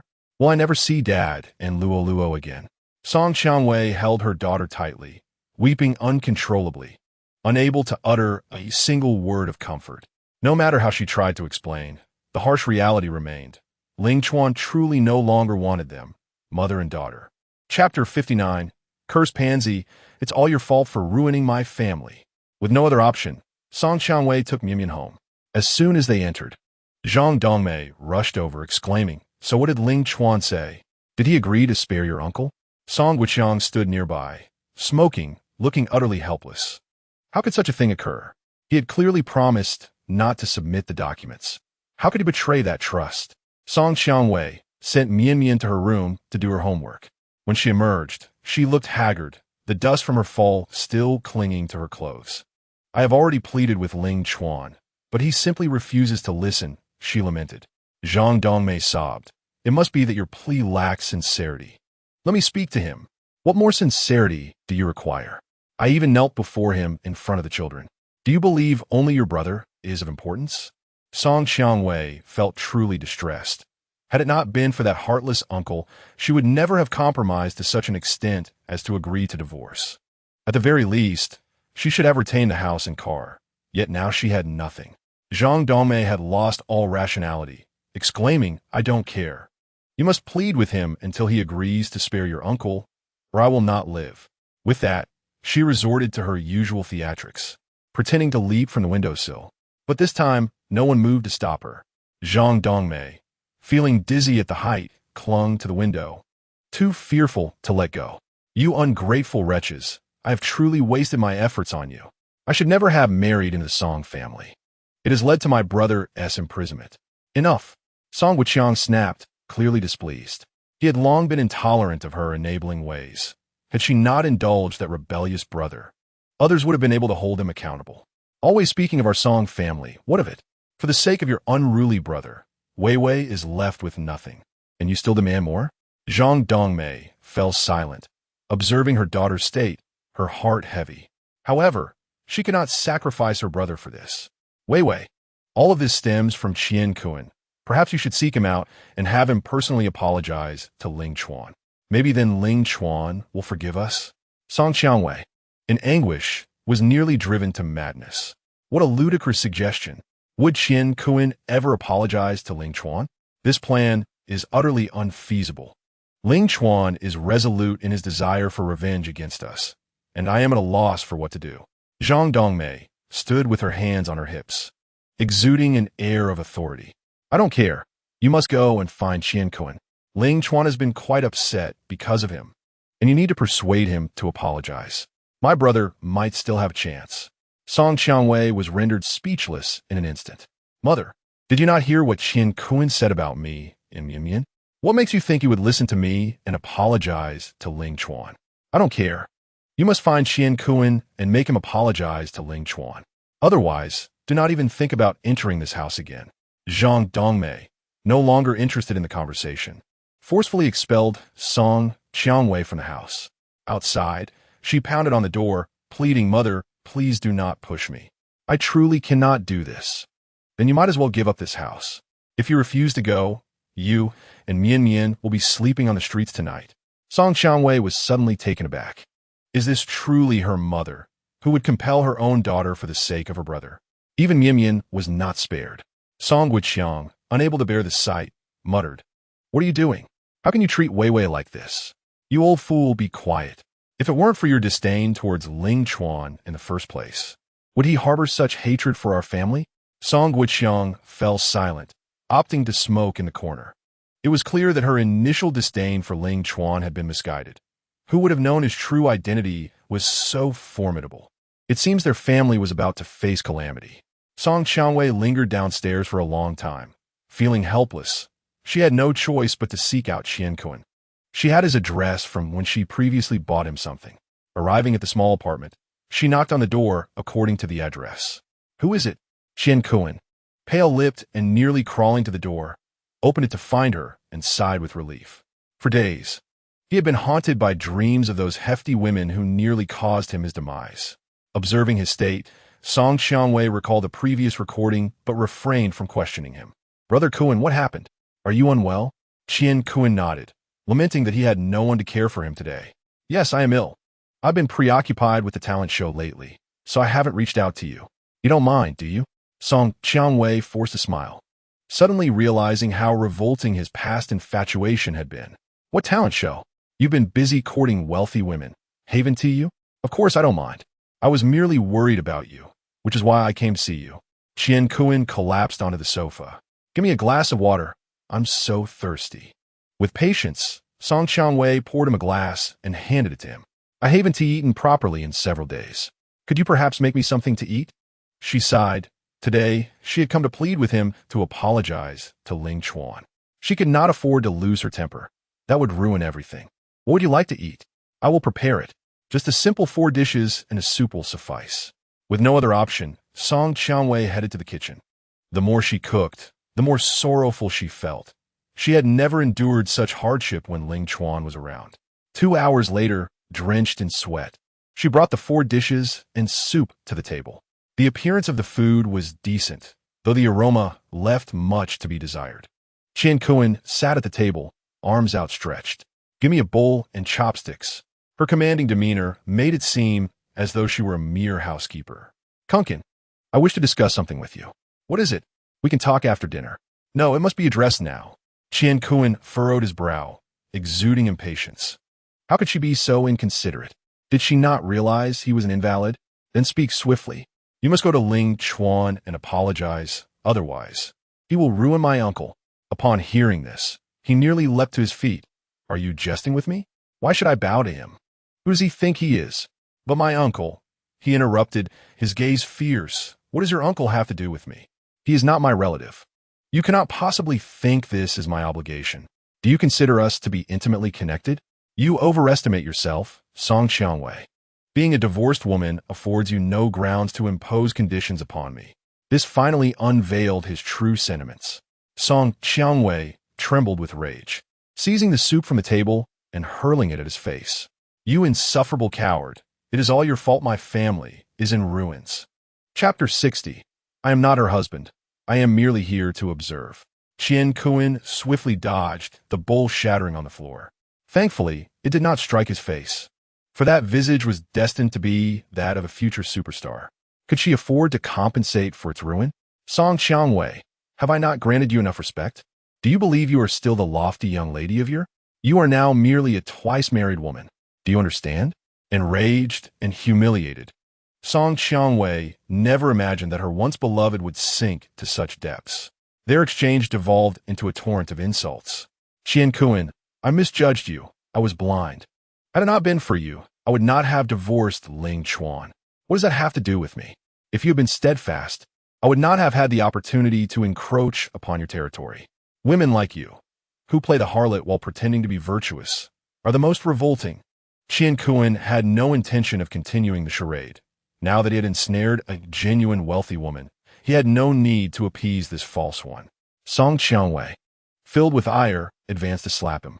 Though wounded, he remained a man, and his strength was evident. He seized her wrist. What? Do you wish to engage me in combat? Do you think I am Ling Chuan, who endured your provocations time and again? Release me, you scoundrel. Tears welled in her eyes as desperation overtook her. Regret consumed her. Had she known he was of such character, she would never have entangled herself with him. In that moment, Qian Kuan cast her to the ground. His expression was menacing. Do not push me. I am indeed capable of striking a woman. Having been tormented by those elderly women the previous night, he harbored a fury that sought an outlet. Song Qiangwei winced as her waist twisted. She lay on ground, unable to rise. Humiliated tears streamed down her face. When had she ever found herself in such a disgraceful state? Ever since encountering Qian Kuan upon his return, calamity had befallen her life without respite. You are a harbinger of misfortune. My greatest regret is having met you.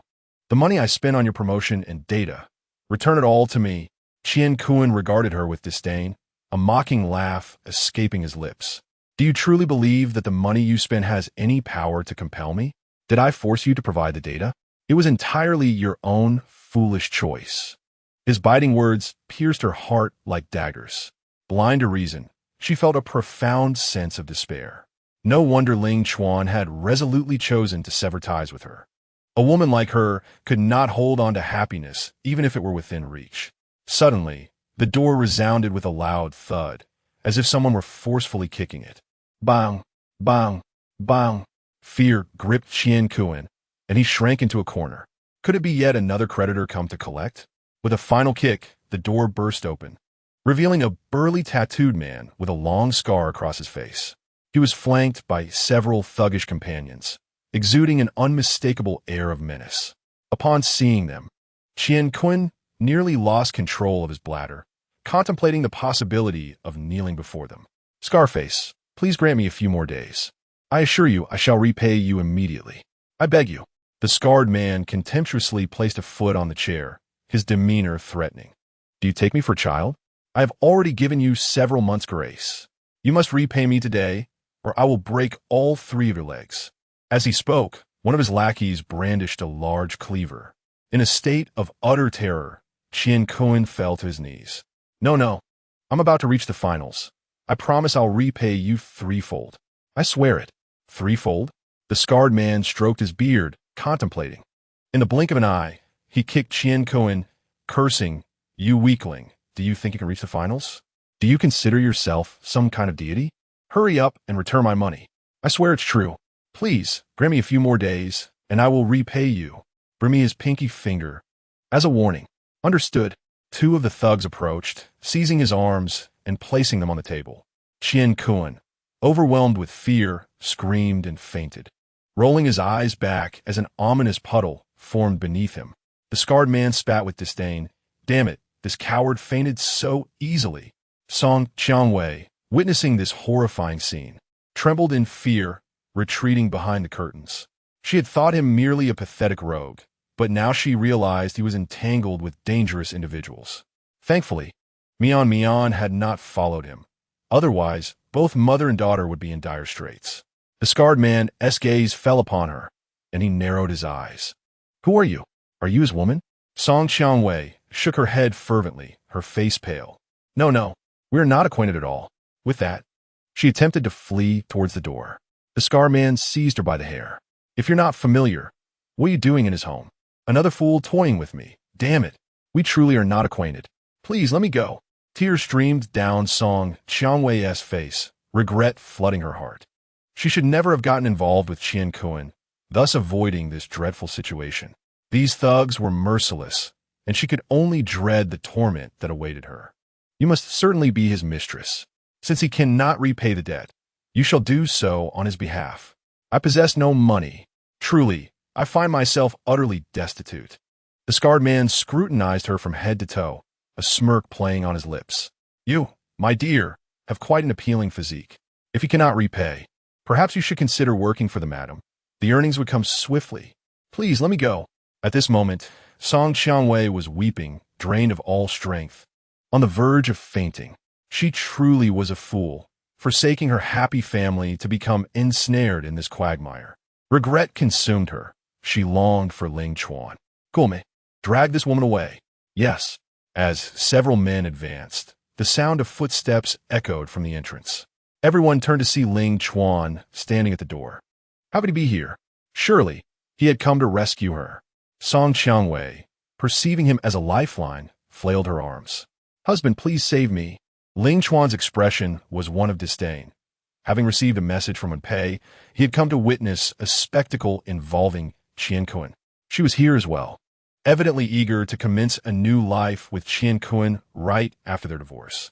The scarred man, noticing Ling Chuan's imposing presence, accompanied by 2 bodyguards, realized he was no ordinary man. Yet, he mustered the courage to inquire, Who are you? If you're meddling, I advise you to leave. With a gaze full of desperation, Song Qiangwei interjected, He is my husband. If you dare harm a single hair on my head, he will not let you go unpunished. After all, they had once shared a bond. Surely, he would not stand idly by in her time of need, would he? Your husband? The scar man regarded Ling Chuan with skepticism, studying him anew. Upon noticing the family crest on his collar, he gasped. The eagle-shaped emblem belonged to the renowned Ling family. He truly had come to aid her. Just as the scarred man was about to relent, Ling Chuan seized a chair, propping his legs atop the table. I am not her husband. I am merely here to observe the performance. Please continue. Esteemed readers, If you enjoy this tale, please add it to your bookshelf and click for a free gift. Your support is my greatest motivation. Chapter 61. Brother Ling, I beg you, spare me. I was wrong. The scarred man and his two lackeys exchanged glances. Though Ling Chuan's words suggested indifference, none dared to act. Young Master Ling, she truly is not your wife? She is my ex-wife. Do as you wish. I shall merely observe. Ling Chuan lit a cigarette, releasing a plume of smoke. Upon hearing this, Song Qiangwei's heart sank. She had believed he would assist her. Yet he uttered such words. Did he truly harbor such disdain for her? In the past, his possessiveness had been overwhelming. He would sulk for days if another man spoke to her. Now, he callously instructed others to treat her as they pleased. The difference between love and indifference was stark. The scarred man appeared perplexed. Although she was an ex-wife, would Ling Chuan truly remain unfazed if they committed an unsavory act against her? The temperament of these wealthy young masters was notoriously unpredictable. He dared not provoke them. Relinquishing Song Qiangwei, the scarred man adopted a conciliatory demeanor. Young master, had we known she was your ex-wife, we would not have acted in such a manner. Ling Chuan's face betrayed no emotion. I commanded you to proceed. And no, we dare not. The scarred man, sensing Ling Chuan's formidable presence, refrained from taking any rash actions. The influence of the Ling family in Shihai City is not to be underestimated. Ling Chuan flicked away his cigarette, and exclaimed with indignation, "A bunch of worthless scoundrels. How can you even dare to venture into society with such cowardice?" The scarred man cast a glance behind him, noticing two gleaming objects on the bodyguards. What could they be? It was difficult to surmise. They were merely ordinary thugs, incapable of committing murder. Their fierce demeanor was merely a facade, adopted to facilitate debt collection. Who would dare provoke someone of such stature, wielding the instruments of equality among all beings? Young Master Ling, please temper your wrath. We shall take our leave. With that, the scarred man, along with his two lackeys, fled in a panic. Ling Chuan was left speechless. This pathetic excuse for a gang not only lacked courage, but also displayed a remarkable level of foolishness, unable to discern right from wrong. Song Qiangwei, witnessing their departure, couldn't help but breathe a sigh of relief. Her legs felt weak, and she sank to the ground, gasping for air before glancing up at Ling Chuan. He must have spoken that way on purpose. Outwardly cold-hearted, he had actually intended to intimidate them. There must be a trace of affection for her within him. Ling Chuan, thank you for earlier, she said, reaching out to tug at his pant leg, her face adorned with flattery. Ling Chuan chuckled, I thank your mother. You are as dense as they come. Stop being stubborn. If you hadn't shown up, I would have been in serious trouble. Damn, had he known, he would have arrived a few minutes later. Such a woman deserved a good reprimanding. He truly regretted coming early. Song Qiangwei paused, realizing that he had always been someone whose words did not match his heart. It came as no surprise that he would utter such remarks. As long as he had genuinely helped her, that was sufficient. On the ground, Qian Kuan gradually regained consciousness and was taken aback upon seeing Ling Chuan before him. His eyes widened in disbelief.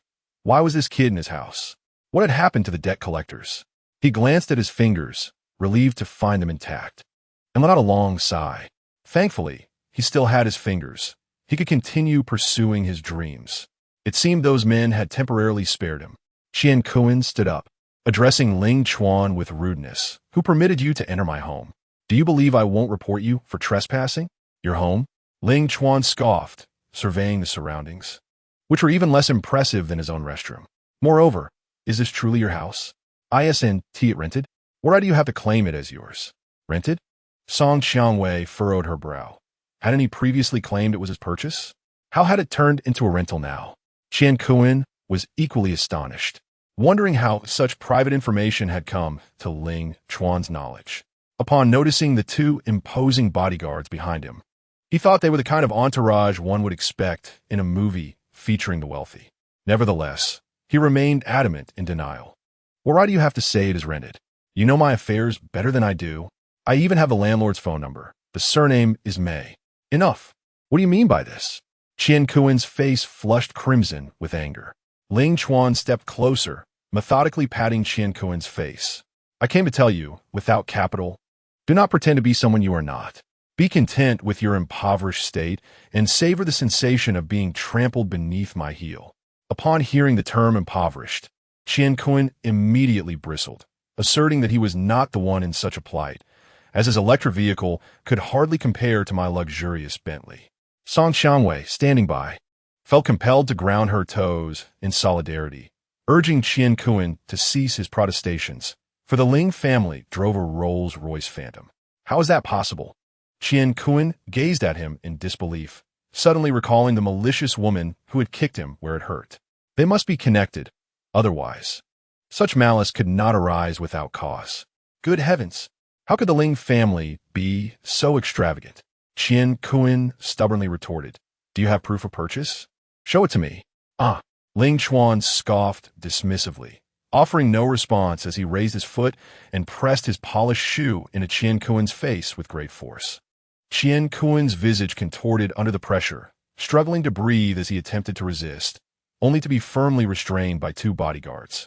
Ling Chuan regarded him with disdain, exuding an air of superiority. "My handcrafted shoes are valued at 100,000. It seems rather excessive to use them to trample your face. Yet I take delight in it. Let me go. Do you believe I won't call the police?" The words escaped him with little conviction. In truth, he harbored a multitude of dark secrets, and the prospect of involving the authorities filled him with dread, as it would undoubtedly lead to his exposure. With the finals approaching, he could not afford such a blunder. "Go ahead, report me. If you fail to do so today, you shall be my grandson." Ling Chuan spread his arms wide, laughing arrogantly, embodying a lawless brute. His handcrafted shoes landed blow after blow upon Qian Kun's face, akin to treading through a slushy mire. In no time, Qian Kun bore the marks of a brutal beating, his visage bruised and bloodied, a ghastly sight. Song Xiangwei could no longer bear to witness the gruesome spectacle. She hesitated to speak, but upon seeing the murderous glint in Ling Chuan's eyes, she was compelled to silence. He was in a rage. Best to allow him to vent his fury first. 10 minutes later, Qian Kun's eyes swelled to the size of walnuts, his mouth frothing with blood. He gasped no more. "Please stop." Ling Chuan, reveling in his exertions, paid no heed to his pleas, relishing the delightful sensation. Suddenly, Song Xiangwei shrieked, "Qian Kun, you must apologize to Ling Chuan at once, or he will surely end your life." No sooner had she spoken than Ling Chuan's formidable foot struck again, landing mercilessly on his most vulnerable spot. The pain was akin to a cosmic explosion. If this continued, he would surely perish at Ling Chuan's hands. At last, Qian Kun croaked, "Linga, I implore you, spare me. I was wrong." "What did you say? Speak louder. I cannot hear you." Chapter 62. The fingers they dare not sever. I shall sever. Qian Kun clenched his teeth, engulfed in humiliation. Overwhelmed with rage and despair, he bellowed, "I was wrong. I should not have pursued your woman. I beg you, let me go." Ling Chuan's lips curled into a smirk. "You hardly sound sincere." "I am sincere. I swear." Ling Chuan withdrew his foot, settling onto the sofa with a leisurely sigh. "Ah, this is quite invigorating. Engaging in such physicality truly requires a measure of strength." Qian Kun lay on the ground, blood streaming from the corners of his mouth, a living tableau of horror. Ling Chuan, this fellow, has transformed into something utterly terrifying. Once perceived as an innocuous domestic figure, he now revels in his capacity to humiliate. Little did I anticipate that today, the scales of justice would finally balance. Truly, fortunes fluctuate, and one must not underestimate the youth in their struggles. Ling Chuan observed Qian Kun squirming on the ground like a worm and chuckled softly. He relished the thought of prolonging the torment, akin to a cat playing with its prey, letting it escape only to capture it again. Administering punishment until the victim succumbed to despair. Such a demise, he mused, would carry profound significance. Song Xiangwei, trembling, sat beside him and offered a glass of water. "Ling Chuan, please calm down." He forcefully pushed the glass away, shattering it on the floor. "Get lost." "Ling Chuan, please don't be angry. I came today to have Qian Kun apologize to you, but I didn't expect to encounter a debt collector." She hastily clarified, hoping to avoid misunderstanding. Even if you came to sell yourself, it's none of my concern, you filthy woman. Stay away from me.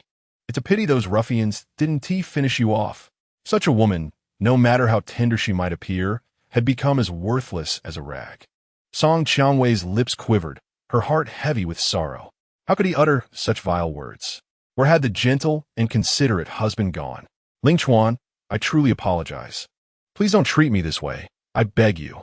With that, she pressed herself against him, her softness pressing against his arm, hoping to elicit sympathy. Yet, in the next moment, Ling Chuan raised his hand and struck her face. Damn it, I didn't want to resort to violence, but you insist on coming closer. Do your parents know how cheap you are? Stunned by the slap, Song Qiangwei took a moment to regain her senses. If memory served, this was the third time Ling Chuan had struck her. Undeterred, she clung to his waist. I implore you, spare my uncle and our family. I am willing to serve you like a beast of burden. Women eager to serve me as beasts of burden are abundant. Do you truly think you are worthy of consideration? Those of my stature are courted by international models and top-tier actresses, all lining up for a night with me. And look at you, merely an ordinary woman, devoid of the fiery allure of Wenpei, the exquisite beauty of Lu Xuezhi, the pure charm of Mu Tian, or the virtuous grace of Lu Mei. With boldness, Song Qiangwei replied, I know, but we have been married for so many years. I understand your preferences and know how to please you best. No one can serve you like I can. Huh.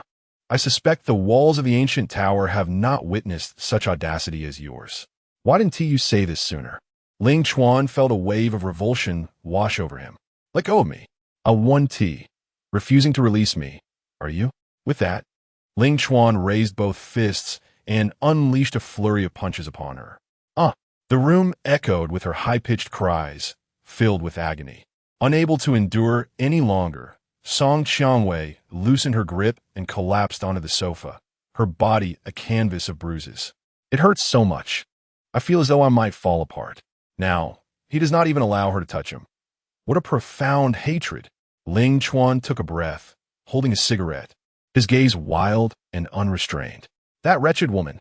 Once, Song Qiangwei was so arrogant in her favoritism, treating him like a mere dog at her beck and call. Now, after a few beatings, she had become increasingly obedient. In summary, she deserved to be beaten. Today, delivering punishment to two individuals was indeed somewhat exhausting. Song Qiangwei, sobbing and trembling, lamented, Ling Chuan, you have beaten me to this extent. Surely you must be appeased by now. I have brought you to this state. So quickly summon your beloved brother to soothe your injured body. Wasn't it you who eagerly sought his affection? I was wrong. I was blind. He is nothing but a scoundrel. I have never harbored even a shred of affection for him. Believe me, I love you. Ling Chuan fixed his gaze on Qian Kuan, tauntingly stating, Did you hear that? The woman you desire now claims she is blind and still wishes to be my dog. Qian Kuan let out a bitter laugh. Do you truly believe my feelings for her are genuine? She is a used item, having borne 2 children for another man. Who would desire her? Even the courtesans are more desirable. Song Qiangwei took offense. You are about to be beaten into submission, yet you still have the audacity to mock me. Ling Chuan, feeling overwhelmed by the noise, interjected, Both of you, silence. Here's the deal. Let's play a game. You two will fight. Whoever wins will be spared.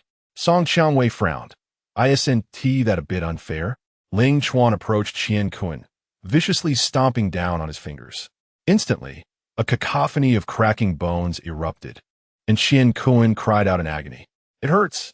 It hurts so much. I've already apologized. True, you have apologized, but your finger is destined to be severed today. I cannot allow you to proceed with your plans. You two will fight. Whoever emerges victorious will be spared. He eagerly anticipated the spectacle of a scorned woman and a worthless man battling each other. Song Qiangwei timidly inquired, If I win, you will not target me anymore? Indeed. She inhaled deeply, her heart torn in conflict. If she refrained from this, her family would suffer increasingly at Ling Chuan's hands, and he would never forgive her. She could not bear the thought of another woman by his side. He would always be her husband. After much contemplation, Song Qiangwei made her decision, seizing a cup from a table and smashing it against Qian Kuan's head. With a resounding thud, Blood oozed from his wound, pooling on the ground. He summoned all his strength and leaped up, raining blows upon her eyes. How could he not defeat a woman when he could not best Ling Chuan? I will beat her to a pulp. The two engaged in a fierce exchange, blood splattering like a scene from a Hollywood blockbuster. Ling Chuan winced and stepped outside to avoid collateral damage. These two were truly ruthless, even more so than he. Once they shared tender feelings. How had they become adversaries for each other's gain? It was utterly laughable. Qian Kun, already bearing other injuries, gradually found himself at a disadvantage. His head spinning from a chair that Song Qiangwei had thrown, leaving him unable to rise from the ground. Exhausted, she staggered before Ling Chuan, seeking to claim her victory. Are you satisfied? I have won. He smiled, yet the warmth was absent from his expression. Turning his gaze to Qian Kun, his voice resonated with a devilish tone. Then it is I who shall sever those fingers that they dared not touch. Chapter 63. Such filth, let be fed to the dogs. Qian Kun's face contorted in terror, his body trembling like a leaf in the wind. No, please, I beg you, do not chop off my fingers. How could I refrain? I'm a man of my word. Ling Chuan waved his hand, and two bodyguards approached, brandishing a military knife. Young master, which finger shall we sever? Let us proceed with the right index finger, he commanded. Understood. Qian Kun turned pale, fear gripping him to the core. No, please, I beg you, spare me. Spare you? Ling Chuan sneered. Do you recall the day you provoked me at the school gate? I warned you that would be the best day of your future. Regret washed over Qian Kun as he recalled the moment, beads of sweat trickling down his forehead. You are magnanimous. Do not hold this against me. I implore you. Execute. His expression was devoid of warmth. One bodyguard secured Qian Kun's finger to the table while the other brandished a dagger. With a swift motion, the blade fell. The screams echoed throughout the building. Song Xiangwei had never witnessed such a gruesome scene. She stood paralyzed, like a frightened bird, unable to utter a word. Blood splattered onto Ling Chuan's trousers, prompting him to furrow his brow. These trousers are beyond salvage. He then exited the room. Downstairs, a black Maybach stood prominently. The driver, upon seeing Ling Chuan approach, promptly alighted and opened the door for him. He stepped inside, followed closely by his bodyguard. Unfolding a handkerchief revealed a severed piece of Qian Kun's finger. Young master, how shall we dispose of this? Ling Chuan surveyed his surroundings and spotted a stray dog rummaging through the trash. Let this filth be fed to the dogs. Understood, young master. The bodyguard approached, enticing the stray with a clicking sound. The dog wagged its tail and hurried over. He tossed the severed finger to the ground. The dog sniffed for a moment before seizing it and devouring it in mere bites. Ling Chuan watched from the car, satisfaction washing over him. Today it was a finger. Tomorrow it could be a leg. In any case, he desired Qian Kun to be utterly annihilated. Song Qiangwei hurriedly approached, still shaken. Ling Chuan, wait for me. Without hesitation, she opened the car door and climbed in. I just won. Please retract that report. Are you foolish? The evidence has already been submitted to the police. How can I retract it? She seemed to possess a lack of common sense, bombarding him with nonsensical inquiries. But you clearly stated, I did say I would spare you. But the police will not be so lenient. What can I do? His brows arched in a challenging manner. Song Qiangwei trembled, her lips quivering, her heart aching as if suffocating.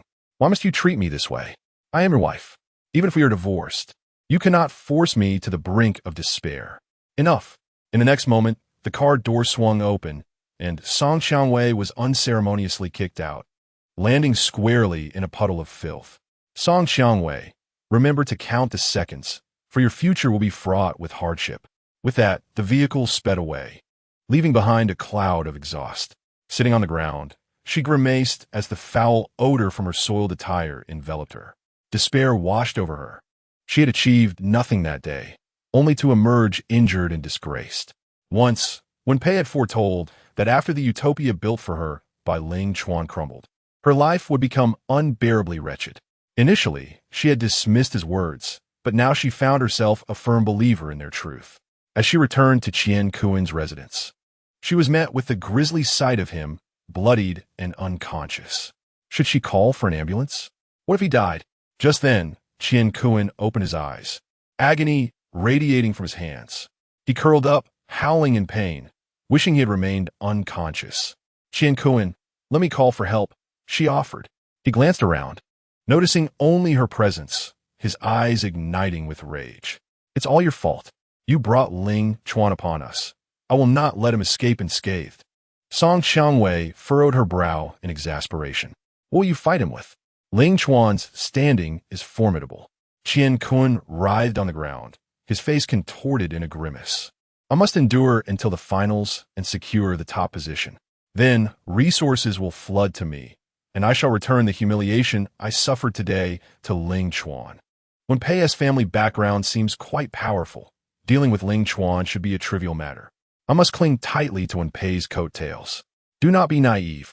I advise you to accept your fate. What business is it of yours, you wretched woman? Song Qiangwei regarded his once radiant face, now twisted in fury, and her anger surged. If it were not for him, her family would not have descended into such disarray. How dare he speak to her with such venom? Truly, he had the heart of a wolf and the lungs of a dog. She stepped forward, driving the heel of her stiletto into the spot where his finger had been severed, applying pressure with force. I loathe you, you scoundrel. You have ruined my life. I once had a blissful family, which crumbled to dust upon your arrival. Go to hell.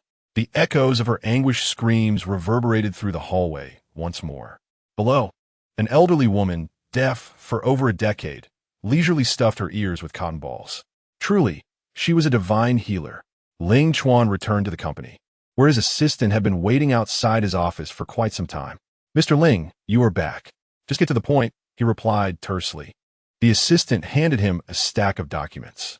The owner of the Paradise Bird Resort project in the Southern District is willing to negotiate with us, provided you attend in person. Ling Chuan glanced at the papers. The location was within the economic zone, a lucrative opportunity. Ishalgo personelli. A true gentleman knows when to yield and when to advance. Has he scheduled a meeting? Yes, I will send the address to the driver now. And you can leave shortly. Ling Chuan nodded, closing his eyes for a brief respite.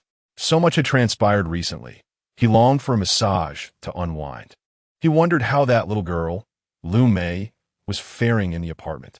She sends him messages every day, inquiring if he would like to return home for a meal, asking what area she has cleaned today, and sharing details about the flower she has nurtured.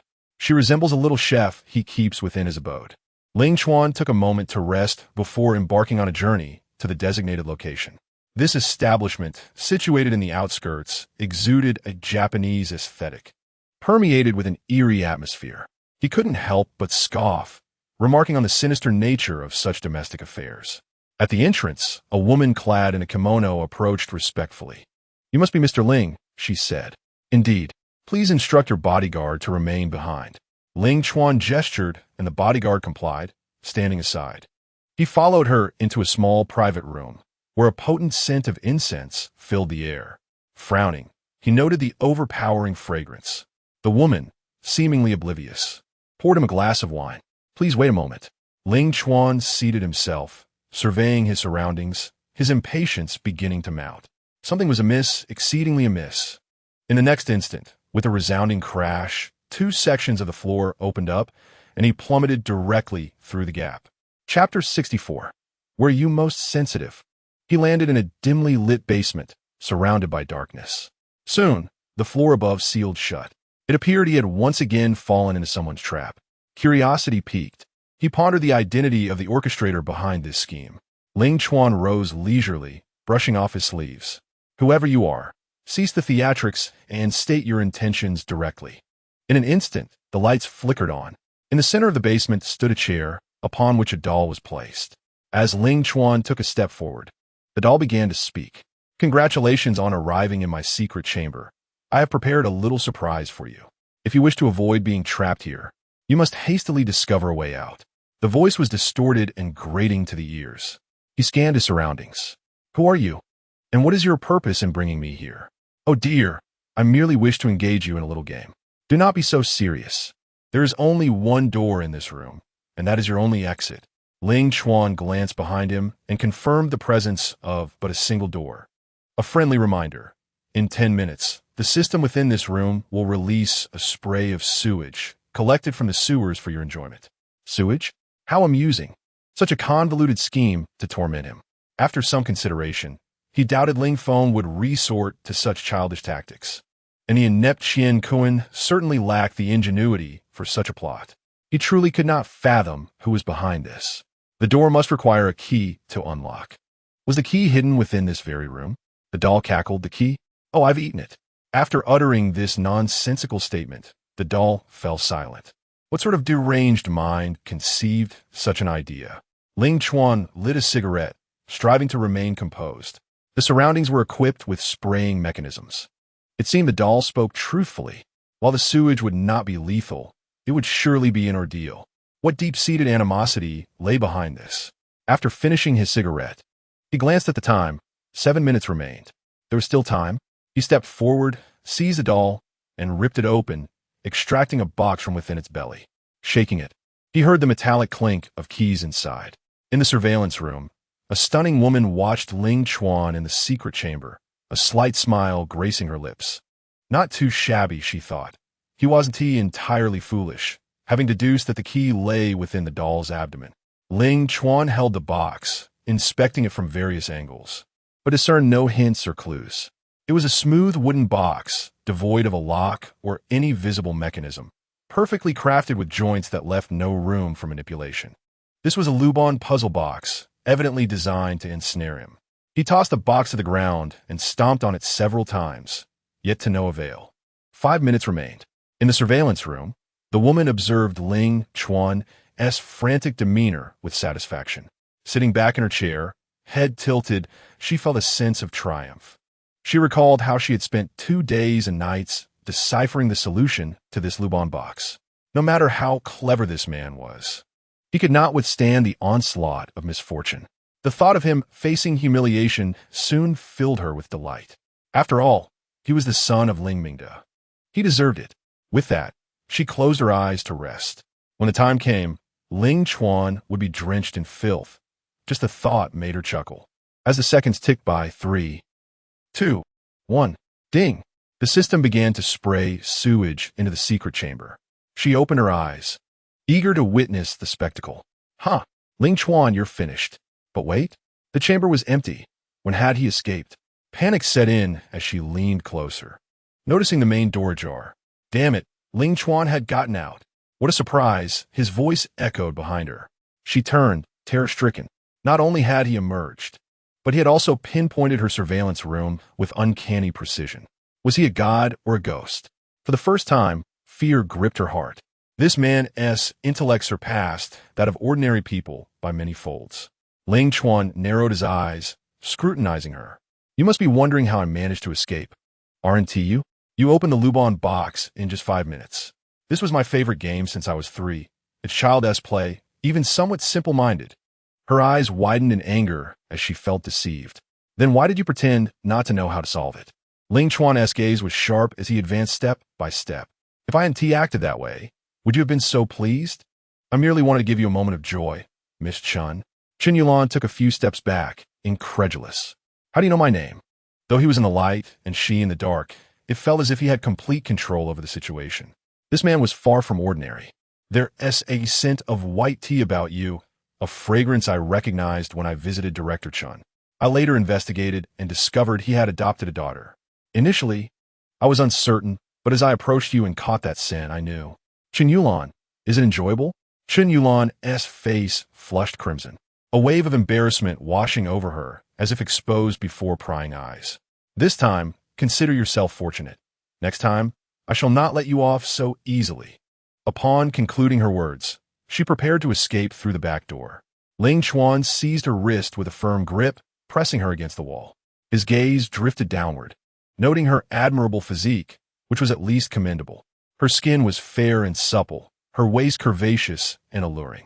Aware of his scrutiny, she instinctively covered her chest with her other hand, exclaiming, "What do you intend to do, you rogue? Since you've already labeled me a rogue, I shan't mind indulging in such behavior, just this once, as compensation for your earlier antics," he retorted. Absolutely not. As her words fell, Ling Chuan's hand swiftly landed on her rounded posterior, delivering a sharp slap. Ah, she gasped, her face flushing deeper. Ling Chuan, how could you treat me this way? I shall inform my father. He leaned closer, his breath warm against her earlobe. Go ahead, for I fear not the consequences. Why not let me enjoy you now? To die beneath the peony is to be a spirited ghost. A shiver coursed through her, an indescribable sensation enveloping her entire being. Both embarrassed and furious, she lamented. This man is insufferable. Had I known, I would not have sought him out. Oh, how I regret this. Her voice trembled with a hint of tears. Ling Chuan, please release me. Will you still report me? He teased. No, I shan't.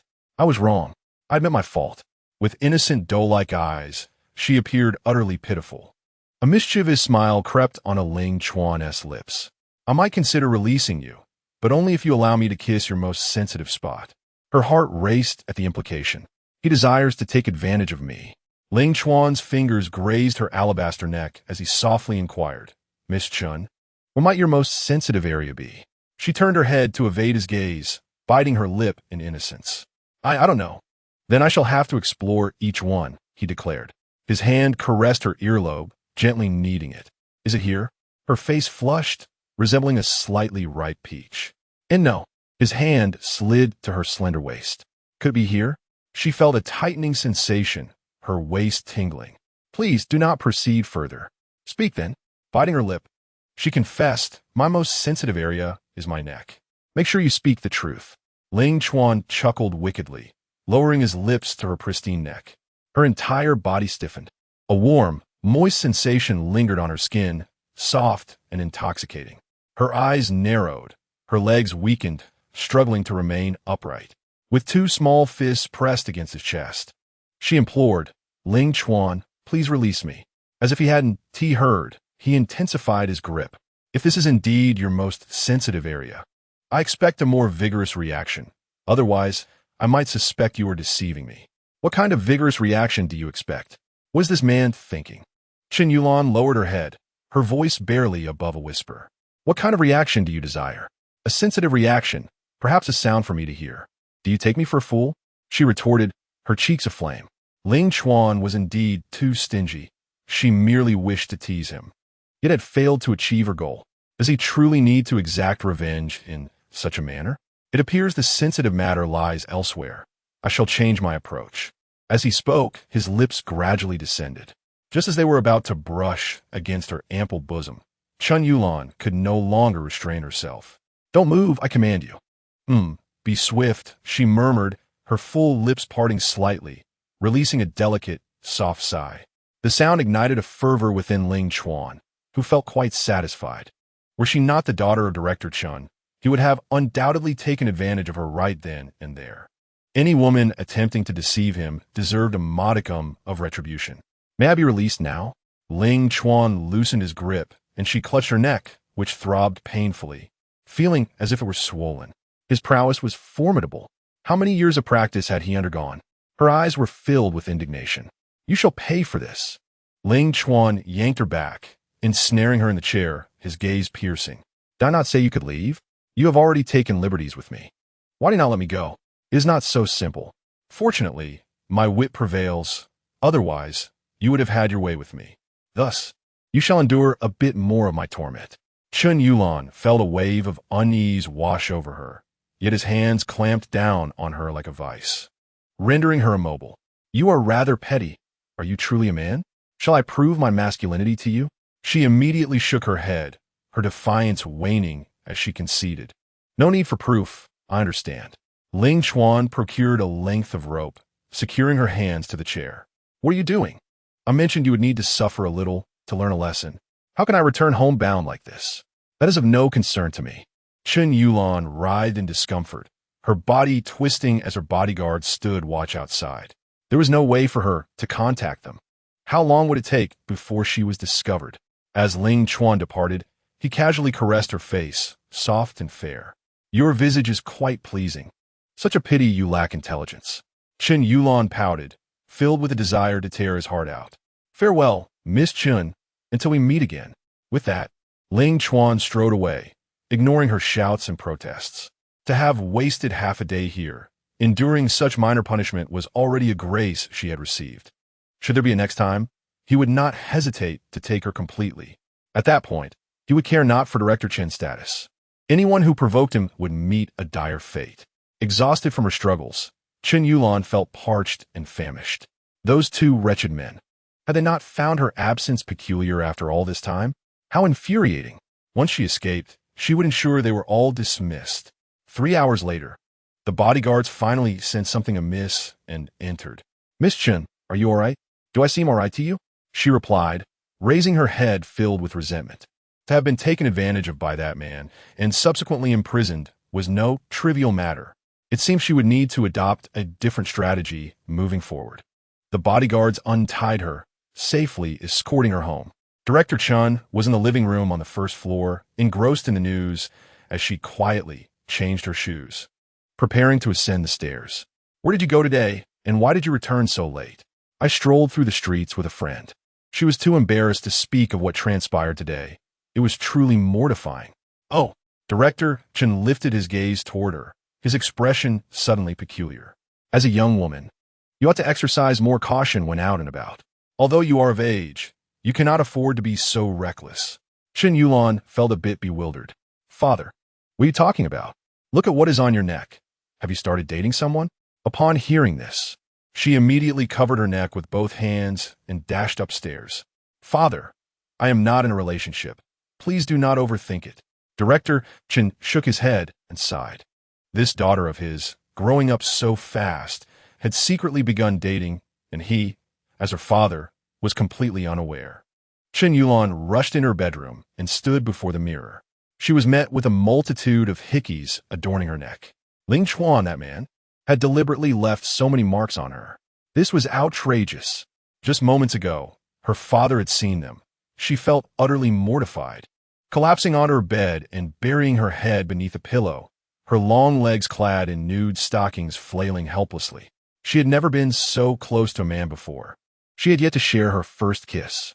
Fortunately, he had not kissed her lips. Otherwise, she would have truly lost her will to live. Once she regained her composure, she vowed to herself that next time, she would emerge victorious. Song Qiangwei returned home, her body marred with injuries. But Zhang Dongmei's first impulse was not concern, but rather incessant questioning. "What has happened with your uncle? Did Ling Chuan promise to let him off? Speak up." She lifted her eyelids, filled with despair. "Mother, do you not feel any sorrow seeing me like this?" Zhang Dongmei slapped her thigh and began to fuss, lamenting, "Oh dear, what time is it? And you still argue about this? If anything were to happen to your uncle, I would truly wish for death. What do you want me to do? If your uncle is in trouble, must we accompany him in ruin?" "Precisely. After raising you for so long, what good are you?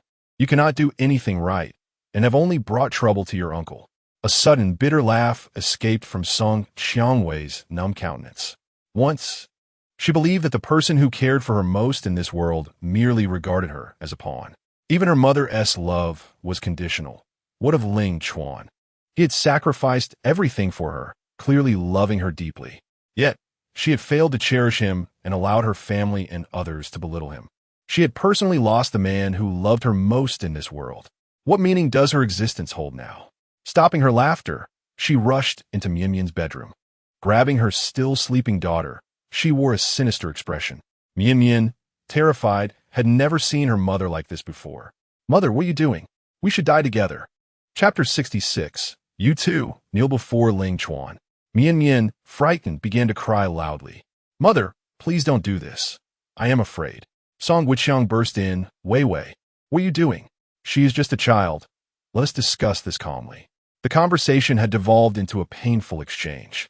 Song Qiangwei, her face a mask of sorrow, felt a profound anguish within her. She found herself bereft of everything. No career, no family, no husband, and no kinship. Everyone around her seemed to exploit her, save for Ling Chuan, who had turned his back on her entirely. Zhang Dongmei entered, leaning against the doorframe, her demeanor dripping with disdain. "Who are you threatening? If you wish to drag Mian Mian to death with you, then go ahead. Our family has become this way because of you, and you still have the audacity to seek pity here." Each word struck her like a dagger to the heart. Was the mother who once wore a loving smile merely a facade? With tears brimming in her eyes, she asked, "Mom, I just want to know one thing. Are Mian Mian and I truly less significant than my uncle? Zhang Dongmei scoffed, yes. You must find a way to extricate your uncle from prison. Otherwise, you can forget about finding peace. As a quintessential enabler, her words were utterly predictable. Song Qiangwei's heart sank. The maternal love she had believed in was nothing but an illusory dream. She finally comprehended that, during times of apparent happiness, Zhang Dongmei had covertly meddled in their affairs under the guise of concern. Her disrespect for Ling Chuan masqueraded as care. In truth, someone who does not respect you will never respect your partner. Regrettably, this realization came far too late. As Zhang Dongmei continued her tirade, she claimed, "Don't think you're the only one suffering. My brother has been locked away for so long, and who knows if he has enough to eat. At least you and Mian Mian have a roof over your heads. You better come up with a plan to rescue my brother, or I will act as if I never bore you." Unable to endure any longer, Song Qiangwei stood abruptly and seized her mother's hair. "Fine. I shall pretend you are not my mother at all. You have disrespected your age, constantly trying to sow discord between Ling Chuan and me. I have become this way because of you. I am your mother. How dare you?" Zhang Dongmei retorted. "And what of it? This predicament is entirely your doing."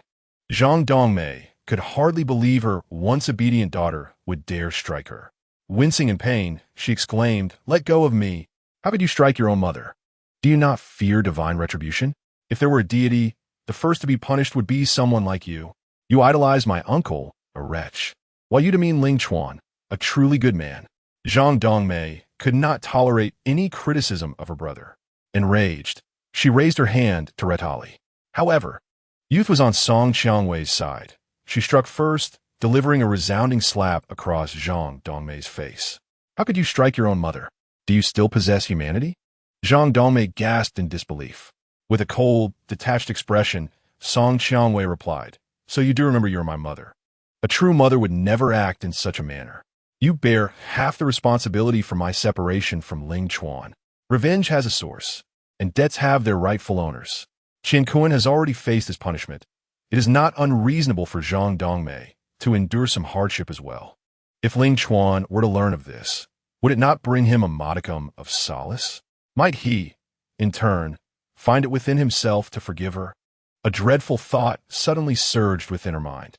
She retrieved her phone and placed it upon the table, initiating a recording. Zhang Dongmei, bewildered, covered her face and questioned her intentions. "You shall soon find out," she replied, a sinister smile creeping across her lips.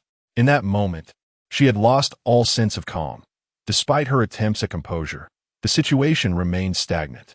Perhaps it was better to embrace madness entirely. Song Qiangwei approached. Seizing Zhang Dongmei by the collar once more, "You demand that I apologize and admit my faults. What of you? You shall kneel before Ling Chuan." Zhang Dongmei, incredulous, stammered, "How could I, an elder, kneel before a younger?" No sooner had she uttered these words than Song Qiangwei, in a fit of rage, struck her repeatedly. "Will you apologize or kneel?" Zhang Dongmei, in agony, cast a glance towards Song Guoqiang, who remained cowering in a corner, silent as a wilted flower. Should she kneel, he would be compelled to do the same. "Hurry, kneel and apologize to Ling Chuan." "Stop hitting me. I will kneel. I will kneel." Zhang Dongmei, overwhelmed by the blows, succumbed to humiliation, folding her legs and kneeling on the ground. She never imagined such a day would come. The vengeful ex-son-in-law, the deranged daughter, the imprisoned brother, all felt like mountains pressing upon her chest, suffocating her. "Ling Chuan, I am sorry. We were wrong. Please forgive us and spare Wei Wei." Only then did Song Qiangwei exhale with satisfaction, turning her gaze towards Song Guoqiang. He felt a twinge of dread. He recognized that his daughter had lost her grasp on reality. It would not do to push her further. He too knelt beside Zhang Dongmei and, addressing the phone, implored, "Ling Chuan, I am sorry. Please overlook our family's faults. It is entirely my own failure for not recognizing your worth from the outset." Song Qiangwei, grinning maniacally, took hold of the phone. "Excellent. Now slap yourselves. Hurry," she bellowed, her eyes bloodshot. The two exchanged glances, left with no choice but to raise their hands, striking their own faces. With each slap, they uttered, "Ling Chuan, we were wrong. We apologize. As Song Qianwei observed this gratifying scene, a flicker of confidence ignited within her. If she had forsaken familial bonds and moral values to this extent, surely Ling Chuan would find it in his heart to forgive her. She stowed the phone away, cradled Mian Mian, and dashed toward the door. Outside, the rain poured torrentially, as if the very world were turning upside down. At the Ling residence, Ling Chuan had completed his business affairs and stood before the floor-to-ceiling windows, smoking a cigarette. The streets outside were bustling, illuminated by the glow of neon lights. A maid knocked on the door. "Young Master Ling, I have brought you coffee." "Come." The maid, clad in a low-cut, form-fitting dress with an exceedingly short hem, entered. One could easily catch an unintended glimpse. He regarded her with a measure of curiosity. "I don't believe we've met before." "Yes, I just started yesterday. My name is Miao Wen." Even a newcomer dared to approach him, Ling Chuan thought, assessing her appearance, which was rather unremarkable. The eyes were strikingly similar to those of a fox. Miao, when approached with a cup of coffee, but as she attempted to set it down, her hand trembled, spilling the contents all over herself. "Oh dear, my apologies, young Masterling." The coffee trickled down her chest, prompting her to hastily unbutton one of her garments and dab at the stain with a tissue. The allure of her figure became even more pronounced. "Can you manage that?" "Allow me to assist you," he offered. "Thank you, young master," Miao Wen replied. Her cheeks flushed, her gaze lowered. Ling Chuan took the tissue and deftly reached in. Soft, exceedingly soft, an opportunity presented itself, and he seized it without hesitation. Miao Wen closed her eyes, a slight frown creasing her brow, emitting sounds that were less than decorous. His technique was remarkably adept, truly a master at his craft. "Young master, I wish to—" she began, but Ling Chuan halted her, discarding the tissue into the wastebasket. "It's all clean now. You may leave." Miao Wen bit her lip, nodding. "All right, thank you, young master." As she exited, her expression transformed entirely. Wasn't Ling Feng supposed to be difficult to engage? Clearly, she had captivated him swiftly. Regardless, her forthcoming plans would undoubtedly proceed with great success. In the bedroom, Ling Chuan glanced at the tissue in the bin, a mysterious smile gracing his lips. After finishing his coffee, he prepared for sleep when suddenly his phone rang. Upon answering, a male voice resonated through the receiver. "Young Master Ling, I apologize for disturbing you at this late hour. I am the director of the First People's Hospital in Shihai City. If you truly feel remorse, then refrain from calling me," he retorted. "However, there is a woman with a child threatening to jump from the hospital rooftop." Chapter 67. "You wretched woman, if you're going to jump, then just do it already." Ling Chuan felt utterly speechless. If a woman is about to leap with a child, shouldn't you be calling the authorities? What purpose does my involvement serve? I intended to notify the police, but she keeps shouting your name, claiming to be your wife. Faintly, he could hear the cries from the other end of the line. "Ling Chuan, I beg you to come see me and Mian Mian. Otherwise, we will truly jump." The voice was unmistakably hers. Mian Mian was sobbing, filled with fear. Ling Chuan rubbed his temples, feeling a headache form. She was overreacting, choosing to create chaos instead of enjoying a peaceful day. Surely, she couldn't believe that such theatrics would compel him to visit her. "Young Master Ling, perhaps you should consider seeing your wife. If she truly jumps from the hospital, I will bear the consequences. I have no wife. I do not know her. Stop disturbing my sleep." With that, Ling Chuan abruptly ended the call, showing no mercy. On the rooftop, Song Qianwei stood at the edge, cradling Mian Mian, her cheeks stained with tears. The director, looking helpless, implored, "I beg you, please come down." If she leapt from the hospital, he would be unable to bear the ramifications. "Where's Ling Chuan? I must see him." "You wish to see him, but he does not wish to see you. I am unaware of the events that transpired between you, but his recent demeanor was resolute. He does not wish to meet." Upon hearing those words, Song Qianwei felt on the verge of collapse. It was inconceivable. Did she truly have to threaten to leap from the building to garner his attention? Despite her pleas, young Master Ling remained resolute in his absence. Her countenance turned ashen. Both she and Mian Mian were in such despair, yet he still refused to meet them. Was he truly that heartless? Even if he wished to ignore her, Mian Mian was his daughter. Could he bear to witness her demise? Mian Mian trembled in her embrace. her small face pale. Mom, I'm so frightened. It's so cold up here, I want to go home. Let us go home. The little girl began to sob softly, yearning for her father and for Lu Luo, reminiscing about their once warm family. It was as if everything had insidiously changed without her noticing. With tears streaming down her face, Song Qianwei urged, call Ling Chuan once more. Tell him our entire family has knelt in apology before him. I even have a video, let him come and see. I assure you, he'll calm down. For him, she was willing to humiliate her own parents into submission. Such an inversion of morality, was it not enough to demonstrate her profound love for him? The principal furrowed his brow, clearly troubled. This madwoman seemed incapable of understanding reason. One could only wonder what had transpired in her past to lead her to repent in such a manner. It was truly a tragic turn of events. At that moment, Song Qianwei had lost all sense of rationality. Hurry, call Ling Chuan again. Tell him he must come. The principal sighed, feeling utterly helpless. Very well, I shall make one more call. If he truly does not come, there is nothing more I can do. It's late at night. It's intolerable. He dialed Ling Chuan's number once again, only for a lovely female voice to respond. The number you dialed is unavailable. Please try again later. He hung up, awkwardly stating, what if I told you that young Master Ling simply does not wish to deal with you and has gone to sleep? That's impossible. He would be so heartless as to disregard both of us. He is merely momentarily enraged. Once he sees this video, he will calm down. They shared so many cherished memories. How could he simply forget them? Song Qianwei's face turned pale as she stepped back, perilously close to the edge of the building.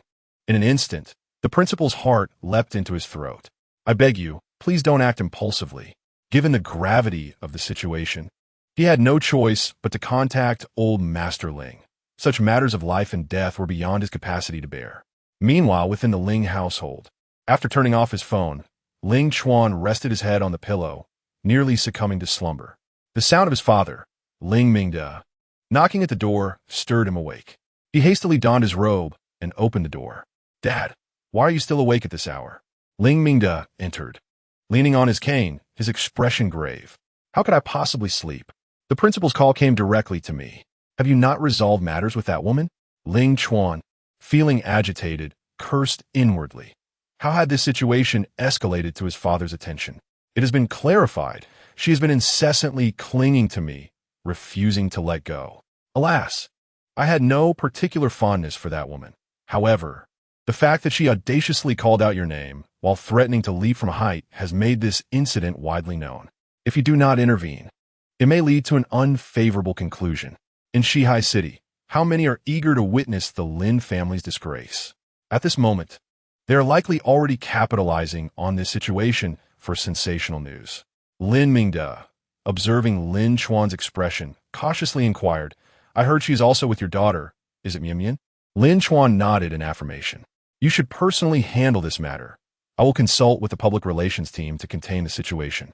If it escalates and is embellished by those with ulterior motives, it could adversely affect Lin's stock. Left with no other choice, Lin Chuan consented, very well. I shall attend to it immediately. Go, and ensure it is resolved thoroughly. Outside, the rain continued to pour relentlessly. Song Qianwei stood at the precipice, cradling Mian, both drenched to the bone. Mian shivered uncontrollably, beginning to cough. Mama, I feel truly unwell. Can we go home? No, without your father, where we call home. But, Mama, I truly feel dreadful. As she spoke, Mian's head drooped on her shoulder, slipping into unconsciousness. Song Qianwei felt her forehead burning with fever. If they remained exposed to the elements, it would be a death sentence, even if she did not jump. The director, holding an umbrella, stood nearby, stifling yawns. How long would this woman continue her tumult? Before long, Song Qianwei glanced towards the entrance, her eyes alight with hope. Ling Chuan, he was approaching slowly, as strikingly handsome as ever. She knew he still cared for her, unwilling to witness her demise. The director promptly bowed, young Master Lin. I apologize for disturbing you at such a late hour. Ling Chuan shot him a stern look. Next time something like this occurs, do not bother my father. You will regret it. Understood. The director nodded hastily, refraining from any rebuttal. Song Qianwei, filled with excitement, implored, Ling Chuan, I had my parents kneel and apologize to you. There's video evidence. Please do not hold a grudge against me and Mian Mian any longer. Such a plea hardly resembled that of a person seeking death. It reeked of ulterior motive. Song Qiangwei, you would resort to threatening your life just to see me? It is not a threat. I am genuinely remorseful. I was wrong. Ling Chuan scoffed, igniting a cigarette, his lips curling in disdain. She did not truly grasp her error. She simply realized the wealth she was about to forfeit and felt unwilling to accept it. Pray tell, what was your wrongdoing? I should not have gotten too close to Qian Kun, hurting your feelings. When my parents belittled you, I should not have pretended not to hear and failed to stand up for you. She enumerated her transgressions with conviction, her sincerity enough to soften the hardest of hearts. Ling Chuan clapped slowly, inching closer, well-articulated, truly a tale of woe, yet there remains one transgression you have yet to acknowledge. What else? Song Qiangwei began to scour her mind. What other misdeeds had she committed? Yet, she could not recall. Ling Chuan, what else have I done wrong? I genuinely cannot think of anything. Please tell me, and I shall amend my ways. There is an error. Ling Chuan approached her, seizing her wrist and forcefully pushing her outward. You wretched woman. You claimed you would jump, so why haven't to you yet? Chapter 68, called Zhou Wan Ru. And we shall do this together. Song Qiangwei instinctively grasped Ling Chuan's arm as she teetered backward in fear. She let out a piercing scream, her face a mask of terror, her body suspended precariously in midair. Ling Chuan, I am holding on to Mian Mian. It's perilous. Please don't do this.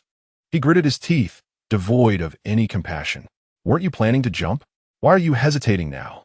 I. She glanced down at the abyss below, the night appearing like a gaping maw, eager to engulf her. She suddenly realized that perhaps she did not genuinely wish to die. Ling Chuan pushed her further outward. Are you still going to jump? I want to jump. I want to jump. Let me down. She shook her head vigorously, her will to survive reaching its zenith. Ling Chuan released her, and she hurriedly stepped back from the edge. The director, observing from the side, exhaled in relief. It seemed that only a firm hand could manage a lunatic. At that moment, Mian Mian had succumbed to unconsciousness, her face flushed with fever. Ling Chuan, look at Mian Mian. She is burning with fever and has passed out. Can you please help her? Ling Chuan glanced at Mian Mian, furrowing his brow, remaining silent. He merely exchanged a knowing look with the director, who immediately understood and swiftly carried Mian Mian towards the hospital ward. Song Qiangwei, witnessing this scene, felt a surge of comfort. Gaining courage, she threw herself into Ling Chuan's embrace. I knew you still cared for me and our daughter. Otherwise, you wouldn't have come here, in such heavy rain. If he didn't wish to intervene, he certainly would not have shown up. He must still love her. However, in the next moment, he pushed her away and struck her hard across the face. I care about you? Damn it. You are just a nuisance, interrupting my sleep. Do you think I came here out of concern for you? If this matter hadn't reached my father, worrying that someone might exploit it to affect the Ling Corporation stock, I wouldn't have bothered to come. If you want to die, then go ahead. Song Qiangwei was stunned by the slap, stumbling backward. She had lost count of how many times Ling Chuan had laid hands on her. Logically, any woman subjected to such treatment should have long since given up. Yet his blows seemed to possess an enchantment. The more she endured, the more she found it impossible to let go. Please don't be angry. Look, my parents have already knelt down to apologize to you. Song Qiangwei humbly took out her phone and played a video. Ling Chuan watched silently, a mocking smile playing on his lips. What? Are you trying to gain my favor? We truly realize our mistakes. Realize your mistakes? You only know that death is imminent. He exhaled a long puff of smoke, exuding nonchalance. Song Qiangwei's heart sank. What do you mean by death is imminent? You can't possibly believe that your uncle's actions were unknown to your mother, right? And what about the exquisite emerald she adores? Where do you think it came from? High-quality emeralds, worth millions each, are not something an ordinary family can afford. She covered her mouth, shaking her head in disbelief. No, my mother truly knows nothing. She has never been involved. Ling Chuan scoffed, you're still as foolish as ever. Rest assured, the police will soon be on your doorstep. Your mother is so protective of your uncle. Soon enough, she'll be taking care of him in prison. With a thud, Song Qiangwei collapsed, her legs bending as she knelt. Ling Chuan, For the sake of our past as a family, please help me and bury this matter. It was precisely because they had once been family that he felt such revulsion towards them. He had thought that sincerity could be reciprocated, but what he received in return was endless mockery and humiliation. The once Na'vi youth had perished, lost within the chilling confines of a detestable marriage. Ling Chuan turned to leave, and in a panic, Song Qianwei called out from behind, "Ling Chuan, don't go. I love you, I beg you." It was as if he had not heard her, continuing his stride. If he truly walked away, it would be nearly impossible for her to see him again, given their drastically changed circumstances. "I implore you, just look back at me." "Ling Chuan." He remained unresponsive. Clenching her fists, she stood up and said fiercely, "If you really leave, I will jump off a building, and I will tell all the media about this." Ling Chuan halted, his expression darkening ominously. He had already been troubled enough by her tonight, and now she dared to threaten him. Did she truly believe he was easy to intimidate? He glanced sideways. "Say that again." In a fit of desperation, she retorted, "If you abandon me, I will attempt suicide, and then everyone will know. It won't reflect well on your company." "Will it?" She did not intend to threaten him. She was simply out of options. She did not want to leave him. Ling Chuan turned back, striding towards her, seizing her hair and dragging her down. "How dare you? I have shown you enough leniency. Go ahead and hit me. Even if you kill me today, I would still say this. Fine, since you are so pathetic, I shall grant your wish." Ling Chuan sneered, suddenly channeling immense strength as he raised his fist. Each blow was a strike of raw power. He had never encountered such a despicable woman, one who forsook a good life to revel in being beaten. She emitted a series of exquisite cries, yet her arms remained wrapped around him, unwilling to let go. For a fleeting moment, she even questioned whether she had developed Stockholm Syndrome. Exhausted from the beating, she murmured, "Ling Chuan, don't leave me. I just want to be with you." He could not help but spit in disdain, Pa. "Where were you when you were doting on that pathetic fool? Now you come here pretending to be pitiful. Would their consciences awaken if he concealed his identity? Falsehoods, all of it." Ling Chuan crouched down, his face a mask of contempt. "If you truly wish to follow me, it doesn't matter what I do. Yes, it doesn't matter what you do as long as I can be by your side. Truly pathetic. No matter how much I beat you, you want to leave? It seems I must escalate things." He smiled, though devoid of warmth. Rising from his seat, he strode towards the elevator, suggesting, "Then follow me." "All right," she exclaimed, her face lighting up as she promptly trailed behind him. The two arrived at the nearby Bulgari Hotel and booked a presidential suite. Having previously experienced being confined in a bathroom, Song Qianwei felt a twinge of anxiety. "Are you planning to lock me up again?" Ling Chuan sat on the sofa, his hands spread wide, feet propped up. "Not at all." "So, you want her to sit beside him, gazing affectionately?" "That indeed." He nodded affirmatively. "Splendid. If he were to entertain such notions, it would indicate that reconciliation was within reach." Her cheeks flushed as she cast her eyes downwards. "Whatever you wish to do, I shall comply." "Comply in every way?" Call Zhou Wanru, and let us engage together." Chapter 69. "You actually intend to do this without protection?" "What?" Song Qianwei thought she had misheard. "Why call Zhou Wanru?" Ling Chuan chuckled awkwardly, "Of course.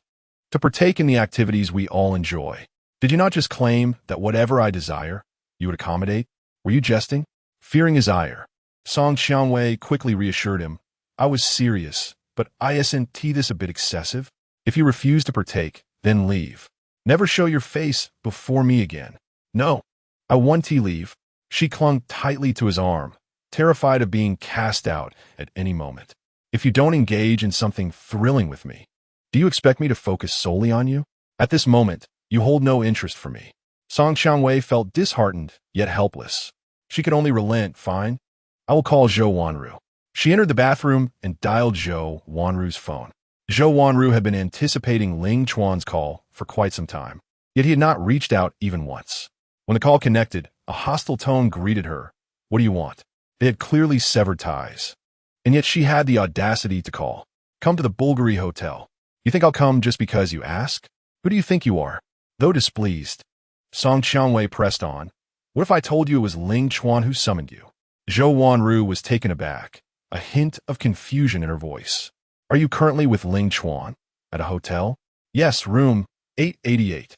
Whether you come is entirely your choice. With that, Song Qianwei abruptly hung up.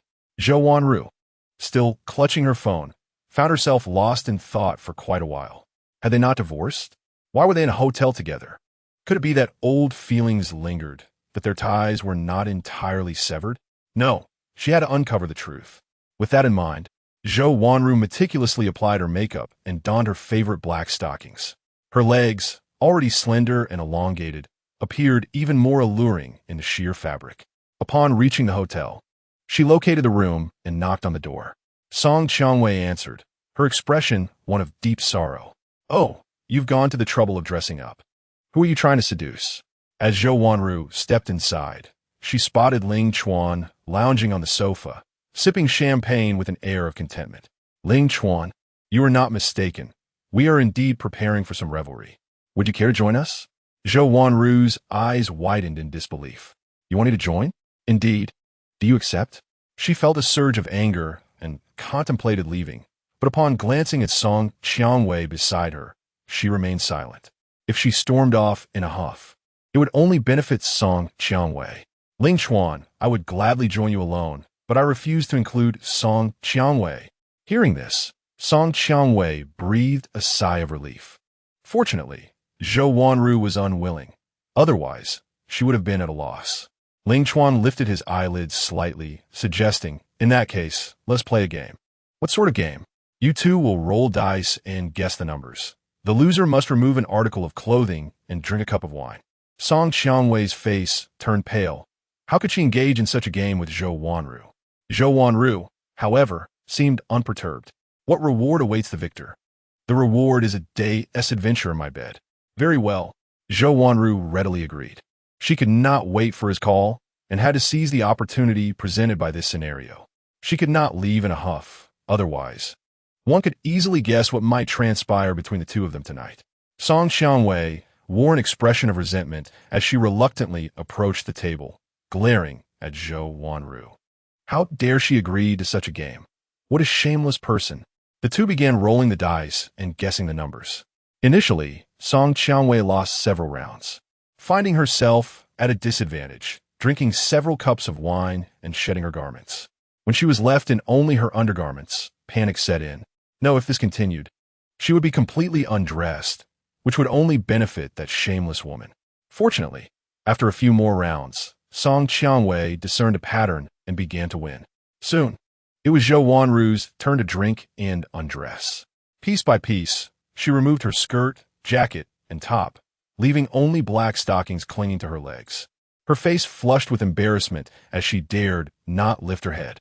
Ling Chuan tilted his head, watching her long legs with great interest. Truth be told, these were the longest legs he had ever seen, elegantly alluring. In the final 2 rounds, Zhou Wanru lost utterly, standing completely bare, with her hands covering her pristine chest. She felt a wave of shyness wash over her. Song Qianwei sprang to her feet, exclaiming, Ling Chuan, she has lost. You may tell her to leave. Ling Chuan stood up, grasped Zhou Wanru's wrist, and began to lead her toward the bedroom. Song Qianwei, in a panic, blocked their path. Did you not say that only the victor could be with you? He raised an eyebrow, a playful smirk on his face. Indeed, I did say that. The winner enjoys a day's adventure in my bed, but she is already stripped, so she is the winner. What? Song Qianwei's mouth fell open in disbelief. What kind of game rules are these? Why did you not clarify from the beginning? It would have been far less entertaining to be so explicit. She bit her lip, gazing at Zhou Wanru, who stood behind Ling Chuan, her expression triumphant. It was clear he was arbitrarily altering the rules of the game. He had no desire to touch her. Was this truly the husband who once loved her dearly? Now he was preparing to engage intimately with another woman. Tears streamed down Song Qianwei's face as she cried out in desperation. No, you cannot engage in such activities with her inside. Ling Chuan, already weary from recent events, found her outburst exceedingly vexing.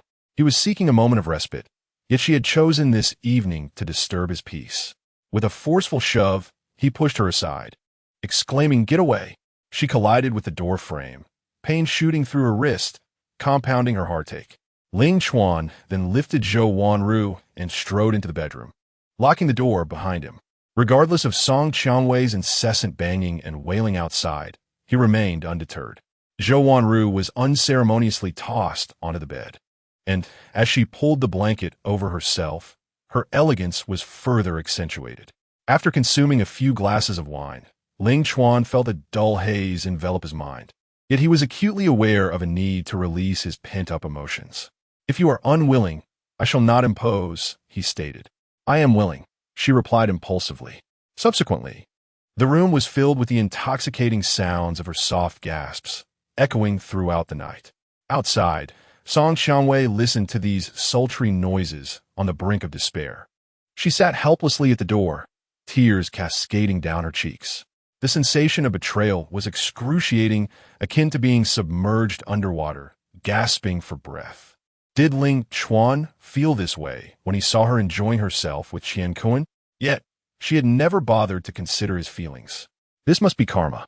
The sounds persisted until dawn, leaving Song Qianwei lying on the floor like a shell of her former self, chilled to the bone, both physically and emotionally.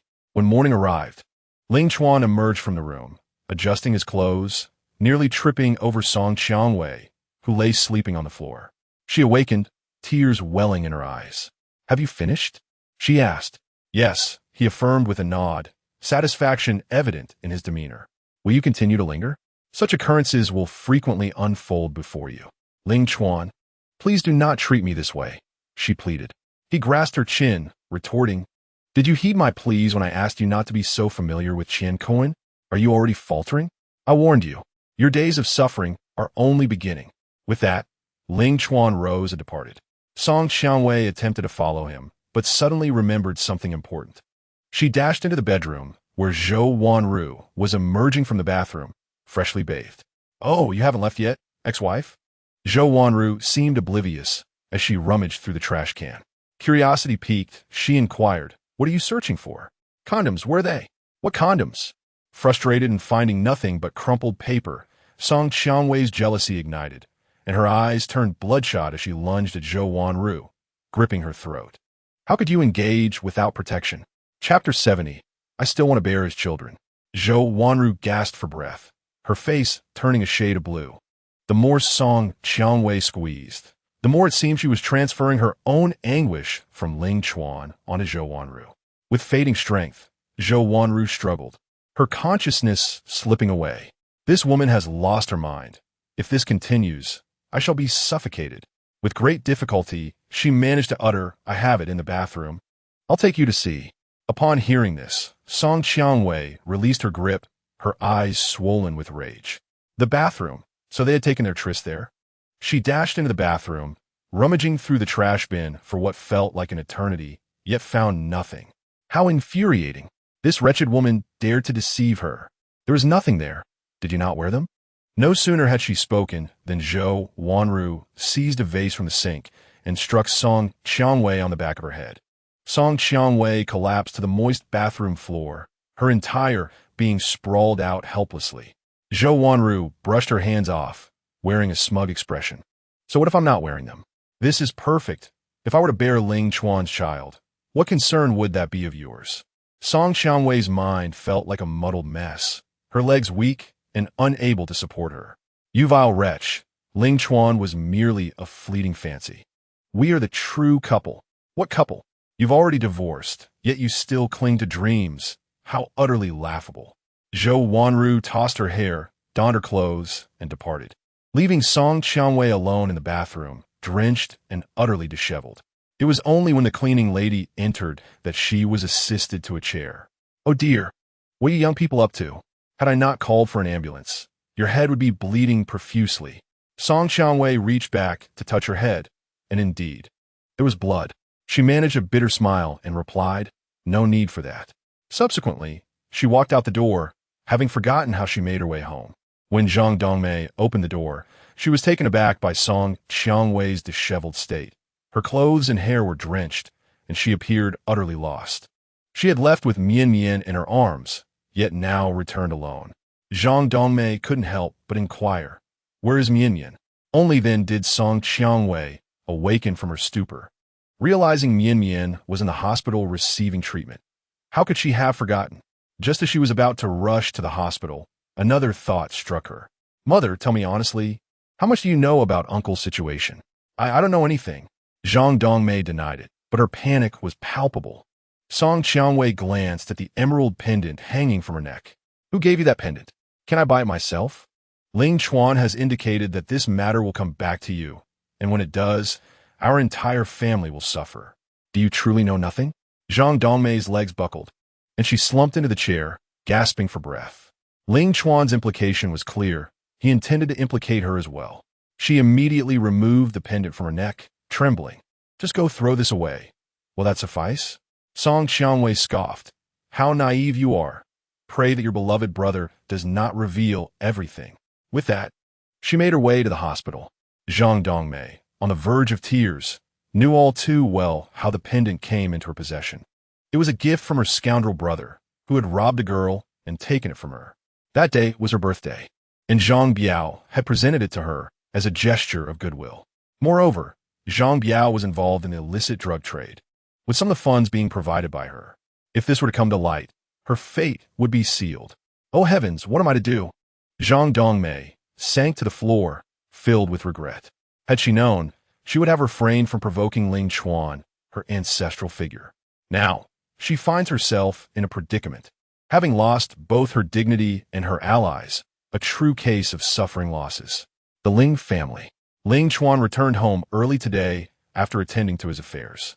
Upon seeing him, Ling Yu enthusiastically rushed forward, wrapping her arms tightly around his waist. He could distinctly feel the softness of her embrace, reminiscent of cotton candy. Clearing his throat awkwardly, he gently pushed her away, saying, Yu, you are quite grown now. Perhaps it is best to refrain from such displays of affection. He is a man, a married man at that, and before him stands an adult woman. Maintaining a respectful distance is prudent. Ling Yu pouted, visibly displeased. But I used to hug you like this when I was younger, and you never objected. You were but a child then. Now you are of marrying age. Frustrated, she stamped her foot, declaring, I have said I shall not marry. Ling Chuan playfully pinched her small nose, replying, All right, if you choose not to marry. I shall support you for a lifetime. Well, that sounds more agreeable, she said with a grin and naturally wrapped her arms around him again, burying her head against his chest. She longed to share a bed with him as she did in her childhood, wondering if that wish could ever be fulfilled again. At that moment, the butler entered and bowed respectfully. Young master, Miss One has arrived. Ling Chuan felt a surge of doubt. He had not invited her. So why had she come unannounced? Yu, stand properly. Ling Yu frowned, clearly unhappy. I refuse. Miss One, was it not Wen Pei? The very woman she had long disliked? Always pestering Ling Chuan under the guise of their family's long-standing friendship, she would seize any excuse to visit the Ling household. Ling Yu harbored a deep-seated aversion towards Wen Pei. Ling Chuan, helpless, wondered why Ling Yu was so clingy today. As Wen Pei entered and saw the two of them in an embrace, her expression darkened. The two women exchanged glances, each igniting sparks of rivalry. She had long been irritated by Ling Yu, who had clung to Ling Chuan like a piece of stubborn taffy, depriving them of any chance for privacy. Ling Chuan gently pried Ling Yu's hands away and approached Wen Pei. What brings you here? I missed you. Is it not permissible for me to visit? She said candidly. Please, do not be troublesome. I am quite busy today. You should return home. Wen Pei placed the gift she had brought onto the sofa and settled down. My father asked me to check on Ling Bo. Are you really going to chase me away? The two families had always enjoyed a cordial relationship, and Ling Chuan found it difficult to refuse her outright. He turned to Ling Yu, saying, You two are both women. Surely you can find common ground and entertain one another. With that, he ascended the stairs. Wen Pei, exasperated, attempted to follow him, but Ling Yu blocked her path with a feigned smile. Sister Wen Pei, wandering about in another's home is rather impolite, you know. What are you even worth? Your mother simply ascended to her position as a mistress. And what of it? Am I not the one by his side every day? We share the truest intimacy. Ling Yu, far from angered, continued to provoke. Have you ever slept in the same bed with him? Traveled together? Has he ever dried your hair? Cleaned your soiled dress? Wen Pei clenched her fists, seething with rage. What are you insinuating? Don't tell me you harbor feelings for Ling Chuan. Indeed, I wish to bear his children. Wen Pei was taken aback, as she had long harbored this question in her heart. Their bond was excessively intimate, to the point of being abnormal. She thought perhaps it was merely her overactive imagination, yet unexpectedly, Ling Yu candidly acknowledged it before her very eyes. Have some dignity. I intend to inform Uncle Ling about this. Go ahead, who would believe you? Ling Yu shrugged nonchalantly. After all, her countenance was innocuous and harmless. When the time came, a few sobs and tears would undoubtedly lead everyone to perceive Wen Pei as the one being unreasonable. Moreover, such a scandal was something the Ling family would strive to suppress, not to publicly execute her for. Wen Pei halted in her tracks, suddenly realizing that this young girl was quite extraordinary. She must be harboring many unspeakable secrets within her heart. Ling Yu poured a cup of hot tea and approached slowly. Oh, dear sister, please don't be angry. Have a cup of tea. Wen Pei furrowed her brow, unsure of what trickery she was up to this time. Get away. Who cares for your tea? If you don't drink it, I might just spill it. Ling Yu intentionally tilted her hand, causing the teacup to topple onto the ground, splashing onto Wen Pei's feet. She immediately began to wail. It hurts so much. Wen Pei stood there, utterly dumbfounded, realizing that Ling Yu had been waiting to serve her tea just for this moment. Ling Chuan, having changed his clothes, heard the commotion and came downstairs. What on earth happened? Ling Yu sat on the ground, her tears flowing like rain. It's not Sister Wen Pei's fault. I poured her tea, but perhaps she didn't tea like the leaves and pushed it away. I did not. Ling Chuan, she deliberately spilled it on the ground. Wen Pei hastily explained. Ling Chuan glanced over and saw that the back of Ling Yu's foot was already red from the burn. He immediately picked her up and carried her towards the bedroom, instructing the butler to fetch the family doctor. Ling Yu obediently lay in his arms, secretly winking at Wen Pei. Wen Pei was nearly infuriated. How shameless could this little vixen be? When the family doctor arrived to apply medicine, Ling Yu continued to whimper, clinging to Ling Chuan's hand. Wen Pei stood awkwardly to the side, feeling out of place. Ling Chuan's expression turned serious. Wen Pei, you should leave. It's not convenient to entertain you today. Ling Chuan, do you truly believe her? She is not as simple as you perceive. Leave? Ling Chuan was disinclined to hear more. Where there are women, trouble is sure to follow. Wen Pei, enraged, stormed out. She had thought that after their divorce, she would have no rivals. Yet she discovered that there was a little green tea waiting for her at home. Curse it! Upon exiting the Ling family mansion, she approached her McLaren and couldn't help but kick the tire, her gaze turning cold and sharp. Ling Yu, just wait. I will ensure your demise is a painful one. Ling Chuan sat beside Ling Yu on the bed, feeling quite satisfied. It seemed that in his heart, she was the one he cared for the most. From now on, let us refrain from these little tricks. Ling Yu was taken aback, realizing her face was burning. So he had noticed after all. I know you dislike her, but you need not harm yourself in this way. I understand. I simply do not want to see her clinging to you. I don't want you to be with her. Ling Yu suddenly dove into his embrace, softly sobbing, her shoulders trembling. You promise me, you will never marry another woman. Ling Chuan nodded, for he had no intentions of remarrying. Being a bachelor, engaging in casual encounters without any responsibilities, what bliss it was. I promise you, I shall not marry again. You are truly wonderful. Ling Yu lifted her head and placed a kiss upon his cheek. Ling Chuan was momentarily taken aback, but in the next instant, he pushed her away. The butler knocked at the door, delivering a bottle of specially formulated ointment. Ling Chuan received it, watching the butler's retreating figure, feeling an inexplicable sense of familiarity. He called out to the butler, I have been back for quite some time, yet I do not know your name. The butler smiled politely. My surname is Sheng. I am called Sheng Ming. In the next chapter, things escalated too quickly, and he found himself confined to a small dark room. Chapter 71. From today onwards, I am the master, and you shall be the dog. Ling Chuan nodded thoughtfully. Thank you for your hard work, Mr. Sheng. The butler inclined his head slightly. It is no trouble at all. It is my duty. With that, he withdrew. Ling Yu gazed at him, blinking in surprise. Brother, why are you suddenly curious about the butler's name? In my memory, you've never cared about such matters. It is nothing. Just lie down properly, and do not cause any more trouble. All right. She nodded obediently, quite compliant. Truly, nothing could escape his keen eyes. Returning to his room, Ling Chuan had barely settled when a new maid knocked at the door. "Young master, I have brought you some supplements. Come in." Miao swayed her hips as she entered, her collar even lower than before. A slight bend revealed all the springtime allure. Ling Chuan regarded her. "Your name is Miao." "Yes, young master, you remember my name." She chuckled inwardly, thinking this returning scion was no different from ordinary men, easily captivated by her charm. "This is a freshly made bird's nest and white fungus soup from the small kitchen. Do taste it. If it is lacking, I shall speak to the head chef to make improvements next time." Ling Chuan took a sip, finding it sweet, and set it aside. He had never been fond of desserts. Miao stepped closer, bending slightly to inquire, "What is it, young master? Do you not like it?" As she spoke, she rubbed her chest against his arm. "It is simply that I do not enjoy sweet dishes. Come, allow me to feed you." She scooped a spoonful and brought it to his lips, but he turned his head aside, causing the bird's nest to spill onto his hand. "Oh dear, young master, I am so sorry. It was not my intention." Saying this, Miao set the bowl down and knelt on the floor. "Let me clean it for you." Ling Chuan gazed at her with a disdainful expression, remaining motionless. What she meant by cleaning was not with a cloth, but with her mouth. She took his hand, bringing it to her lips, each fingertip dampened by her ministrations. Such brazen seduction. Only after she had licked it clean did Miao rise, continuing to flaunt her assets.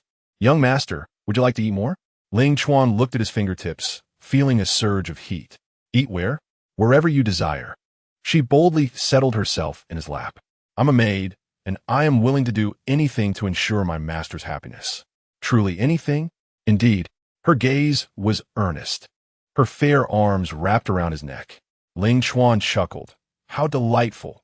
I have a peculiar inclination, and I have finally encountered someone who can fulfill my desires." "Huh?" Miao was momentarily taken aback. He stood up, retrieving a dog leash from the drawer. "Get down." "What do you mean, get down?" Ling Chuan pressed her neck down to the floor. "From this moment on, I am the master, and you are the dog." Miao cursed inwardly, wondering what sort of perversion this was. It was truly insulting. Were those in niche circles all like this? Ling Chuan fastened the leash around her neck, caressing her cheek. "Good dog, let us take a stroll in the garden. From now on, you are my only dog, and I will take good care of you." Miao's expression soured. As if she had consumed something foul, she suddenly felt a pang of regret. She had assumed he would merely take advantage of her, never expecting such depravity. Seeing her hesitance, he grew angry. "What is wrong? You don't want to be my dog? Money is hard to earn, and humiliation is hard to bear. If it weren't for Ling Feng's financial support, she would never endure such torment." She lifted her head, forcing a smile. "I am willing, master. I am your most loyal dog." "That's good. Let us go." Ling Chuan led her outside. As she stood up, he swiftly kicked at her. "Have you ever seen a dog walk on two legs?" She lay on the ground, unable to express her fury, understanding her position. "Yes, master." "Understood, master." "Very well." Ling Chuan smiled with satisfaction. Taming a woman is akin to training a pet. A mix of rewards and occasional discipline ensures obedience. He led her downstairs and into the garden. Many passers-by and fellow servants could not help but stare in astonishment. What game was the young master playing? Miao Wen's face flushed with shame. She had never experienced such humiliation in her life. Ling Chuan sat on a bench in the garden and unclipped the leash. "Good dog, come play with the frisbee." With that, he threw a frisbee. Miao Wen was stunned. Did he expect her to fetch it like a dog? "Hurry and fetch it, or there will be no dinner tonight." She stammered, deeply embarrassed. With so many people watching, how could she fetch something like a dog? Ling Chuan snorted. "Are you disobeying me?" He raised the leash threateningly. She cried out in pain, feeling helpless. Disobedient dogs must face consequences. "Fine, I'll go." She relented. "What?"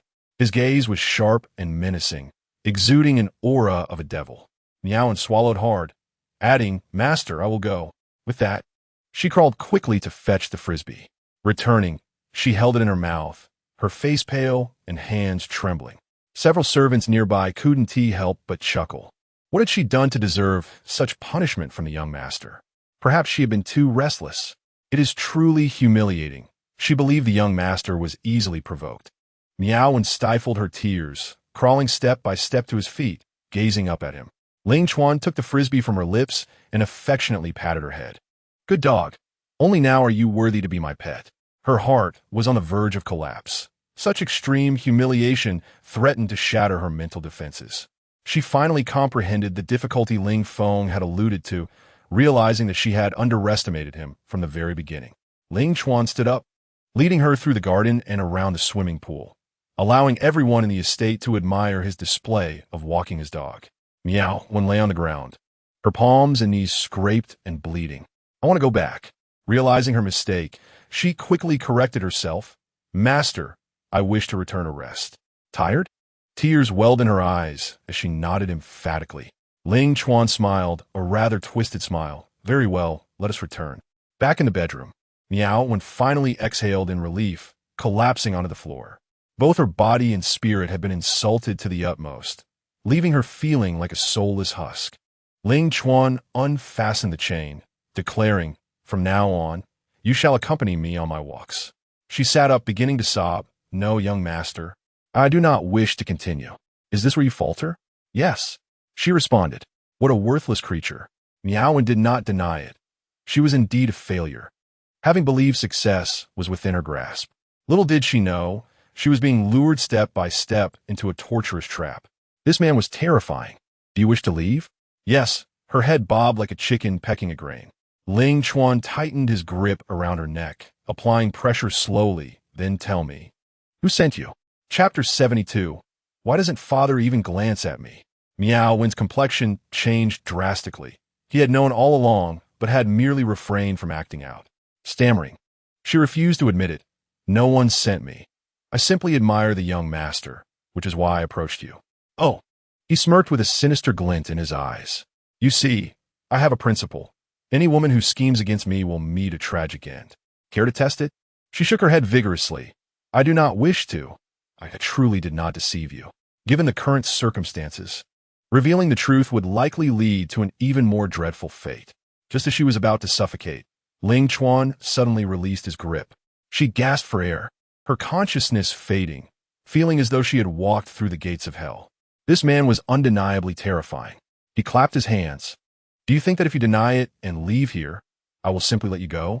If you leave the Ling family, I doubt anyone would trace it back to us. If you stay here, you can only endure my torment. Do you not know how to choose?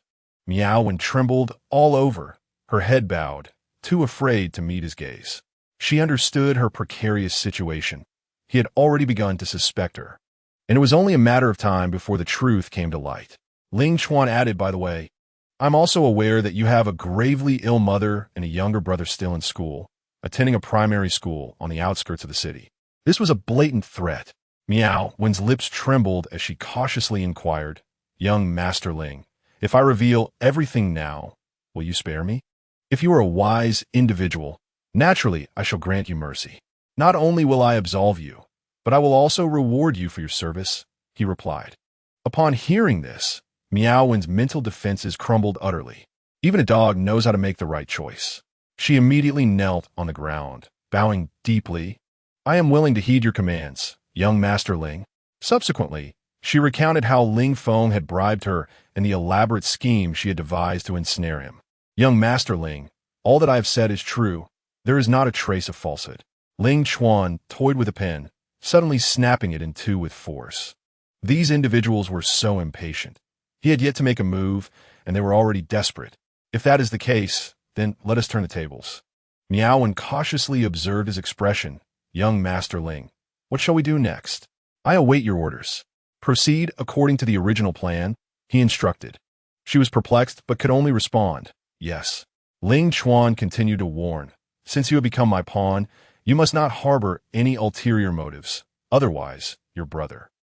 Before he could finish, Meow Wen, understanding the implication, nodded eagerly. I know. I will stand firmly by your side. In the adjacent room, Ling Feng cracked open the door, eavesdropping on the conversation within Ling Chuan's chamber. He could hear laughter and pleasant exchanges between the two, gradually accompanied by some indescribable sounds typical of intimate relations.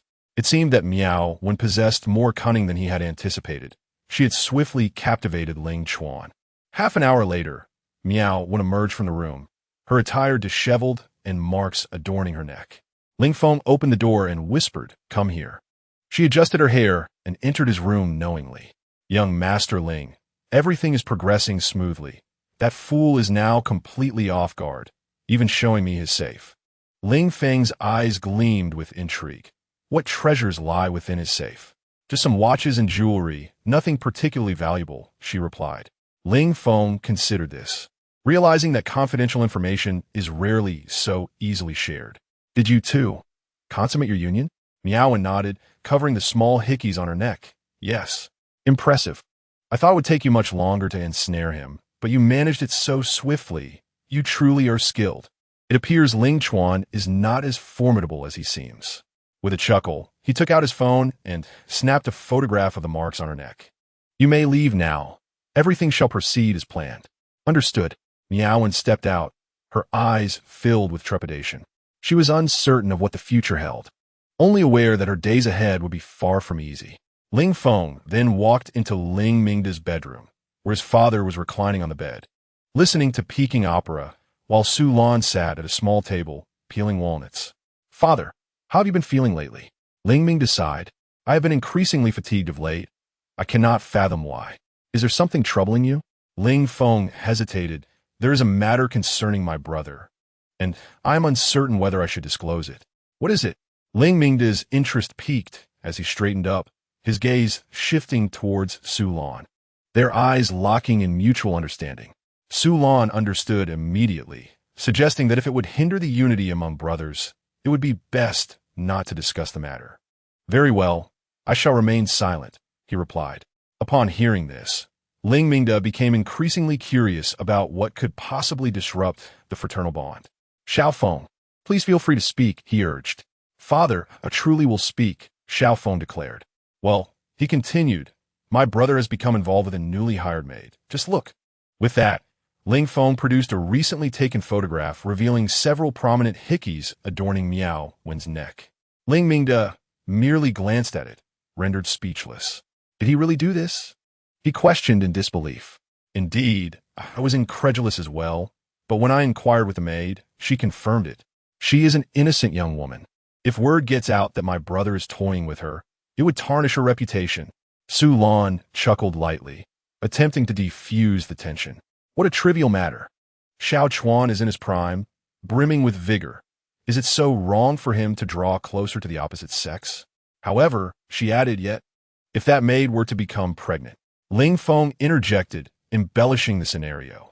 Ling Mingda felt a surge of frustration. It was utterly absurd. He had just entrusted the management of the conglomerate to him. How could he find time to dally with a maid? Was there not more pressing business at hand? A man who indulges in romantic entanglements can hardly achieve greatness. Su Lan sighed. He has only just returned, and he cannot contain himself. Xiao Feng has not had a romantic relationship in all these years, being consumed by work. I find myself a bit anxious for him. You should take a page from your brother's book. I need not fret over your marital prospects, she remarked, subtly belittling Ling Chuan's romantic discernment. Ling Feng scratched his head, playing along. My heart is solely devoted to the company. There is no room for anything else. Ling Mingda regarded him with approval. Xiao Feng, you must keep a close eye on your brother. If he and that maid engage in any inappropriate behavior, inform me at once. Understood, father. Ling Feng acknowledged as he exited the room, feeling quite satisfied.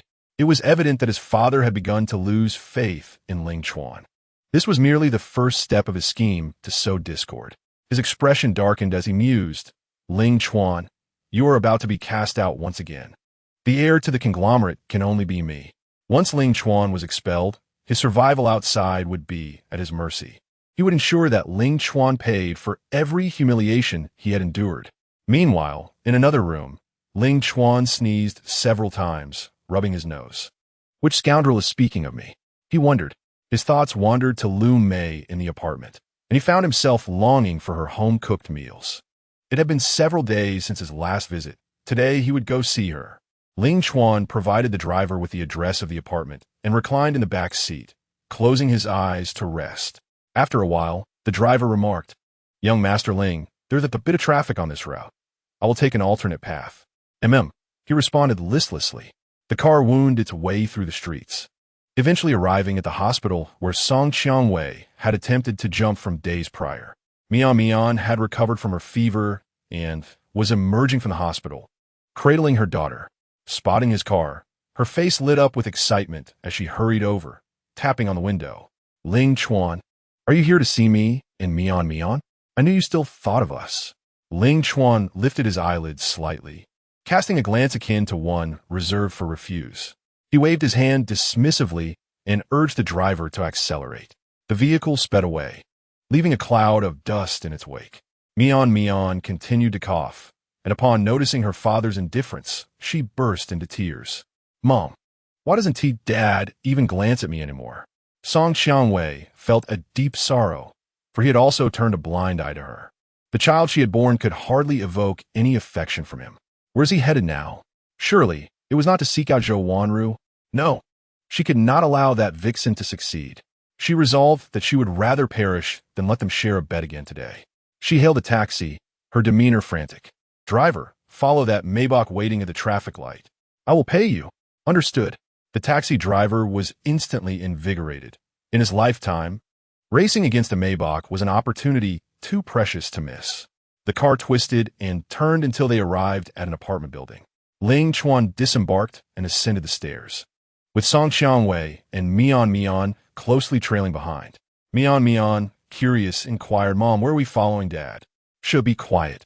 Though she did not wish for her child to witness such events, the urgency of the situation left her no time to find someone to care for Mian Mian. As Ling Chuan stood outside the door, poised to use his fingerprint, it swung open unexpectedly. Lu Mei greeted him with a bright smile. Ling Ge, it has been so long since you last visited.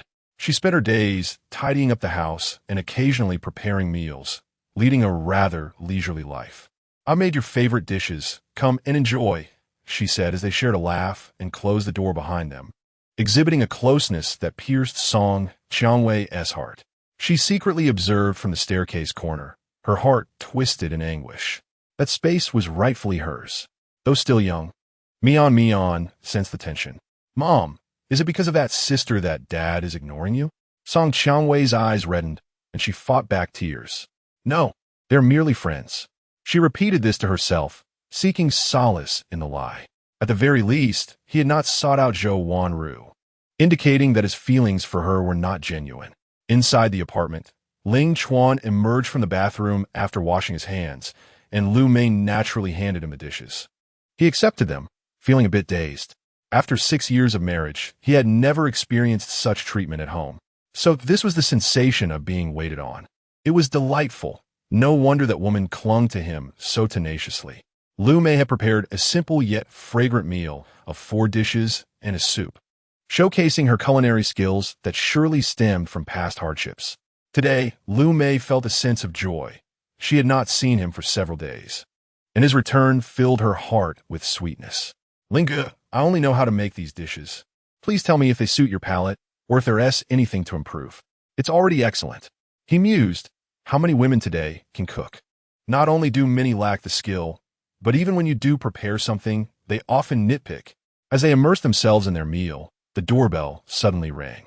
Lu Mei promptly rose to her feet and stated, You eat. I'll go open the door. She dashed to the entrance, neglecting to check the peephole, and swung the door wide open. Song Qiangwei stood at the threshold, holding Mian Mian, with a look of deep resentment on her face. Her gaze was piercing, scrutinizing Lu Mei from head to toe. Lu Mei felt uneasy under the scrutiny, but maintained her politeness, inquiring, May I ask whom you are looking for? Who are you? Is this your house? No, I'm merely a nanny. A nanny?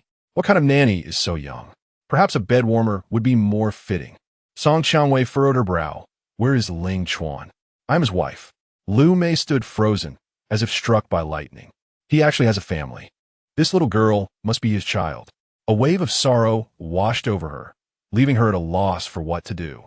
Song Qiangwei unceremoniously pushed past her and strode into the living room. Ling Chuan lifted his head, confusion swiftly turning into fury. Are you stalking me? I did not intentionally follow you. I merely wished to see whom you were seeking when you ignored me. What does it matter to you who I am looking for? Get out. Song Qiangwei squeezed Mian Mian's small hand, and Mian Mian, understanding the cue, immediately ran to embrace Ling Chuan. She sniffled softly, "Daddy, let's go home. Both Mommy and I miss you so much, and we know we were wrong. Daddy, look, I just finished my 4 and my hand hurts." With that, Mian revealed the back of her hand, still adorned with an 4 sticker. Ling Chuan cast a glance at her, pushing her away in annoyance. "If your hand hurts, go to your mother. Were it not for your mother's insistence in the rain, would you have needed to be hospitalized?" Though his words held a grain of truth, Mian felt a pang of sadness. What hurt her most was that her father seemed utterly unconcerned about her now. In the past, when she had a scraped knee, he would blame himself. The man before her now was a stranger. Where had her old father gone? Lost in her thoughts, Mian burst into tears. Song Qiangwei gently patted her back, her expression filled with sorrow. "Ling Chuan, you could express your anger to me. But why must you say such things in front of our child? She is still just a child. This is a child," he scoffed. "She was hardly childlike when she bit me and spoke on behalf of Qian Kuan." Song Qiangwei stepped forward, grasping his hand earnestly. "We truly recognize our mistakes. Let us go home, my husband. I do not mind if you slept with Zhou Wanru. I will treat it as a fleeting whim. We can live as we did before." Ling Chuan instinctively withdrew his hand. "To hell with that. What do I care if you mind or not? Get out of my house this instant." "Your house? When did you purchase this place? Why am I completely unaware? There are many things you are ignorant of. Should I report each one to you? Do you really think so highly of yourself?" Song Qiangwei shook her head vigorously, determined to stand her ground today. Lu Mei observed the unfolding situation, feeling increasingly awkward in her position. Disheartened, she picked up her bag and, with a hint of jealousy, said, "Ling Ge, I shall take my leave. You and your sister-in-law can have your discussion without arguing." Ling Chuan rose to his feet, seizing her wrist. "What sister-in-law? Do you really believe the words of a madman?" His grip tightened around her hand, and Song Qiangwei could no longer contain herself. She lunged forward to separate the two. "You still dare to call yourself a nanny? I see you as nothing more than a little vixen. Who are you trying to seduce here?" With that, she reached out, clutching Lu Mei's hair and tearing at it. Lu Mei let out a sharp scream, on the verge of tears from the pain. Ling Chuan's fury erupted in full force. This time, he did not resort to slapping her. Instead, he raised his foot and delivered a fierce kick, sending Song Qiangwei flying 2 meters away. "Damn it, you insufferable woman." Song Qiangwei clutched her waist, grimacing in agony, both physically and emotionally wounded. How could he treat her this way for the sake of a stranger? "Ling Chuan, is she truly that important to you?" "Much more so than you.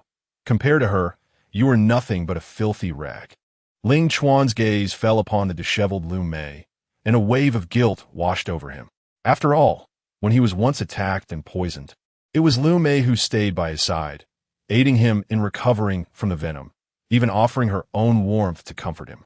It was here that he learned that a woman could indeed be so gentle and virtuous. Song Qiangwei bit her lip, struggling to stand. "Ling Chuan, I beg you, do not treat me this way. Otherwise, I truly wish to end my life." "Still not leaving, are you? I will call the police." Such madness was best left to the authorities. He promptly dialed Uncle Mao's number. "Hello, there's a lunatic trespassing in my home, disrupting my life. Please come and take her away. The address is..." Mian, frightened, pleaded, "Daddy, please don't let the police take Mommy away. Tell your mother to go, and do not call me Daddy." He showed no mercy, ignoring his daughter's cries and pleas. Song Qiangwei managed a bitter smile, having endured such torment. What reason was there to continue living? Suddenly, a strange voice echoed in her mind, endlessly repeating, "How wretched you are, unloved by your father, neglected by your mother, and even your husband turns a blind eye to you. You are the most failed woman in this world. What meaning is there in living? Just die, and you will be freed from all pain. Perhaps your husband would even shed a tear for you." Song Qiangwei clutched her head in agony, desperate to silence the tormenting voice, yet it proved impossible to banish. She could no longer sit still, spiraling into madness, racing to the kitchen to retrieve a knife. "Song Qiangwei, do not go insane in my presence." Ignoring him, she scooped up Mian and dashed into the bathroom, locking the door behind her. Ling Chuan approached and kicked the door. "You truly wish to die?" Song Qiangwei smiled, her pale cheeks an eerie sight. She pressed the blade to her wrist, slicing deeply, blood gushing forth. Yes, I wish to die. I want to die before your eyes. Chapter 74. You should die too. Then Daddy will feel heartache. If she were to perish, would he glance back at her? Mian, witnessing this harrowing scene, felt her fragile spirit shatter under the weight of despair. She trembled all over, huddled in the corner, drenched in blood. Mom, please don't do this. I'm scared. Do not be afraid. Do you not want your father to return? You should die too. Then father will feel heartbroken. Song Xiangwei's expression contorted into something more terrifying than a ghost, revealing her descent into madness. Mian, terrified, let out a piercing scream. She could distinctly sense that the person before her was no longer her mother. Why had both her parents become so unfamiliar? Was this truly a punishment?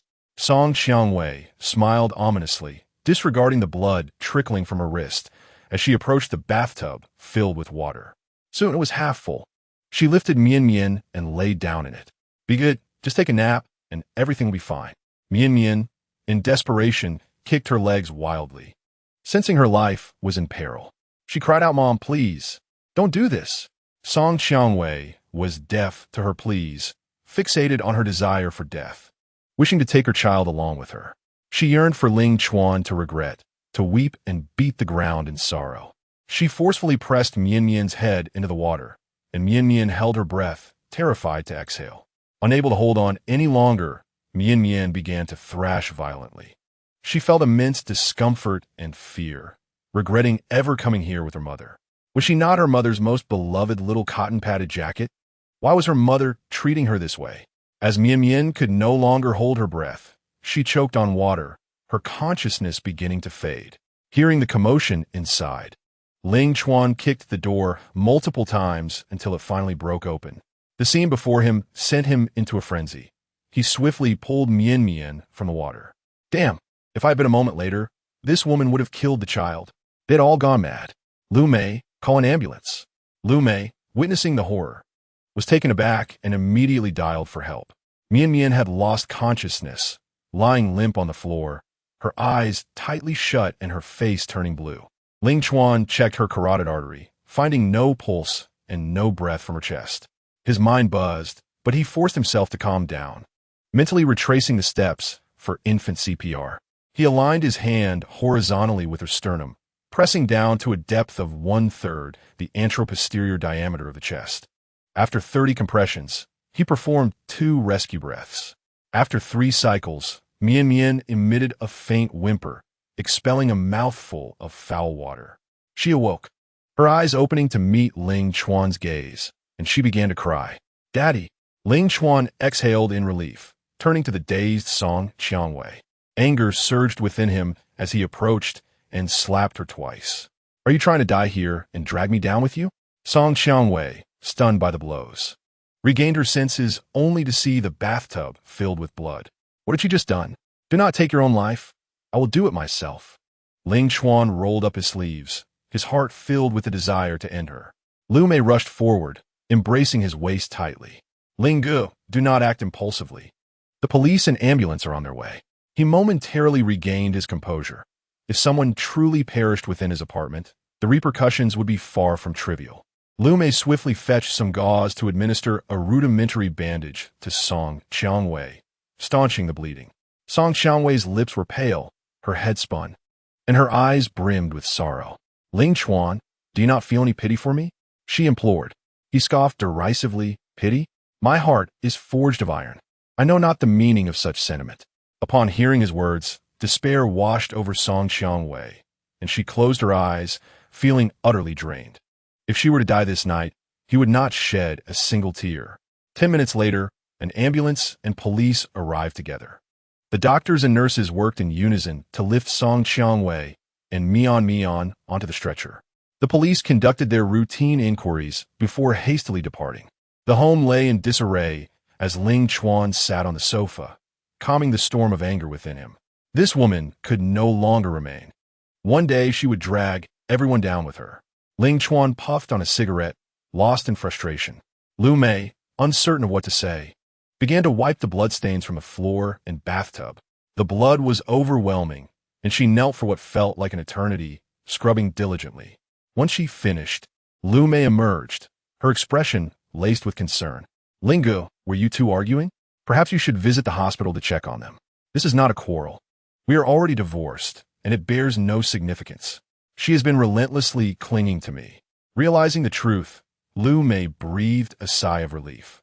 Just moments ago, she had nearly mistaken her feelings for a married man as affection, an utterly unethical notion.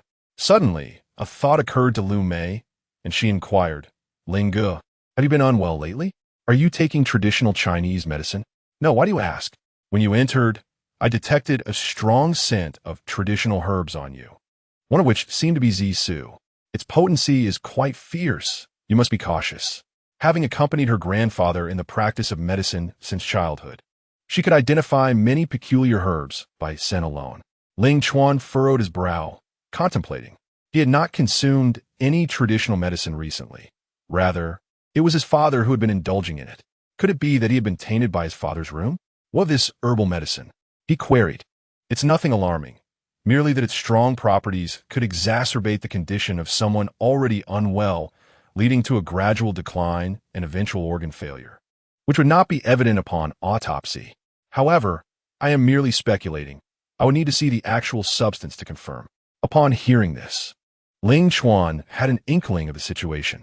No wonder his father had been so lethargic and his spirits diminished lately. One day, I shall bring the herbal residue for you to examine closely and ascertain if it is indeed zisu. Agreed. At the hospital, thanks to the timely cessation of blood loss, Song Qiangwei's life was no longer in peril. She glanced at her frail daughter in the adjacent bed, overwhelmed with regret. Heaven, what have I done? Her daughter was the closest person to her in this world, and she had momentarily contemplated ending her life. Song Qiangwei sat up and reached out to touch Mian Mian's cheek.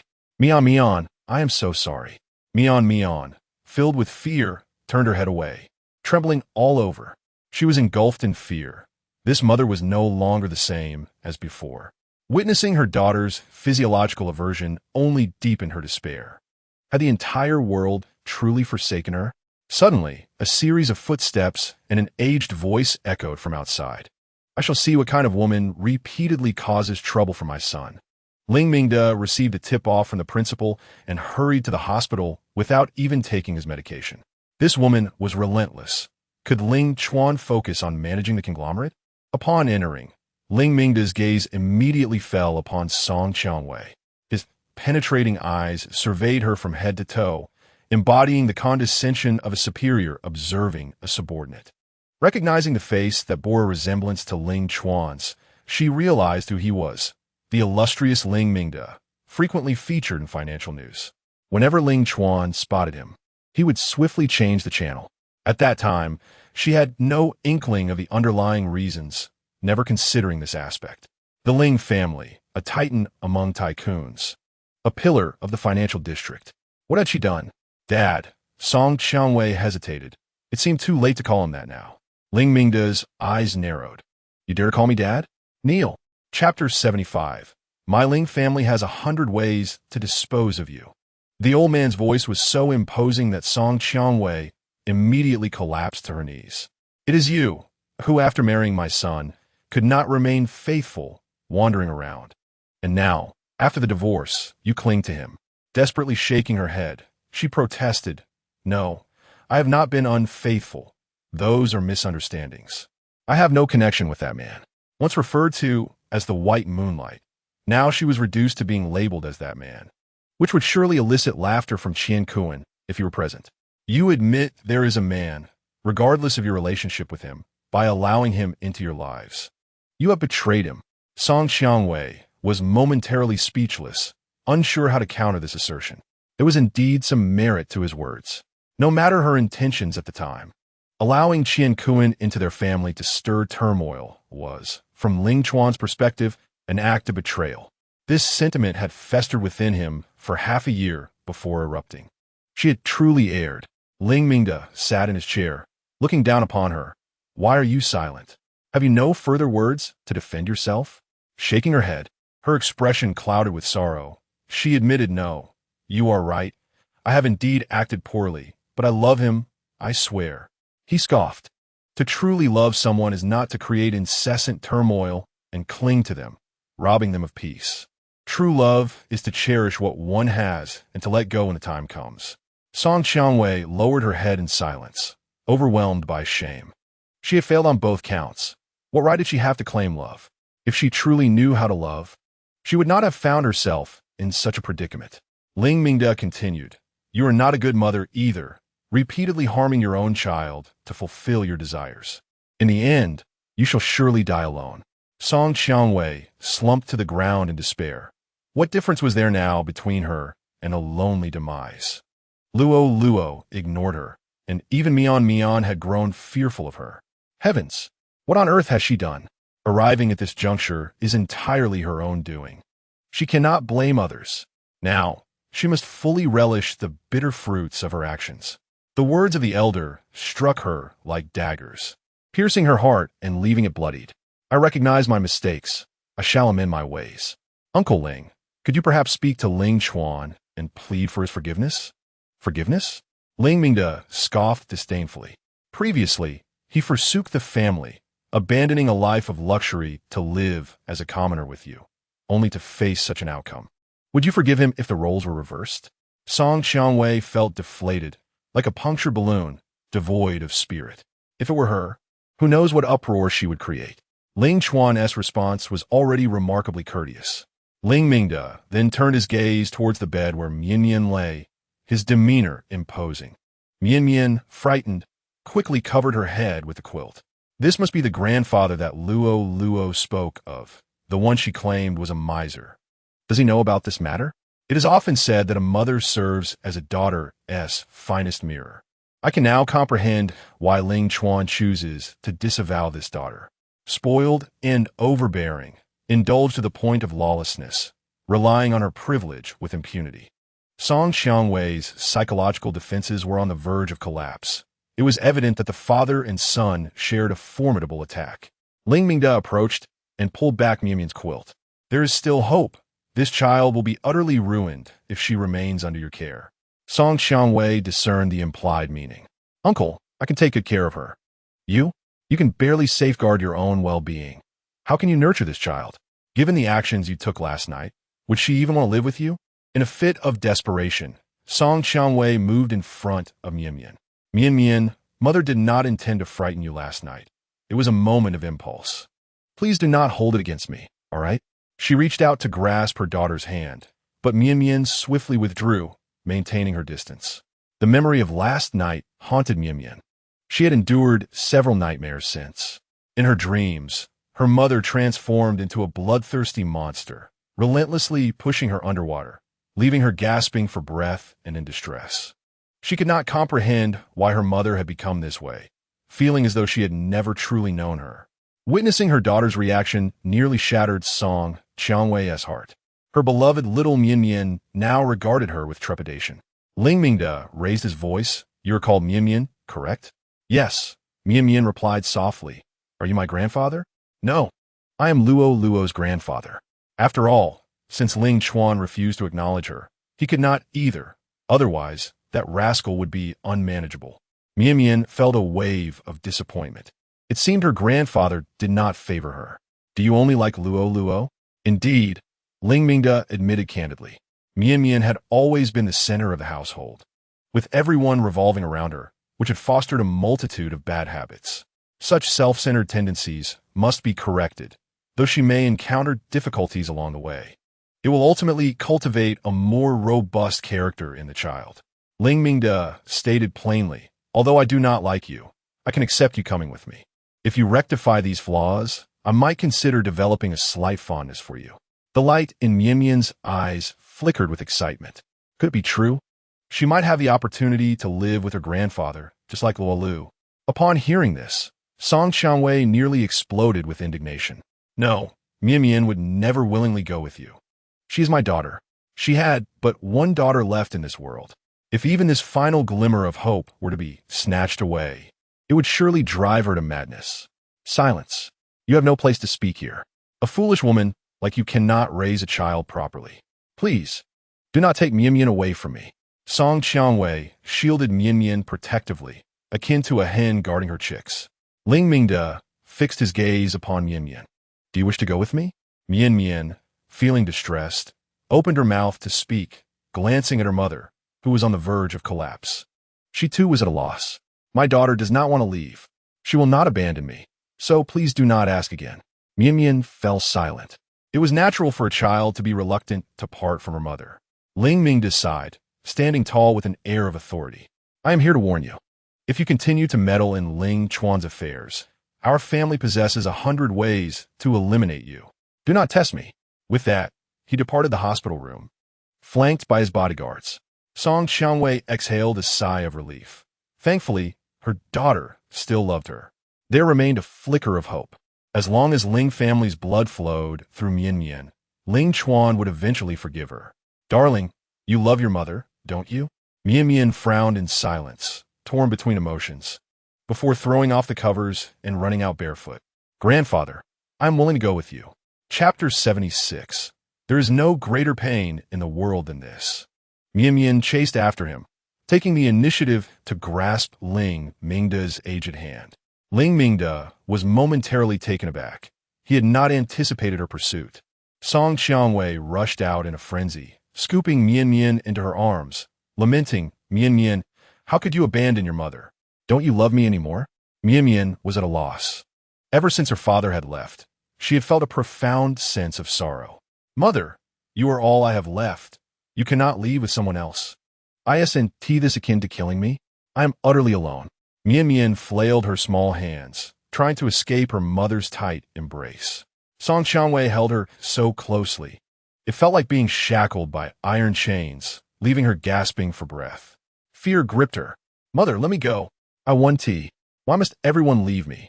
Am I truly so unworthy? Ling Mingde regarded Mian Mian, asking gently, have you truly made up your mind? Do you wish to come with me? Mian Mian nodded earnestly. Grandfather, I have made my decision. Upon hearing this, Song Xiangwei's heart sank. The child she had carried for 10 months had so readily agreed to leave with another. Ling Mingde's eyes flared with intensity. Let her go. If the child did not wish to accompany him, he would never force her. Yet, since she had consented, he was compelled to take her. Song Xiangwei shook her head desperately, refusing to relinquish her hold. Ling Mingde discreetly signaled to the 2 bodyguards beside him. Understanding, the bodyguards advanced to assist. A woman stood no chance against their imposing stature. Mian Mian was lifted away, leaving Song Xiangwei to sink to the ground, weeping. Mian Mian, you need not worry about your mother any longer. Though her heart ached, she truly could not bear to be with her mother anymore. Last night, she nearly drowned in the water. She understood well that her safest course lay with her father and grandfather. Mother, do not cry. I shall return to see you. Song Xiangwei was engulfed in despair. Mian Mian, do you truly wish to leave your mother like this? Mian Mian furrowed her brow, at a loss for words. She did not wish to linger in this place, as it was detrimental to everyone involved. She looked at Ling Mingde with a pleading expression. Grandfather, let us depart. Ling Mingde scoffed, taking Mian Mian away without a backward glance, leaving Song Xiangwei behind, tears unshed and heartbroken. She could scarcely recall how she returned home, feeling like a mere shell of her former self. When Zhang Dongmei opened the door, she was taken aback. Where's Mian Mian? Did you not go to find her? A cold laugh escaped Song Xiangwei as she sat alone on the sofa. Zhang Dongmei sensed the gravity of the situation and grew anxious. Stop laughing. Tell me where Mian Mian is gone. Her gaze was vacant. Mian Mian had been taken away by Ling Chuan's father. Ling Chuan's father? Zhang Dongmei exclaimed, slapping her thigh. She had suspected it all along. Tales of early parental demise and humble beginnings were mere fabrications. How could they snatch a child away? Was this not akin to a death sentence? Do you know who Ling Chuan's father is? The business magnate of Shihai City, Ling Mingde. Zhang Dongmei covered her mouth, now beyond mere shock. Previously, she had even mocked Ling Chuan, questioning how he could be so different from his affluent counterpart. At that time, Ling Chuan had remained silent, pondering deeply. What thoughts occupied his mind then? She hastily salvaged her words. Even if he is wealthy, he cannot just take a child. It was Mian Mian's choice to go with him. The moment those words were spoken, silence enveloped them. If Mian Mian had willingly gone, none could cast blame. Zhang Dongmei glanced at her, tentatively inquiring, What about that matter with your uncle? You still think of that scoundrel? Perhaps you should consider your own situation instead. But I am weary. I do not wish to speak, Song Qiangwei retorted, retreating to her bedroom and locking the door. Zhang Dongmei felt helpless, lost in thought, lamenting the lack of support in the household. Song Guiqiang emerged from the restroom with a sigh. This place feels stifling. I shall step outside for some fresh air. In this household, it seemed they were either arguing or on the brink of an argument, creating a suffocating atmosphere. Had she known, she never would have encouraged Wei Wei and Qian Kuan to be together. That Qian Kuan was utterly unworthy. Ling Chuan, on the other hand, was dependable and responsible. Zhang Dongmei's frustration boiled over, hands on her hips. I am about to lose my mind here, and you have the leisure to stroll outside. What would you have me do? I cannot assist in any meaningful way. It is better for me to be out of sight, lest you see my anger. Do you wish for me to be imprisoned so you could find another? Song Guiqiang shrugged, palms upturned. If that is your belief, then I am powerless to change it. Over the years, her domineering personality has caused him considerable distress, particularly regarding the matter of Qian Kuan. Had it not been for her short-sightedness and her incessant murmurs about Qian Kuan's promising future, he would not have treated Ling Chuan in such a manner. With that, Song Guiqiang turned on his heel and exited. Zhang Dongmei sat in her chair, increasingly troubled by the situation. This old man has been leaving at the same time for an entire week. Could he truly be unfaithful? With this thought, Zhang Dongmei, too, left, quietly trailing after him. She observed as Song Guiqiang twisted and turned, navigating through several alleyways until he arrived at the entrance of an apartment building. Cautiously, he glanced around before ascending the stairs. Zhang Dongmei concealed herself behind a tree, scrutinizing his every move. What on earth is this old fool doing here? 10 minutes later, her fears were confirmed. Song Guiqiang emerged, holding the hand of a young boy, approximately 10 years of age, plump and fair-skinned. He smiled warmly and said, Nan Nan, what would you like to eat today? I'll treat you to a feast. The boy replied, I want the fries from KFC, and I want to dip them in lots and lots of ketchup. All right. A woman in her 40s, appearing remarkably youthful, trailed behind them. You two, slow down a bit. Wait for me. The three of them strolled down the street, like a happy family.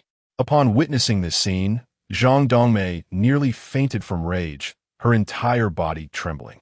At times, she wished her sight were obscured. Normally so assertive, she now resembled a deflated balloon, too fearful to confront them. She dreaded the possibility of a truth she could not bear to accept.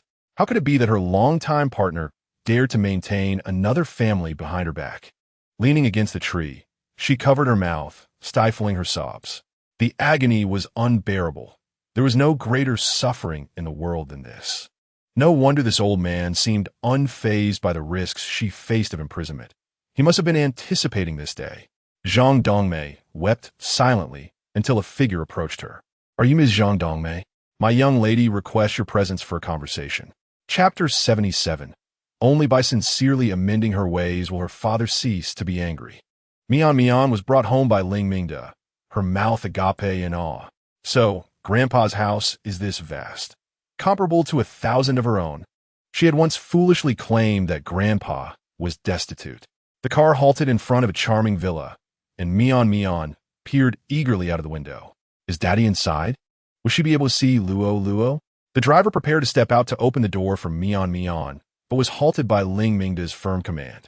Let her open it herself. I did not summon her here to play the princess. Thus, Mian Mian reluctantly fumbled to open the door, stepping out and into the villa. Wow, it's enormous, she exclaimed, her eyes wide as she absorbed the lavish decor surrounding her. Is this what luxury means? She began to form a tangible concept of wealth. Mian Mian darted about, touching everything and expressing curiosity about her surroundings. Ling Mingda watched from a distance, his brow furrowing in concern. The girl is quite uncouth, likely indulged at home and inexperienced in the ways of the world. She lacks the grace of a refined lady. After meandering through the villa, Mian Mian inquired, Grandfather, do Dad and Luo Luo not reside here? I have not seen them. They do not live here, he replied. Then where do they reside? Ling Mingda pointed to the grandest villa across the lake. They live there. The sight of that larger and more luxurious villa filled Mian Mian with delight. Wonderful. I want to live there too, she exclaimed, attempting to dash outside, only to be pulled back by Ling Mingda, as if she were a small chick. Listen carefully, little one. Your father currently refuses to acknowledge you. You cannot appear before him. Mian Mian pouted. Why won't he recognize me? You know the reason. You have hurt his feelings. Mian Mian recalled that since the incident with Uncle Kuan, he had not spoken to her again. But I apologized. Ling Mingda spoke sternly. In this world, no one will endlessly tolerate you. An apology does not guarantee forgiveness. Do you understand? Mian Mian grasped his words, feeling somewhat embarrassed as she fidgeted with her fingernails. Stand straight, Ling Mingda barked, causing Mian Mian to tremble. And she promptly stood at attention. This little girl had too many fidgeting habits. She needed to be gradually corrected. When elders speak to you, you must stand properly and listen attentively, without swaying about. Mian Mian replied, Yes, I understand, grandfather. Yet, she couldn't help but think, this grandfather is rather fierce. Didn't I come here to live with Dad in Lu Luo? Observing her compliance, Ling Mingda instructed, Tomorrow, someone will prepare breakfast for you, and the driver will take you to school. However, you must dress yourself. No one will attend to you, and you are forbidden from entering the villa across the way. Must I dress myself? At home, Mother and Grandma always help me. Mian Mian protested. If you cannot do it, then learn. No one will assist you tomorrow. You might as well go to school in your birthday suit. She pouted, feeling quite distressed. The thought of attending school naked horrified her, as her classmates would undoubtedly mock her. Mian Mian glanced at the grand villa across the lake. Grandfather, when can I go over there? Once you rid yourself of all your bad habits, cease being self-centered, and learn to be independent, I shall reconsider. Mian Mian felt as wilted as a frostbitten eggplant. She had imagined that visiting her grandfather would be a life of luxury, perhaps even happier than before. However, it seemed that reality was otherwise. Are you regretting coming back with me? I could have the driver take you back immediately. Mian Mian shook her head. I do not regret it, grandfather. I will improve. Only by making a genuine effort to change would her father cease to be angry with her. Ling Mingda huffed, contemplating that this little girl was somewhat clever, at least in her words. He remained uncertain about her practical abilities. From today onward, you must learn to brush your teeth, wash your face, and tend to your little garments on your own. If you struggle, you may summon the maid to instruct you, but you must do so with courtesy. Understood? Mian Mian, having learned her lesson, stood upright and nodded earnestly. Grandfather, I understand. After speaking, Ling Mingda offered a few instructions to the butler of the villa before departing. Mian Mian gazed out the window, watching his receding figure with great melancholy. In the opposite villa, resplendent and opulent, might father be inside, enjoying games with Lu Luo? Once upon a time, father had cared for her in such a manner, yet now he would not even deign to see her. She wiped away her little tears, weeping for a while. The cook, noticing her distress, handed her a tissue. Stop crying. Wash your hands and prepare for dinner. Mian Mian took the tissue to dry her tears and suddenly recalled her grandfather's words. Be polite. After wiping her tears, she discarded the tissue in the bin and slightly bowed. Thank you, Auntie. She turned and entered the bathroom, diligently washing her hands. The cook couldn't help but smile. This child was indeed obedient. The gossip among the staff suggested that this young lady was haughty and overbearing, with even the young master reluctant to acknowledge her. Yet today, it appeared the situation was not as dire as rumored. It seemed that a child's upbringing relied heavily on the guidance of adults. After dinner, Mian Mian proactively carried her dishes to the kitchen for the maid to wash. She intended to be well-behaved, hoping to see father and Lu Luo soon. Thank you, Mian Mian. No need to thank me. Auntie, you've worked hard. I'm going to take a bath now. Go ahead, call for me if you need anything. Mian Mian nodded and scampered upstairs. She observed the bathroom's arrangements. This appeared to be shampoo, and that must be body wash indeed. She fetched a small stool, turned on the shower, and leisurely undressed to bathe. In the past, there had always been 2 people to assist her with bathing. Now, as she managed to wash herself, an unexpected sense of achievement welled within her. It seemed bathing was not such a daunting task after all. Perhaps tomorrow she could dress herself for school, and in the future, she could accomplish many things independently. Surely, father would feel pride if he knew. Lost in such thoughts, she suddenly slipped falling to the floor. Wah! Her cries echoed through the air. Chapter 78. From now on, she will not cry again. Her cries summoned the housemaid, who opened the door to find Mian seated on the floor. What happened? Did you fall? Mian, suppressing the sharp pain, nodded yes, it hurts a lot. I will call for the master immediately. After a moment's contemplation, Mian replied, Auntie, perhaps not. Just have a doctor come to examine me. How could she be so helpless to fall while bathing? If her grandfather were to discover this, he might be displeased by her fragility. The maid knelt to inspect her injury. Her ankle was slightly red, but nothing serious. Very well, I shall summon the family doctor right away. The maid made a phone call, using a towel to dry Mian's body, while they awaited the doctor's arrival on the sofa. Though she was in considerable pain, she merely cried a few times before ceasing her tears. The doctor conducted an examination and discovered that it was merely a sprain. After administering some medication, he instructed the caretaker to attend to her properly before departing. The caretaker gently carried her to bed and inquired whether she was still in pain, suggesting that perhaps she should take a leave from school tomorrow. She offered to consult the elder. No way. Mian resolutely shook her head, asserting, I'm fine, I can attend school. If her grandfather were to learn of such a trivial matter, she would surely face reprimand. All right, if you feel any discomfort, just call for me, the caretaker replied. Thank you, Auntie. Once Mian lay down, she found herself unable to sleep alone in the bed. It was the first time she had been so far from home, and tears began to stream down her cheeks, dampening her pillow. This will be the last time I cry. I won't cry again after this. The following morning, the caretaker entered to assist her with getting dressed. Though the elder had given instructions, her leg was injured, and being a child, she needed care. Upon opening the bedroom door, Mian had already managed to put on her clothes, albeit rather haphazardly. Mian, you can dress yourself. With effort, Mian fumbled with the buttons at her chest, capable of dressing herself but not quite proficiently. It's all right, we can take our time. The caretaker reassured her as she straightened Mian's outfit and escorted her downstairs for breakfast. Today's breakfast consisted of soy milk, fried dough sticks, and soup dumplings, none of which she particularly enjoyed. Mian frowned slightly, but said nothing, quietly consuming her meal. She no longer had the luxury of being picky. She had to eat whatever was placed before her. The caretaker seemed to sense her distaste.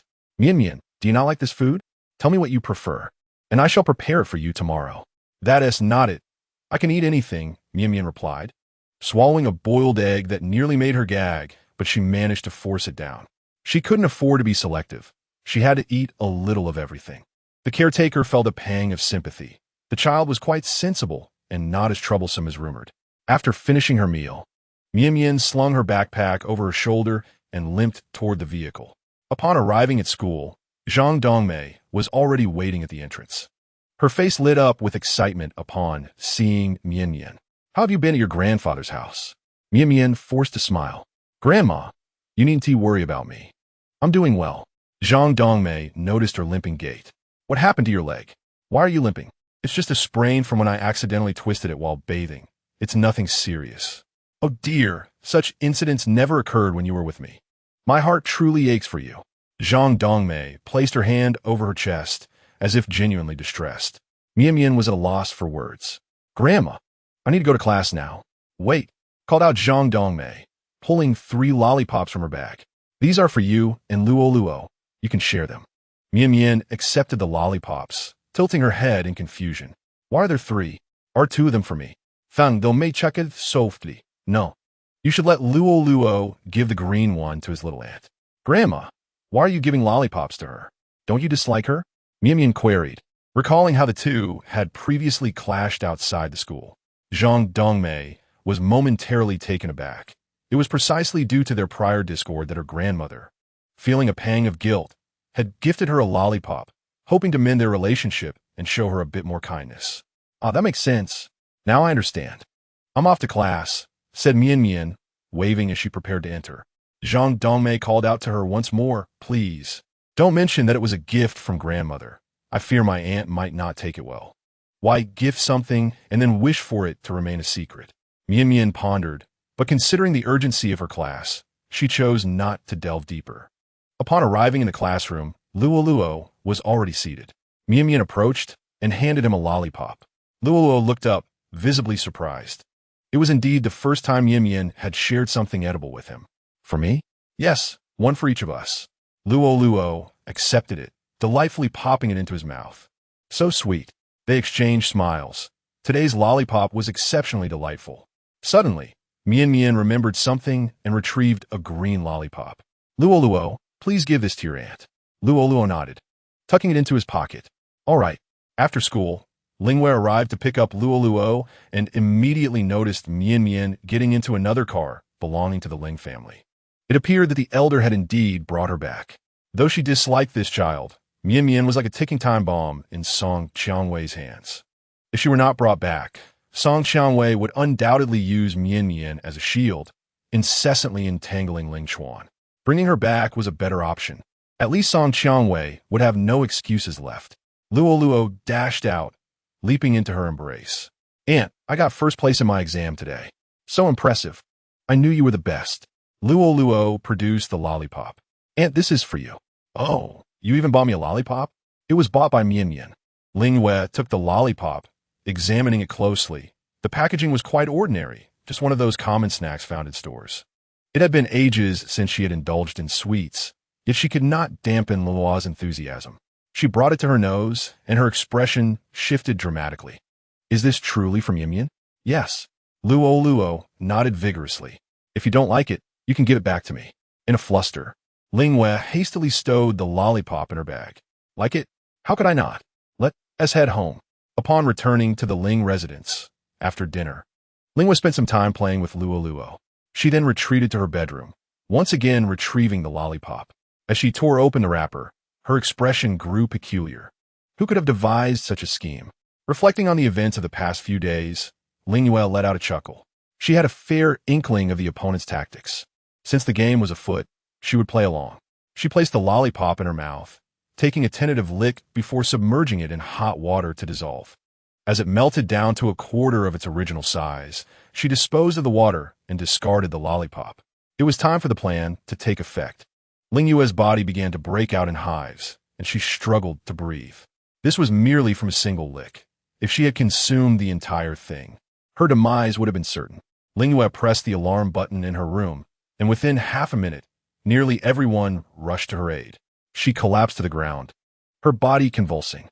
I'm having an allergic reaction. Quickly, call an ambulance. Chapter 79. The Pursuit of the Former Father-in-Law's Family Wen Zhai. Wen Pei reclined on the sofa, admiring her freshly manicured nails. Her waist was alluring, her skin as white as snow, and the softness at her bosom added an extra touch of seductive charm. An assistant entered, bending over to whisper in her ear, Miss Wen, according to our informant, Ling Yu has been rushed to the hospital for emergency treatment. Wen Pei's eyes lit up with delight. It seemed that today she would not escape her deathly fate. Indeed, the informant had mentioned that the lollipop was nearly finished. How delightful! Ling Yu had been severely allergic to milk since childhood, unable to tolerate even the slightest contact. Previously, after mistakenly consuming a pudding containing milk, she had to be rushed inside, barely escaping with her life. Who would have thought a fruit lollipop could contain milk? Recalling the incident when that little green tea, Ling Yu, had put her in her place, Wen Pei felt a surge of resentment. A sinister smile crept across her face as she mused, tell me, if Ling Yu were to perish, wouldn't Ling Chuan be left with only me? The assistant nodded. Indeed, Miss Wen, you are extraordinarily beautiful. Who wouldn't be enamored? Even I find you quite appealing. Yet, due to our professional hierarchy, I have never dared to express it. Such an exquisite beauty as Miss Wen. And Ling Chuan had the audacity not to even glance her way, truly blind. A maid entered. Miss, there's a lady named Zhang outside who wishes to see you. Let her in. Yes. Wen Pei exchanged a knowing smile with her assistant, their understanding palpable. Zhang Dongmei stepped inside, her eyes wide with wonder. Heavens! I have never seen such a luxurious house. Even the swimming pool outside is larger than my entire home. Wen Pei cast her a disdainful glance. Zhang Dongmei wore a fawning smile. Miss, look, I have completed the tasks you assigned. When shall I receive my payment? Wen Pei frowned. How do you know you have succeeded? I've heard that Ling Yu has been hospitalized due to her allergy. You promised me 2 million once the task was accomplished. Zhang Dongmei nervously rubbed her hands together. Shouldn't you provide me with the payment now? Wen Pei straightened, her gaze sultry. Ling Yu is in the hospital. Why would I owe you 2 million? Zhang Dongmei suddenly felt an ominous premonition. Initially, it was Wen Pei who had approached her, offering 2 million for ensuring Ling Yu ended up in the hospital. Miss, you made a clear agreement. I have fulfilled my part. You cannot deny your promise. Wen Pei remained unfazed. What did I say? Do you have any evidence? Zhang Dongmei nearly succumbed to frustration. It was evident that Wen Pei was unwilling to acknowledge their arrangement. Unfortunately, she had no proof, having forgotten to record their conversation. That day, she had witnessed Song Guoqiang's infidelity, discovering his own little family outside, leaving her in utter despair. It was Wen Pei who had summoned the assistant, promising 2 million to facilitate the task and allow her to escape. Facing imminent imprisonment, she knew Song Guoqiang would not care for her. In fact, he would likely relish her downfall, as it would enable him to be with his mistress unencumbered. In a fit of rage, Zhang Dongmei consented to the transaction. To her astonishment, Wen Pei now outright denied any obligation. Zhang Dongmei pointed an accusing finger at her assistant, exclaiming, "You summoned him to approach me that day. Why are you now disavowing it?" Wen Pei casually crossed her legs, her delicate limbs exuding an almost ethereal grace. She shrugged nonchalantly, her innocence feigned. Why should I claim responsibility for actions I did not undertake? Your disdain for Ling Yu and your desire to eliminate her bears no connection to me. The assistant stifled a chuckle, chiming in, I have never even encountered you. Do not tarnish my mistress's reputation. For the Wen family's lawyers are not to be trifled with. You all. Zhang Dongmei clutched her chest, nearly collapsing from shock. She had thought she was on the brink of salvation, only to find herself plunged into another abyss. Wen Pei, do you not fear retribution for your actions? Your family has inflicted so much harm upon Ling Chuan. Have you never feared the consequences? Regret consumed Zhang Dongmei, her heart heavy with despair. Had she known better, she would have treated Ling Chuan with more kindness. Perhaps this calamity could have been averted. It was evident that karma had come to collect its due. Wen Pei observed Zhang Dongmei, who was now a frantic creature in distress, and remarked chillingly, I advise you to utilize your time wisely and escape while you can. Ling Chuan will soon be on your trail, as Ling Yu is his cherished sister. Should you bring about her demise, your entire family will face annihilation. Zhang Dongmei felt dizzy, darkness clouding her vision as she stumbled, nearly falling. She had believed that facing imprisonment was the worst fate, yet here she was, plunged into a dire predicament. Wen Pei glanced at the clock. 3 hours had elapsed since Ling Yu was admitted to the hospital. In approximately 1 hour, Ling Chuan would uncover your whereabouts, leaving you with but an hour to flee for your life. Recalling Ling Chuan's ruthless nature, she realized he was no longer the obedient son-in-law of yours. A shiver coursed through her as she pleaded, tears streaming down her face. Miss Wen, I implore you, save me. Relying on others is futile. One must depend on oneself. Wen Pei replied coldly. Zhang Dongmei fell to her knees, utterly humiliated, having never endured such degradation in her life. Please, if you save me, I shall do anything you ask. Wen Pei clicked her tongue, shaking her head. However, you have become utterly useless to me now. Will you flee on your own, or should I inform Ling Chuan of your whereabouts? Zhang Dongmei sprang to her feet, panic-stricken. I shall leave at once. She understood that Wen Pei would offer her no further assistance, and that her only option was to escape. With that, she fled in a frantic rush, her ample form jiggling comically, reminiscent of a sow. Wen Pei could not suppress a laugh at the absurdity of it all. To gauge what one's wife might become in old age, one need only observe the mother-in-law. Fortunately, Ling Chuan had divorced early. Had Song Qiangwei transformed into a hefty sow, he would have been too embarrassed to be seen in public with her. In the hospital, the lights outside the operating room dimmed, and the attending physician emerged. Ling Chuan supported Ling Mingda to his feet, anxiety etched across his features. Doctor, how was the patient inside? The doctor removed his mask. After an intense effort, Miss Ling had escaped the clutches of death, Yet further observation of her treatment's effectiveness was still necessary. Ling Mingde felt a wave of relief wash over him. Ling Chuan furrowed his brow. His sister's diet had always been meticulously monitored, and she was well aware of her allergies. How could such an incident occur? Ling Mingde snorted, suspecting negligence on the part of the servants. Bring me the dietary records for Ling Yu from the past week. In affluent families, meals are strictly overseen, with a separate portion reserved daily. Half an hour later, Butler Sheng presented the documents, and Ling Chuan scrutinized them carefully. Among the listed foods, he found no trace of allergens. This matter was certainly suspicious. Ling Mingde inquired, "What do you think? Was it the servants who carelessly included some dairy product?" Ling Chuan shook his head. "No, there are no dairy products at all. What could have possibly happened?" Ling Yu awoke, and both Ling Chuan and Ling Mingde entered to see her. She appeared frail, having just brushed with death. "Brother, Dad, am I going to die?" "Nonsense. You're perfectly healthy," Ling Mingde exclaimed, his eyes wide with anger. Ling Chuan tucked her blanket in gently. "Think carefully about what you ate yesterday." Ling Yu pondered. "I mostly ate at home. I didn't eat anything from outside." Due to her allergic constitution, she had avoided outside food altogether. "Oh, I remember. Mian gave Luo Luo a lollipop and said it was for me. I had it halfway through when Ling Chuan's expression shifted. Mian. Ling Mingde cleared his throat, somewhat apprehensive. "To prevent Song Qianwei from continuing to use the child to threaten you, I placed Mian in the villa across the estate."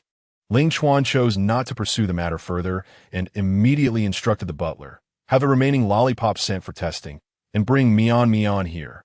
"Understood." Mian was sitting alone at a table, doing her homework when the butler arrived to escort her away. Throughout the journey, Butler Sheng remained silent, his demeanor stern. "Where are we going, Uncle Butler?" He dismissed her question. "You'll find out when we arrive." Soon, Mian was brought to the hospital. She spotted her father, grandfather, and aunt gathered there. But why was her aunt lying in a hospital bed, appearing gravely ill? Mian timidly called out, "Daddy." Ling Chuan raised his voice. "Do not call me that. Tell me, who gave you the lollipop?" Mian recalled the lollipop and her grandmother's words, which forbade her from revealing that it was given by her. She blinked innocently, fidgeting with her fingers. "I bought it myself. Wanted to share it with Luo Luo and my aunt." This little gesture was unmistakably a lie. Having raised her for so long, Ling Chuan knew her character well. This child, even now, was protecting that family, unwilling to speak the truth. Mian, I will give you one more chance. Where did the lollipop really come from?" Mian hesitated. Lowering her head, "It was me." Before she could finish her sentence, Ling Chuan delivered a resounding slap. As the cotton quilt fell to the ground, she felt a wave of dizziness wash over her, her body trembling in fear as tears streamed down her cheeks. Her father had struck her again. "If you do not speak the truth, you may as well leave the Ling family and join your mad mother." The pangs of sorrow and terror engulfed her. She truly wished to distance herself from her mother. The suffocating sensation of nearly drowning that day remained etched in her heart. "Father, I was wrong. I will tell the truth. It was Grandma who gave it to me, instructing me to give it to Aunt, telling me not to reveal it." Upon hearing this, Ling Chuan's expression grew ominous, a palpable aura of menace enveloping him. "Ah, so now they have resorted to harming his family." Ling Mingde exchanged a glance, signaling to Butler Sheng to escort Mian home. The butler lifted Mian and exited without delay. Half an hour later, the test results were revealed. That seemingly fruity lollipop had been tainted with added milk. This was a meticulously orchestrated conspiracy. Ling Yu, frail and pale, felt tears welling at the corners of her eyes. "Brother, their hearts are so cruel, using a child to drive me to despair." Ling Chuan felt a pang of guilt. Had he not been blind to the truth years ago, he would not have found himself entangled with this family. "Fear not. Yeah, I shall seek justice on your behalf." Ling Yu wept like a rain-soaked pear blossom, yet she sensed that the situation was far more intricate. How could Zhang Dongmei know about my milk allergy? Only those intimately familiar with us would be aware. Ling Chuan reached a similar conclusion, but at that moment, his pent-up rage sought an outlet. He would deal with the consequences later. Let's first take action against them. He stepped outside and made a call. Immediately pursue and eliminate the Song family. Chapter 80. Find your mother, and send her to her demise. Upon returning home, Zhang Dongmei's first act was to gather her belongings in a frenzy, creating a cacophony as if pursued by unseen phantoms. Song Guoqiang, roused from slumber, wore an expression of irritation. "What are you doing? Can you not let anyone sleep?" Her life was hanging by a thread, and he had the audacity to slumber until midday. This wretched creature surely longed for her swift disappearance to revel with the woman outside. Enraged, Zhang Dongmei brandished a pillow and hurled it at his head. "All you do is sleep. I am on the brink of death, and you do not care. Tell me, are you seeing someone else?" Song Guoqiang, stifling his breath, felt the twinge of guilt. "What nonsense are you spouting? I have no energy for any mistress." Zhang Dongmei regarded the man with whom she had shared a bed for decades, feeling utterly repulsed. She realized she had never truly fathomed him. Wiping her tears, she continued to pack her belongings. Song Guoqiang, bewildered, questioned her erratic behavior. "What are you packing for? Where do you intend to go? None of your concern. I could perish outside, and you would remain indifferent." Exasperated, Song Guoqiang thought that had it not been for Wei Wei, he would have divorced her long ago. Unromantic, domineering, and a burden to her siblings, each trait was a considerable fault. As Zhang Dongmei opened her backpack, a train ticket slipped from her pocket. Song Guoqiang picked it up to examine, utterly astonished. "What brings you to Ning'an City all of a sudden?" Ning'an is their hometown, situated over 3,000 kilometers away. Her face was filled with panic as she snatched the ticket from his hands. "Do not concern yourself with this. No one must speak of it, especially not Ling Chuan." Song Guoqiang was left bewildered. Why would Ling Chuan care about your trip to Ning'an? He certainly did not in the past, and now he would be more inclined to wish her harm. Zhang Dongmei packed her belongings, tears welling in her eyes. Song Guoqiang, as husband and wife, I hope you do not make this irrevocable. If Ling Chuan comes to interrogate you, you must absolutely not reveal my whereabouts. What have you done to make it seem as though he wishes to kill you? Do not ask." Zhang Dongmei turned on her heel and departed. Song Qiangwei, hearing the commotion, emerged from her room. "Father, what are you arguing about? Why did mother leave so abruptly?" "I do not know." Song Guoqiang sighed, a profound sense of foreboding settling in his heart. This madwoman must have been up to something outside, now fleeing for refuge, leaving him and his daughter behind, uncertain of what tomorrow might bring. There may be no need to wait until tomorrow. An hour later, a cacophony of footsteps echoed in the hallway. Ling Chuan arrived with 5 henchmen, forgoing the courtesy of knocking, instead kicking the Song family's door wide open. Song Guoqiang nearly suffered a heart attack, trembling in fear. "What are you doing? This is a private residence." Upon seeing Ling Chuan, Song Qiangwei felt a mix of joy and terror. The fear stemmed from his aggressive approach, as if he were there to seek revenge. Ling Chuan radiated a menacing aura, his eyes narrowing. "Where is Zhang Dongmei?" It was evident that she had caused trouble outside. Song Guoqiang managed a nervous smile, attempting to appease him with a cigarette.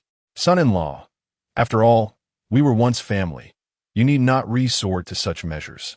Before he could finish his sentence, Ling Chuan seized his wrist, twisting it violently. With a sickening crack, Song Guoqiang collapsed to the ground, groaning in agony. "Who is your son-in-law? How dare you presume to associate with me? Have you considered whether you are worthy?" He was no longer the pliable Ling Chuan of the past. Anyone who harmed those he cherished deserved to perish. Song Qiangwei, heartbroken, helped her father to his feet and looked at Ling Chuan, sorrow etched across her face. "Why must you act this way? You may strike me, but why must you come to my home and harm my father? Regardless of our past, he is still your father-in-law. I spit on that." Ling Chuan spat on his balding head. "Ask yourselves, members of the Song family, did you ever truly treat me as one of your own? To utter such words now is utterly revolting." Song Qiangwei's face turned pale, her lips quivering. "What do you want with my mother?" "To find your mother and send her to her demise." His words were chillingly blunt, plunging her into an abyss of despair. "Ling Chuan, if you have grievances, direct them at me, but do not harm my family. How is it possible that you can care for your family, while I cannot protect mine?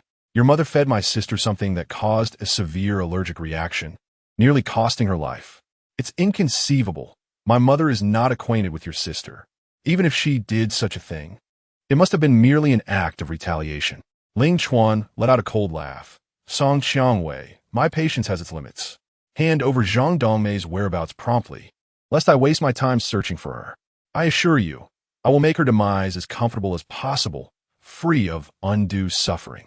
Song Qiangwei shook her head desperately, tears streaming down her cheeks as she knelt in supplication. I implore you, for the sake of our past as a couple, spare my mother. Ling Chuan clenched his fists. You speak of a marital bond, yet it only stirs a sense of irritation within me. Do you believe it grants her immunity from consequence? To me, it is merely a chapter one wish to forget. Song Wuqiang, you must know where Zhang Dongmei has gone. Speak. Song Wuqiang was drenched in cold sweat. I truly do not know. She left without uttering a word, and I am unaware of her actions. Ah, it seems you possess a certain sentimentality. Ling Chuan stood, signaling for the guards to bring someone in. Yes, young Master Ling. 3 minutes later, 2 individuals were escorted in, a woman and a young boy. The woman appeared terrified, clutching the boy tightly to her chest. Song Wuqiang had intended to feign ignorance, but upon seeing them, he could no longer maintain his composure. Guifun, Nan Nan, what are you doing here? Wu Guifun, with a face of terror, responded, I do not know. I was at the market buying vegetables with Nan when suddenly we were captured and brought here. Song Qiangwei's eyes widened. Who were these people? And why did her father seem so anxious around them? Song Wuqiang struggled to rise. Ling Chuan, we can talk this out. Let them go, I beg you. Ling Chuan's expression remained icy, revealing a ruthless determination. I will consider releasing them, but only if you disclose Zhang Dongmei's whereabouts. Internally, Song Wuqiang wrestled with his conscience. If Zhang Dongmei fell into Ling Chuan's hands, she would undoubtedly face dire consequences. Despite their unhappy union over the decades, she had borne him child. Yet, his beloved woman and son were innocent in this turmoil. Unable to contain herself any longer, Song Qiangwei inquired, Father, who are they?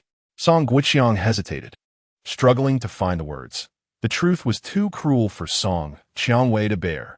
Meanwhile, the frightened Nan whispered, Mommy, who are these people? Why is Daddy lying on ground? Daddy? Song Qiangwei was nearly overwhelmed with rage. How could this child refer to her father as Daddy? Chapter 81. Because your entire family deserves to perish. Song Qiangwei could hardly believe her ears, pointing at the mother and child, her finger trembling. When did you come together? Ling Chuan mockingly remarked. Look at how old this child appears to be. Song Qiangwei scrutinized Nan, given his height and appearance. He must be at least 10 years old. Her child is only around 6 years old. It turns out that 4 years prior to her marriage and motherhood, her father had been involved with someone outside. Ling Chuan, did you already know about this? Why are you only revealing it now? Song Qiangwei glanced at Song Wuqiang, her face filled with deep sorrow.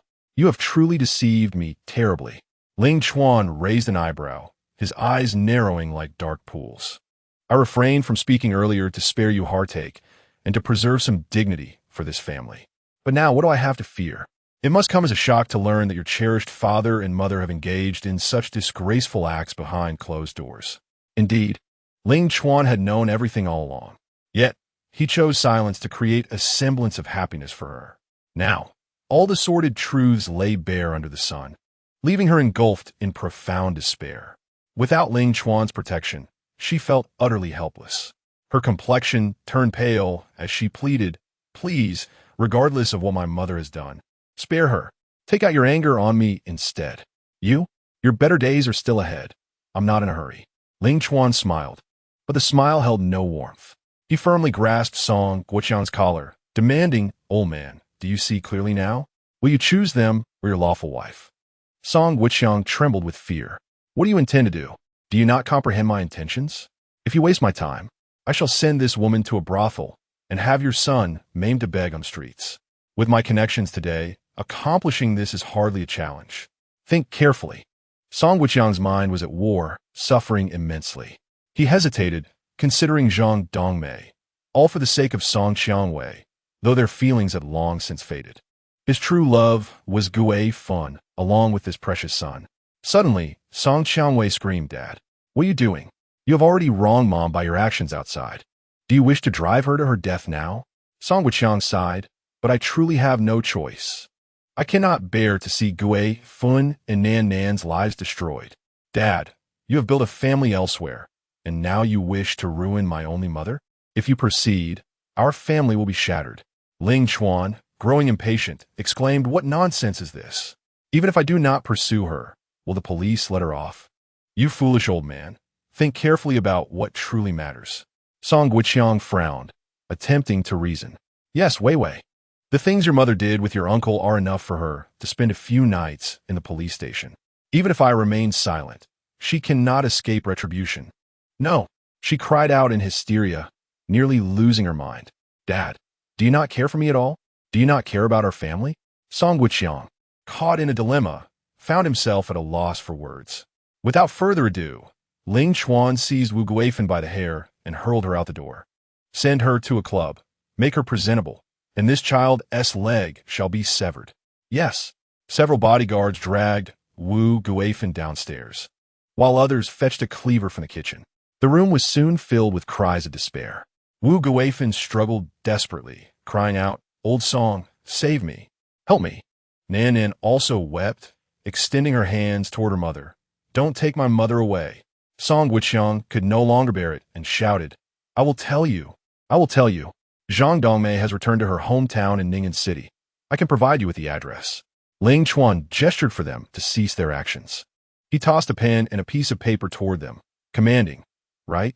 Trembling, Song Guiqiang began to pen down the address. In a fit of urgency, Song Qiangwei rushed over and snatched the pen from him, discarding it. No writing. Ling Chuan, unable to endure any longer, struck her with considerable force. She was knocked to the ground, her lips bleeding slightly. "Ling Chuan, why won't you let my family go?" "Because your entire family deserves to perish." Ling Chuan threw the pen back to Song Guiqiang, insisting, "Continue writing." Song Guiqiang took it again, trying to recall the address. 5 minutes later, he put down the pen, stating, "This is the address." Ling Chuan picked it up, glanced at it, and tucked it into his pocket. "Let us go." After taking a few steps, he remembered and turned back to instruct the bodyguard, "Take this old man with you. If he writes the address incorrectly, I will deal with him on the way."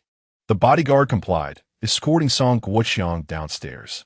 Song Qiangwei attempted to follow, but, dazed from the blow, stumbled and fell after a few steps. Wu Guifan, clutching Nan Nan, trembled in fear. How terrifying! What kind of powerful figure has this family provoked? Song Qiangwei, seething with anger at the sight of her, thought that if it were her mother, she would undoubtedly chase after them without hesitation. "My father sent my mother away for your sake. Shouldn't you try to stop this?" Wu Guifan scoffed, "This is none of our business. My son and I are merely pawns. Why should we suffer for your mother?"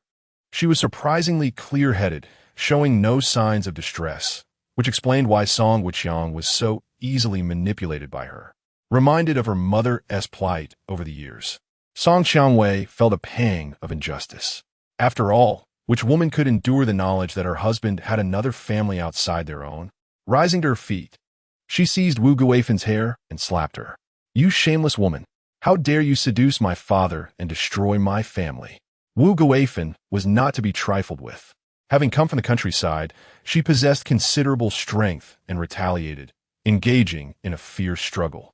Witnessing her mother being assaulted, Nan Nan bit down hard on Song Qiangwei's thigh. In an instant, screams and curses filled the room. Ning'an City. Zhang Dongmei disembarked from the train, donning a hat and mask as she walked cautiously. Her heart racing, she frequently glanced back, feeling as if someone were following her. When she realized it was merely a passerby, she exhaled a sigh of relief, reassuring herself, It's fine. Ling Chuan shouldn't find me here. As long as that old man Song Guiqiang doesn't speak, no one will be able to locate me." She arrived at the house she once lived in, a small bungalow within a unit, surrounded by a few other households. Zhang Dongmei planned to tidy up a bit and hide out here for a few days. Before she could step inside, the door of the neighboring unit swung open, revealing an old acquaintance, Aunt Li. Aunt Li rubbed her eyes, astonished. "My goodness, the noblewoman has returned." Chapter 82. Why are you now begging me on your knees? In the past, Zhang Dongmei often boasted to them that she had settled in Shihai City, that her daughter was both wealthy and filial. and that she led a life akin to that of a great matriarch. This incited both jealousy and resentment among the neighbors. Aunt Lee scrutinized her from head to toe. "Dongmei, why are you dressed like this? When you returned before, you were adorned in gold and silver. Now you've covered your head and face, resembling someone go to work." A shock raced through Zhang Dongmei as her keys fell to the ground. "It's nothing. I'm just back for a vacation. I've grown weary of life in the big city, and I still cherish this home." Aunt Lee clicked her tongue, clearly unconvinced. Everyone in the neighborhood knew Zhang Dongmei's true nature. Would she willingly abandon a comfortable life in the city to return here? Clearly, she was seeking refuge. "It seems you are quite nostalgic. Why have you returned alone this time? Where is your husband?" "Husband, huh?" One ironic term. She no longer had any real husband. Zhang Dongmei, who had always cared about appearances, forced a smile. "Oh, he insisted on following me wherever I went before I returned. I found him bothersome and told him not to come." "Oh, after so many years of marriage, you two are still so affectionate. It truly makes one envious. Brother Song has been completely won over by you." Zhang Dongmei nodded with a bitter smile. "Yes, completely won over." No one knew the heartache she concealed. That old man had long since established a life elsewhere. Zhang Mei laughed lightly, eager to change the subject. "I'll go tidy up the place. Let us chat another day when I have time." "Sure, come over for dinner. My husband has prepared a feast today. I'll come when I can." Zhang Dongmei entered the house and closed the door, feeling an overwhelming sense of loss. Song Guoqiang was the sort who wouldn't even help if a soy sauce bottle fell. Husbands in other households knew how to cook, yet he had never lifted a finger, constantly complaining about this and that. Aunt Lee, seeing her close the door, scoffed disdainfully. "She has been putting on airs all day, and who knows what trouble she has run away from.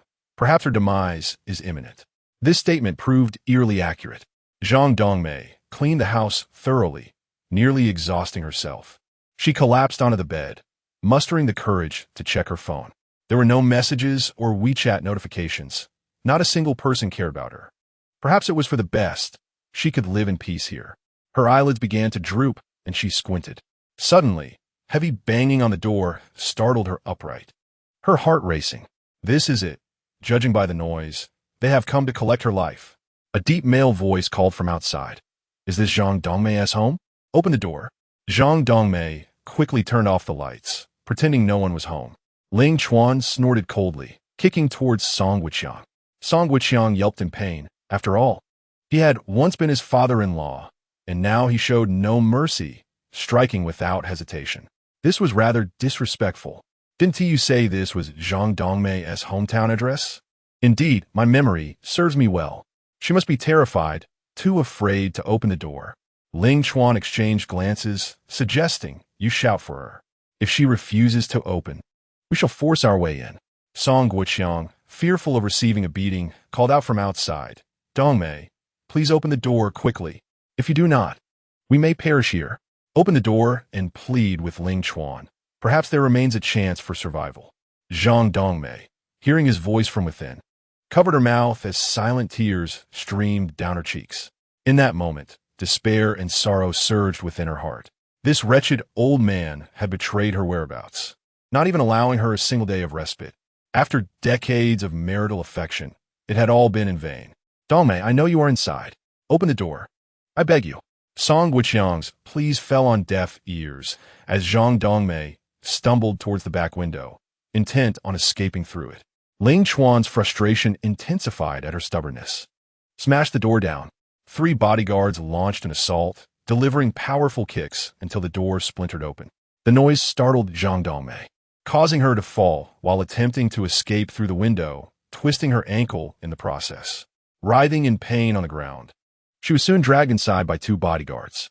Ling Chuan sat regally in the center of the living room, emanating an aura of authority without uttering a word.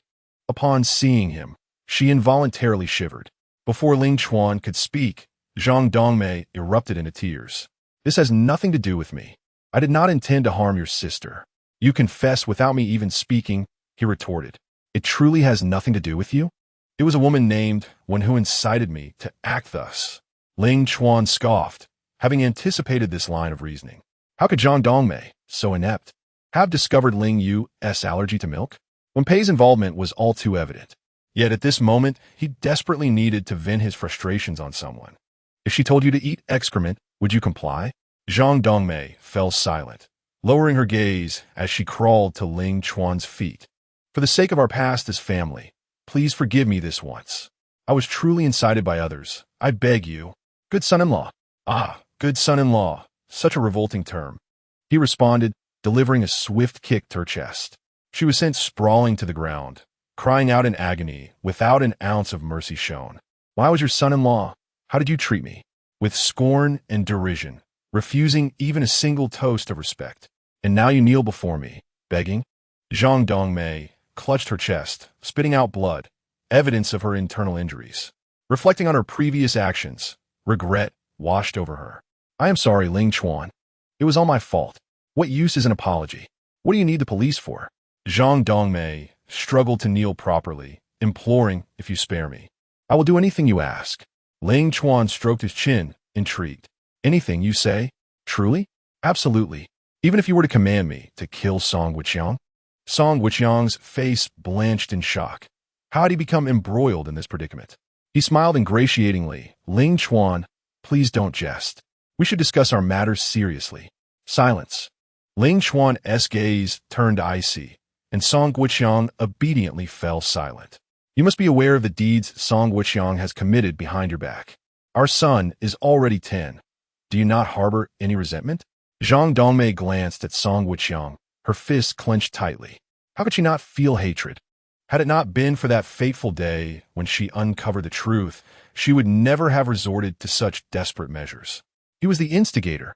Yet, a flicker of affection still lingered in her heart, preventing her from taking action. No, I cannot do it. Ling Chuan rose, his gaze sweeping over her with disdain. You cannot do it?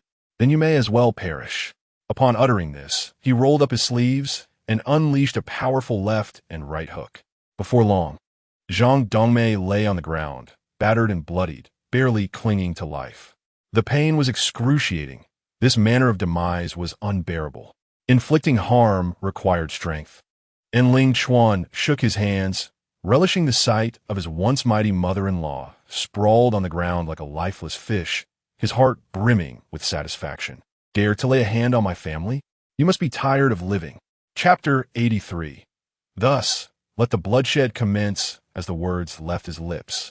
His mother-in-law writhed on the ground. Ling Chuan showed no mercy, raising his foot, ready to strike. Zhang Dongmei, in a pitiful state, pleaded, for the sake of the fact that you were once Wei Wei's husband, please spare me. Ling Chuan halted his foot, a satisfied smile gracing his lips. I may spare you, but such an opportunity must be seized on your own accord. You two must engage in mutual slaughter. Whoever survives will emerge victorious. And I promise not to kill him. His expression was grotesque, rendering him unrecognizable. Despair enveloped Zhang Dongmei. The man before her was no longer the Ling Chuan she once knew. What had transformed him into this bloodthirsty, cold-hearted being? Song Wuqiang furrowed his brow. Ling Chuan, why must you force us to this point? Because I have an inherent affinity for drama, he replied, especially the kind where deep affections turn to mutual slaughter at critical moments. Human emotions unfold before me, revealing that they are not as united as they once seemed. Just like Song Qiangwei and Qian Kun, who sweetly called each other brother, yet were more ruthless than anyone when it came to personal gain.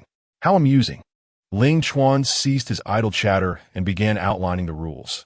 If you two do not engage in combat, when time is up, I shall set the house ablaze. And both of you shall perish.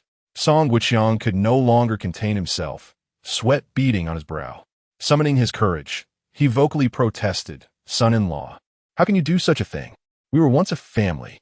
Am I cruel? Ling Chuan let out a laugh, as if hearing the greatest joke. Did you not find yourselves cruel in the way you treated me?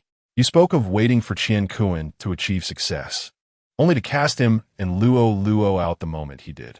And now, where is Qian Kun's success? Ling Chuan laughed uproariously, his laughter echoing with wild abandon. Your esteemed son-in-law should be Qian Kun, for he is capable of bestowing upon you endless glory and riches. Yet where is he now? Song Wuqiang, fully aware of his guilt, lowered his head and murmured softly, It is not that we fail to discern the truth. Every individual is prone to err. Please, let go of past grievances. Ling Chuan squatted down and delivered a punch directly to Song Guiqiang's face. Bam! Song Guiqiang grimaced in pain, collapsing to the ground, nearly losing consciousness. If I, Ling Chuan, were merely a destitute lad, it is likely that your fate would be far worse than mine. I have already shown considerable mercy. Let us proceed. As Song Guiqiang beheld Zhang Dongmei lying on the ground, gasping for breath, he felt a pang of compassion. How could he bring himself to act against her? He had already wronged her by his indiscretions. Must he now take her life as well? I heard that. You old fool. Ling Chuan, noticing Song Guiqiang's dazed expression, delivered several kicks, striking him in a most sensitive area.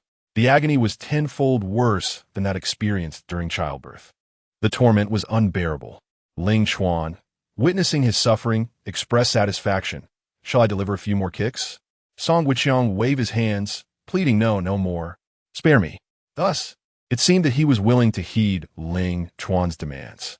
I will follow your lead, he conceded, realizing he had no choice but to comply. To defy him would lead to the demise of both. A gamble was afoot. At least one might survive. He had yet to take Nan Nan to the world's grandest amusement park, and there was Gui, Fun, always so gentle and understanding. She must be on the verge of tears at this moment. Upon hearing those words, Zhang Dongmei felt her heart shatter. She had believed there was some lingering affection in his heart, only to discover there was none whatsoever. In his quest for survival, he chose to turn against her. Ling Chuan took several steps back, declaring, "Very well, your injuries are now fairly matched. Let the battle commence." With that, Song Guiqiang rose and leisurely approached, wielding a chair. He yearned for a savior to appear, yet none came. This night was destined to be a hellish ordeal. He raised the chair high above her head. "Forgive me, dear mother of my child. I have wronged you in this life, but I shall treat you well in the next." Zhang Dongmei, prostrate on the ground, summoned all her strength to lift her head. "Song Guiqiang, so you do remember that I bore you a child. Is this how you repay me? How will you face Wei Wei?" The memory of Wei Wei's disappointed gaze weighed heavily on his conscience. Yet, he felt there was no alternative. He had to follow through. "I shall explain everything to Wei Wei. Nan Nan is still young. I cannot perish here. You would understand, would you not?" Zhang Dongmei offered a bitter laugh. Today, she had seen the true face of the man before her. He had been unfaithful and fathered an illegitimate child. Yet he dared to ask for her understanding. The absurdity was staggering. Step by step, Song Guiqiang drew closer, his expression increasingly menacing. When one harbors murderous intent, they are not far from becoming a devil.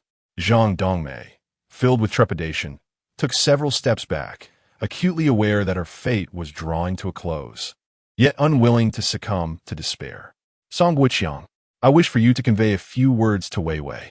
We have shared a life together. I am willing to trade my existence for yours." Song Guiqiang set down his chair, inquiring, "What is it you wish to say?" He leaned in closer, as this was a matter meant only for their private discourse, and he hoped she would not refuse such a modest request. After a moment's contemplation, he found no reason to decline her plea. She had offered her life in exchange for his, a most favorable bargain indeed. Bending down to draw nearer, he urged, "Speak. What message do you wish to send to Wei Wei?" With trembling lips, Zhang Dongmei implored, "Please tell Wei Wei to cherish her life. The past is not to be revisited. My death was an unfortunate accident, and no one is to blame. Furthermore, she must honor her father." Hearing this, Song Guiqiang was profoundly moved, tears welling in his eyes. Even in her final moments, her thoughts remained with him. "Mimi, it is I who owe you an apology." Zhang Dongmei extended a hand toward his neck, urging him to come closer. Caught off guard, Song Guiqiang was overwhelmed with emotion. However, in the next instant, blood seeped from the corner of his mouth. Disbelief etched across his features. The pain radiated throughout his body. Looking down, he discovered a dagger, somehow procured by Zhang Dongmei, firmly embedded in his chest. Her face twisted with hatred. She twisted the knife with fervor. "Huh, did you truly think I had no card left to play? Though I may lack your strength, I will the weapon. As the saying goes, no matter how skilled one is, a kitchen knife can still strike fear." Ling Chuan, observing the scene, clicked his tongue, in admiration. Impressive, truly impressive. The spectacle is simply captivating. Chapter 84. It is all too late in contrast. The fierce clash between Song Qiangwei and Qian Kuan paled in comparison to this riveting encounter, which had taken an unexpected turn. If staged, it would surely garner an abundance of applause. Furious, Song Guoqiang found himself sapped of strength, the knife having robbed him of vitality. Blood poured from his mouth as he murmured, "Mimi, I never intended for you to perish. I only wished to feign your murder, only to be bested by you." Zhang Dongmei erupted into laughter. What a time to play the actor. After all these years of marriage, did you think I would be unaware of your intentions? Regardless, I am destined to die. If you can survive, that is all that matters. With her hand trembling, she relinquished the knife's handle, despairing tears cascading down her cheeks. What use are your words now? The moment you strayed outside our union, you betrayed me. Song Guoqiang's complexion turned ashen. It is not without merit. I hope you and Wei Wei can live well, and that you do not mourn my passing. I have erred in the past, and this shall serve as my atonement. His words, imbued with sincerity and deep emotion, resonated with her. Zhang Dongmei found herself swayed by his earnestness, recognizing his powerlessness to alter their fate. As the saying goes, a dying person's words are often kind. May I find solace in your embrace, Mimi? Naturally, she acquiesced, gradually crawling towards him, enfolding him in her arms. Song Guoqiang smiled contentedly as he withdrew the dagger from my body. I did not wish to die in such a disgraceful manner. Very well, I shall heed your wishes. Zhang Dongmei reached out to extract the dagger, exerting nearly all her strength in the effort. What immense hatred must one harbor to drive it in so deeply? Yet in this moment, she was willing to embrace him. Humanity, indeed, is a profoundly intricate creature. As Zhang Dongmei pulled out the dagger, blood gushed forth from Song Guoqiang's chest like a gentle stream. He seized the dagger, a sinister smile curling at the corners of his mouth. With all his remaining strength, he plunged the dagger into her head. If I am to perish, I shall take someone down with me. Zhang Dongmei began to scream, clutching her head as she collapsed to the ground. Regret filled her. All that talk of deep marital affection was mere pretense. This wretched man sought to die alongside her.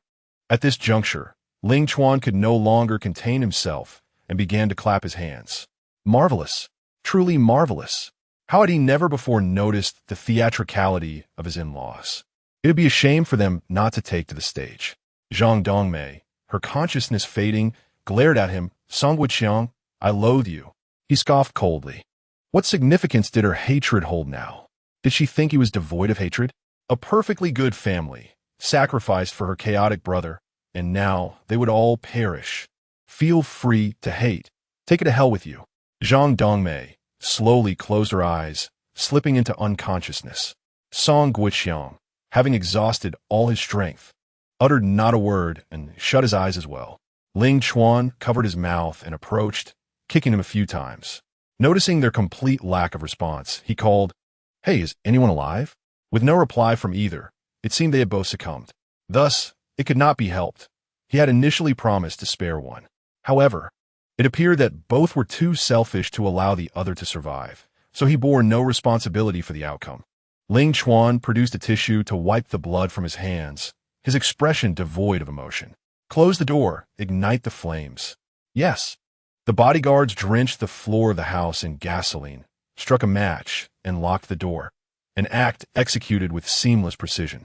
The roaring fire quickly engulfed the premises, illuminating the surroundings as brightly as day. Old Mrs. Li, hearing the commotion, rushed outside. Good heavens, what on earth is happening? Why is the affluent neighbor's house ablaze? Squinting, she spotted a group of men in black standing outside, a chill running through her. She had suspected that Zhang Dongmei had drawn something sinister into her life. Her intuition proved correct. Better to refrain from meddling in others' affairs. Pretending not to notice, old Mrs. Li yawned and returned to her slumber. Ling Chuan settled into his car as the bodyguards approached. Young Master Ling, the scene has been thoroughly managed. It will merely be deemed a domestic dispute that inadvertently ignited a fire. Well done. I shall increase your salary. Thank you, young Master Ling. He chuckled softly, rolling up the car window. The adage that money can move mountains holds true. Regrettably, in his youth, he had failed to recognize the paramount importance of wealth and power. With a singular desire to soar alongside Song Qiangwei, he found himself instead battered and bruised. From this moment forth, he vowed never to linger for anyone again. As the vehicle traveled midway, it abruptly halted. Just as Ling Chuan was about to berate the driver, the latter turned to explain, "Young master, there is a woman blocking the road ahead." "What woman?" Ling Chuan cast a disdainful glance and was met with the sight of the very calamity he wished to avoid. Song Qiangwei had pursued him, her hair in disarray, appearing utterly disheveled. She rushed to the back of the car, banging on the window, her voice a desperate cry. "Ling Chuan, spare my parents, I beg you. Do with me as you will. I was wrong. I should never have treated you that way. I truly regret it." Feeling her words lacked sincerity, she sank to her knees. "Ling Chuan, I kneel before you. Do with me as you please." Ling Chuan slowly lowered the window, his gaze condescending, akin to that of a giant looking upon an insignificant ant. "Do you not think it rather late for you to kneel before me now?" "Late? What do you mean?" A chilling realization coursed through her. Could it be that her parents had already? Song Qiangwei could not bear to accept this grim truth, shaking her head fervently. "It is not too late. Not at all. If you spare them, I would gladly die in their stead." Ling Chuan merely clicked his tongue, shaking his head. "It is too late. Everything is far too late. They're already gone, and there is no time to exchange lives." With that, he uttered a final sentence and raised the window, instructing the driver to leave without a second thought. The vehicle splashed through the mud, staining her completely, much like her life, which had become mired in a quagmire of despair. Did he mean it was too late? Song Qiangwei stumbled to her feet, making her way back to the old house. Long before she arrived, she could see thick smoke billowing in the distance.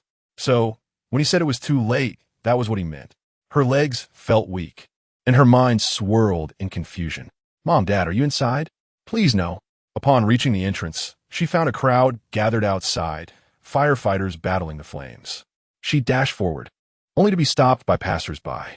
"Let me go. There are people inside. I must get in." "Don't be foolish. The fire is too fierce. Anyone who enters will perish." It was said that a couple was trapped inside, surely reduced to ashes.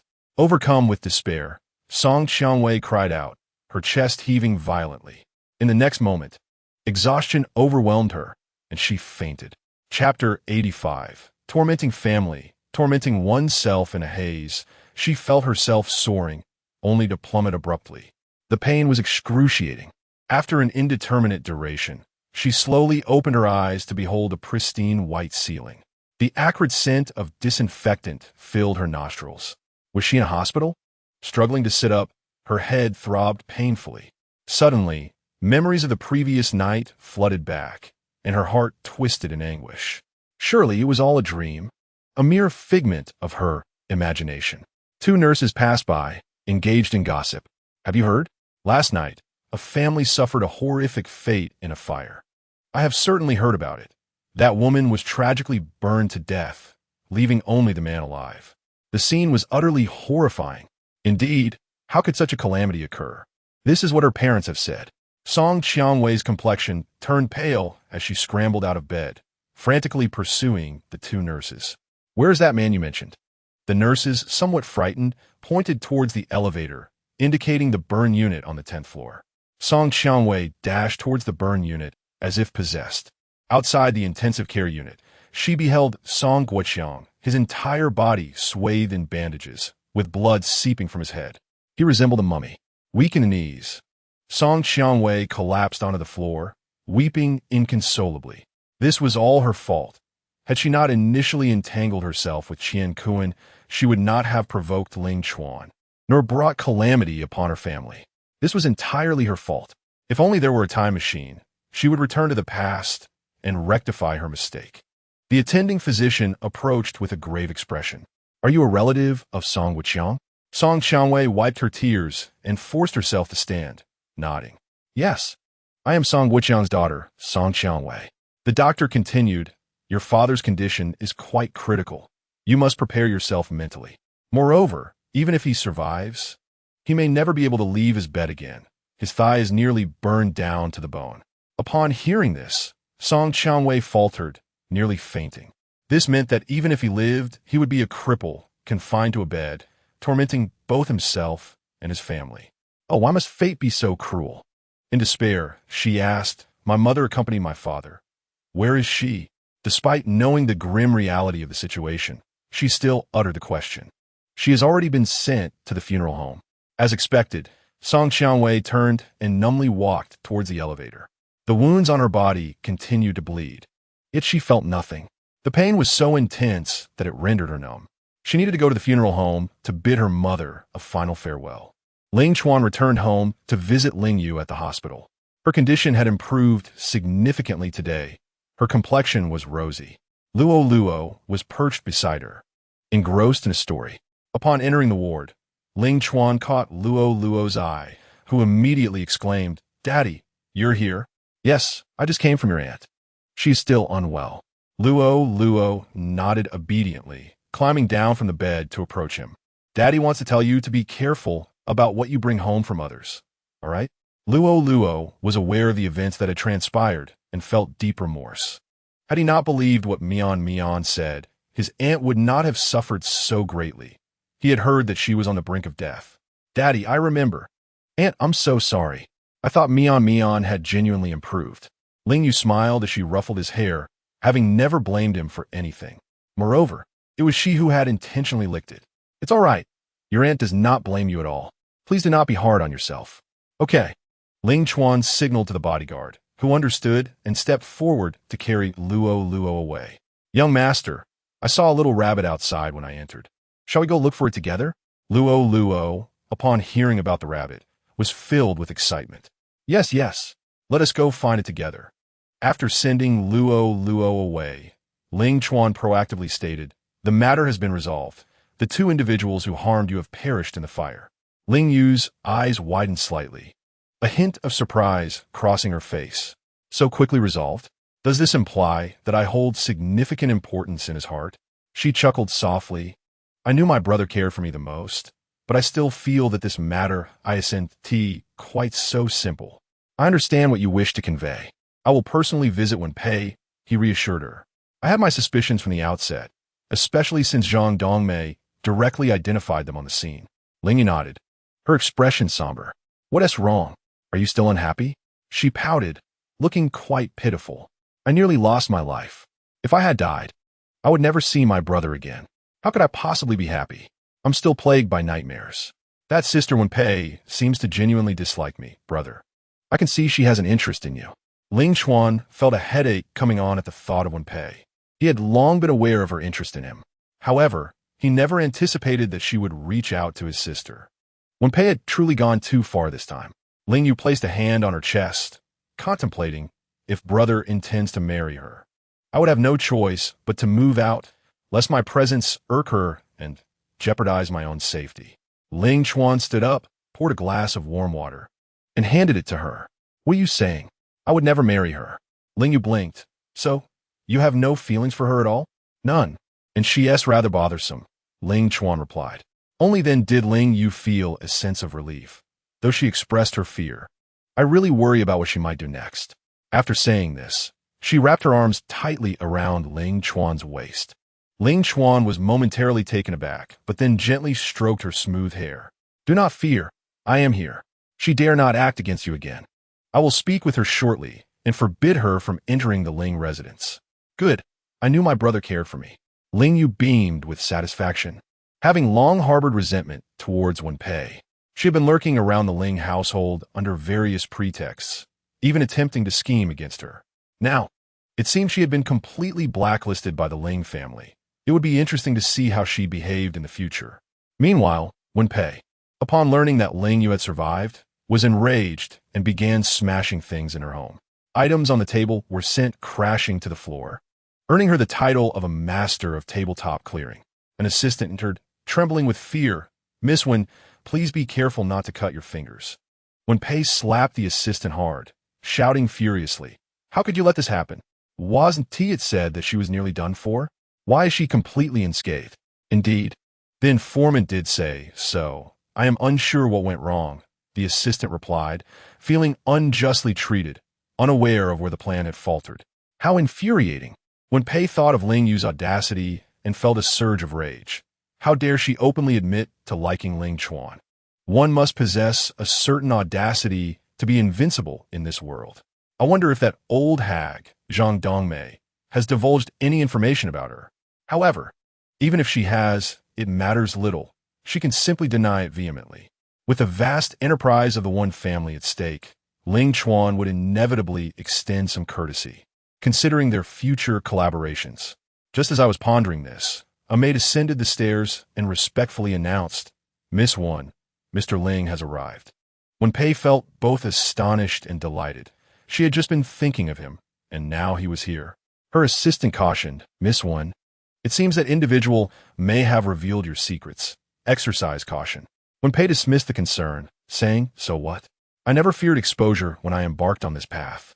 It is truly unfortunate that Ling Yu did not perish. Please step out. I need to change." "Yes." The assistant blushed and exited. Chapter 86. A love that yearns for children. Ling Chuan lounged on the opulent leather sofa in the one family's parlor, casually crossing his legs. The assistant descended. Maintaining his composure, "Mr. Ling, please hold on. Our miss is changing and will be down shortly." Ling Chuan merely grunted in acknowledgement. The assistant noted the array of luxurious gifts he had brought, feeling a twinge of disdain, though he outwardly rejected Wen Pei. It appeared he was attempting to charm her with gifts after a few days of her absence.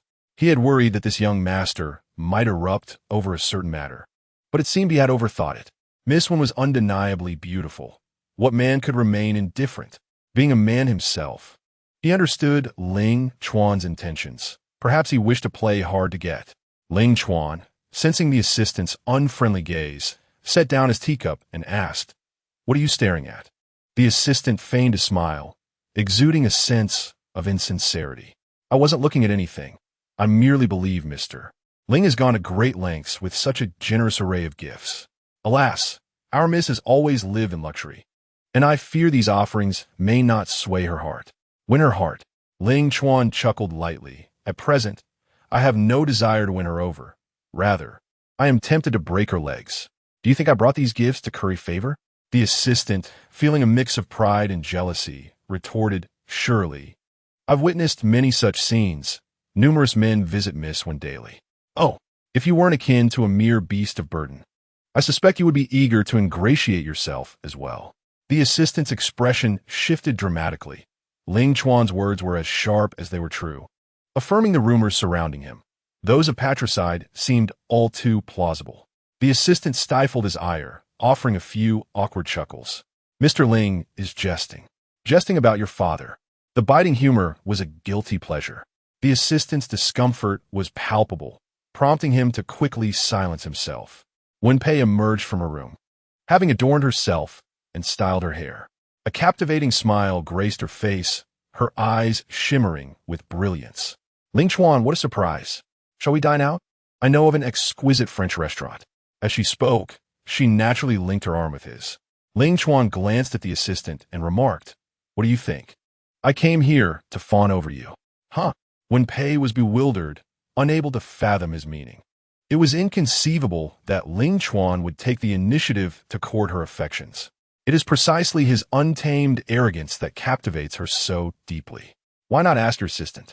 Ling Chuan withdrew his hand and continued to sit on the sofa. The assistant, bending slightly and chuckling awkwardly, said, "I apologize sincerely to Mr. Ling for my earlier rudeness." Wen Pei shot him a glare, reproaching, "Honestly, you can't even speak properly. Please don't linger here and disturb us." The assistant, unwilling but compelled, replied with a reluctant yes. Meanwhile, he felt quite disgruntled, thinking, what a show, bringing all those gifts just to curry favor. As the assistant turned to leave, Ling Chuan called out, "Wait. Mr. Ling, is there anything else you need? Didn't Tiu say I should flatter you? Open your eyes wide and take a good look." Ling Chuan pointed at the pile of items on the floor. "Wen Pei, does this look familiar?"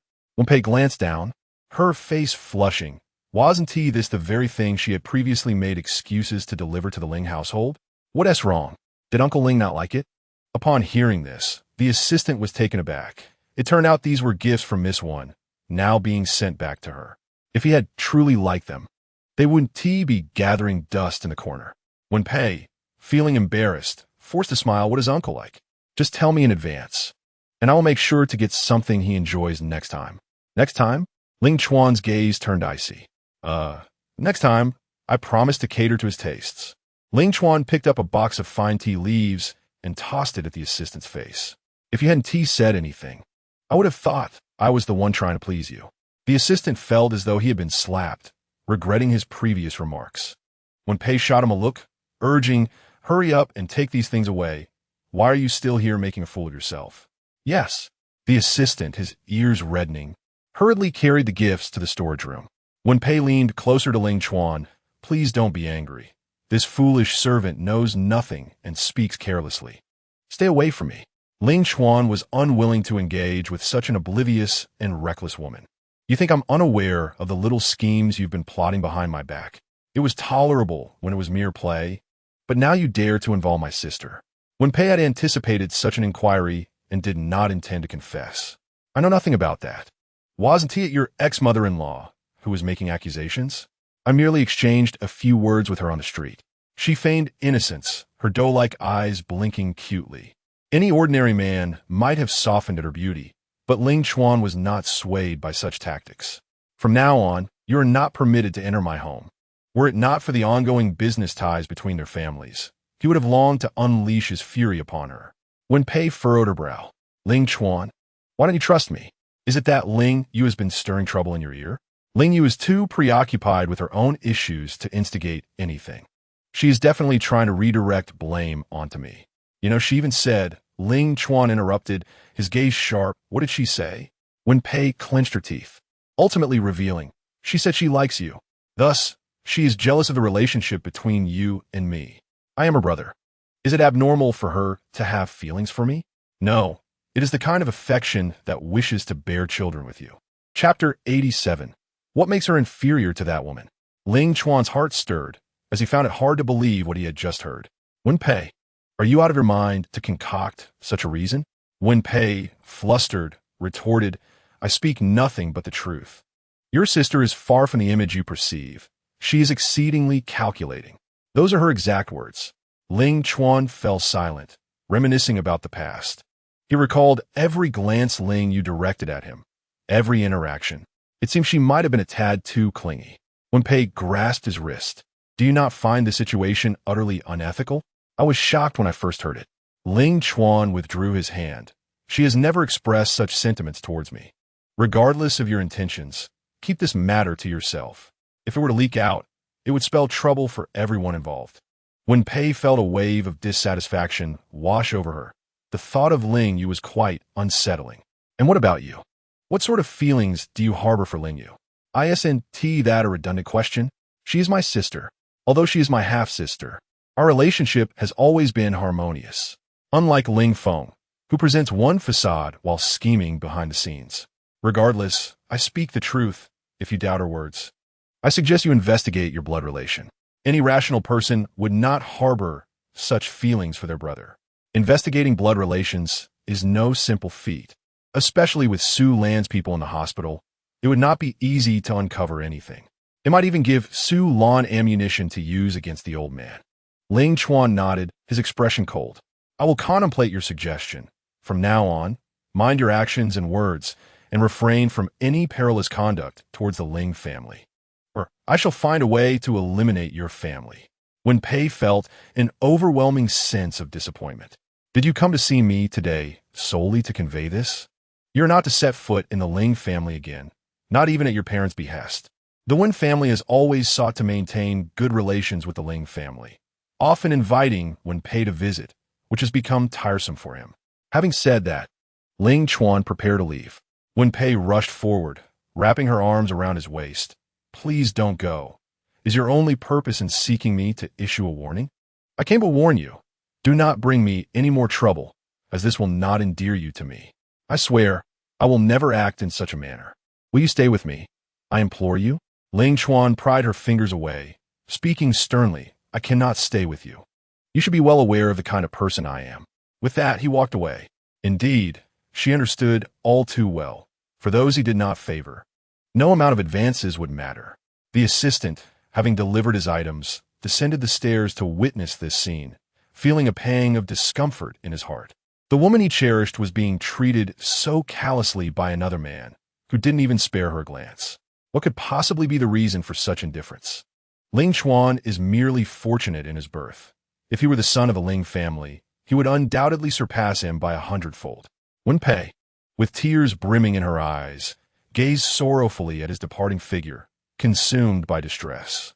What must she do to linger in his heart, even for a fleeting moment? Her envy for Song Qiangwei was profound. Despite their current divorce, Ling Chuan had genuinely been her husband and had showered her with affection. What was it that rendered her inferior to that woman? An assistant approached tentatively, calling out, "Miss Wen, did he offend you?" Wen Pei felt a surge of rage, finding this far more unbearable than any direct insult. Now, she could no longer visit the Ling household. How could she possibly assert her presence? Flustered, she snapped, "Go away. Don't trouble me," and then rushed upstairs to weep.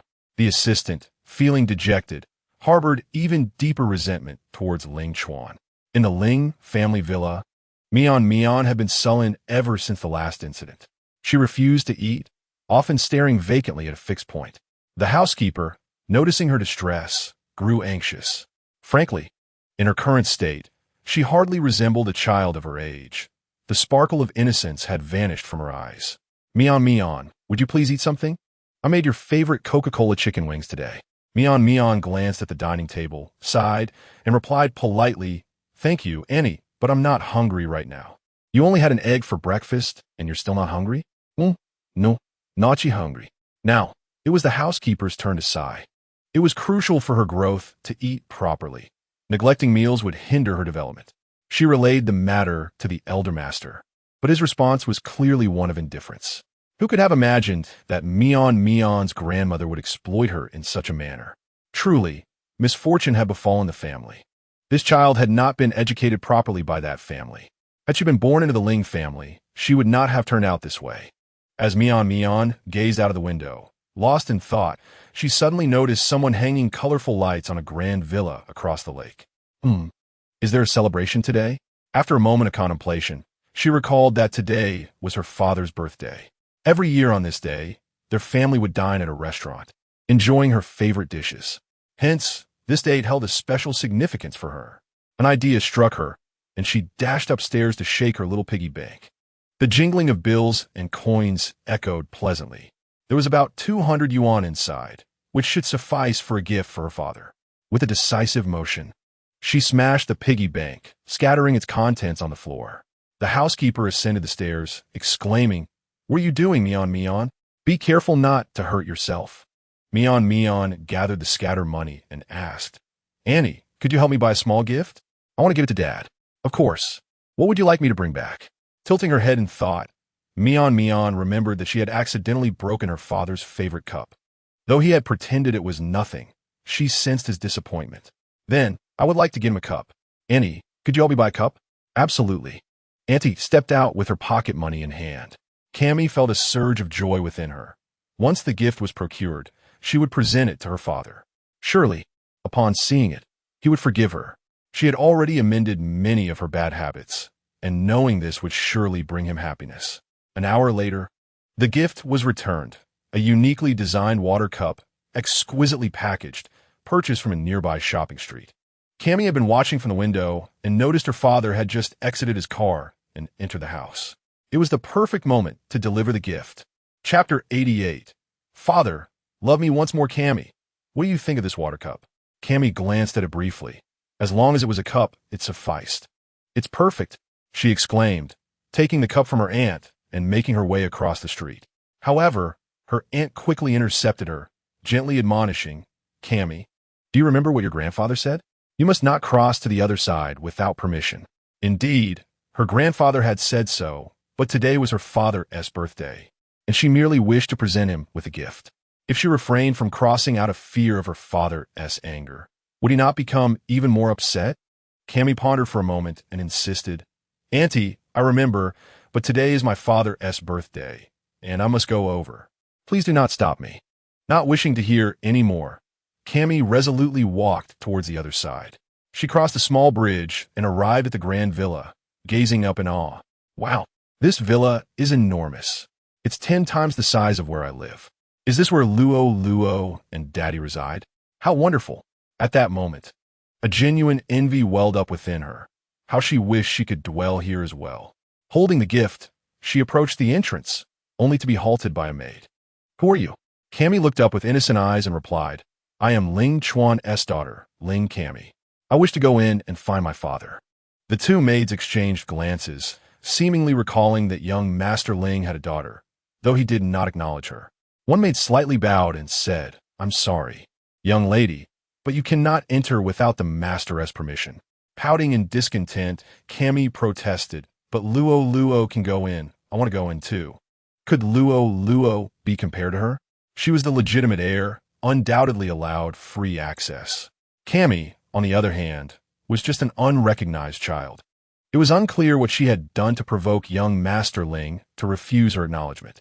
Seeing the maids lost in thought, Cammy seized the opportunity to slip between them. By the time they reacted, she had already darted into the grand hall. Clutching the small water cup, she called out, Daddy, where are you? I brought you a gift. The maid rushed in, grabbing her hand and attempting to pull her back outside.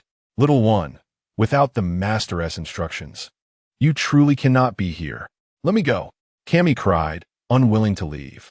The opulence of the interior captivated her. Moreover, she had emptied her piggy bank to purchase the gift, and she was determined to deliver it to her father as a gesture of sincerity. However, her small frame was no match for the adults, and she was swiftly dragged toward the door. Growing anxious, she protested vehemently, You can't just throw me out. I want to find my father. No, you cannot enter. Mian was on the verge of tears, her frustration boiling over as she bit down on the maid's wrist. The maid, feeling the sharpness of the child's teeth, immediately loosened her grip, revealing 2 rows of tiny bite marks on her wrist, blood seeping from the wounds. The maid, nearly rolling her eyes in exasperation at the child, was nonetheless unable to retaliate. It was no wonder that young Master Ling refused to acknowledge such a wild child. Who would wish to claim her as their own? As soon as Mian realized what she had done, regret washed over her. Fighting was wrong, and her impatience had led her to act rashly. What to do? She longed to apologize, yet her tongue felt as heavy as lead, rendering her unable to utter a single word of contrition. Ling Chuan, upstairs, was engrossed in building blocks with Lu Luo when he heard the commotion outside and hurried down to investigate. What's going on? What happened? Upon descending, he found Mian timidly standing at the doorway, clutching something in her hands. The maid's hand was dripping blood, clearly the result of Mian's bite. It was the same old story. When angered, she would resort to biting. Even her own father was not spared. As the maid noticed Ling Chuan, her voice was tinged with grievance. Young master, she insisted on coming in to find you. I tried to stop her and ended up getting bitten. Just tend to your wound for now. I will cover the subsequent medical expenses, Ling Chuan replied. The maid nodded and hurried off to bandage her injury. Mian stood off to the side, her heart racing. She had only come to present a gift, and now this unfortunate incident had unfolded. Guilt gnawed at her, especially as her father's expression grew increasingly stern. Summoning her courage, she approached him and extended a cup of water. Dad, today is your birthday, and this is my gift for you. I was too hasty just now. Birthday? Ling Chuan's already darkened expression deepened. He was unaware that today was his birthday. If memory served correctly, he had celebrated it the previous week. Who told you today was my birthday? Mian's face fell in shock. Was it not? Ling Chuan scoffed, questioning where she had learned such a tactic. In past birthdays, only Lu Luo remembered bringing back handmade crafts from school, and they would simply have a family meal together. Even during those meals, this little tyrant would throw tantrums. Now, she had voluntarily offered a gift, albeit with the timing completely mistaken. Was she sincere or simply lacking in awareness? Realizing his silence, Mian deduced that she must have been mistaken. Dad, when I broke your water cup, today isn't your birthday, so I should replace it. Her words sounded sweet, yet without genuine intent. The gesture felt superficial. Ling Chuan's gaze sharpened, and he bellowed, Get out. Mian Mian was taken aback by the sudden outburst, trembling in fear. Dad, I'm sorry. She was aware that her father was still upset over the poisonous lollipop she had brought back for her aunt. But she truly did not know that her aunt could not eat it. The maid, having hastily treated her wound, approached Mian Mian. Go apologize to the person you just bit. With tears brimming in her eyes, Mian Mian stepped forward, her voice choked with emotion. I'm so sorry, sister. I shouldn't have bitten you. I was just too anxious. The maid paused for a moment, realizing that this little imp needed to be disciplined by the young master. She had already apologized, and she could not disregard Master Ling's dignity. It's all right. Next time, communicate properly. One must not bite indiscriminately. Yes, I understand. Mian Mian sobbed as she wiped away her tears. Although she voiced her apology, she still felt a sense of grievance within her. In the past, even when she made mistakes, she never had to apologize so humbly. She had been so sincere. Surely her father would show her some compassion. Father, I've apologized. Is that enough? Ling Chuan gazed at her, his eyes devoid of warmth. Quickly stifle those tears. What are you feeling aggrieved about? What do you have to feel wronged? Upon hearing this, Mian Mian felt even more grieved. Previously, when her father heard her cry, he would come over to comfort her with tenderness. Now, everything was different. Unable to contain herself, she began to cry out loud. Father, I truly made a mistake. Can you love me just once more? Ling Chuan found the sound of her cries irritating. One of the gravest errors women commit is using tears to mask their flaws, believing that it will soften a man's heart. Ling Chuan approached, grabbing Mian Mian by the collar as one would a chick, and unceremoniously tossed her outside. Get out. Do not show your face before me again. Chapter 89. I do not wish to play with you. Mian Mian, thrown outside, stared at him with wide eyes. Was her father truly so heartless as to cast her out like this? Father Ling Chuan adjusted his attire, his expression grave. Do not call me father anymore. And do not come here again, regardless of your reasons. His words were chillingly cold. Mian Mian pouted, on the verge of tears once more. Stifle those tears. Ling Chuan commanded sharply, and she quickly closed her mouth, suppressing her sobs. Lu Luo, hearing the commotion from upstairs, descended to investigate. From a distance, he spotted the two of them. Mian Mian, what are you doing here? Upon seeing Lu Luo, Mian Mian felt as if she had found a lifeline. Lu Luo, I want to go inside and play with you. Can you please ask father to let me in? Had it been in the past, the kind-hearted Lu Luo would have surely pleaded on her behalf. However, now that his little aunt was still in the hospital, having just escaped life-threatening danger, he had no grounds to advocate for her. Noticing Lu Luo's silence, Mian Mian grew anxious. Lu Luo, don't you want to play with me? In the past, he had relished their playtime together, like an inseparable little tail. Lu Luo shook his head. Mian Mian, I do not wish to play with you. What? She exclaimed. You have committed a grave error. Your little aunt has not yet been discharged from the hospital, and I do not wish to play with you. But I didn't mean to. I didn't know that little aunt couldn't eat that lollipop. I was wrong. Ling Chuan snorted disdainfully. Now you realize your mistake? Back then, when you refused to confess, I didn't slap you. Your hypocritical demeanor is just like your mother's. Mian Mian felt a surge of injustice. She was merely a child, incapable of grasping the adult world's deceit. Had she known, she would have ignored her grandmother. Father, I promise never to give little aunt anything inappropriate again. Do I need to repeat myself? You are not to appear before me again. Mian Mian sat on the ground, her eyes drooping with disappointment. After mustering the courage to come over, she did not wish to leave so soon. Moreover, she had shattered her little piggy bank. Surely, there should be some outcome from her efforts.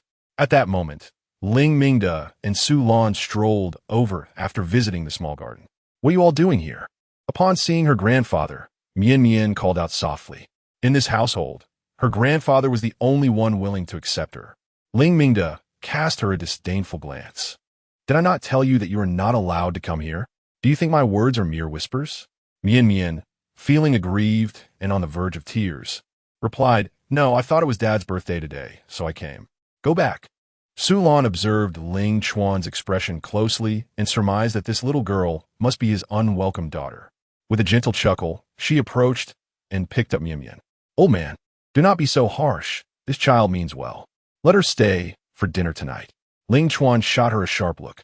On what basis do you think you can keep her here for dinner? Who do you think you are? His tone remained as brusque as ever.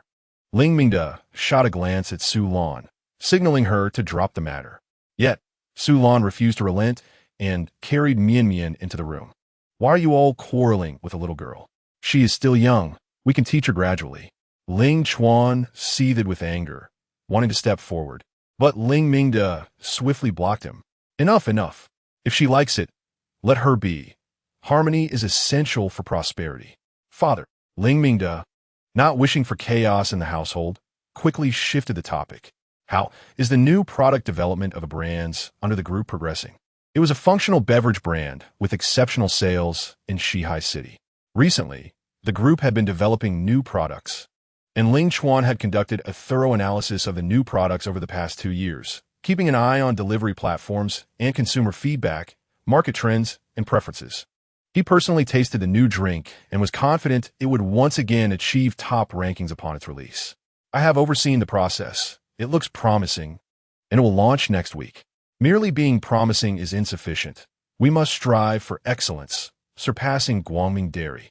Guangming Dairy was an established brand, and the previous owner of that industry had publicly mocked Ming Chuan Group, claiming that they were inexperienced and destined for failure.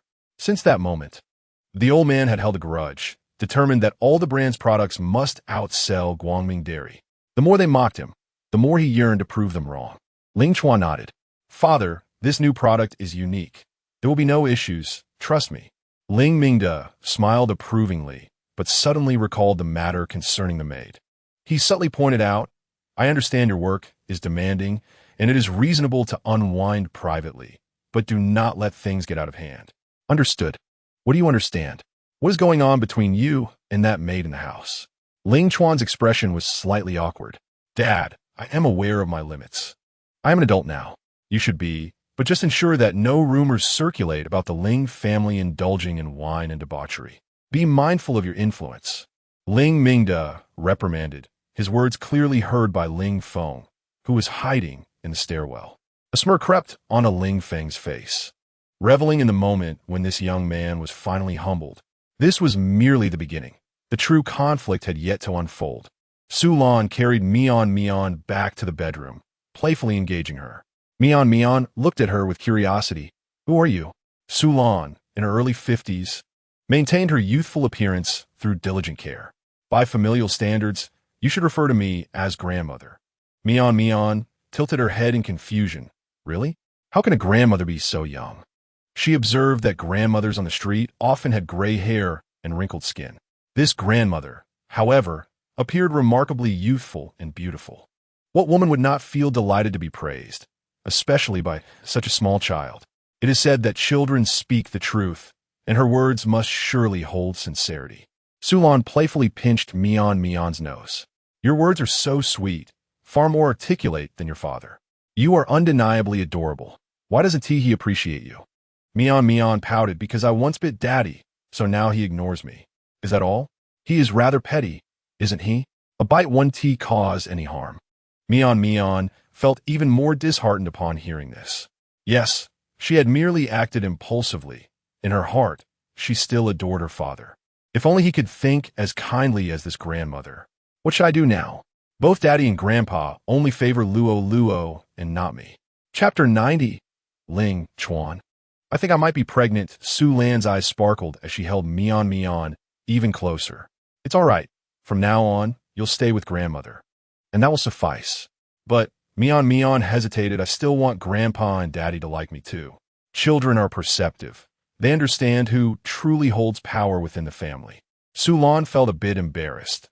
This little girl was quite astute and not easily misled. Grandmother will teach you how to behave, and your grandfather and father will surely change their attitudes towards you. Mian Mian's eyes brightened with hope. Really? Then I will follow you. Indeed, grandmother would never deceive you. You will learn incense burning and flower arranging with me, and you can always come here. Yay! Mian Mian clapped her hands. I will definitely study hard with you, grandmother. Noticing the water cup in Mian Mian's hand, Su Lan asked, Is this the gift you bought for your father? Yes. You are such a thoughtful child. Much better than Luo Luo. Thank you for the compliment, grandmother. Mion's confidence soared. It had been a long time since anyone had said she was better than Luo Luo. She had always been more endearing than Luo Luo, and soon she would reclaim her former status. Sulan insisted on keeping Mion for dinner. At the dining table, Mian exhibited remarkable politeness, consuming all the dishes without any signs of her previous pickiness. She even demonstrated her understanding of etiquette by serving food to the elders and engaging in gentle conversation. Ling Mingde felt a sense of satisfaction, realizing that the child had indeed undergone some transformation since her arrival. In contrast, Ling Chuan maintained an expressionless demeanor, quietly focusing on his meal, unmoved by such trivial matters. He had known her for 6 years and understood her true nature well. Mian was unlikely to abandon her bad habits over such minor changes. I am full. You may continue to eat, Ling Chuan said, taking Luo's hand and heading back to the study. He had been quite busy lately and needed to spend quality time with his son. Mian felt a twinge of anxiety as she watched her father leave, her gaze following him closely. She wished to join him in play, yet she knew he would not permit it. Instantly, she wilted in her seat, resembling a frostbitten eggplant. Ling Mingde observed her emotional turmoil and remarked, Mian, you have made progress today. I hope it is sincere and not merely an attempt to curry favor. Grandfather, I am sincere, she replied earnestly. That is excellent to hear. Sulan, setting down her chopsticks, seized the moment to add, Old master, I find this child to be quite clever. I would like to teach her some skills in incense burning and flower arrangement, which would benefit her future prospects. Ling Mingde regarded her with curiosity. You are quite fond of her, aren't you? Sulan embraced Mian affectionately. Of course. She's a good child, and how could I not like her? If you are willing to teach her, then by all means, he said, relieved as he had been contemplating whether to hire a suitable tutor to instruct her in the manners befitting a young lady. With someone stepping forward to volunteer, would it be better? However, I must remind you not to parade her in front of Ling Chuan. You know his temperament. Sulan nodded obediently. I would never be so foolish. I will treat Mian as my own granddaughter. Mian felt a flicker of reassurance, although her father did not favor her. It seemed her grandfather was not as averse to her.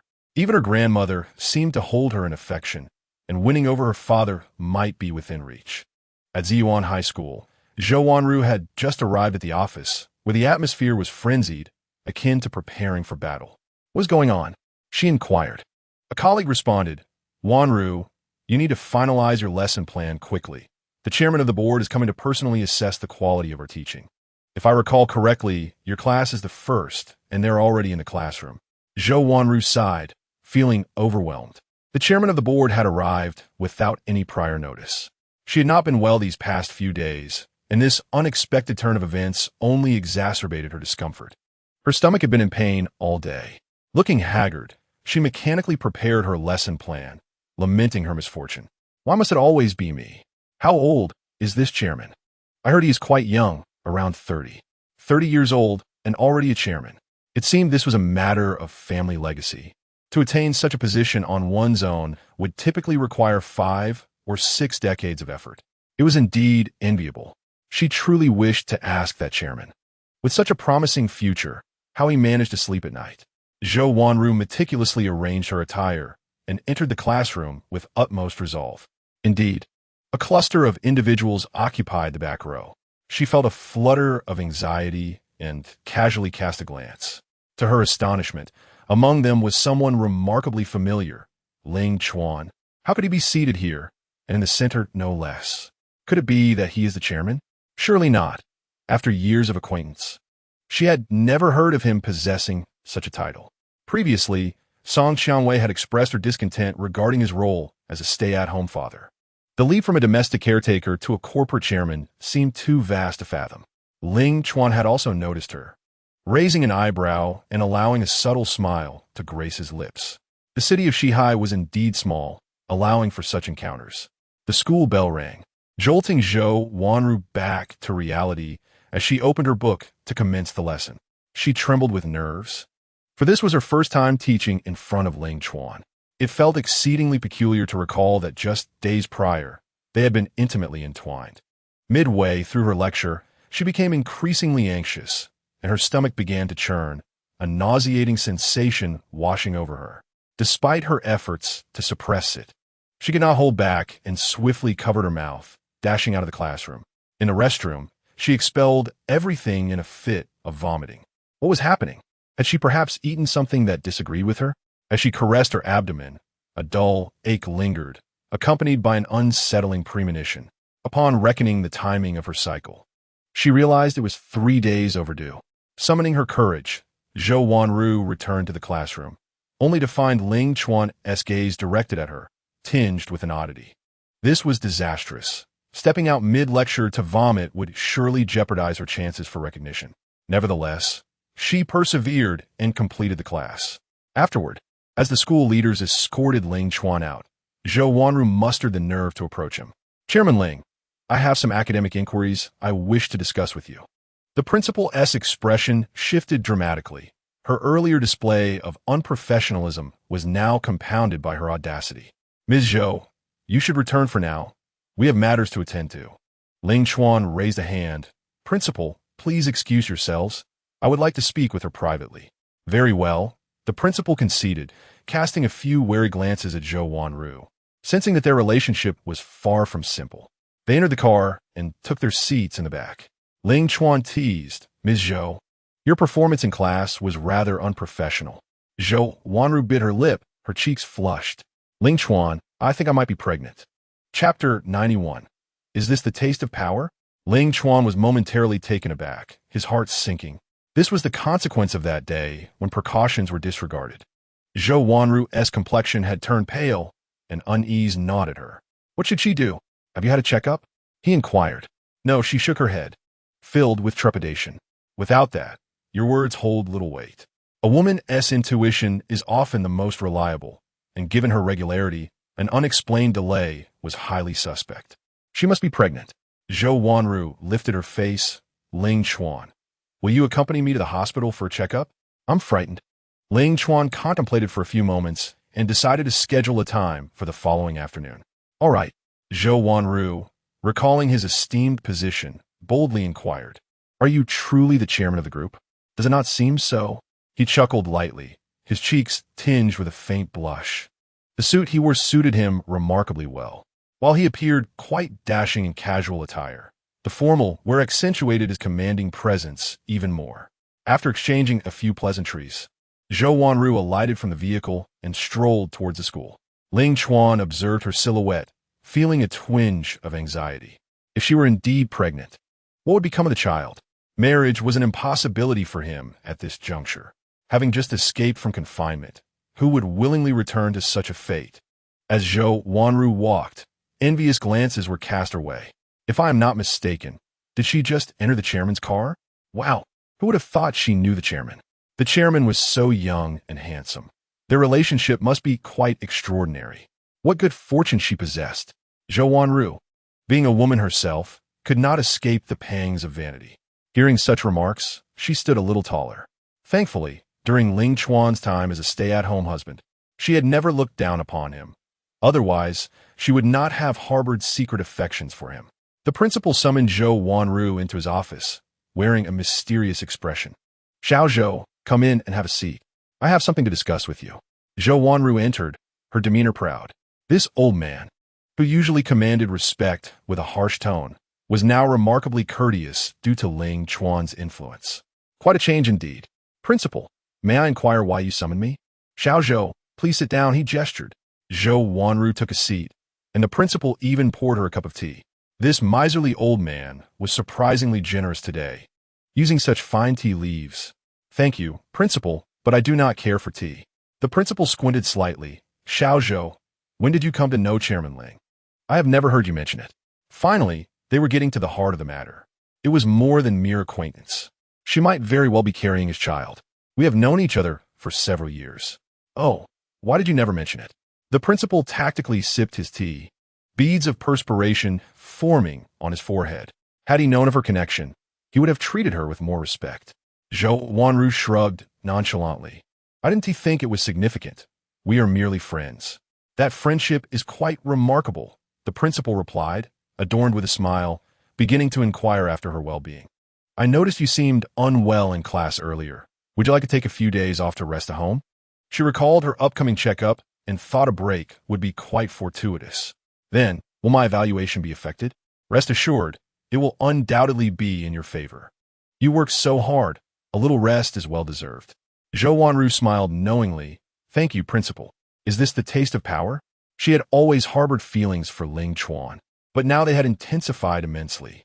If she were truly to bear his child, would that not draw them closer together? In recent days, Song Qiangwei has been overwhelmed, juggling the care of Song Guoqiang and managing Zhang Dongmei's funeral. She is utterly exhausted. On the day of Zhang Dongmei's burial, she stood before the gravestone for an interminable time. Mother, why did you commit such a ridiculous act, inviting this calamity upon yourself? Father betrayed you for that woman and now lies on a hospital bed, his fate uncertain, while she remains conspicuously absent. That woman, Gui Fun, has long vanished without a trace.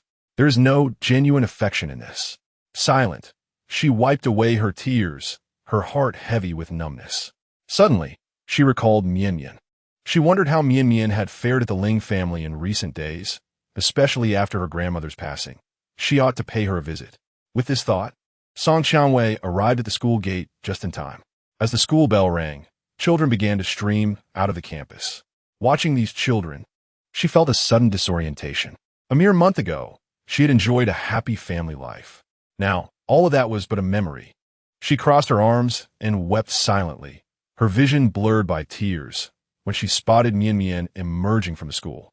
Mian Mian, she called out, her eyes filled with sorrow. Mian Mian looked up, surprised to see her mother. Surely, she had not seen her mother in over a week. Why was she here now?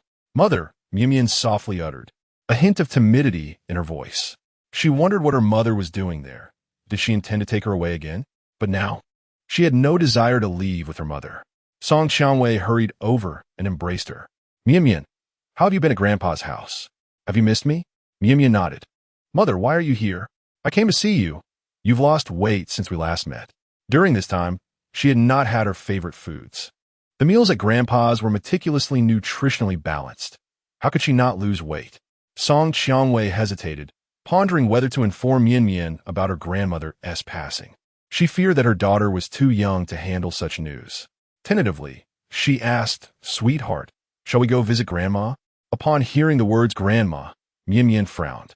It was all Grandma's fault for giving her that lollipop. It had caused her much distress. Her father was even more irritable with her now.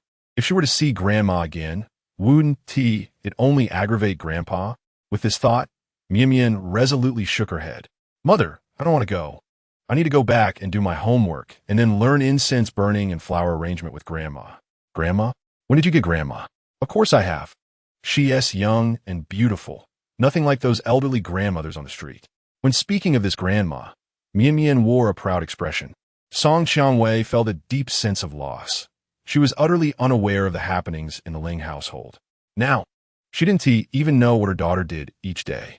It seemed she was drifting further and further from their lives. Are you truly not going to see Grandma for the last time? Mian Mian turned and got into the Ling family car.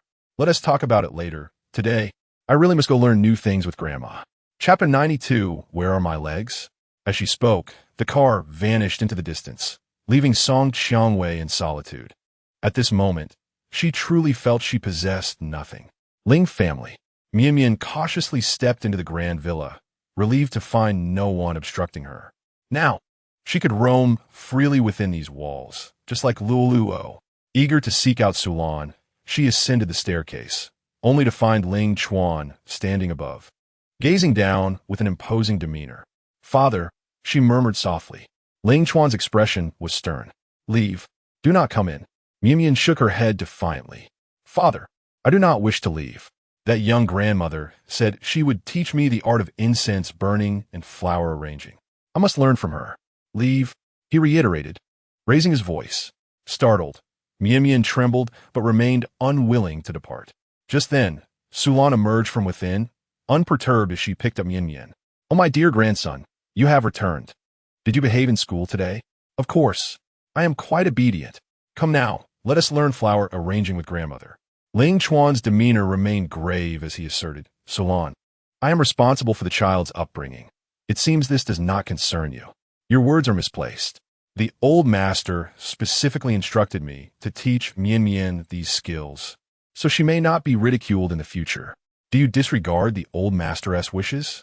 Frustration brewed within Ling Chuan, questioning why the old master had to intervene in this matter. Yet, since it was his decree, he found it difficult to impose further restrictions. Sulan carried Mian Mian into the room, casting a challenging glance behind her. Tears welled in Mian Mian's eyes, her tiny nose twitching. In this household, only her grandmother cherished her. The thought of this brought her immense sorrow. Sulan handed her a tissue, gently wiping away her tears. Such a beautiful little princess should not cry so easily. Tears only mar your beauty. Mian Mian sniffled. Grandmother, when will father learn to love me? Take your time. As long as you diligently study with me, your father will surely come to love you. All right, I will earnestly learn new knowledge from grandmother.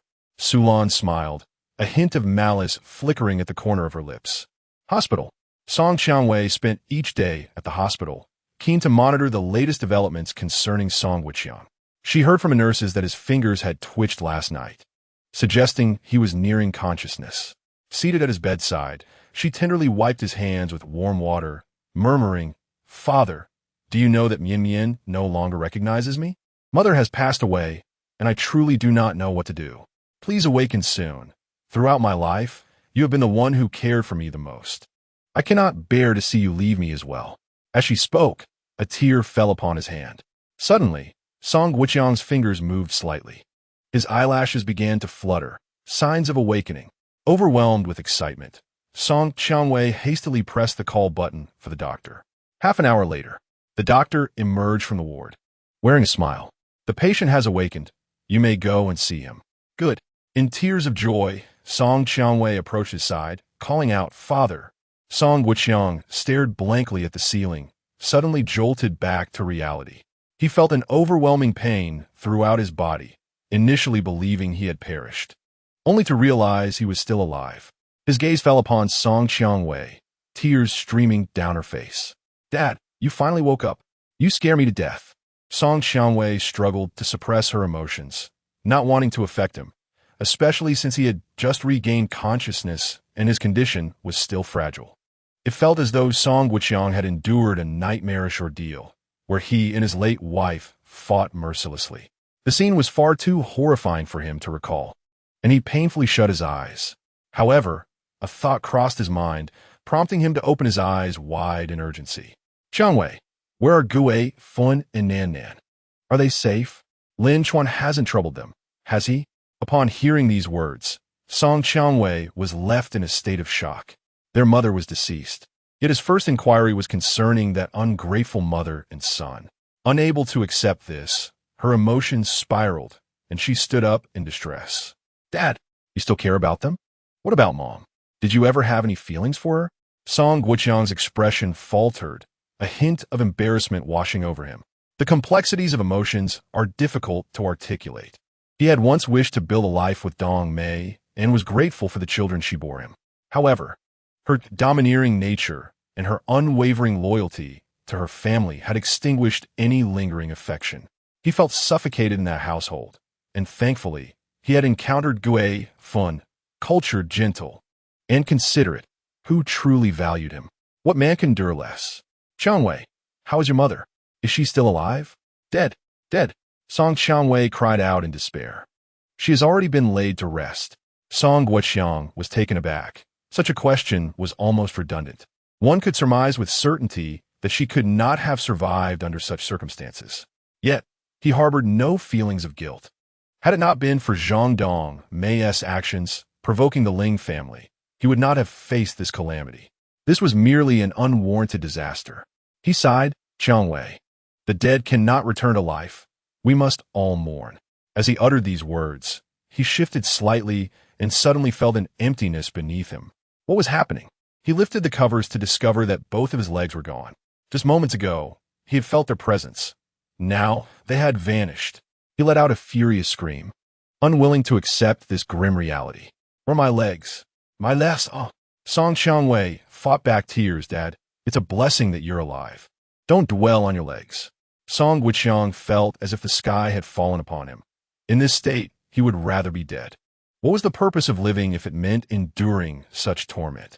His eyes vacant, he murmured to himself, my legs, if I have no legs, how can I care for Gui, Fun, and Nan Nan? What will become of them? Dad, you still think of them? I called that Gui, Fun on your phone, and as soon as she heard your condition, she hung up. Now, your phone is off. What does she mean by that? Don't you see? Why do you cling to such delusions? Song Guiqiang shook his head in disbelief, exclaiming that it was impossible for Guifan to treat him in such a manner. He could not accept it. I know you harbor ill feelings towards her, but such slander is unwarranted. He protested. Song Qiangwei tossed his phone at him, urging him to verify for himself. He immediately dialed Guifan's number, only to be met with a constant switched-off signal after multiple attempts. At that moment, Song Guiqiang could no longer maintain his composure.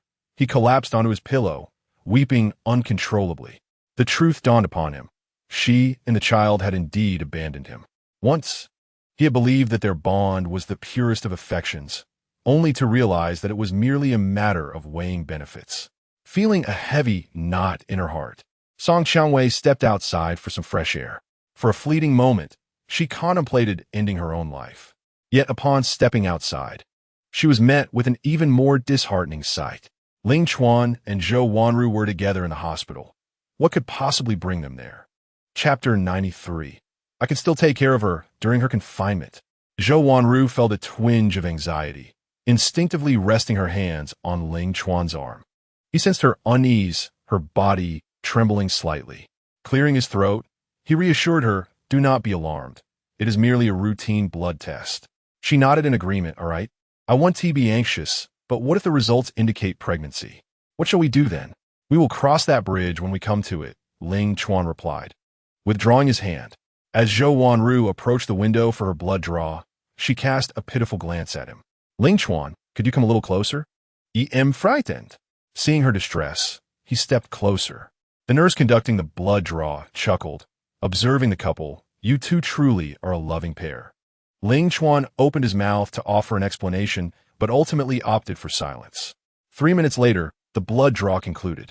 Zhou Wanru pressed a cotton swab against her arm and approached him, suggesting, let us step outside for a stroll. The results would take approximately another hour. He nodded in agreement, and as they began to exit, a woman suddenly rushed in front of them. Ling Chuan squinted in recognition, frowning at the unwelcome encounter. It was indeed unfortunate to see her again. Song Qiangwei scrutinized the two, her eyes reddened. What brings you both to the hospital, Ling Chuan? Are you accompanying her for a checkup? Zhou Wanru tucked a strand of hair behind her ear, her tone laced with provocation. This is a private matter between Ling Chuan and me. I have no obligation to disclose anything to you. Private matter? What privacy? The more Song Qiangwei pressed, the stronger her foreboding grew. Coupled with the knowledge of their previous indiscretions, it left her wondering, was Zhou Wanru pregnant? The thought sent her spiraling into despair. She seized Zhou Wanru by the collar, her voice rising in a desperate shout. Are you pregnant, you shameless wretch? How dare you steal my best friend's husband? Zhou Wanru forcefully pushed her away, asserting, first of all, you two are already divorced. He is no longer your husband. Secondly, I am not your best friend. Their bond had long since disintegrated the day Song Qiangwei chose to pursue Qian Kuan. Left speechless, Song Qiangwei struggled to find a retort. Acutely aware that she lacked the moral high ground in this matter, she turned her gaze to Ling Chuan, her emotions a tumultuous blend of love and hate. She loathed him for his cruelty in abandoning her parents to their fate. Yet, deep down, she could not help but harbor feelings for her. At this moment, she despised herself even more. Ling Chuan, what on earth is happening? I implore you to answer me truthfully. Ling Chuan let out a cold laugh, unyielding. It is precisely as you think. She may be pregnant, and the child is mine. Are you satisfied with this answer? Song Qiangwei stepped back, unable to fathom the reality before her. Her eyes dimmed, as if her very soul had been siphoned away, leaving behind merely a shell. Impossible. Why must you treat me this way? My once dearest friend is carrying the child of her ex-husband. This is an unbearable burden for anyone to bear. Moreover, she had just lost her mother, and her father lay incapacitated. If she had a knife in hand at that moment, she would undoubtedly seek to end both her and Zhou Wanru's lives. Ling Chuan, have you not considered the feelings of Mian and Lu Luo? I bore you such beautiful children. Why can you not cease this torment? Ling Chuan shook his head, exasperated. You have truly lost your mind. Am I the one tormenting you? Even now, you prefer to lay the blame at others' feet. Do you not see your own faults? You call me heartless. My sister almost fell victim to your mother's actions. Should she not pay the price? Song Xiangwei wept silently, aware that the fault lay with her mother, who should not have committed such acts. Yet, she was still her mother, and her sins did not warrant death. Ultimately, this man before her exhibited no compassion, and thus, even her family was not spared. Zhou Wanru grasped Ling Chuan's hand, as if to assert her claim. Let us step outside for some fresh air. There is no point in conversing with someone like her. She cannot comprehend your words, is akin to playing music to a cow.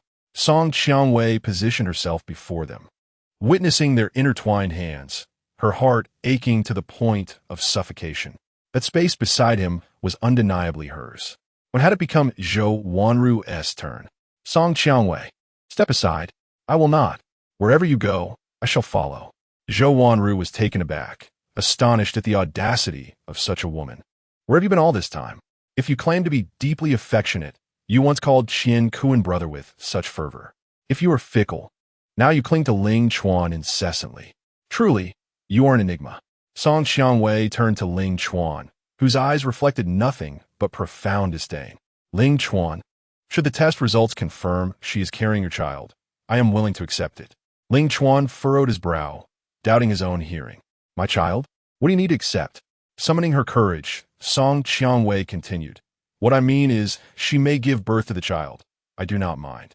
We can live together as a family of 5 once more. Let's forget the unpleasantness of the past. In a moment of humiliation, she even bit her lip. I could even care for her during her confinement. Zhou Wanru stood frozen, as if struck by lightning. No, my dear, this strategy to reclaim Ling Chuan is rather ruthless. Isn't it? You would even tend to your rival during her postpartum period. What else are you capable of? Ling Chuan maintained a serious expression, betraying no hint of his emotions, yet internally found the situation amusing. What utter nonsense you speak, attempting to present yourself as magnanimous. Do I truly require such theatrics from you? My relationship with her only commenced after our divorce, rendering me far more virtuous than you, Song Xiangwei. Song Xiangwei pouted, intent on voicing her thoughts, yet ultimately refrained from uttering a word. Before him, she found herself at a disadvantage. Ling Chuan took the initiative to grasp Zhou Wanru's hand, gently pushing her shoulder aside, asserting that a good dog should not obstruct the path. Song Xiangwei, unwilling to concede, trailed behind them, even as they treated her thus. They walked, and she followed. They paused, and she halted, like an unshakable shadow. Zhou Wanru glanced back, her mood plummeting instantly.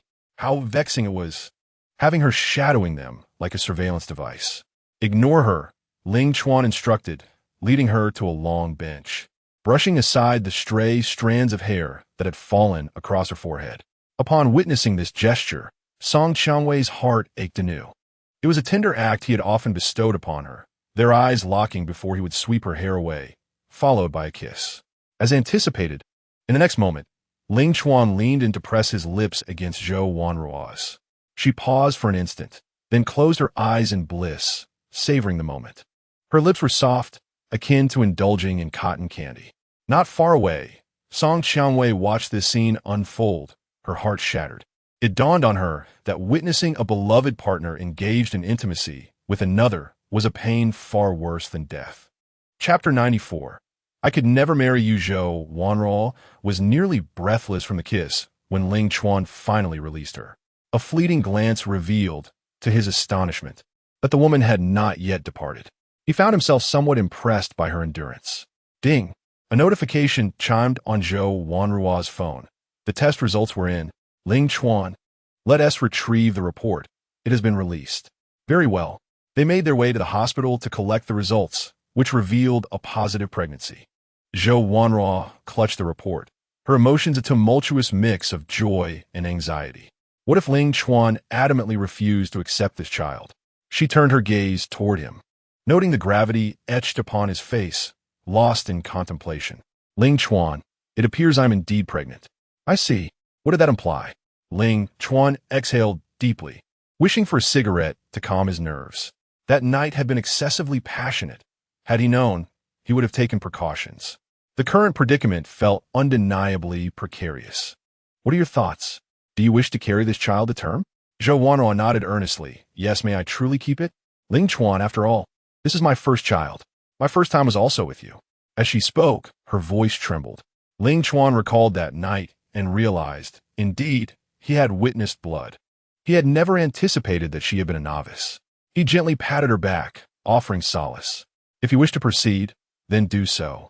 However, I must be unequivocal. I cannot marry you. More precisely, you would not marry anyone.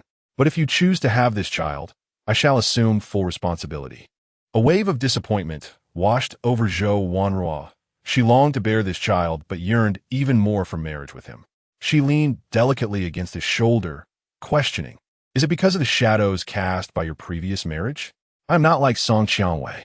Ling Chuan offered a bitter smile, pondering that marriage was but a cage, and only a fool would willingly tread that path again. Zhou Wanruo, do you comprehend my intent? I shall not marry, he reiterated, his tone distinctly tinged with impatience. Zhou Wanruo sighed, conceding that they should take their time. Perhaps, in the future, when a child arrived, he might yearn for a new family. She was not in haste, nor could she press him. Well then, I wish to carry this child, she declared. Ling Chuan dialed his assistant, who soon delivered a key card. This is the key card to the Emerald Bay Villa. From today onward, you shall reside there for your recuperation. I will arrange for someone to attend to you, ensuring you are undisturbed. Emerald Bay, the villa that sold for 500,000 per square meter. Zhou Wanruo was taken aback. Accepting the